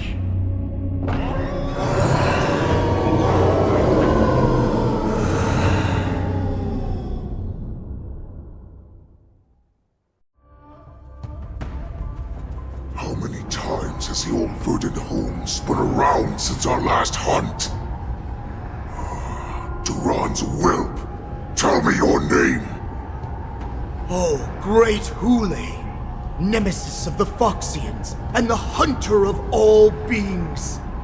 I'm Moktok, a humble counselor of the Rhino Hound Pack. I am only one insignificant heir spawned from your bloodline. It's been at least 7 centuries since you led our pack through the hunting grounds of the stars. I'm thrilled to see that you are as cunning and skillful as ever. 7 centuries. 7 centuries have passed. But why have Duran's whelps grown to look like this? Tell me, Moktok, why have you grown to resemble our most despicable slaves and enemies, the Foxians? I've been commanded to release you from this cursed prison. It's Xianzhou's will. That's why I have to take a pill. Don on the skin of a lowly beast. Play along with their hops. Since you have an escape plan, tell me, what's our next action move to get off to ridiculously large ship? My brother and I will lock down this prison, trapping the prison guards outside. So buy us some time. The rest of my crew, who are undercover like me, will secure the vessels for our escape. According to the plan, we only have a tight 2-hour window to get out of here. Originally, I intended to carry out the plan tomorrow, but they're planning to transfer you to the Xianzhou Yanqing now. So I seized this opportunity to set you free. What a reckless plan, you idiot! Even if we manage to get the ships, our chances of escaping are slimmer than a Foxian slipping through my claws! But we have no other choice. The angel serving under the Master of Immortality sent me with a message. Only your return will end the prolonged divisions among the Borisin. Every one of my crew is ready to lay down their lives if it means setting you free.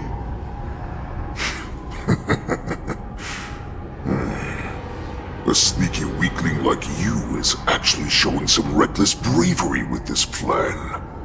Fine. You'll get what you want. And all of Duran's whelps will too. Well then, my lord. We should leave now. Before we go, give me one of those magic pills. My lord, do you seriously want to don the skin of a lowly beast? That would be a disgrace to your greatness, my lord. You idiot. Greatness means nothing without freedom.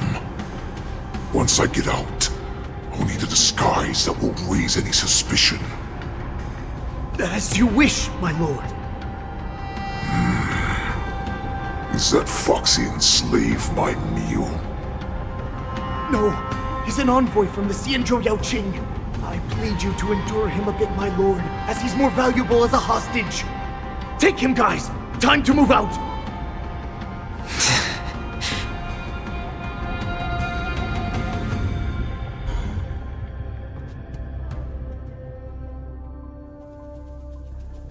Madam Hanya, the wardens in all areas are regrouping. Those Ingenium enemies are wandering around and causing heavy casualties. And to make things worse, those iron wolves broke open the cages and let the criminals out! We've called for backup, but it seems like all communication is jammed. Let's preserve our strength and first take down the isolated prisoners. By decree of the 10 Lords, all prison breakers and intruders shall be apprehended, dead or alive. Just a short time ago, the nether key mechanism was activated. It was probably Madame Shui and the Yaoqing messengers, heading to the bottom of the prison. Given the situation, I'm afraid that area is exactly where our enemies are targeting. We mustn't let that vile beast escape from its cage. We've gathered all the prison guards who can still fight, and we'll split up and secure each floor. Go! Those intruders are quite bold. They must have been planning this for quite a while. Indeed, but Borisin tend to favor direct and aggressive approaches. Crafting careful and precise plans like this is simply not their style. Let's focus on the current situation right now. Please help me.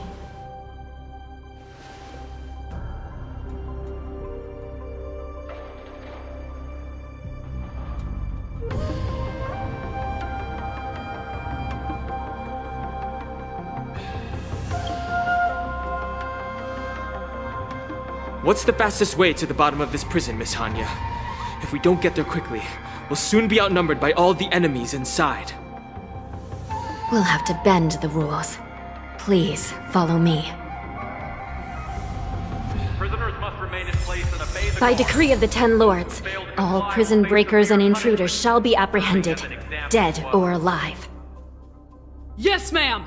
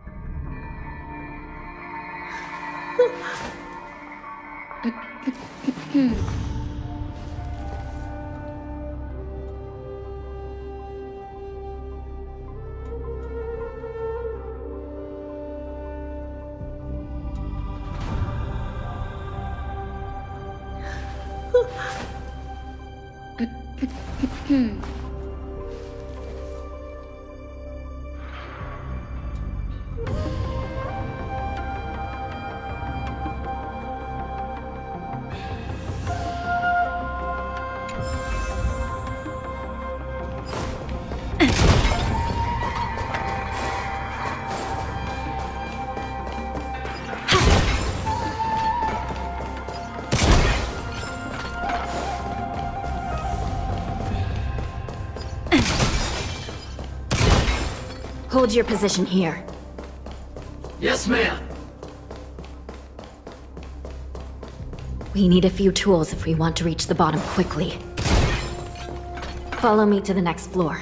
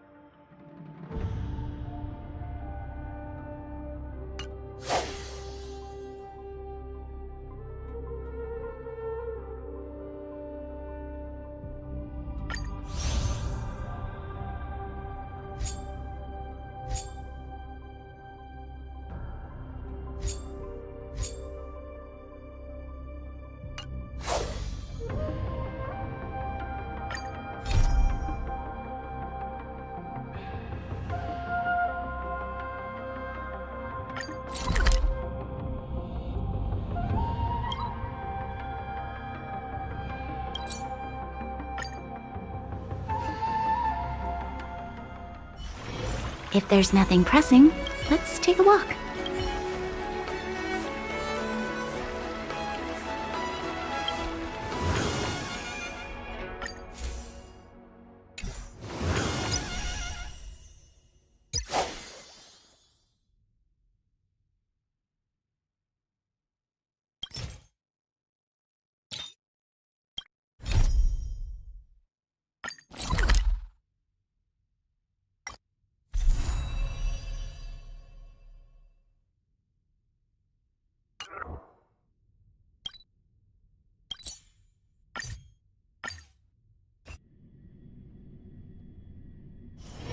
If there's nothing pressing, let's take a walk. The tree remained dead for thousands of years, and I figured now's a good time.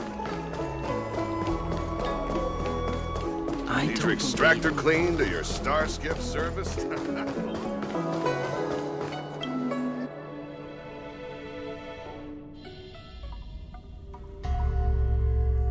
It's so dark in here. It feels like we're being watched. Did anyone ever tell you the scary stories about Fixtral Garden?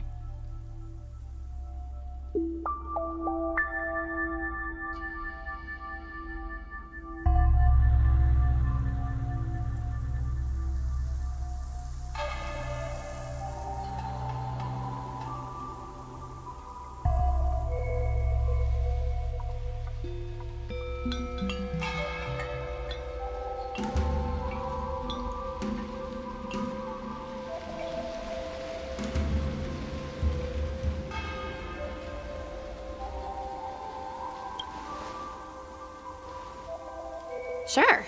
I guess now's not really a good time for stories. Don't worry. I can sum it up in a single sentence. Fixtral Garden used to be a garden delve, but people started coming here to mourn fallen Foxian fighters at the Foxian tomb, and rumors spread that the garden was haunted.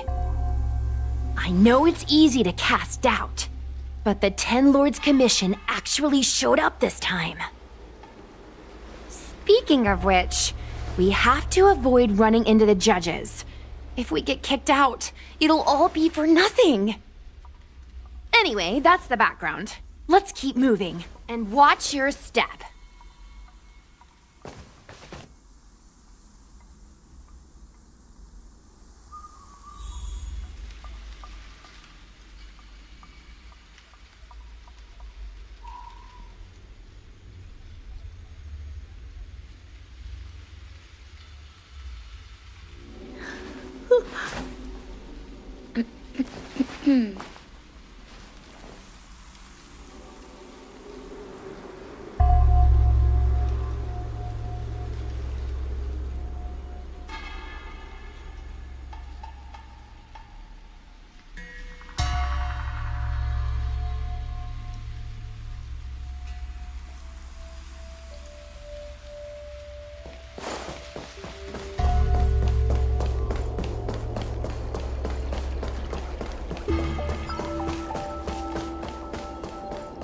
Whoa, this place feels pure evil. I wonder if this thumbnail would be approved.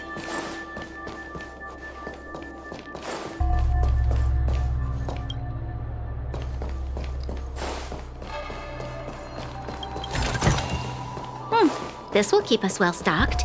Shh. Follow me. Keep quiet and tread Hey, it looks like there's someone up ahead.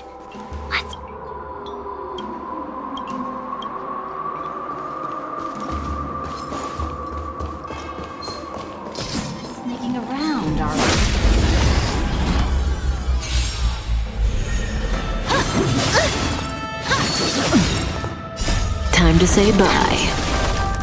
Boom. Lend me your strength. Relax. You bully! Test.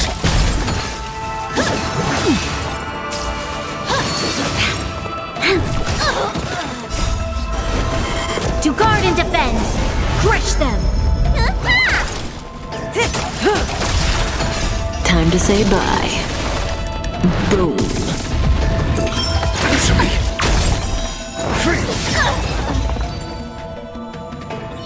Whoa, I didn't know you were so strong, bro. But these are Luofu officials. If we're interrogated, we need to get our story straight.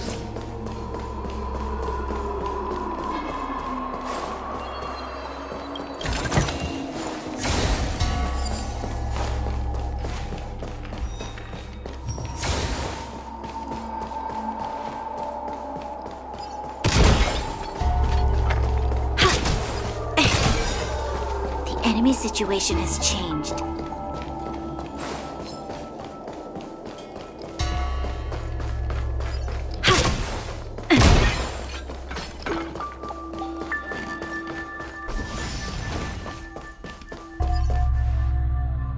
Halt!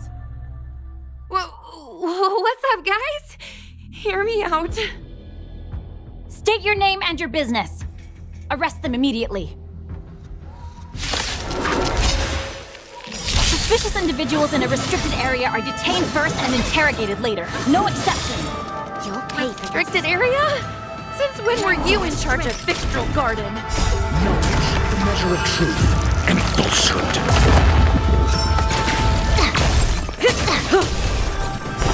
0 points.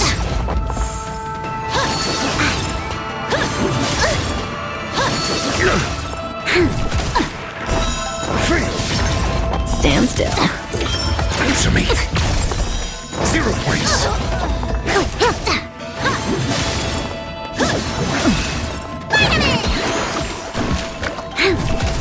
Relax.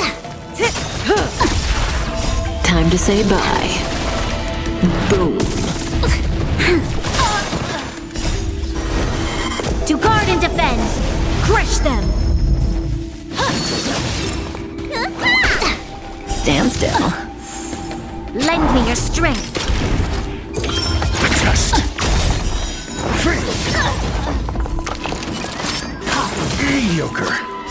Knowledge, the measure of truth, and falsehood. What's in your prescription? You bully! By the 10 lords. Surrender. Lend me your strength. 0 points. Component damage. Component damage. Relax. Answer me. At ease, Wraith Warden. These two are not your enemies. Understood, Your Honor.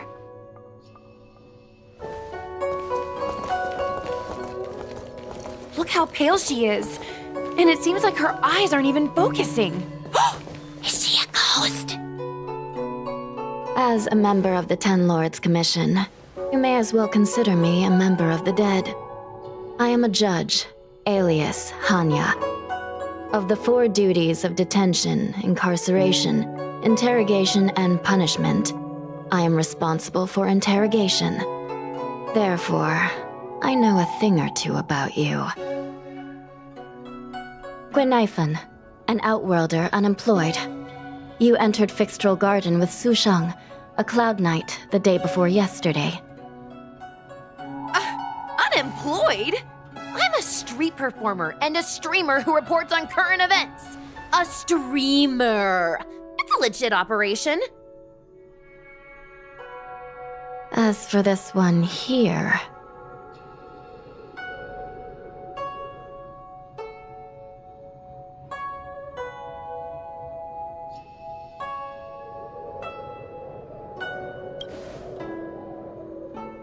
A passenger in the Astral Express and a guest of the seat of Divine Foresight. You assisted the Cloud Knights in resolving the Ambrosial Arbor calamity and are a friend of the Alliance. Hello. I'm a judge of the Ten Lords Commission. My name is Huahua. As a judge of the Ten Lords Commission, you should speak with more confidence, Huahua. Oh, okay. Tell me, Gwenaifan, why did you return here? No reason. I haven't posted anything for ages, so I wanted to film some ghosts for my videos.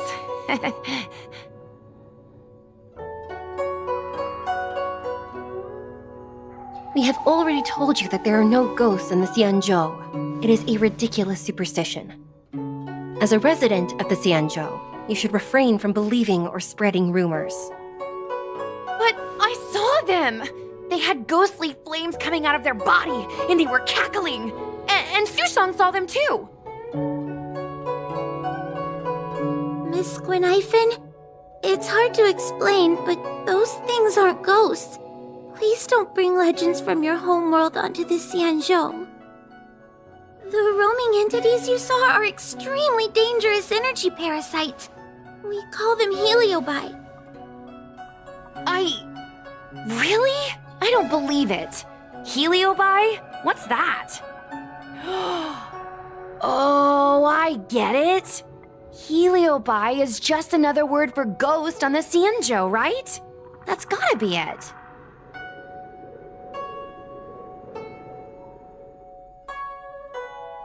Maybe we should let Mr. Tail out for a bit. Mr. Tail? I heard you. Unbelievable. What am I, her pet? Mr. Tail? I'm a heliobus. We're not ghosts. Got it? Now scram!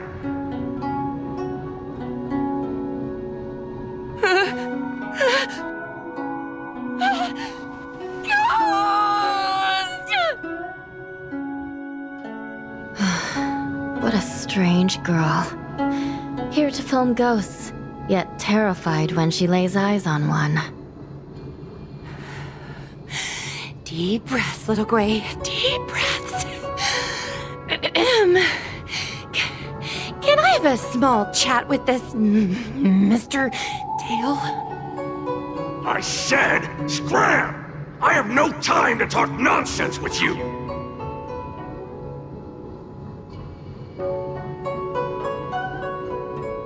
I told you I'm not a ghost! If I have to repeat myself again, I'll be eating every one of you! Please, don't be afraid. He's only kidding. Mr. Tail is a vegetarian. Your Honor, if I may ask, what exactly is this fire thing? How can we prevent it from hurting people? And why is a judge carrying one around with her? I believe we're done here. We have important matters to attend to. Huahua, please see them off. Yes, ma'am. Sister, don't be angry. Most of your time is spent in the field. You're not accustomed to dealing with others. Leave this to me. If I explain the reasoning, they will leave. As things stand, the situation in Fixstrol Garden is sure to keep drawing attention. If we forcibly dismiss these two today, their curiosity will remain. Who knows what might happen if they decide to come back. They might not be lucky enough to run into us next time. As I said, sister, I will handle this. I assume the two of you heard about the damage done to the Artisanship Commission's creation furnace? The heliobi sealed within escaped, and have been haunting this place. The Ten Lords Commission has orders to capture them.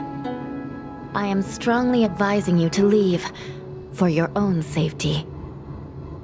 If you have any questions, raise them now. I will do my best to satisfy your curiosity. But I hope you will keep any information you hear in strict confidence, and then leave Fixstrol Garden, never to return. That's very reasonable, Your Honor. Thank you. I promise we'll leave after asking our questions. As a clerk at the Hall of Karma, my knowledge on these matters is somewhat limited, but I will try my best to satisfy your curiosity. Please proceed.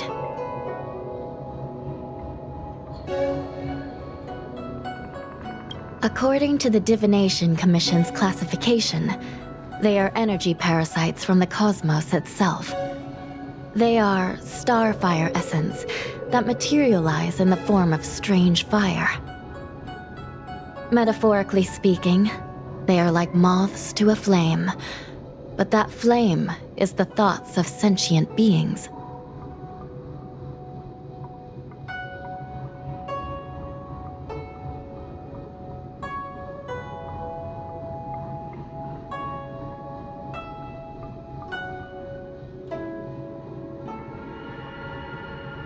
Yes.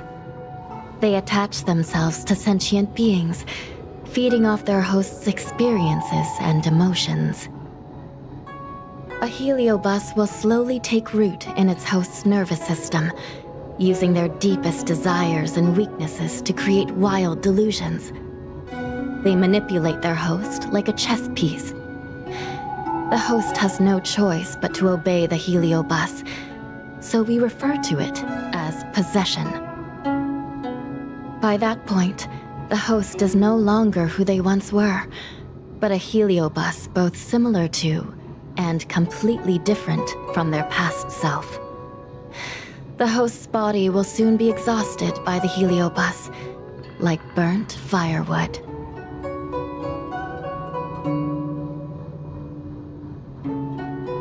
Dangerous? Oh, you don't know the half of it. The other heliobi are nothing compared to me. Tail was subdued and sealed in my tail by Madame Hanya. He won't harm others. Regrettably, heliobi are not flesh and blood, and so they are difficult to destroy. Before the restoration of the creation furnace, the Ten Lords Commission plans to set up an evil binding matrix in this abandoned garden to imprison these abominations.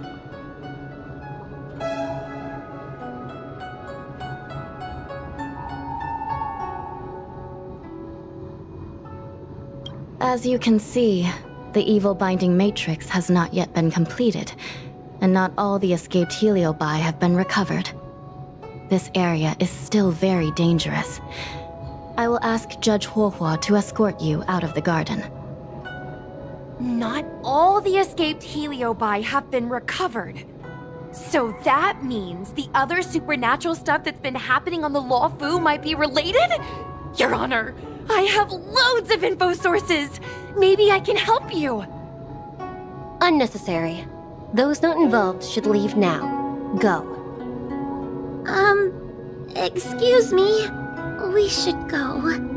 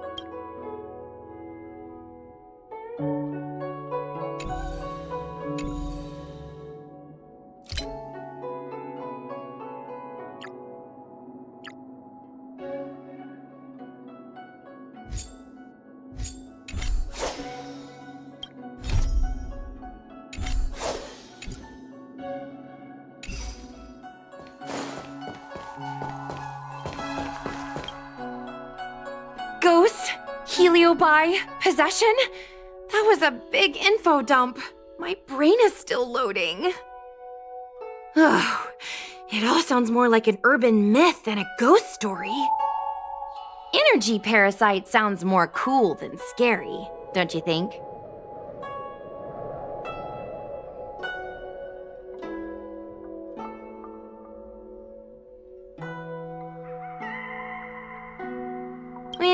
guess so. I still feel like my audience will see them as ghosts, to be honest.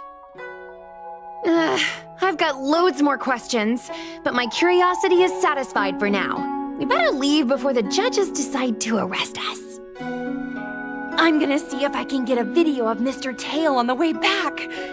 I've already got the title. Demonic fire suddenly appears in Fixtral Garden. Innocent Foxian girl possessed. What do you think? That gets so many views! Can you give me a hand? That's a yes, right? Let's go.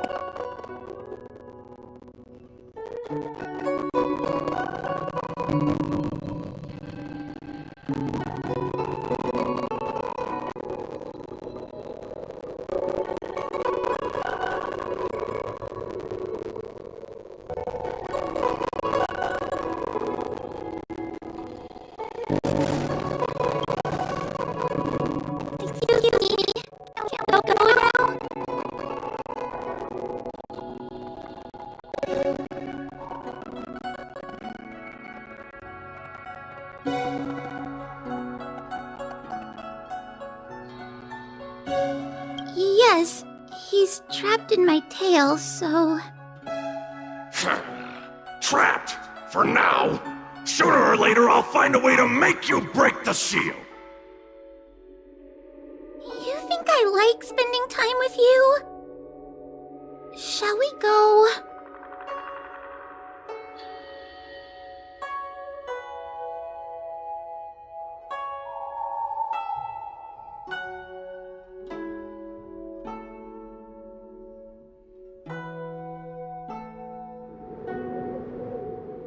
Let's go. Let's go this way. It's quicker. Miss Huahua, can we have Mr. Tale come out for a photo? Miss Guinaifen, I'm on official duty right now.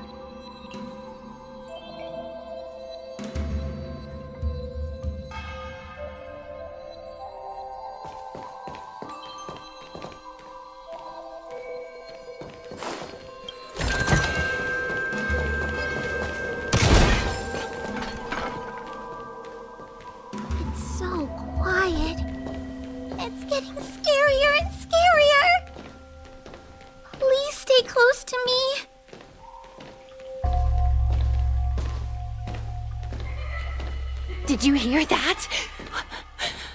What was that sound?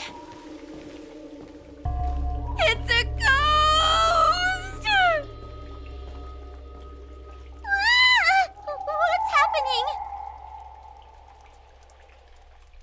I'm not scared. I just can't stop my legs shaking. Wait a minute. Where did Miss Guinaifen go? Miss Guinaifen! Did we lose her?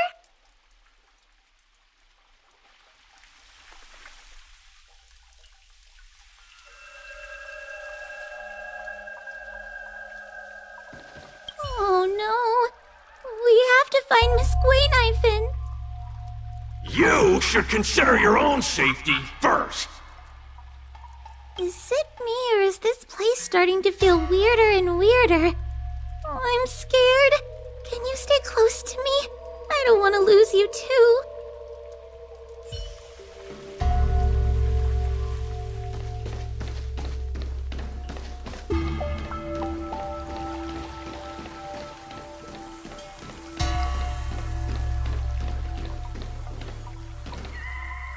Guinaifen, where are you? Huahua, stay close. Huahua? Oh no, where did she go?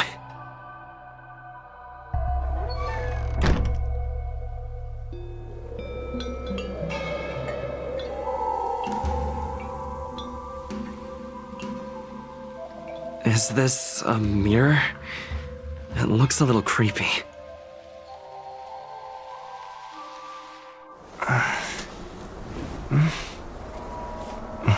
Hi.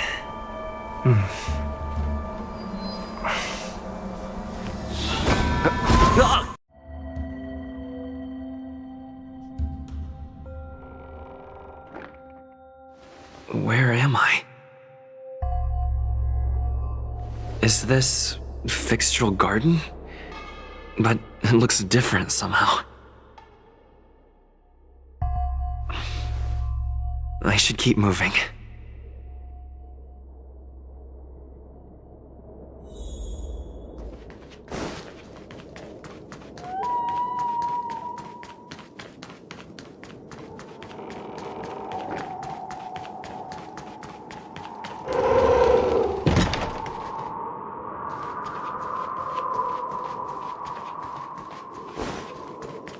What is going on?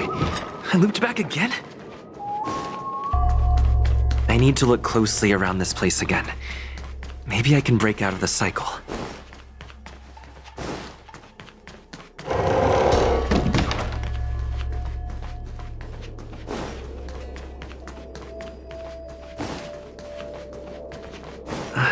Isn't this where I started?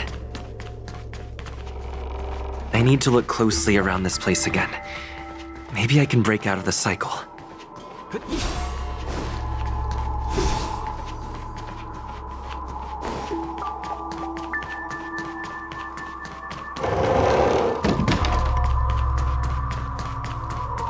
Oh, it seems like the paths here are being twisted by some sort of illusion.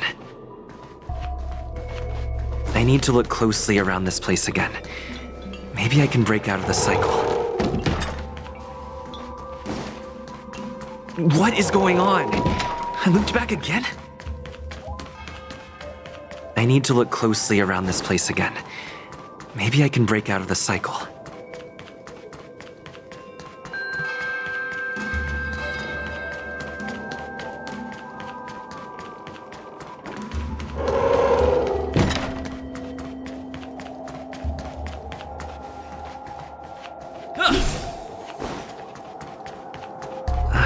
Isn't this where I started?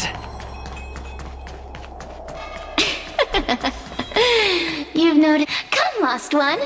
Do you? You have a strange scent on you.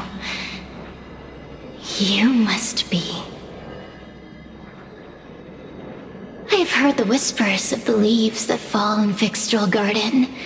The flames weep and profess to me that a powerful mortal approaches. They carry the scent of a great battle, with none other than Fentilia.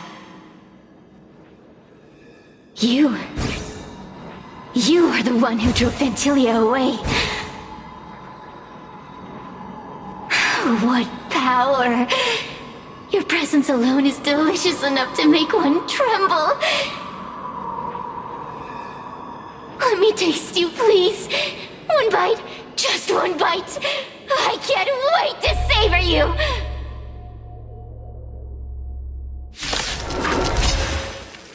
These are no ordinary ingenia. Of course not.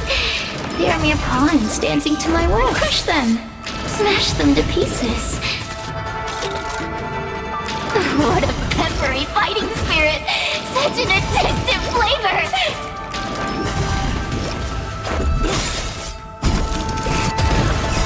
Rules are made to be broken!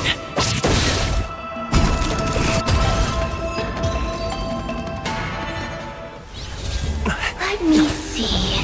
The one who defeated Fentilia. I wonder what they taste like.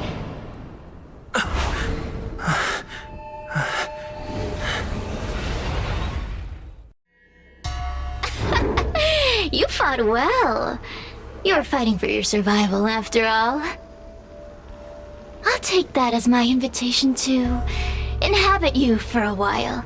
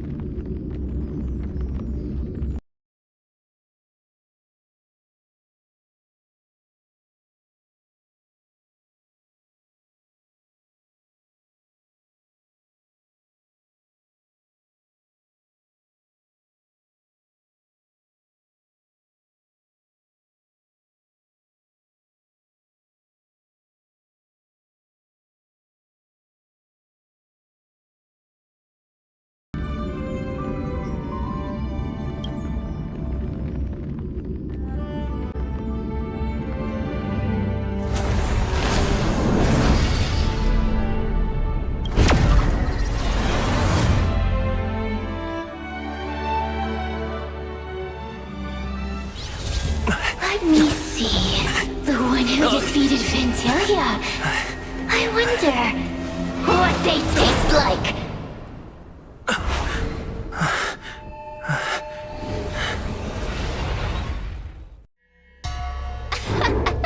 You fought well.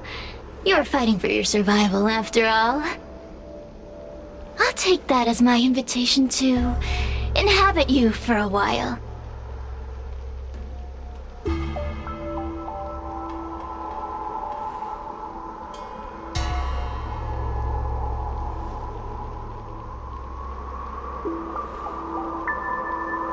Oh, my delicious host.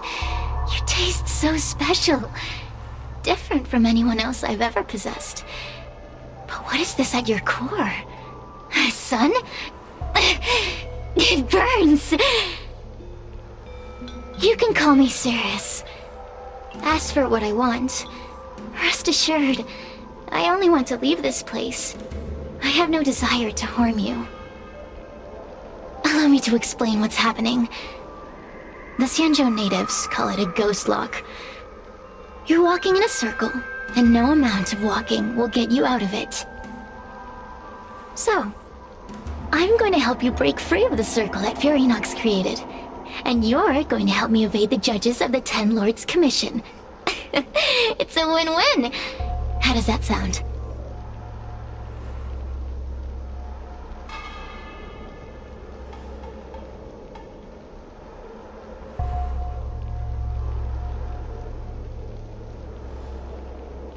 You must have figured out that I'm not the master of this place. It was created by another heliobus named Furinox. Unfortunately, I'm the only one who can help you escape from here.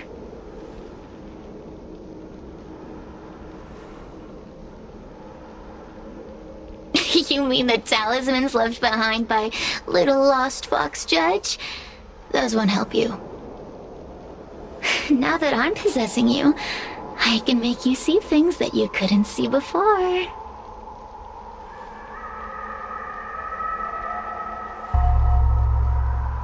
Good. I'm glad we understand each other. As a courtesy, I shall leave you intact, for the time being. As soon as I get what I want, I'll be gone. Now, go and look at those talismans again. The paper dolls. You'll know where to go. Go! Find all those clues your judge friend left behind. Find the talismans. You can trust me. I want to leave this place too. We are useful to each other. In any case, it doesn't matter if you don't trust me. It's not like you can be rid of me.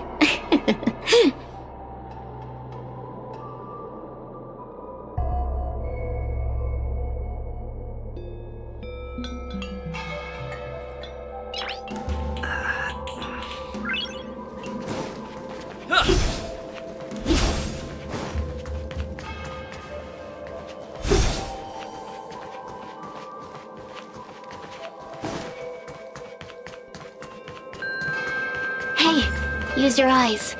I made the talismans float. Pay attention.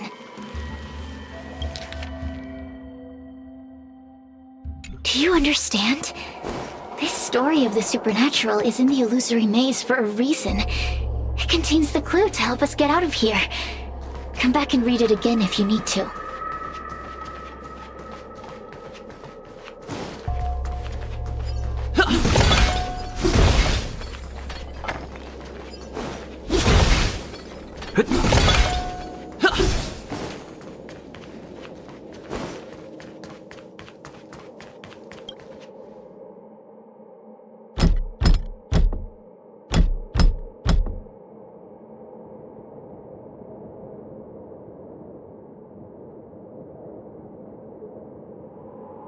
The door will not open without the proper courtesies.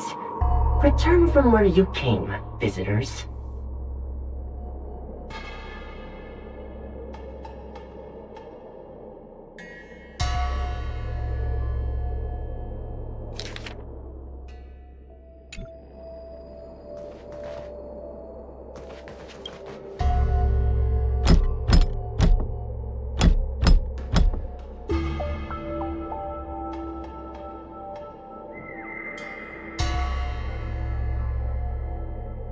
The door will not open without the proper courtesies. Return from where you came, visitors.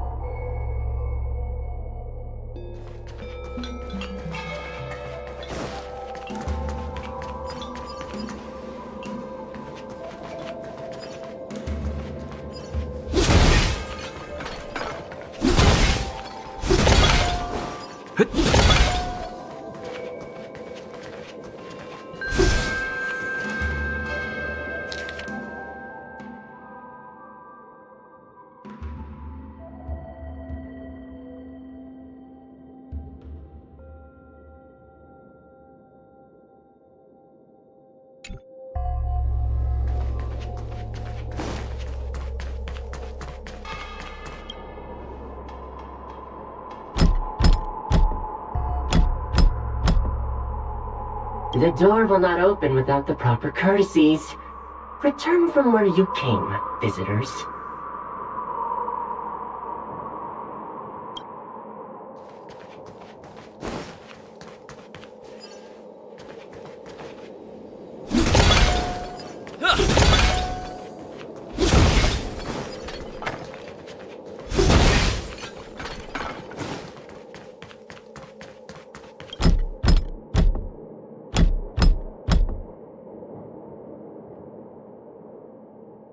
The door will not open without the proper courtesies.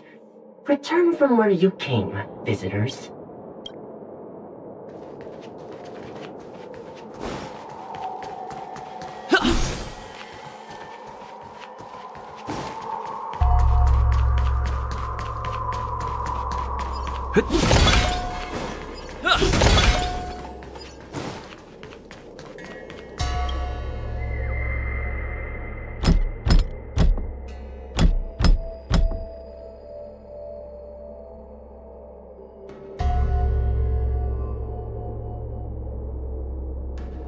The courtesies have been performed. Enter, O honored guests.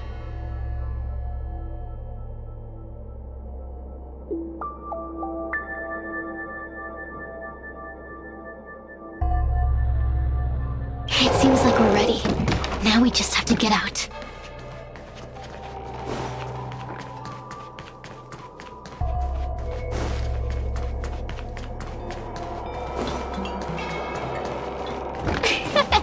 See? I told you I'd help you. Stop. Do you remember our deal?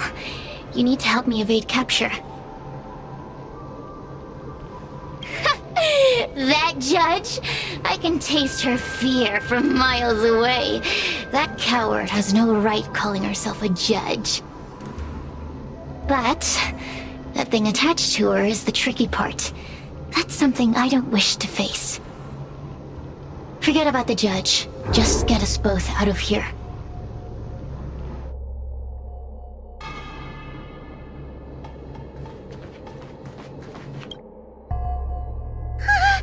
It's you! I finally found another living soul! I'm so happy! I thought I was gonna be stuck here forever. I'm so happy to see you! Have you seen Miss Gwaynifin? I still haven't found her. Is she gonna be okay?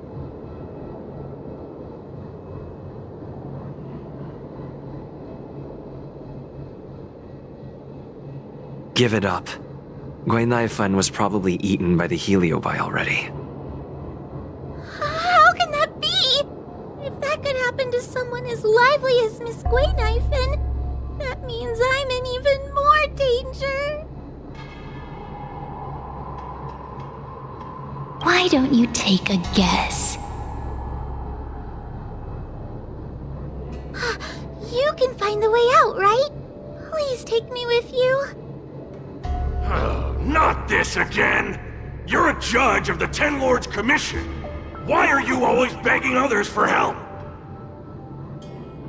You know I'm not cut out to be a judge. I thought maybe if I worked long enough in the Ten Lords Commission, I'd get braver. But now, I know it's impossible.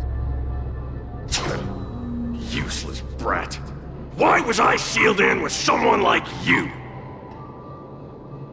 You talk tough all day long, then let both of us get stuck in a trap! Who's the useless brat now?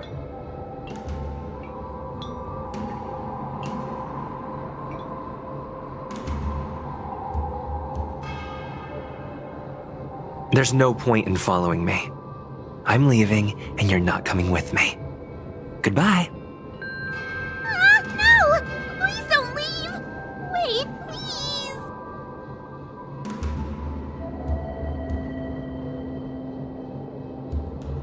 Oh, but you did. And can you swear that you don't want to leave her behind? Not even a little. The Ten Lords Commission needs to overhaul their hiring criteria. How did someone as useless as you ever become a judge?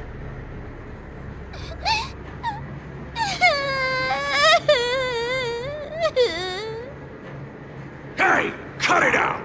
I'm the only one around here who gets to tell this kid off. Me and those other judges. Got that? Wait! Hold on. I smell something familiar. Sirius, it's you. Still a fan of your pathetic ventriloquist act, I see.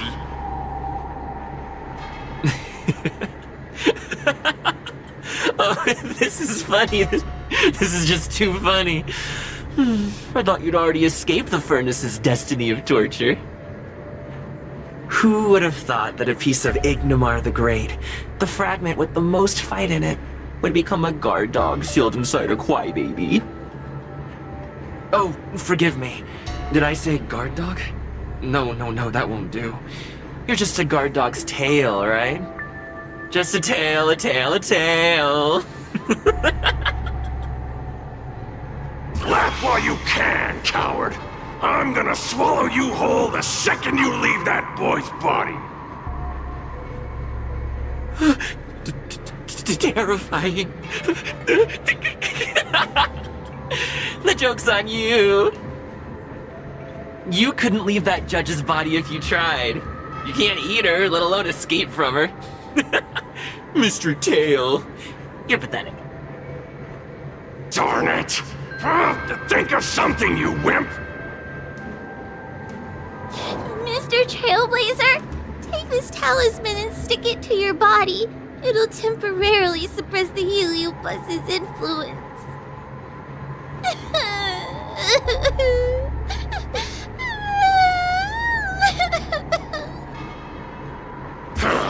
Hey, boy! Say something nice to Huahua. Her crying is like a mosquito in my ear.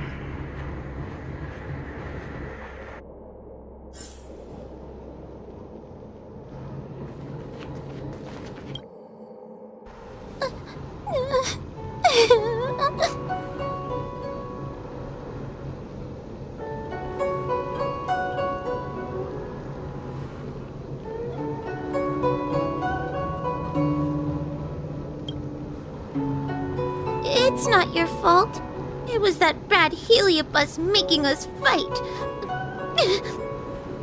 Someone as nice as you wouldn't say such mean things. Only a possession would make you act like that. Still, what the Heliobus said was true. I've always been shy and scared. My life's been a nightmare ever since Tail possessed me. When I was at school, people were always asking why my tail was on fire. Everywhere I went, people would notice. Oh, so it's all my fault. If you'd just let me devour you at the start, I could have spared you the trouble. got into the Ten Lords Commission. Everyone there is weird, so I thought I'd found somewhere I belong. But the job is too dangerous. I have to fight demons and ghosts and bad guys every day. I'm just not cut out for it. If I make it back alive, I'm handing in my resignation. Who thought making a heliophobe with a heliobus in her tail hunt heliobi was a good idea? I'm sorry. I've been so useless.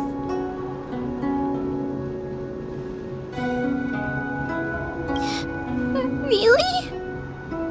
You hear that? Stop crying. You're useful. And your paper dolls are useful too. I've had enough of this. As soon as I swallow that coward Cirrus, I'm gonna devour this little crybaby too. What a pity that Mr. Tail is nothing like he used to be. If we still had our old power, we could forget about this maze and devour its creator, Furynox. Your old power?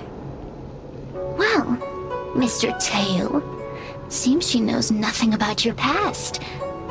Little Missy, do you know why the Heliobi are gathered in this abandoned garden instead of seizing human habitations? Team building? Because over 1,000 years ago, this very garden was the site of an epic battle between the general of the Luofu and the great Heliobus Ignimar. Now that the furnace is broken and the Heliobi have escaped, fragments like us, who once constituted Ignimar the Whole, have returned here with the desire to challenge the general again. The battle between the general and Ignimar was an earth-shaking contest of devastating proportions. Ignimar underwent countless transformations, causing floods, fires, and thunderous landslides. They were locked in a standoff. An evenly matched fight. Evenly matched? Really? Of course. The Ten Lords Commission records say that Ignimar was soundly defeated by General Tung Xiao. Of course the human records would flatter their general. The great Ignimar absorbed the power of countless fellow Heliobi, but ultimately underestimated human deceit. They were narrowly defeated by the general. We Heliobi could never condense into physical form after that battle. We scattered into fragments and were sealed into the creation furnace. But there's an exception to everything. Mr. Tail, I thought you'd escaped to freedom. Who could have guessed you'd be sealed in this tiny Foxian girl? Humiliating. Sealed my foot? My power was weak when I ran into this fox child. It was bad luck. Nothing more. When I was littler, I saw a ball of fire that looked like it was about to turn to embers. I felt sorry for it, so I picked it up and put it on my tail. And then, Mr. Tail tried to eat me! If the judges hadn't arrived, it would have been over! I did no such thing! You're barely big enough to be an appetizer! All the pain I've suffered since I met you must be retribution for my stupidity back then!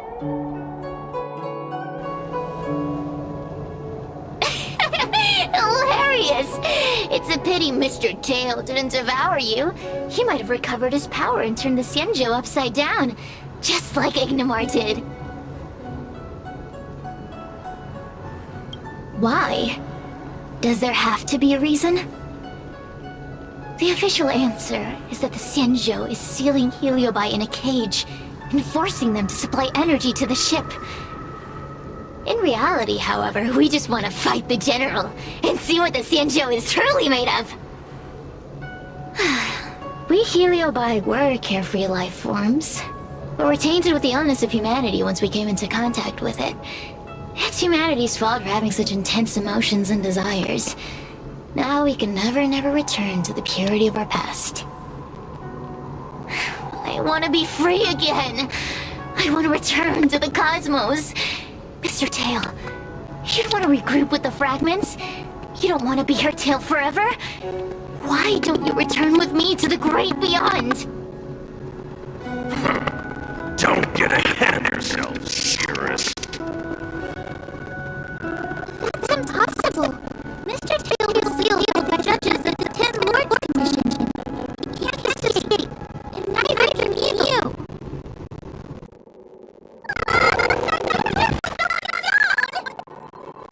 Less screaming and more thinking. Is this an opportunity or not? Let's go in and chat.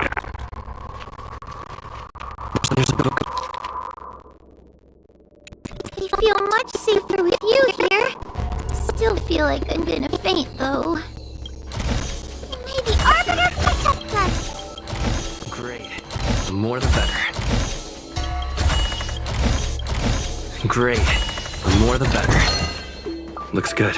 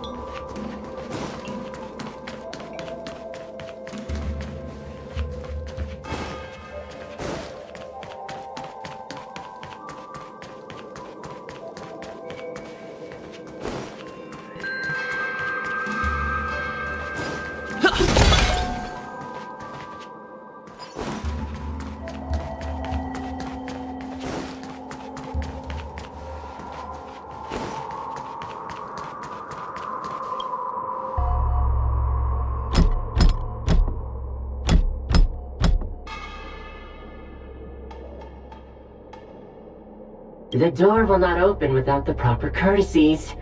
Return from where you came, visitors.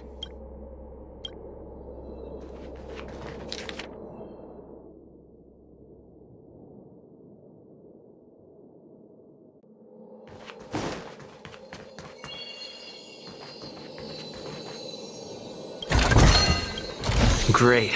The more the better. Great. The more the better. Great. The more the better.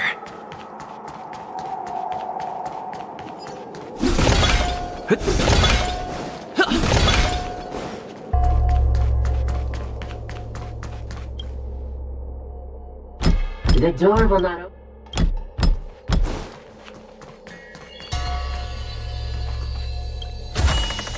Is that all? Great. The more the better. Looks good. Great. The more the better.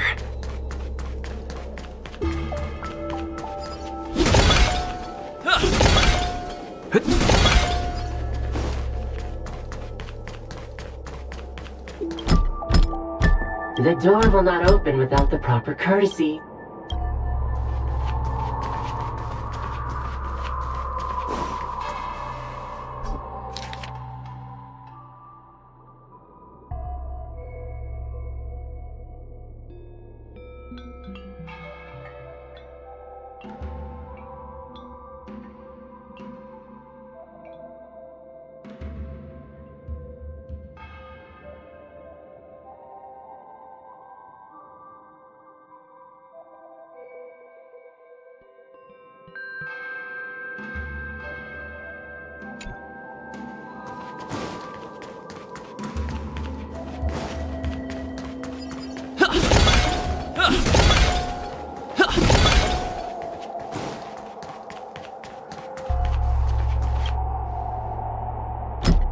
The door will not open.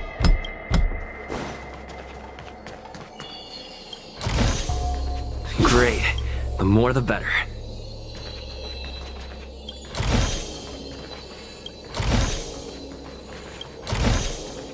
Great. The more the better. Great. The more the better.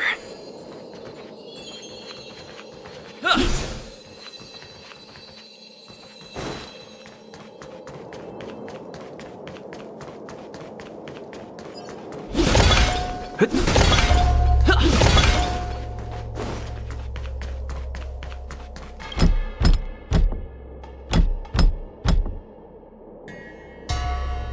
door will not open with...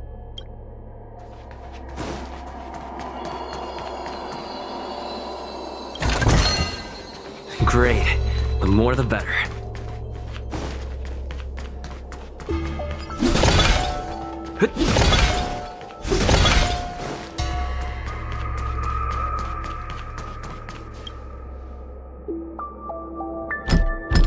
The door will not open.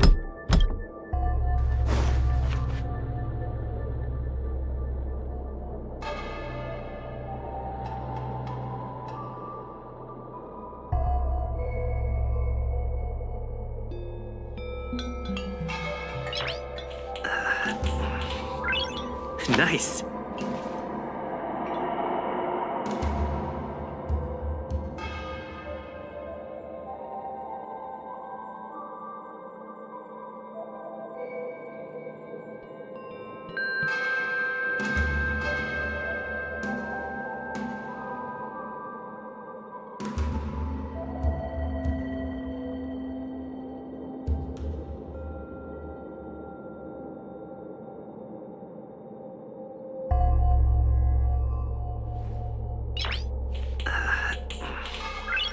Nice.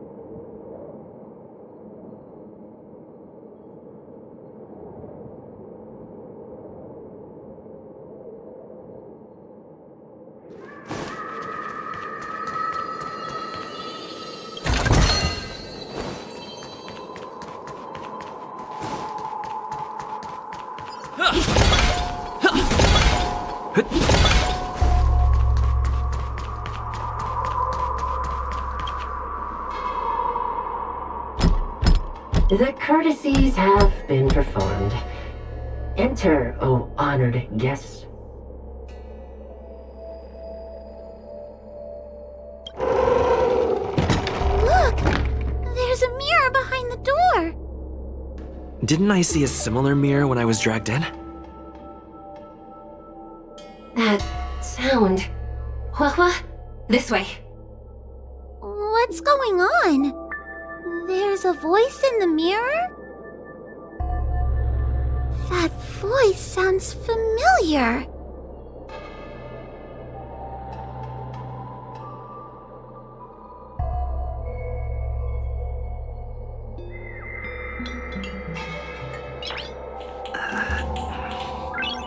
Nice.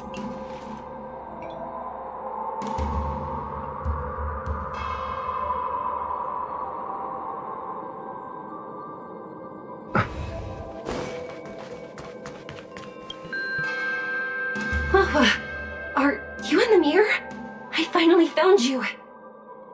Madame Shui? Fixtral Garden has been enveloped by an unknown power. You must be careful. We still haven't found Miss Gwaynifin. I don't know where she went. The task at hand is to save you from this illusion. Come, pass through the mirror and come to our side.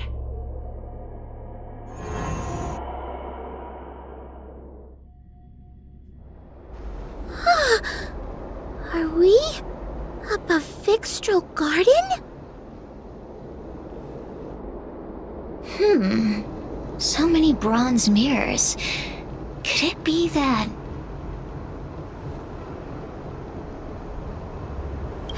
You're right, boy. This place is changing. It's trying to stop us from escaping. But one of these mirrors must contain the exit, right? Let's check them all.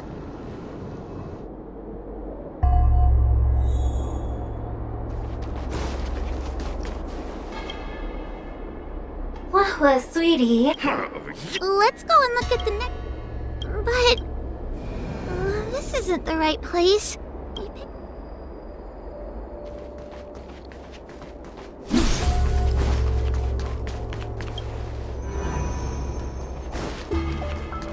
We already passed through this mirror. The Madame Shui behind this mirror is most likely a fake. Let's not go there again.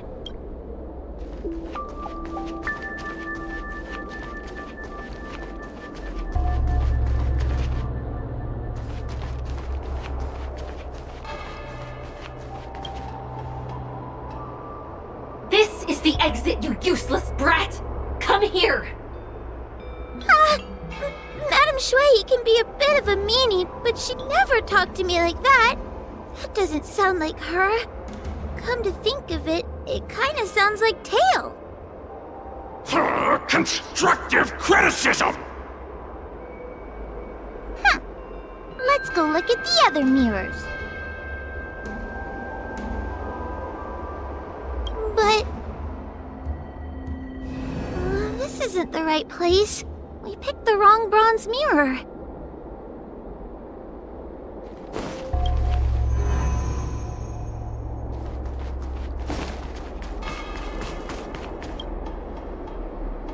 The situation in Vixtral Garden is getting worse. Why have you not left? Is something the matter in there? Over here! That sounds like the real Madame Shui. The real Madame Shui? Are there pretenders inside the illusion? I see. Do not be afraid. Huahua knows me well. She will be able to discern me from the counterfeits.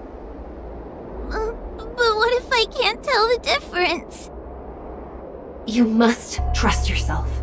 Come.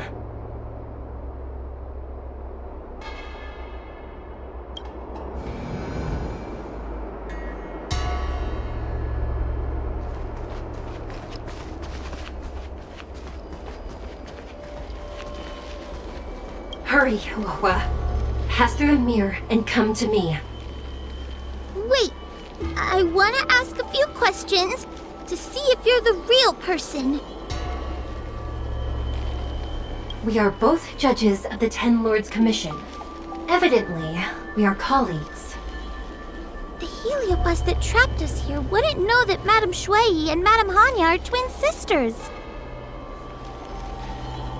A powerful heliobus possessed her tail.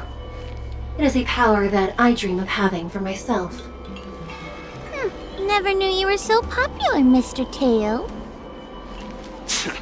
Very funny. So, we're gonna... But... this isn't the right place.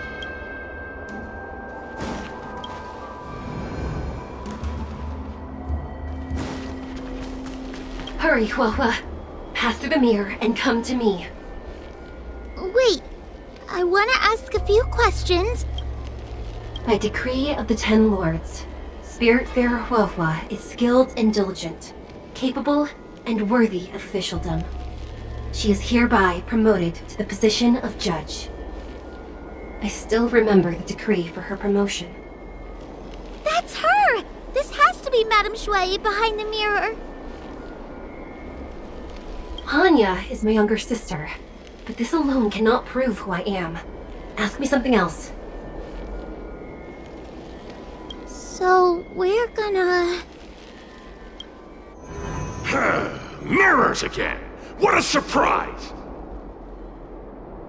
Look around us, Mr. Tail. I think we're at the edge of the illusion. Maybe these are the only mirrors left?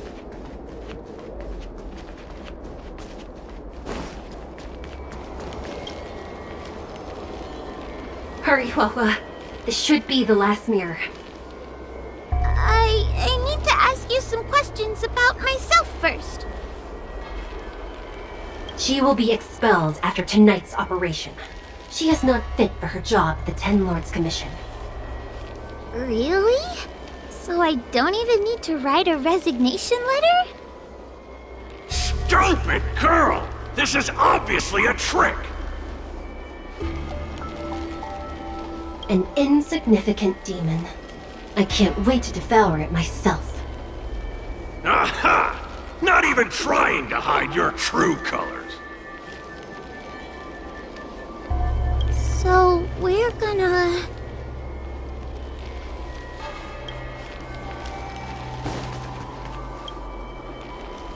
Come here, Huohua. Come through the mirror. I need to ask you some... Her caution is a skill all judges of the Ten Lords Commission should possess. Huh. That's a funny way of describing cowardice. Nauseating. It's the most powerful fragment of Ignimar's demise. Who would have guessed it still contains so much power after so many years? Ha! You've given the game away. So, we're...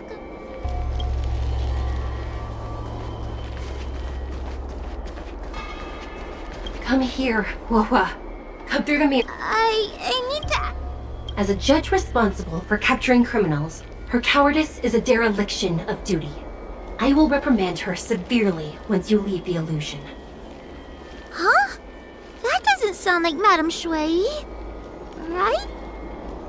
Stupid girl! This is obviously a fake! Her tail will be extracted and suppressed. So, we're... I'm not the best judge of things, but these mirrors... Not a single one is the real thing! None of them show Madame Shui as I know her to be. That puppet judge never respected me. But she also never let her guard down. I've spent a long time working with Madame Shui. She's always known that I'm scared and timid, but she never told me off. The Ten Lords Commission never cared a wink about your frail constitution. You're the only one who makes a big deal about it. And as long as you don't track me down, I don't really care how much of a coward you are either. Aw, Tail? Hey! Get away from me! What do you know? And what are we even talking about? We need to focus!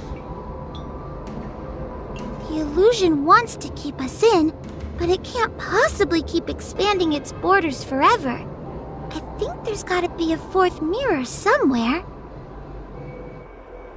I think there's a mirror on that floating island, but it's a bit...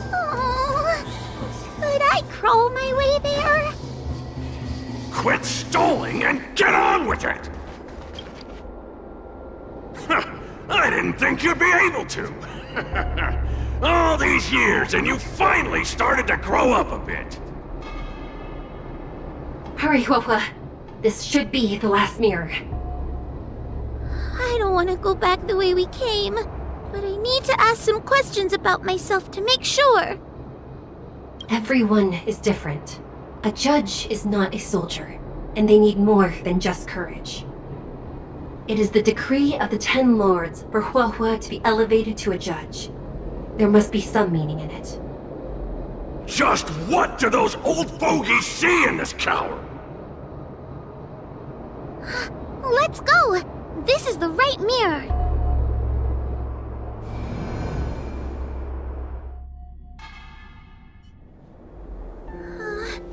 Are we back in Fixtral Garden? You have returned safely. It seems the Ten Lords Commission is not down on our luck today. Madame Shui, I'm so happy to see you're all right! Did you encounter anything strange on your way here? No wonder she's a judge. Very perceptive.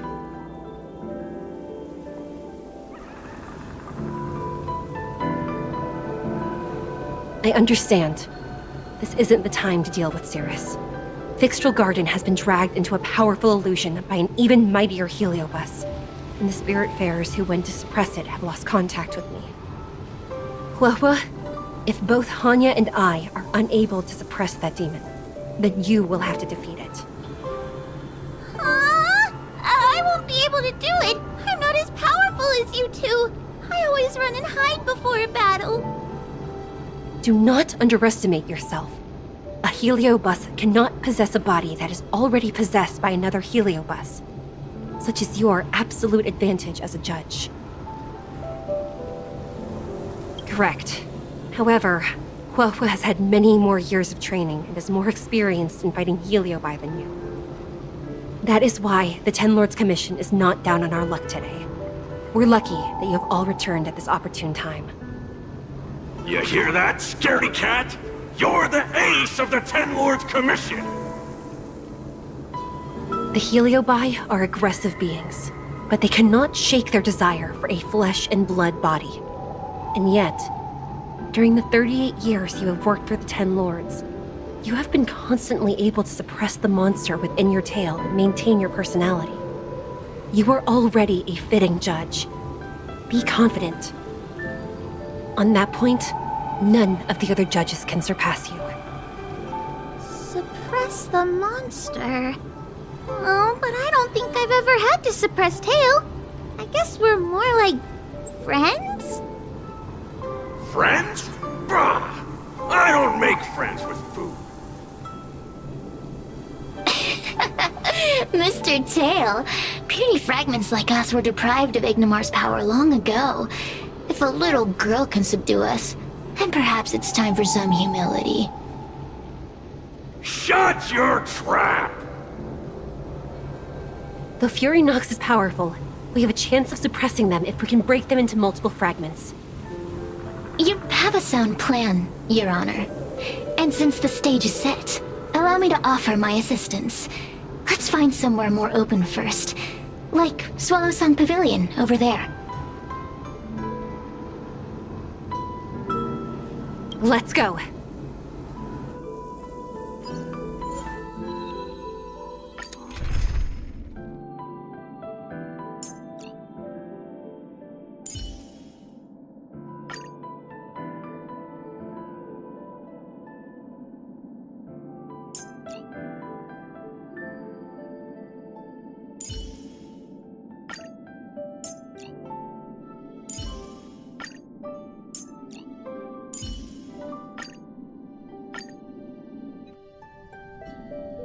You've heard the story of Ignimar and the great Heliobus's glorious fight against the General. They were an entity born of many Heliobi fusing together. But Heliobi are gradually tainted by the emotions and desires of those we possess. We tend to spite each other and don't like to fuse together. It's like having multiple personalities inside a single head. It leads to infighting. A powerful Heliobus like Ignimar or Fury Nox might be able to swallow a lesser Heliobus and placate them for a while. But this internal balance is easily broken when exposed to external forces. Just like how we were torn apart and reborn after Ignimar fought the General. Therefore, this might be the way to defeat Fury Nox. We can cause them to break apart and reduce their power. Then, the Ten Lords Commission can use their sacred vessels to seal up all of Fury Nox's fragments. I have a question. Why are you betraying your own kin? Why would you help the Xianzhou when we have sealed you for so long? Why? Must Heliobi always have a reason for their behavior?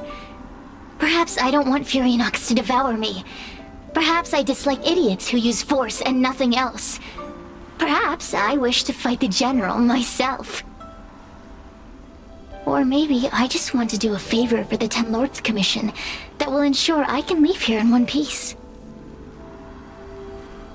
Judges of the Ten Lords Commission always keep our promises. If you can truly deal with the problem at hand, I will ask for your freedom from the Ten Lords. However, I cannot guarantee the outcome of the appeal. How conventional. Fine, I accept. But you better keep your promise, puppet. Me and Fury Nox were furnace mates. I know them well. They're powerful, but as naive as a child and obsessed with victory. I only need to say 3 things to incite them. Hey, I'll need your body for a while longer.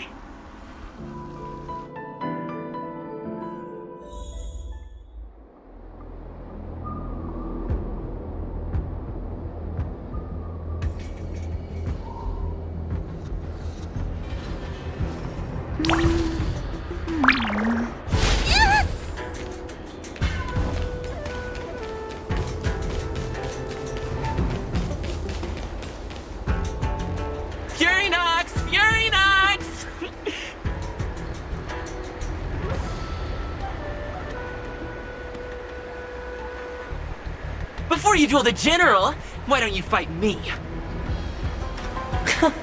Serious? What makes you worth my time, weakling? I've turned this garden into my territory and made the dogs of the 10 Lords my puppets. As soon as the General arrives, the Heliobi will have a rematch.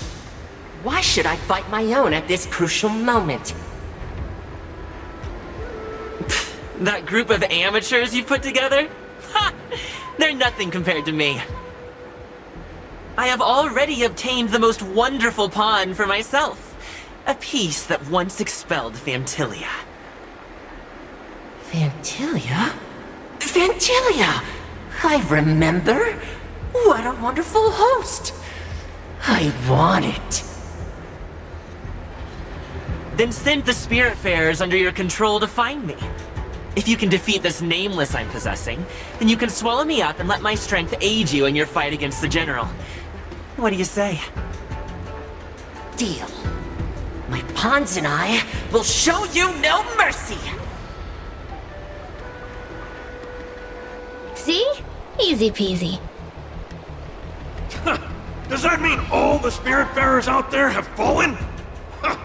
What a useless army. Does that mean we'll be fighting our friends? Oh, do puppets feel empathy? Or do you not wish to defeat Furynox anymore? We Heliobi think of such matters as business transactions. As long as something can bring us victory, we will destroy everything. Even allies and kin. Make the decision. Furynox's pawns, your companions, must be destroyed. Please come over here. I need to give you something.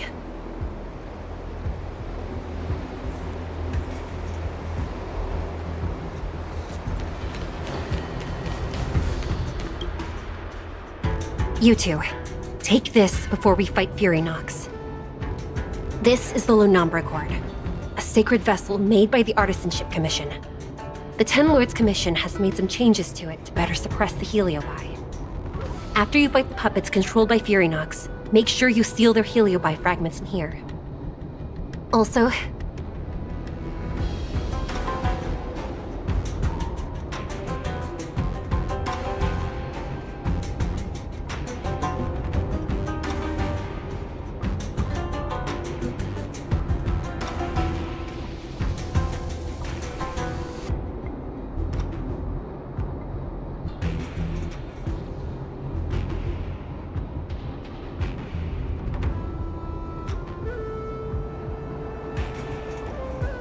the 10 Lords will not forget your acts of kindness.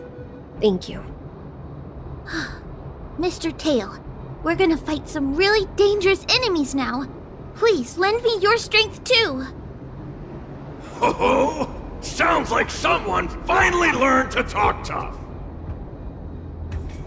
I would have believed you if your legs weren't shaking so much. Don't point that out! It took me a lot of effort to be this brave. All this time I've just been hiding behind Mr. Trailblazer. I'm such a bad judge. Madame Shui said those possessed by a heliobus can't get possessed again. I'm the only person who can help everyone. Exactly! You're welcome, by the way. So, what are we waiting for? Let's go! Huahua. Though I am of Ingenium body, I too am feeling a sliver of fear. Madam Shui, you're afraid too? Faced with a demon that can manipulate life at will, of course I'm afraid. Afraid that I won't ever work with my sister again. I guess if even you two are afraid, then I feel a little better now. Let's go. I will find my own way to defeat the pawns possessed by Fury Nox. And before that foolish Heliobus has realized what's happening, I will suppress all of their fragments within the Lunombra Gourd.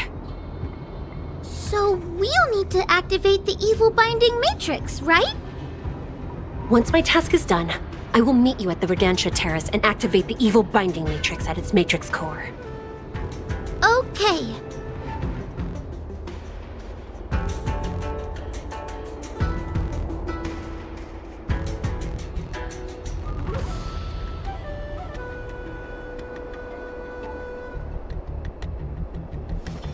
Help! Someone help me!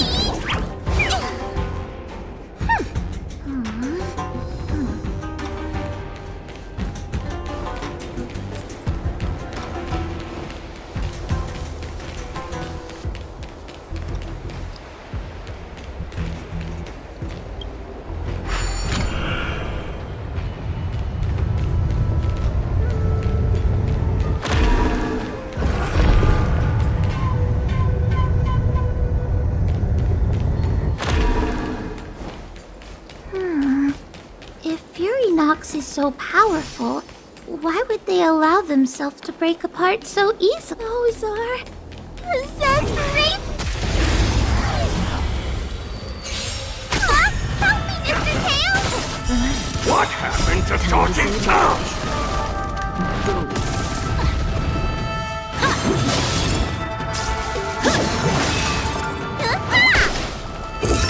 Test.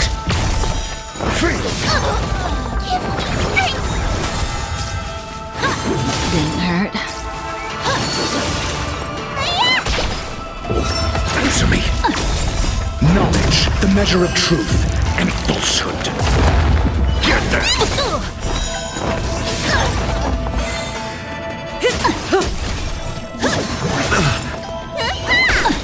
Stand still. Time to say bye. Boom.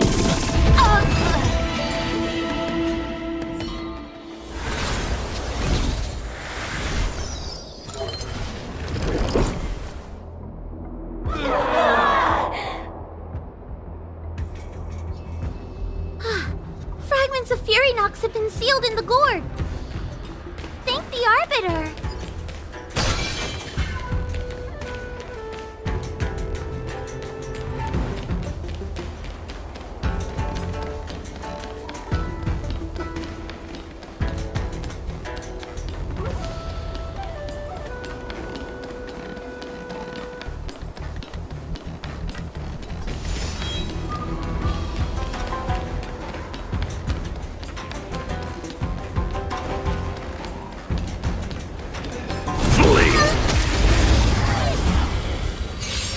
Take your paper dolls out, quickly! Do you remember the incantation? Paper to might, carry the spite. Talisman of strength, evil to spite. The test.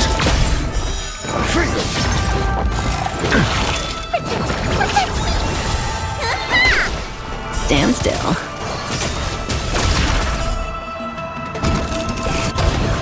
Time to say bye. Boom.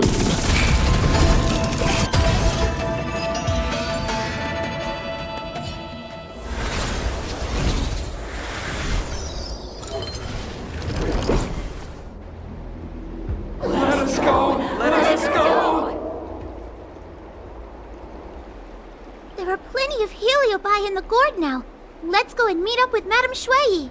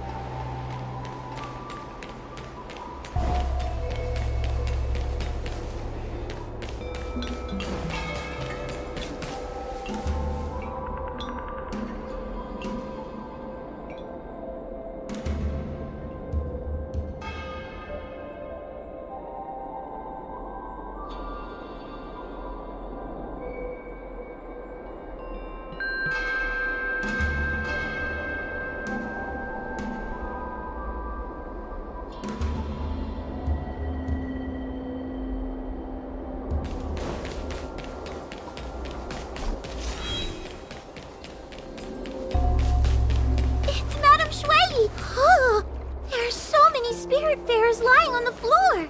Trailblazer! Wawa! I'm so glad you're okay.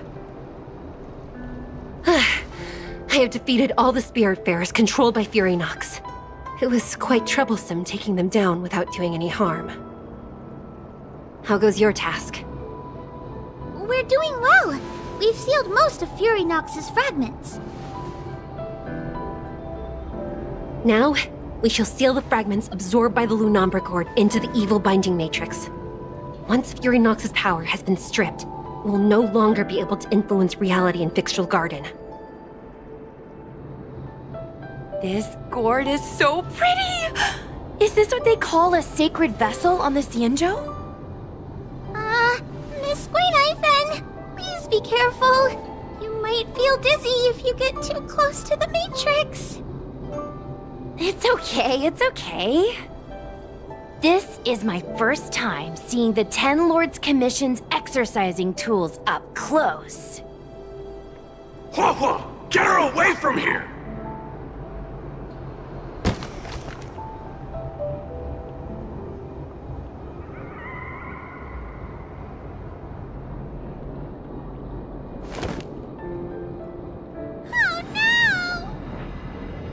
Cirrus.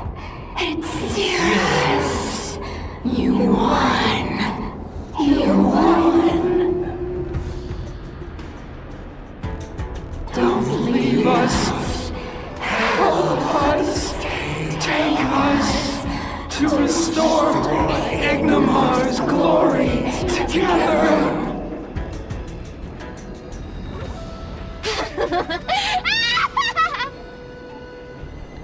Thank you, your honors, for helping me clear so many obstacles and collect so many Heliobus fragments. I told you I'd leave your body, little pawn. Excellent. I will keep my promise.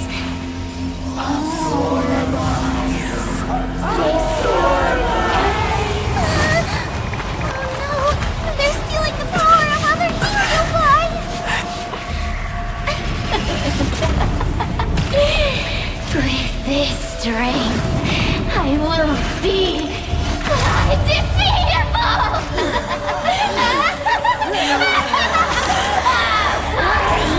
Let's go again, shall we?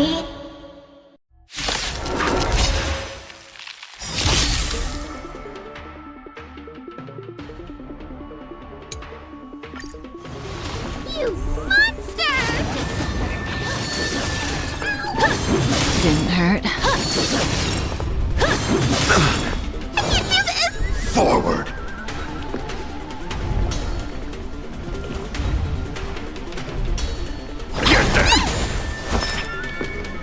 SAS Perkibi. Knowledge, the measure of truth and falsehood.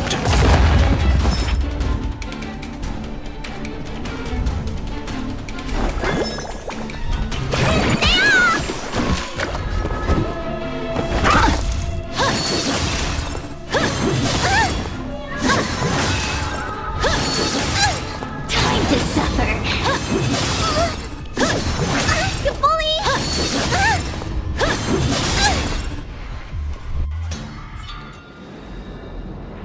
This demon is quite troublesome. Is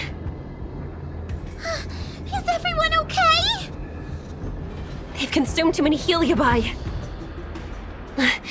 We'd die from exhaustion before we manage to weaken it. We've still got a chance, puppet. Cirrus said it themselves. There's a fragile balance when Heliobi fuse together.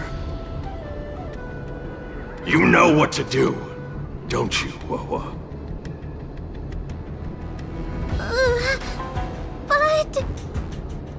But what? Aren't you gonna be living the life you've always wanted once I'm gone?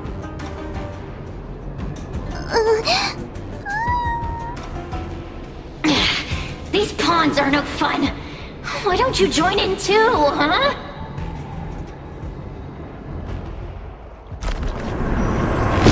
I struggle. Be my subject!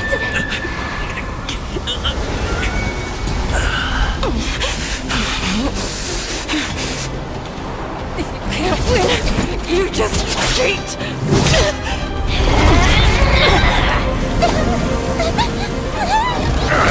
Useless!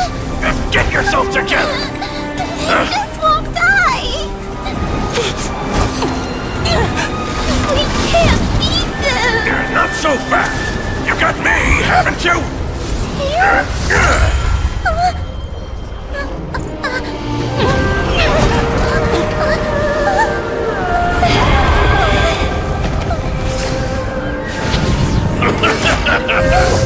See you on the other side!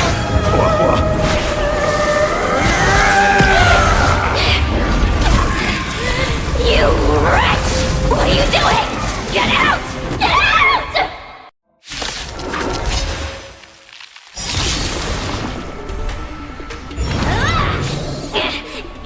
Get out! Hey, Cirrus! Why don't you try swallowing me, too, huh? Are you insane? Why are you helping humans? Why? You need a reason? How about this one? I'd rather help a human than a conniving simpleton like you.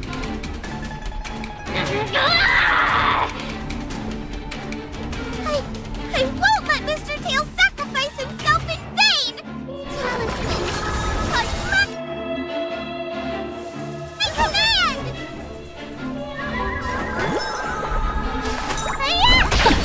Relax. Time to say bye. Boom. RSA acknowledge the measure of truth and falsehood. May as well kill them all.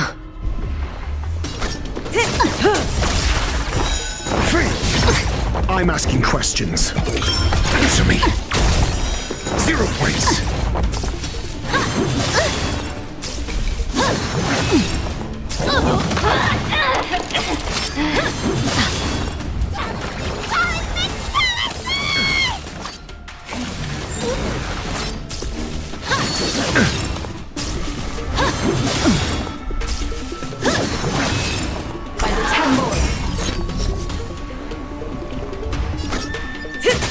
Unscathed. A test. Time to suffer. Mediocre. Well done. 10 points.